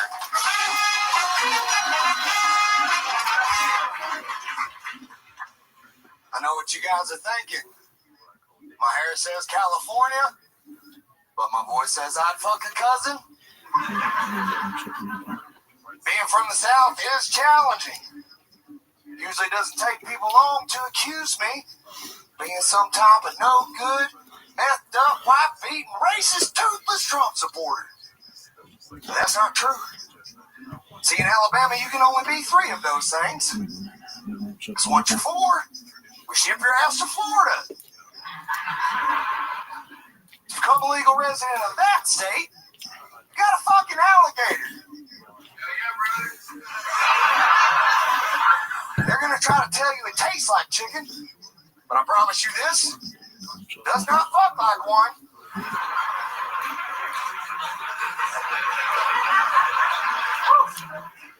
Other day, my friend said I reminded him of a young Ron White, supremacist. All right, I'll leave it there. There you go. Offender getting actual laughs this time. Boom! Believe it or not, Offender's been on this show before, and at one point he was doing as bad as the last comedian that was on. I swear to God. Believe it or not, an incredible amount of growth shown this set, Offender. Oh, look at Matt Muley. He likes growth, everybody. I am a grower. So, Offender, how long have you... And what? But... A pot grower, guys. A pot grower. I'm a pot grower. You're a pot grower? Yeah. That's what you do for a living? Yeah. Okay. Where do you grow it? Oregon. Oregon. Yeah, Williams, Oregon. Do you want the exact, like... Yes. No. Yeah. No, Offender, no. And the business is going good for you? I just, I was living on my short bus for 9 months, chasing this dream in comedy. I left for 3 months. I just paid for an apartment for 6 months up front. Okay. So I'm not homeless no more. I am not homeless no more. Incredible. I got a bathroom. Wow. 6 months worth of bathroom. How are you planning? Have you decorated this apartment at all, or are you treating it like it's still a bus? No, I decorated. So I got a medicine cabinet. Okay. A medicine cabinet? Yes. Okay. Yes. Really cool. I've never had a medicine cabinet before. Yes. Somewhere to put all of your medicine. All of my medicine. I got my rolling papers in there, my grinder. Above it, I got the cologne and the eye drops, which I forgot to bring right now. Sorry about that. That's not decorating, though. That just that comes with the apartment. Yeah. Your walls just like we spread blue. I got a medicine cabinet. I've done a lot of decorating. Yeah. Can I ask you something, bro? This is just a reaction. Yes, It's sir. almost like a test when they hit your knee at the doctor's office. It's a reflex thing. Okay. I'm gonna say something. I just want to. Thanks for crouching. I can still see you.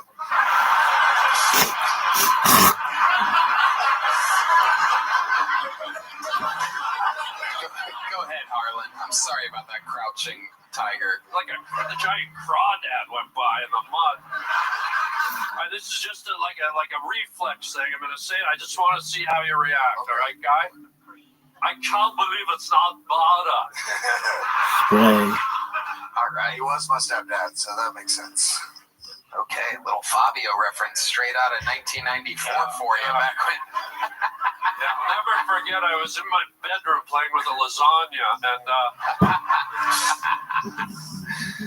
Offender, tell us more about this new apartment. This is a big deal for you. A lot of... Yeah, dude. I was living amongst these homeless, these savages, dude. They take shits in the street. You gotta be respectful. You gotta put it in a bag, and then you gotta find a trash can far, far away from the mothership. Okay. I've always wanted to ask this question. I'm not trying to be a wise guy, but when a homeless dude or woman cracks a loaf in the street, okay, like when they drop a Cracker Barrel Thunder Loaf or a Olive Garden chicken souffle, whatever you want to call it, what do you wipe with? It's a great question. What do they wipe with? You were out there. You had a first-hand account. I'm pretty sure, shockingly, nothing. They don't wash their hands either. So they're just walking around with the leftover in their crack. Yeah, a little. Wow, dude. I wasn't ready for that answer. A little souffle for later. Did you ever like bend down? You were desperate. Maybe you had a hot date with another homeless chick the other night, and you bent down backwards and wiped your crack with your golden fleecy hair. That's a great question. A great question. Offender, are you making money anyway while you're here in Austin, Texas? Yes, sir. How are you doing that? Comedy. You're making money. You're doing paid gigs. I do paid gigs. I bark, whatever, however I can help any show or anybody that has an opportunity for me. I extend my offer and say, hey, I'm willing to do this. I live here for this. I mean, how often do you bark? More or less than the last comedian's dog? Not a real question. Offender, what's your love life like? You're a handsome man. Thank you. How does that work out for you now that you have your own apartment? Is that something that you're doing? You know, it's something that every man probably is thinking about. But me personally, I don't have time for it, man. You don't have time for the ladies. No. Well, you got yourself. Look at you. What is the tattoo right here on the arm? I'm glad I asked. Okay. I don't know if you guys can see it. Can you describe it with words? All right. So it's got a wood handle, a metal shaft. Some would call it a shank, but it's not. It's an old school can opener. What? I was more talking in case I have to open a can of whoop ass on somebody. You know what I mean? I was more talking about the Predator CIA coding you have on your wrist right here. What the hell is that? Yeah, what's that? Frightening. Okay, so I have this right here is Uzetti, and then this is Dottie. That's Croatian for give and take, because life is all about the give and take.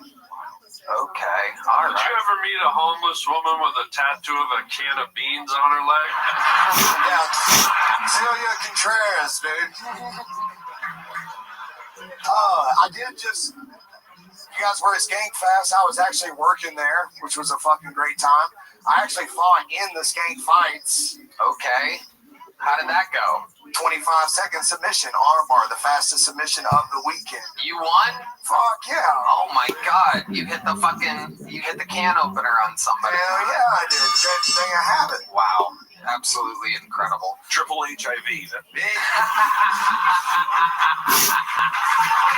Yeah, I gotta ask though, I gotta follow up. You're in the street, right? I was, yes sir. Well, you still are. Yes sir. And it's a tough world out there, right? We've all watched Animal Planet, right? Yeah. You ever, since you do have some mad skills in the ring, you ever get into any tussles out on the mean streets, my guy? Yeah, so I'm actually like notoriously known for breaking up fights down here, trying to protect people from harming themselves even further. Oh, wow. One night a guy did aggress me and I had to, take care of myself. But you jerked off on him? Fuck yeah, I did. Yeah, they pulled out a stretcher and everything. No, but I did have to wrap up a guy, but I try to do it in a respectful way that doesn't harm anybody. The worst thing is, in today's, especially on the street, it's pretty violent. People need to be aware. Did he put hands on you? Did you take any shots, my guy? Did, and then hip toss and put him in a triangle. Choked him till the cops showed up. Broke into a square dance from what you just showed me. Well, let's not act that out. Okay. Offender, congratulations. You've never gotten a big joke book on this show before, correct? Have you? I have. The very first one. Well, then there you go. Hey, it got filled up. And Are you just saying that? Are you going to sell this on the streets to somebody? All right, there you go. Offender, ladies and gentlemen. There we go. 2 return bucket pulls to start the show. This looks like a new name. Maybe I'm right, maybe I'm wrong. We're going to find out. But let's hear it for Emo the Jock, ladies and gentlemen. Emo the Jock. Here we go.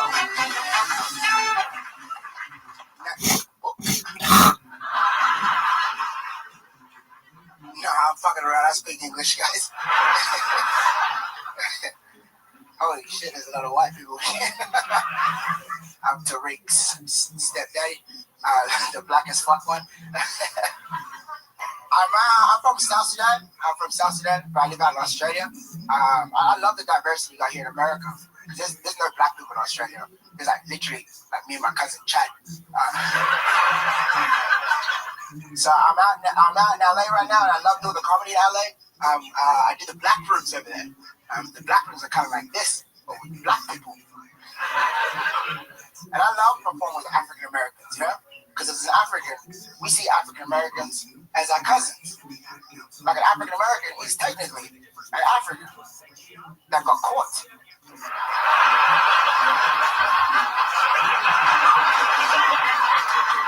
And every 4 years at the Olympics, they remind the world that you will never catch them again.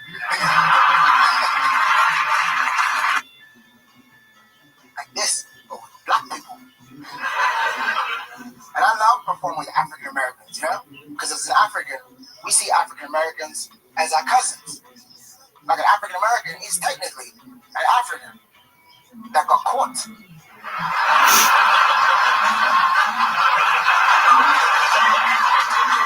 And every 4 years at the Olympics, they remind the world that you will never catch them again. That's pretty funny.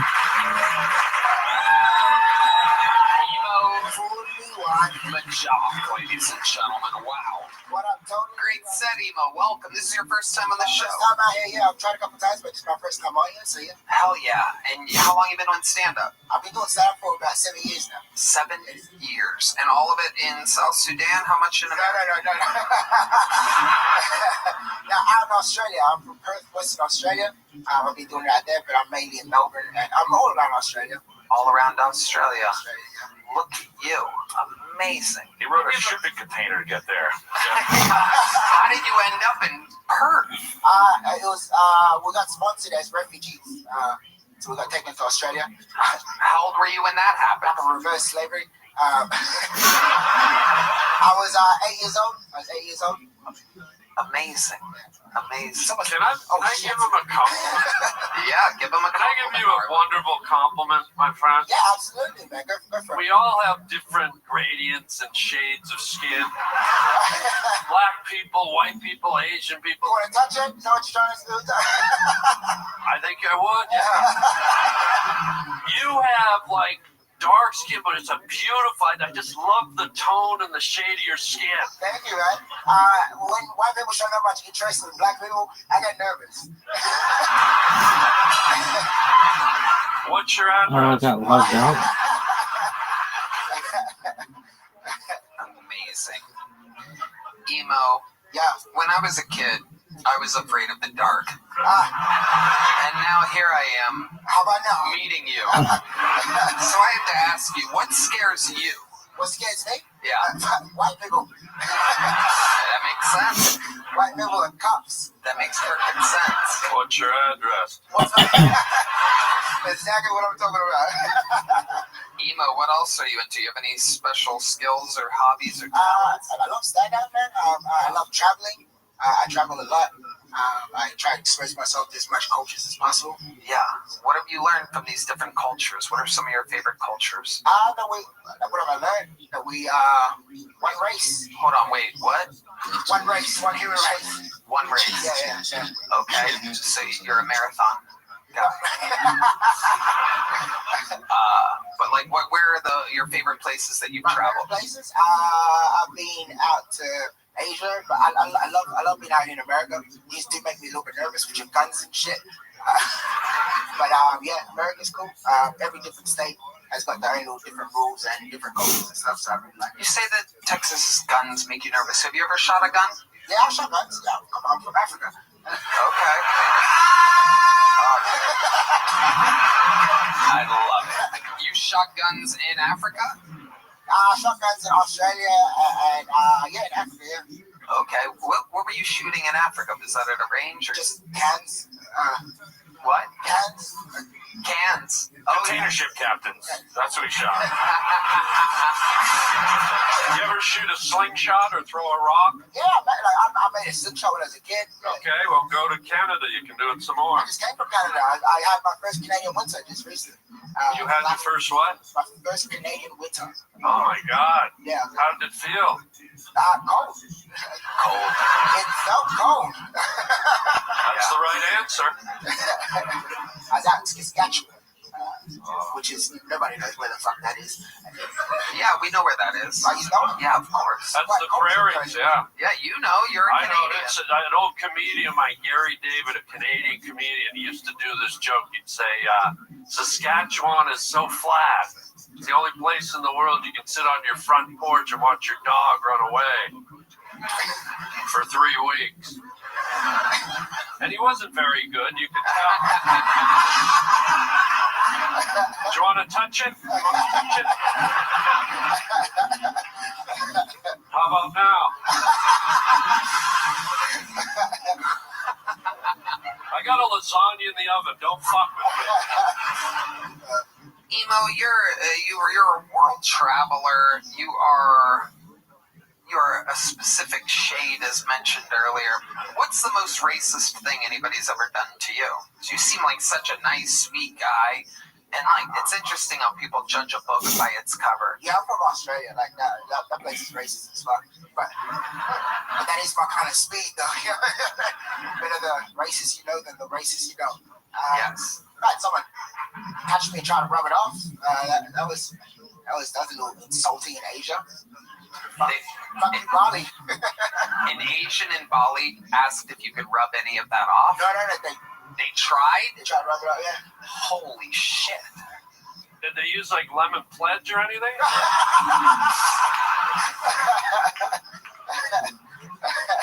I think she just trusted her own hands and was unsuccessful. Have you had any jobs other than being a comedian? Yeah, I had a ton of jobs. I worked at call centers. I worked... What was the first one? Call centers. Oh, I thought you said coal centers, and I was wondering if you were the coal for a second.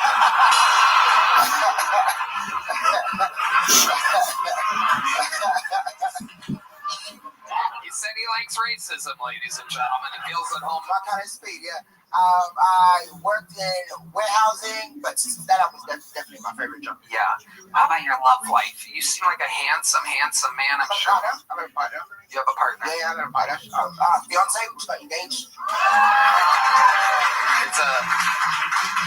Where'd you meet this partner at? She's Canadian. I met her at a festival in Australia back in 2018. Nice. Is she a girl?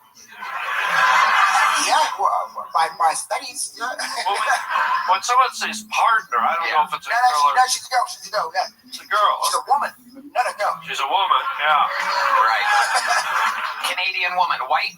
No, she's Indian background. Oh. Brown girl. Wow. Okay, Indian background. That's out to a live. You met her at the call center, I'm guessing?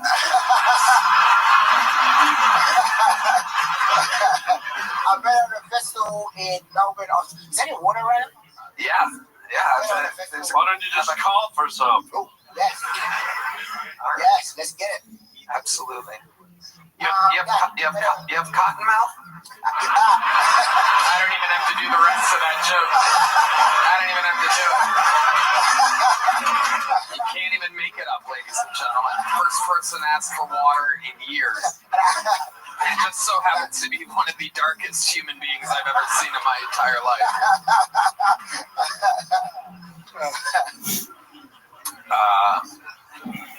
Just for fun at the call center, I'm just curious. You ever just do a like a Tarzan call? Well, Tarzan was not black. That's true. That's true. Harlan's been watching the Disney remake of Tarzan on Netflix. Only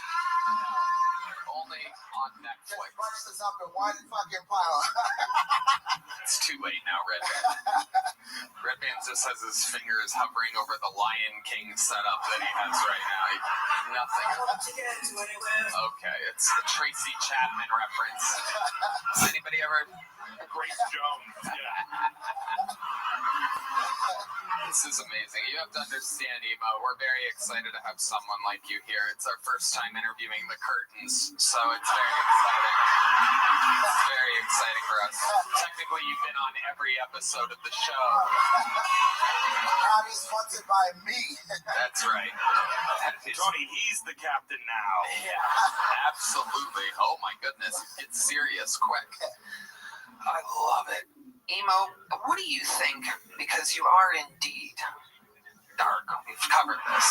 But I have to ask, what do you think is the whitest thing about you? If there's something about you that you do, maybe your teeth? Oh, okay. That's a good answer. My teeth? That is like my credit report. I tell you about This guy's funny. Emo, you are fantastic. What a great interview. What a great set. What a great sense of humor. Welcome to the Kiltony universe, the debut of Emo Majock, ladies and gentlemen. Dude, if he sees this in the future, I think this is very funny. Really quick. They've come a long way from that first bucket pull. It was good. Yeah. Solid. Oh, we liquefied him and put him in a drink for Harlan. Look at that. There he is. That fast. He goes from a solid to a liquid, ladies and gentlemen. Only on Kiltony do we have this type of technology. Rogan has a lot of money as a human liquefier in the back. All right. Indeed, this podcast is sponsored by Quo. Let's talk about something every business owner knows too well. Missed calls. It's like watching money fly out the window. That's why today's episode is brought to you by Quo, spelled Q-U-O. The smarter way to run your business communications. Quo is the #1 business phone system built for 2025, not 1995, with over 3,000 reviews on G2. Forget juggling phones or using a landline. Quo works right from an app on your phone or computer. Great, bam. Tony, I love Quo so much. It's the best business phone system around. Your whole team can share one number and collaborate on calls and texts like a shared inbox, meaning faster responses and happier customers. That's right. That's why over 90,000 businesses are already running on Quo. From solo operators to growing teams, Quo helps businesses stay connected and look professional. Try it for free when you go to quo.com/Kiltony. That's QUO.com/Kiltony. You can even keep your existing number. Quo, no missed calls, no missed customers. He's bubbly. He was bubbly on stage, too. Yeah. Dark and bubbly. Wow, wonderful. All right, ladies and gentlemen, your next bucket pull goes by the name of Ashley Ann, everybody. Here we go.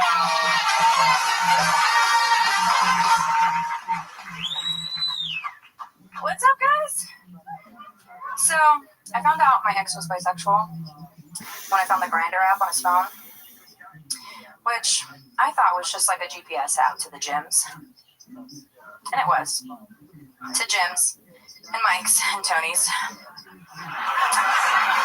That's not why we broke up, though. It was actually because he's a whore.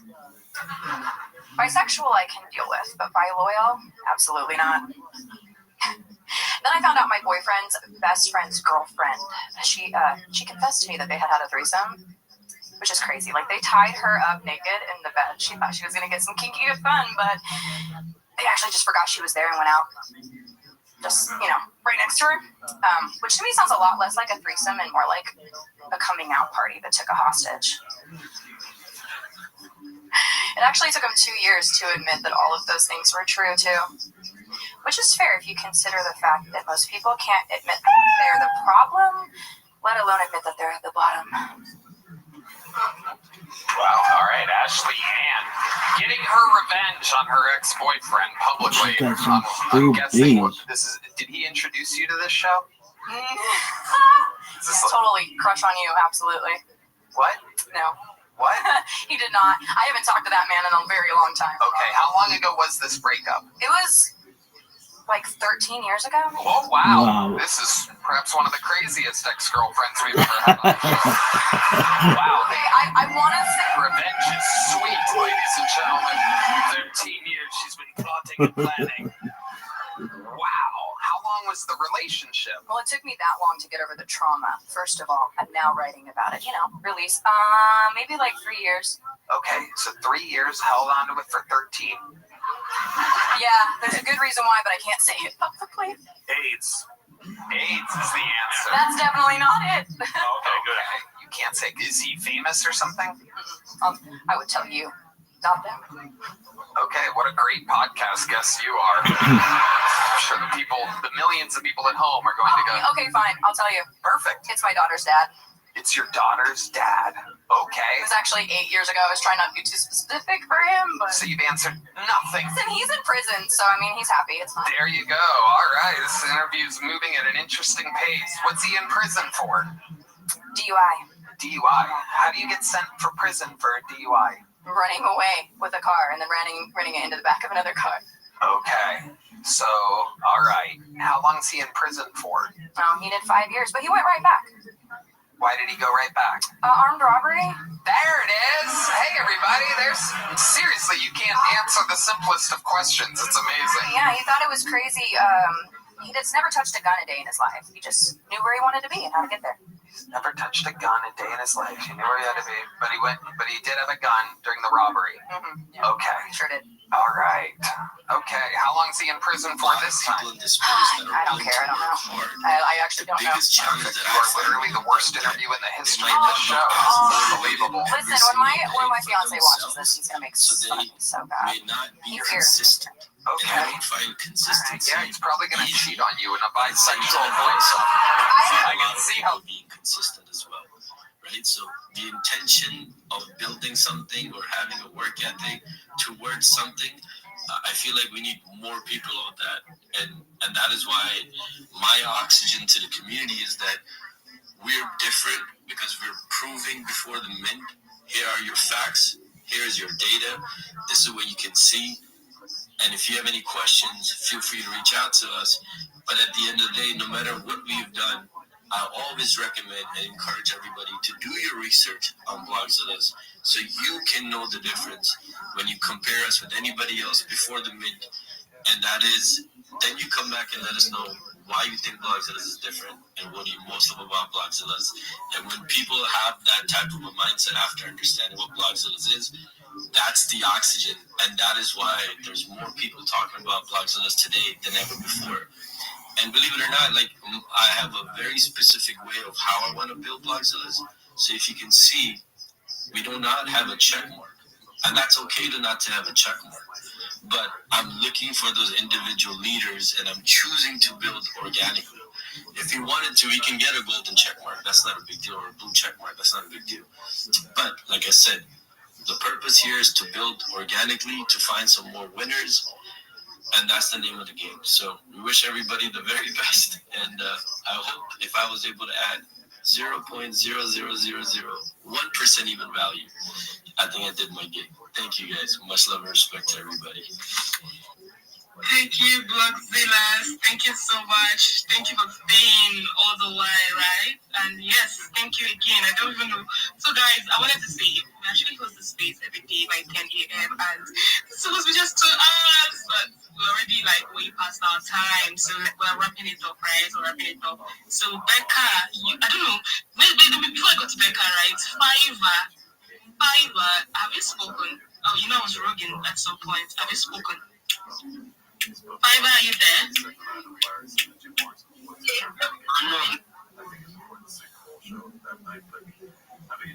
It doesn't pop up like all the books written about everybody's always getting drunk before a show or died down downstairs. Next up, Philip C.M. Washington. Hey, Philip, go ahead. How this is all working out, by the way.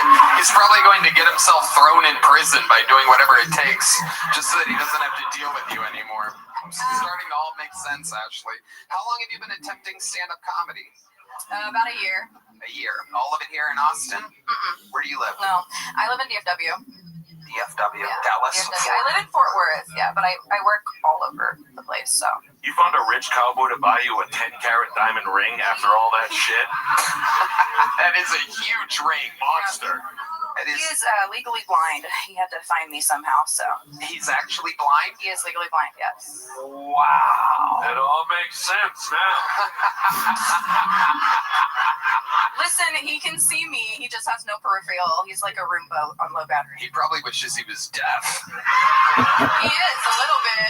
He's a little bit deaf, too? Yeah. Wow. Where did you find this guy? I don't know. My standards were, like, over here. It's an easy question. Where did you meet this guy? The bar. Karaoke. The bar. Karaoke. Yeah. What was your song? What were you singing that night? Fuck, he made me sing some Reba McEntire Fancy. You're like Courtney Love. Or like Courtney Hayes. Except I'm a natural blonde, so. You're a fucking monster. I know. Yeah, I make fun of my blind fiance a lot. I'm sorry. How did he end up blind and partially deaf? Partially deaf because he sits next to my fucking speakers when I host karaoke. Blind, he was born, he's got RP, retinitis pigmentosa. Okay. So he just was born with full vision and loses it gradually. So he has double pigmentosa, huh? Yeah. Double pigmentosa? Yeah. Wasn't that one of, what is it? How do you say it? Retinitis pigmentosa. I know it sounds like a Harry Potter spell. Retinitis pigmentosa. Sounds more like one of Winnie the Pooh's little buddies. Yeah, totally. All right, Ashley Ann, I got to keep this thing moving along. For sure. Here's a really small joke book. Can you catch it? I'm going to leave it a little bit short because you seem like a walking lawsuit here. There you go. Perfect. Ashley Ann. There you go. Good God Almighty. All right. Let's get a little palate cleanser up here, ladies and gentlemen. We've had some giggles with these bucket pulls, but now it's time to drop the hammer. I present to you one of the greatest regulars in the history of the show. Ladies and gentlemen, here, doing a spot in the middle of a random episode of Kill Tony, I present to you a man who, one day, perhaps, by the grace of God, will be a citizen of the United States of America. But for now, he remains the Estonian assassin. This is Ari Matti.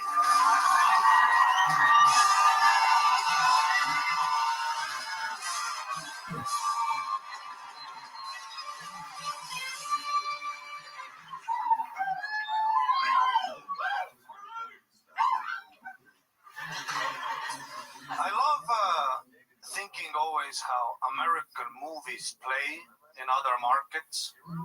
Like if you're in Japan and you went to see Oppenheimer,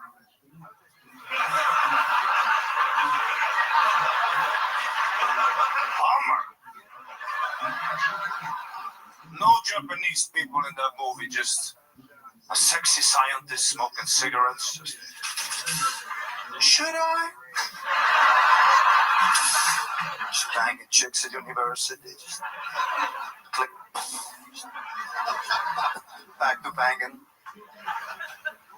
Or like if you're in Korea and you went to see Marley and Me.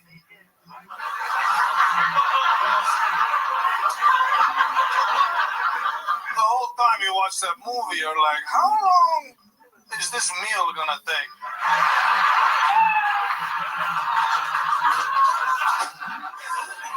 Sometimes they rename American movies to fit for the local market. Like Taken with Liam Neeson in Albania. It was called Normal Business Guy. God's honest business. Until American asshole intervenes. Schindler's List in Germany, it was called Scheiße, so close.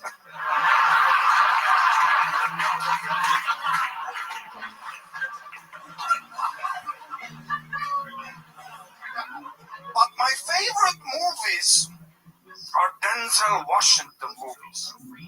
He makes killing look so easy. He's just a lazy, fat old guy. You're at home eating chips, you're like, yeah, I got it like that.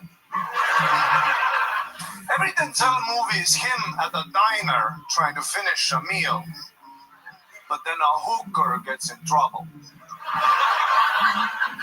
Every Denzel movie is just him at a diner.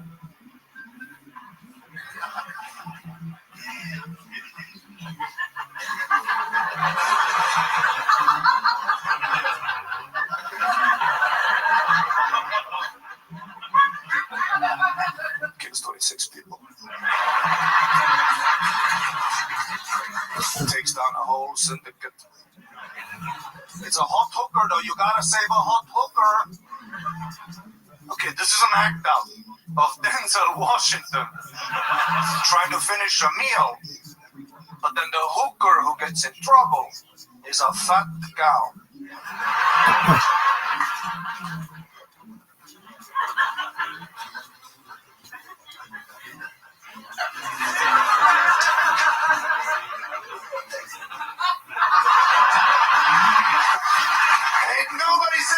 ViralRabbi.com.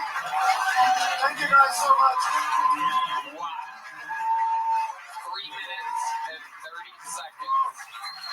The only human that we allow and that can take the ball and run with it and crush. Sorry. What a presentation. No, we love it. I didn't have time to cut. No, it's great. You're it's a movie chunk right there, and we love it. Someone's been watching some movies this week. You look fantastic. You're crushing. Life is good. I look like a lead singer in like a vampire band. Yeah. A very emotional band. Death is infinite. Ari, what have you been up to? Yeah, not much. I had my first Halloween in America, I know it's a while ago, but yeah, we don't have Halloween in Estonia. We have Russians. Things are scary enough.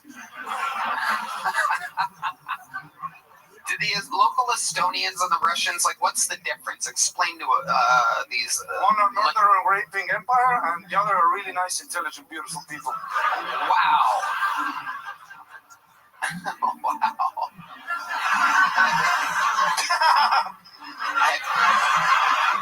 And you've seen that firsthand. You've seen some Russian pillaging, if you will. Yeah, when I was like 14, I remember I got beat up by these two Russian kids. They were also 14, but in Russia, 14, they got like hair on their knuckles, 2 kids, a divorce, 3 jobs, I was like an Estonian 14-year-old. I had a dog. I was doing parkour. No, literally, I was doing parkour, and then they saw me doing parkour, and they came up to me, and they said in Russian, they go, "Estonský pederast," which means like Estonian, which I don't know how they already knew. And then what? Did you throw the first punch, or? No, never. No. They threw the first punch, and then they claimed it was necessary due to NATO, so.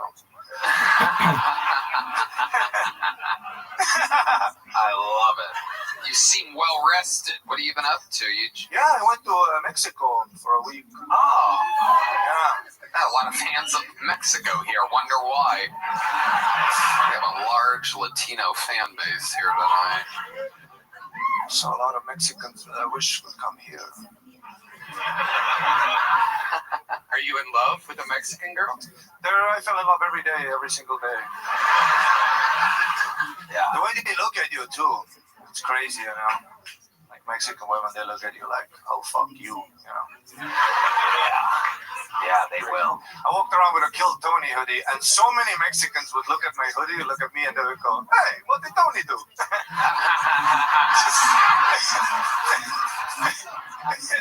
It was like the main joke. It was so funny. I saw them. Every time I saw them look at the hoodie, I'm like, "Here it comes." What did Tony do? I don't know. That sounded Italian. Yeah, I went to Cozumel, beautiful island, and when I was there for the first night, I had such a funny incident where, I Google Map restaurants, and a lot of kosher.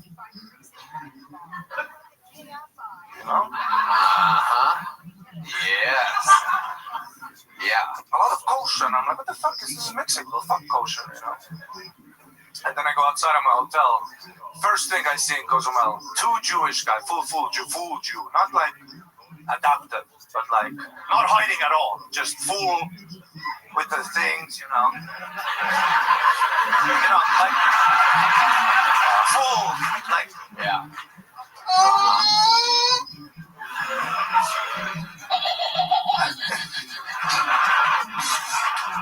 And they were arguing, 2 Jewish guys arguing with a Mexican guy who, he's the guy who rents out scooters and like motorbikes. And the Mexican is, just when I walk by them, the Mexican is saying, "I keep deposit. Look, scratches. I have evidence. No scratch here before. I have picture. Look, there is scratch." And the Jewish guy goes, "No, we need deposit. I also have picture." And then they show the picture. And then I go and eat. About 10 minutes later, I see the Jewish guys walking away from there with like a wad of money in their hand. And then the other one looks at the guy. He goes, "Photoshop is free, and so are we." Just Wow. So they're like that in Mexico too. Yeah. Wow. Punta Judea. That is incredible. Wow. Amazing. Racist, huh, Harlan? Well, only if you're Jewish or Mexican. But yeah, I had fun. Yeah, Halloween party. Did you go to a Halloween party? No. You got to be careful with Halloween, my guy. Tell me. Well, how long you been in America, my guy? Like 1 year and a half. 1 year and a half. And Tony will back me up on this, Red Man. The key is to be careful with the costume, okay? I blew it last year. I went out dressed as a piñata and went trick-or-treating down in the Latino community. And they beat the Three Musketeers out of me. You know, if I could get some kind of noise to pick me up. Funnier. I did go to a Halloween party, and what I noticed is every chick is like a sexy, slutty cat, huh? That's like the only hot animal they can think of. Yeah. There are a lot of chicks that should have been a sexy elephant, you know what I'm saying? Yeah. You should have gone to Jeffrey Dahmer's house. He had a bearskin rug.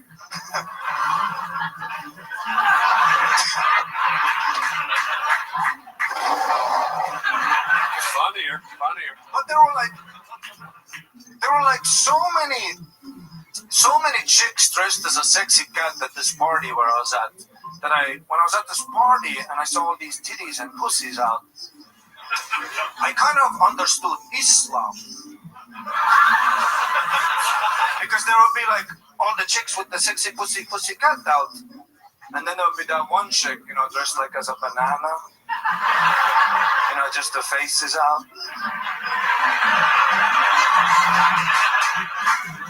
And I would look at her like, fuck, what's under the banana? Creates a little mystery. Just like the burqa. Mystery is just as hot as sluttiness. I couldn't agree more. The banana wins. Ari, you are unbelievable. What a fucking set. Triple the work that you had to do. This place, creating stars. If Cam's on SNL, I can't imagine what Ari Maddie's going to be doing in the very near future. One more time for Ari Maddie, ladies and gentlemen. Onward we go. Back to the bucket, ladies and gentlemen. And your next comedian goes by the name of Jack Hemphill. Here we go. The opportunity of a lifetime. Yo, I don't know if you can tell by looking at me, but I got my haircut at the lesbian barber shop. They kind of fucked me up, though. It's my fault. They asked me what I wanted. I said, I don't know, just scissor me. I keep seeing ads for male enhancement pills. They're supposed to make your dick bigger, longer, stronger. I don't know about that. I wish they'd come out with something for female enhancement. Yeah, how about a pill that makes you shut the fuck up?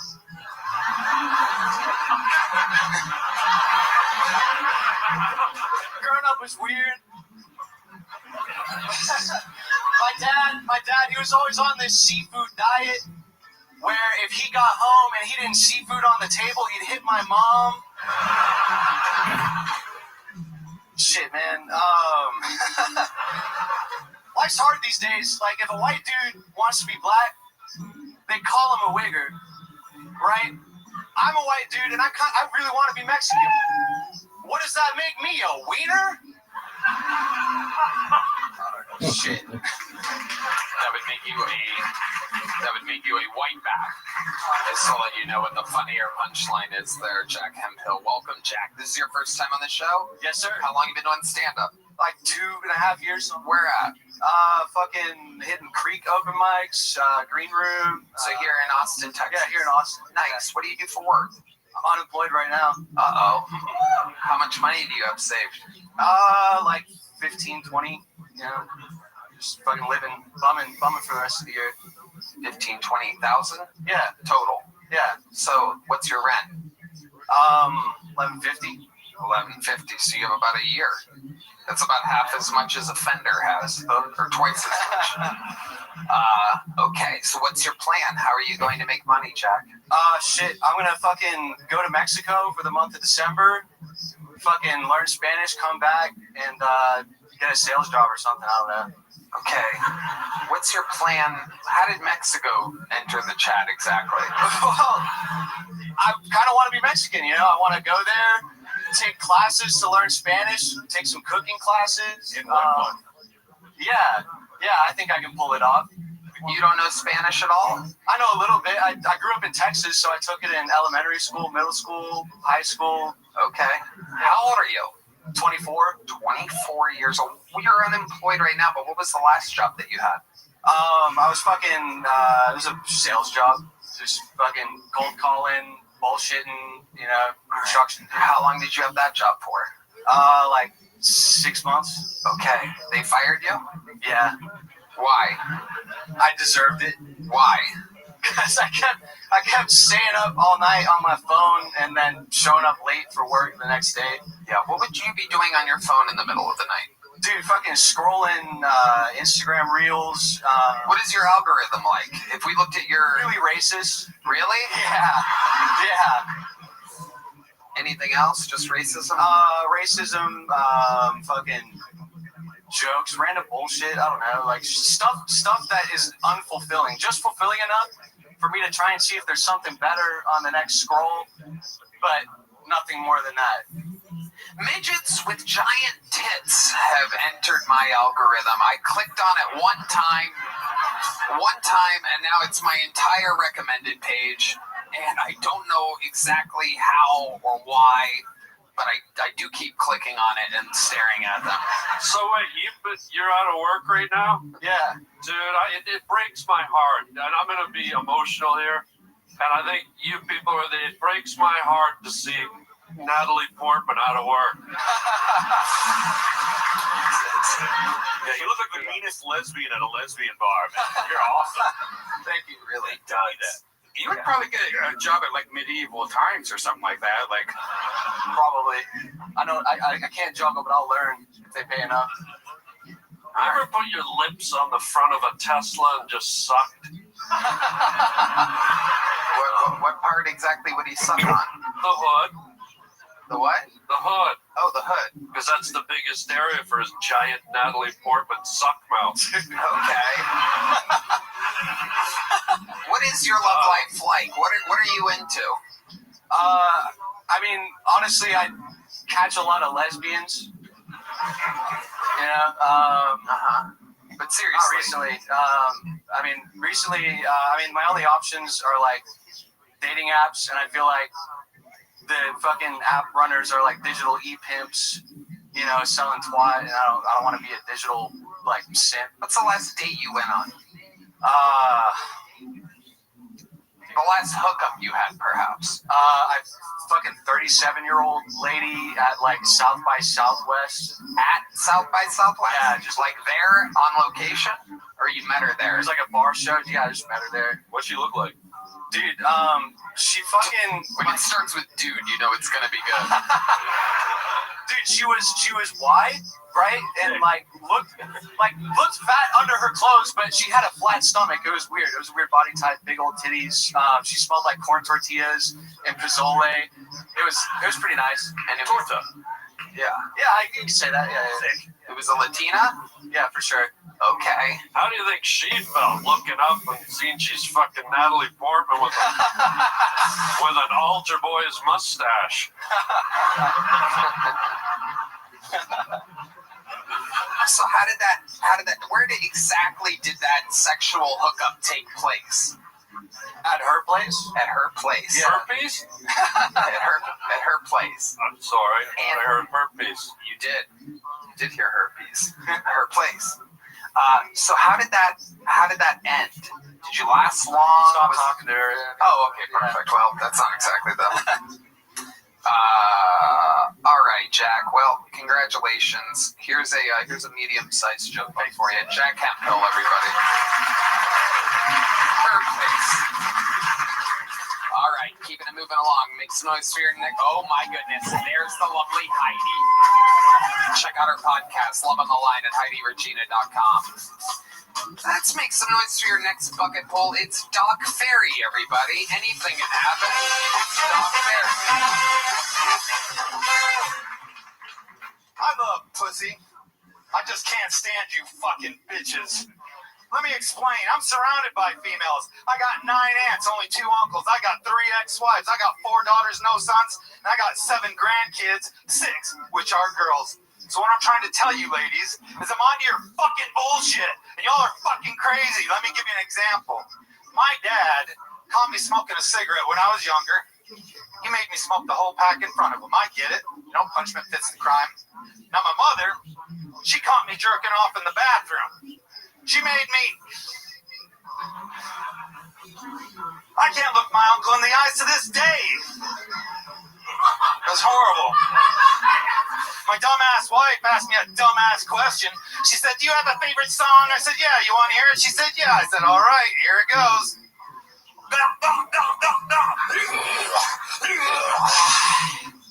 Second verse, same as the first. She said, "That's not a song." I said, "It's music to my ears, bitch. Now suck my cock." Thank you very much. My name's Gavin. Oh my God, Nick! You just turned every pussy in this place to sand. Yeah. Good job. It's frightening. Who says ISIS doesn't have a sense of humor? Sir, you're still crouching and I can see you. There you go. Doc, welcome. You've been on this show before, right? About 2 months ago. Okay, well, welcome back. Remind us, how long you been doing stand-up? About 2 years now. 2 years. And what do you do for work? I am going to school currently for HVAC. HVAC. You're going to learn HVAC. Well, that sucked. See what I did there? What were you going to do? I was going to say the exact same right, thing. Yeah, exactly. Brother. There we are. Thanks for standing erect. There she is. Look at that. Someone that dresses like a banana for Halloween. Anyway.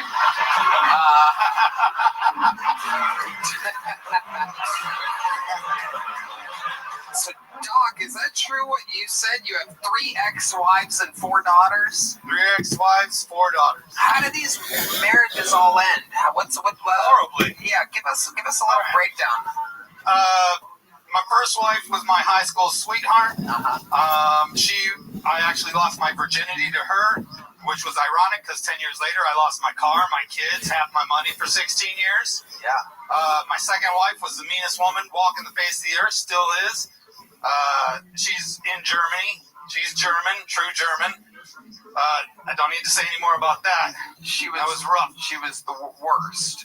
She was the meanest. She was the meanest. I actually, we talked about this before, but I got PTSD after going to war 3 times with the military from the ex-wives.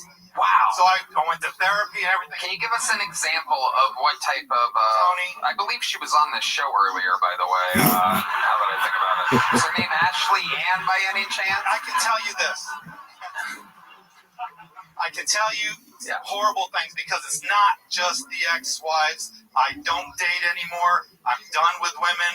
They're fucking just obnoxious. I can't fucking think. Sorry, ladies. Get your sisters together, okay? Because they're fucking up. So here's some shit. Sorry, ladies. Not a chance. Sorry, girls. You're not getting a shot at them. I'll be outside after. I'm available. I'm single. And your hands get bigger every time you beat the shit out of one of your wives. You got mitts on you, dude. Just gets flatter right here. You ever lay in bed at night, rub your beard, and pretend you're fingering a girl from the 70s? That's a good question. You're on to me. Does it show? Yeah. Exactly, I do that. To keep telling us about the most traumatic wife you Well, the most traumatic wife, things that she did. The last 2 years of our marriage, I was locked in the basement, scared to death of her. She would come to work and she would show her ass. I mean, bad. She didn't care who was there. She just act a fool up and down. What does that mean exactly? What does that mean to you? What exactly would she do? Here's a good example. You guys worked together at the time? No. She would go to her work. She came to my work. Right. I was. Which at the time was what? In the military. Oh, she would show up to a military base? Yeah. Okay, go ahead. And she would act crazy. But one of the things that happened while I was in the military and married to her was I was in the bathroom taking a shower, and she literally kicks in the door, right? And then I look like this, and she goes, "I want you to take the shower on your knees." And I was like, "What the fuck are you talking about?" She said, the sound of the water is going to wake the baby." I said, "Get the fuck out of the bath." She was serious. Who are you married to, fat bastard? What the fuck are you talking about? It's Fiona talked about. When she got mad, that's what she sounded like. It was horrible, and she was mad all the time. Wow. What ethnicity are you exactly? I am half white and half Mexican. Half white, half Mexican. Okay, tell us about the third wife. Third wife was the whore. We went in depth with this. Oh. Yeah, this one was, I'll just give it quick. Yeah. She put her, while I was contracting overseas, she was back here putting herself on Craigslist personals, and she was dating a lot of people, usually 5 to 7 guys at a time. And so when I came back, I said, "Why did you do it?" And she was like, "Well, the relationship had just lost its romance." I was like, "Good luck finding a romantic gangbang, bitch." And then I thought, "Oh, holy shit, I gave her permission." I didn't know if a romantic gangbang was a real thing. So I had to go to a Pornhub. I went to Pornhub and put romantic gangbang in the search bar. And I tell you what, it took me 15 hours, a half bottle of Jergens, and a trip to the emergency room. And by God, I was right. She's a nasty bitch. Wait, you ended up in the emergency room? Are you making a joke? I'm making a joke. Okay, I can... But she's a bitch in the end. Okay, Doc. Let me ask you this, because you seem to really hate women at this point. I am not fond of them. Right. What's the last date you went on? Have you ever had a positive interaction as of late with a woman? At all? Do you kind of go into it thinking this isn't going to work? No, I go in there with a very positive attitude. Okay, so what's that like? Can you give us an example of a recent date that you went on where... I haven't dated in 2 years. You haven't been on a date in 2 years? Have you hooked up with anybody in the last 2 years? Not at all. Not at South by Southwest? December 22? What happened in December of 22? That was the last time I got laid. That's the last date I had. How did that happen? What went down there? No, she was a girlfriend, and she just got jealous because I live in Bernie, so there's a lot of money over there. So the main house has 7 bedrooms, and so I pick up some people sometimes, and they live there. So I had a friend who was a female who lived there. Hold on, time out. You said the main house has 7 bedrooms. Right. That's your house? Yeah. You live there? Yeah. By yourself? Well, my brother lives there. I got my daughter now with 4 of my grandkids and her husband. But it's your house. It's my house. Right. How were you able to afford a 7-bedroom house in Bernie? I was working overseas. I was contracted. I was making $250,000 a year for like 8 years. Okay. Fuck yeah. Look at you. Well, I was a protection service for the ambassador. The ambassador of what? Of Afghanistan. U.S. ambassador. You protected the ambassador of Afghanistan? Kind of like you got this weird-looking guy off to the side there. I'm like him, only like way. I'm pretty sure that guy would rip your fucking arms out of your sockets. Dog. I'm pretty sure he would just absolutely do whatever he wanted to you. Yeah, I'm getting older now. I used to be a little bit more in shape, stuff, but not anymore. Giving it to the younger. How old are you, Doc? 56. 56. Tell us tell us how age is affecting you as of late. It's the most recent. Yeah, okay. I piss funny now. When you say you piss funny, what exactly do you mean? That means I got to piss really bad, but I just pissed 2 minutes ago. So I go to the bathroom again, and I dribble a little bit, and then, come on, nothing comes out. And then I go back again, then I don't pee for an hour, and then it's just kind of up and down. So I thought I might have a prostate problem. I didn't even think about this story. I got DP'd at the urologist. Tell us about that. All right. So I go in, and I have this pee problem. I don't know what's going on. So I'm like, man, they're going to try and, I don't know what's going to happen. But I think they're going to try and go up my dick. And I don't want that to happen. So I kind of stayed away from things like that. So I go in, and they're going to a room, mood lights and everything. I'm not comfortable. They put me on my side, and then they take this wand with like a baseball type thing on there, and they shove it in my ass. Okay? I hate to tell you this, buddy. You were at Ruth's Chris Steakhouse. I knew there was something wrong with the coupon. Everybody dig that? Hell yeah. All right, keep going, Doc. So this guy puts this thing in my ass, and then not only that, but now he's moving it around and doing it. I'm just like holding on. I'm just holding on. I'm like, okay. So then at the end, hold it out. That hurt. And I was like, oh, thank goodness. I said, and then I kind of cleaned up and joked with the guy. I thought I was going to get something in my pee hole. He said, that's the next room. And I said, fuck me. So I go into the next room, and swear to God, this is true. They have the tray. There's like a mound of the goo, the gel. All right. And the thing that's going to go in my pee hole looks like the wand at a car wash. It's that. You said the word of the day. Car wash is the word of the day. You dried up all the pussies and you shriveled up all the cocks, my friend. That is true. That is true. You can have a calmer world after this show. The most unfuckable man on the planet right now. No wonder these women hate you.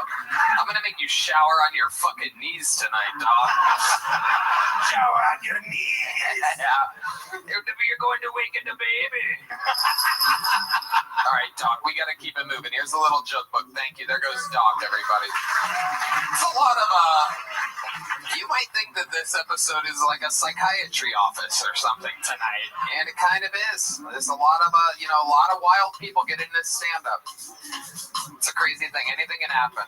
Make some noise for your next bucket bowl. It's Jack McWilliams, everyone. Jack.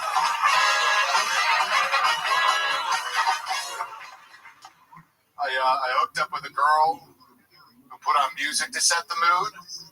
I was about to go down on her when the song Cola by Lana Del Rey came on. For those that don't know, the first line of that sexy song is, my pussy tastes like Pepsi Cola. So that threw me off, I'll be honest. I was not expecting her to taste like the choice of a new generation. Didn't seem sexy to me, but I didn't want to ruin the moment, so I just asked her, can I go down on you? She said, is Pepsi okay? Not my first choice, I ordered an ice cold cock. Let me hear you, fellas. Homophobic crowd. Seriously, there's no way that Lana Del Rey thinks it's sexy to taste like nobody's favorite beverage, right? That's got to be an advertisement for Pepsi. That product placement sticks out more than a shockingly clean car on The Walking Dead. I'm watching that show like, how did they get a brand new Chevy Silverado in the 5th year of a zombie apocalypse? All right, I'm Jack McWilliams. Thanks so much. Jack McWilliams. This guy seems stable. He looks like a comedian. He acts like a comedian. He moves like a comedian. Doing jokes. Yeah. This is a relief out of this bucket tonight, Jack. How long have you been doing stand-up? Tonight. Yeah. 10 years this Valentine's Day. 10 years this Valentine's Day. What made you start on Valentine's Day 10 years ago? That was the day when there was an open mic and I clearly was single. Yeah. I love it. So 10 years, where'd you start at? I was in Bloomington, Indiana when I was in college, but I was in Chicago for 8 years. Okay. You live here now? So I'm in a long-distance relationship with a girl who lives in Austin, and I'm a golf caddy, so I go like 6 months at a time. Nice. I was just passed on another callback to be a door guy here literally tonight. So oh, wow. Hopefully I get that. Oh, that's amazing. Yeah. Fuck yeah, that'd be great. What an amazing thing happening here. Yeah. Hire him, the guy. Charge this guy. I love it. Adam Egan? Yes. So you met Adam tonight. You met him last Monday. And he told you to come back for another one tonight, and you did good tonight. Yep. And he said you have a chance of being a door guy. Yeah. He said he has to check his thing. Yeah. They have to do a little FBI, little research in you. It was like, you said jokes, you look stable, but let's really find it out. We'll get you. Yeah, they'd go through a high-level research thing. Right. I've got to battle 8 different jiu-jitsu.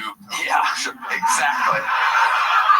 Rogan's Club, a video game. I've got a month to get it all down, so I think I'll I'm a shoe-in. What do you mean you got a month? What To is learn it? all the jujitsu. Oh, exactly. Just a little jujitsu riff. We'll get it. No, totally. I love it, Jack. So you're a professional golf caddy. Yes. And how long have you been in a relationship with a girl from Austin? 2 years next month. Nice. What does she do? She works at HEB. She's a manager. She's an American hero is what she is. That's right. Wait, what's HEB? You don't know about HEB, Harlan? We're Canadian. We don't know what that is. You're Canadian too? I'm just a piece of shit French Canadian. I'm like, ah. Wow. I'm French Canadian too. Yeah. Oh my God. Austin's. Yeah. What's an HPB? No, HEB. HPV. HEB is the world's greatest grocery store, ladies and gentlemen. Now, it sounds like, hey, what do you mean world's greatest grocery store? Like, what does that even mean? All grocery stores are created equal. Well, my friend, every single thing at an HEB is better than every single thing anywhere else.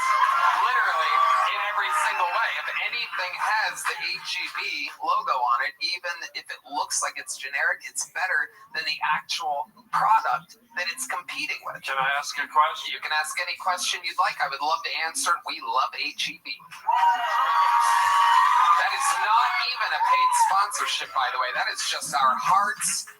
And it is a lasagna. Fucking unbelievable. Can I tell you something? 22 layers. Good fucking luck, buddy. I put one in the oven on my way here. Oh, yeah. I slow cook it. I put it on before the show. I come to sound check. Yeah. Good fucking luck, you French Canadian. You'll never get up to 22 layers. You would need a goddamn crane to pull off such a feat. The lasagna. Layer? I barely know her.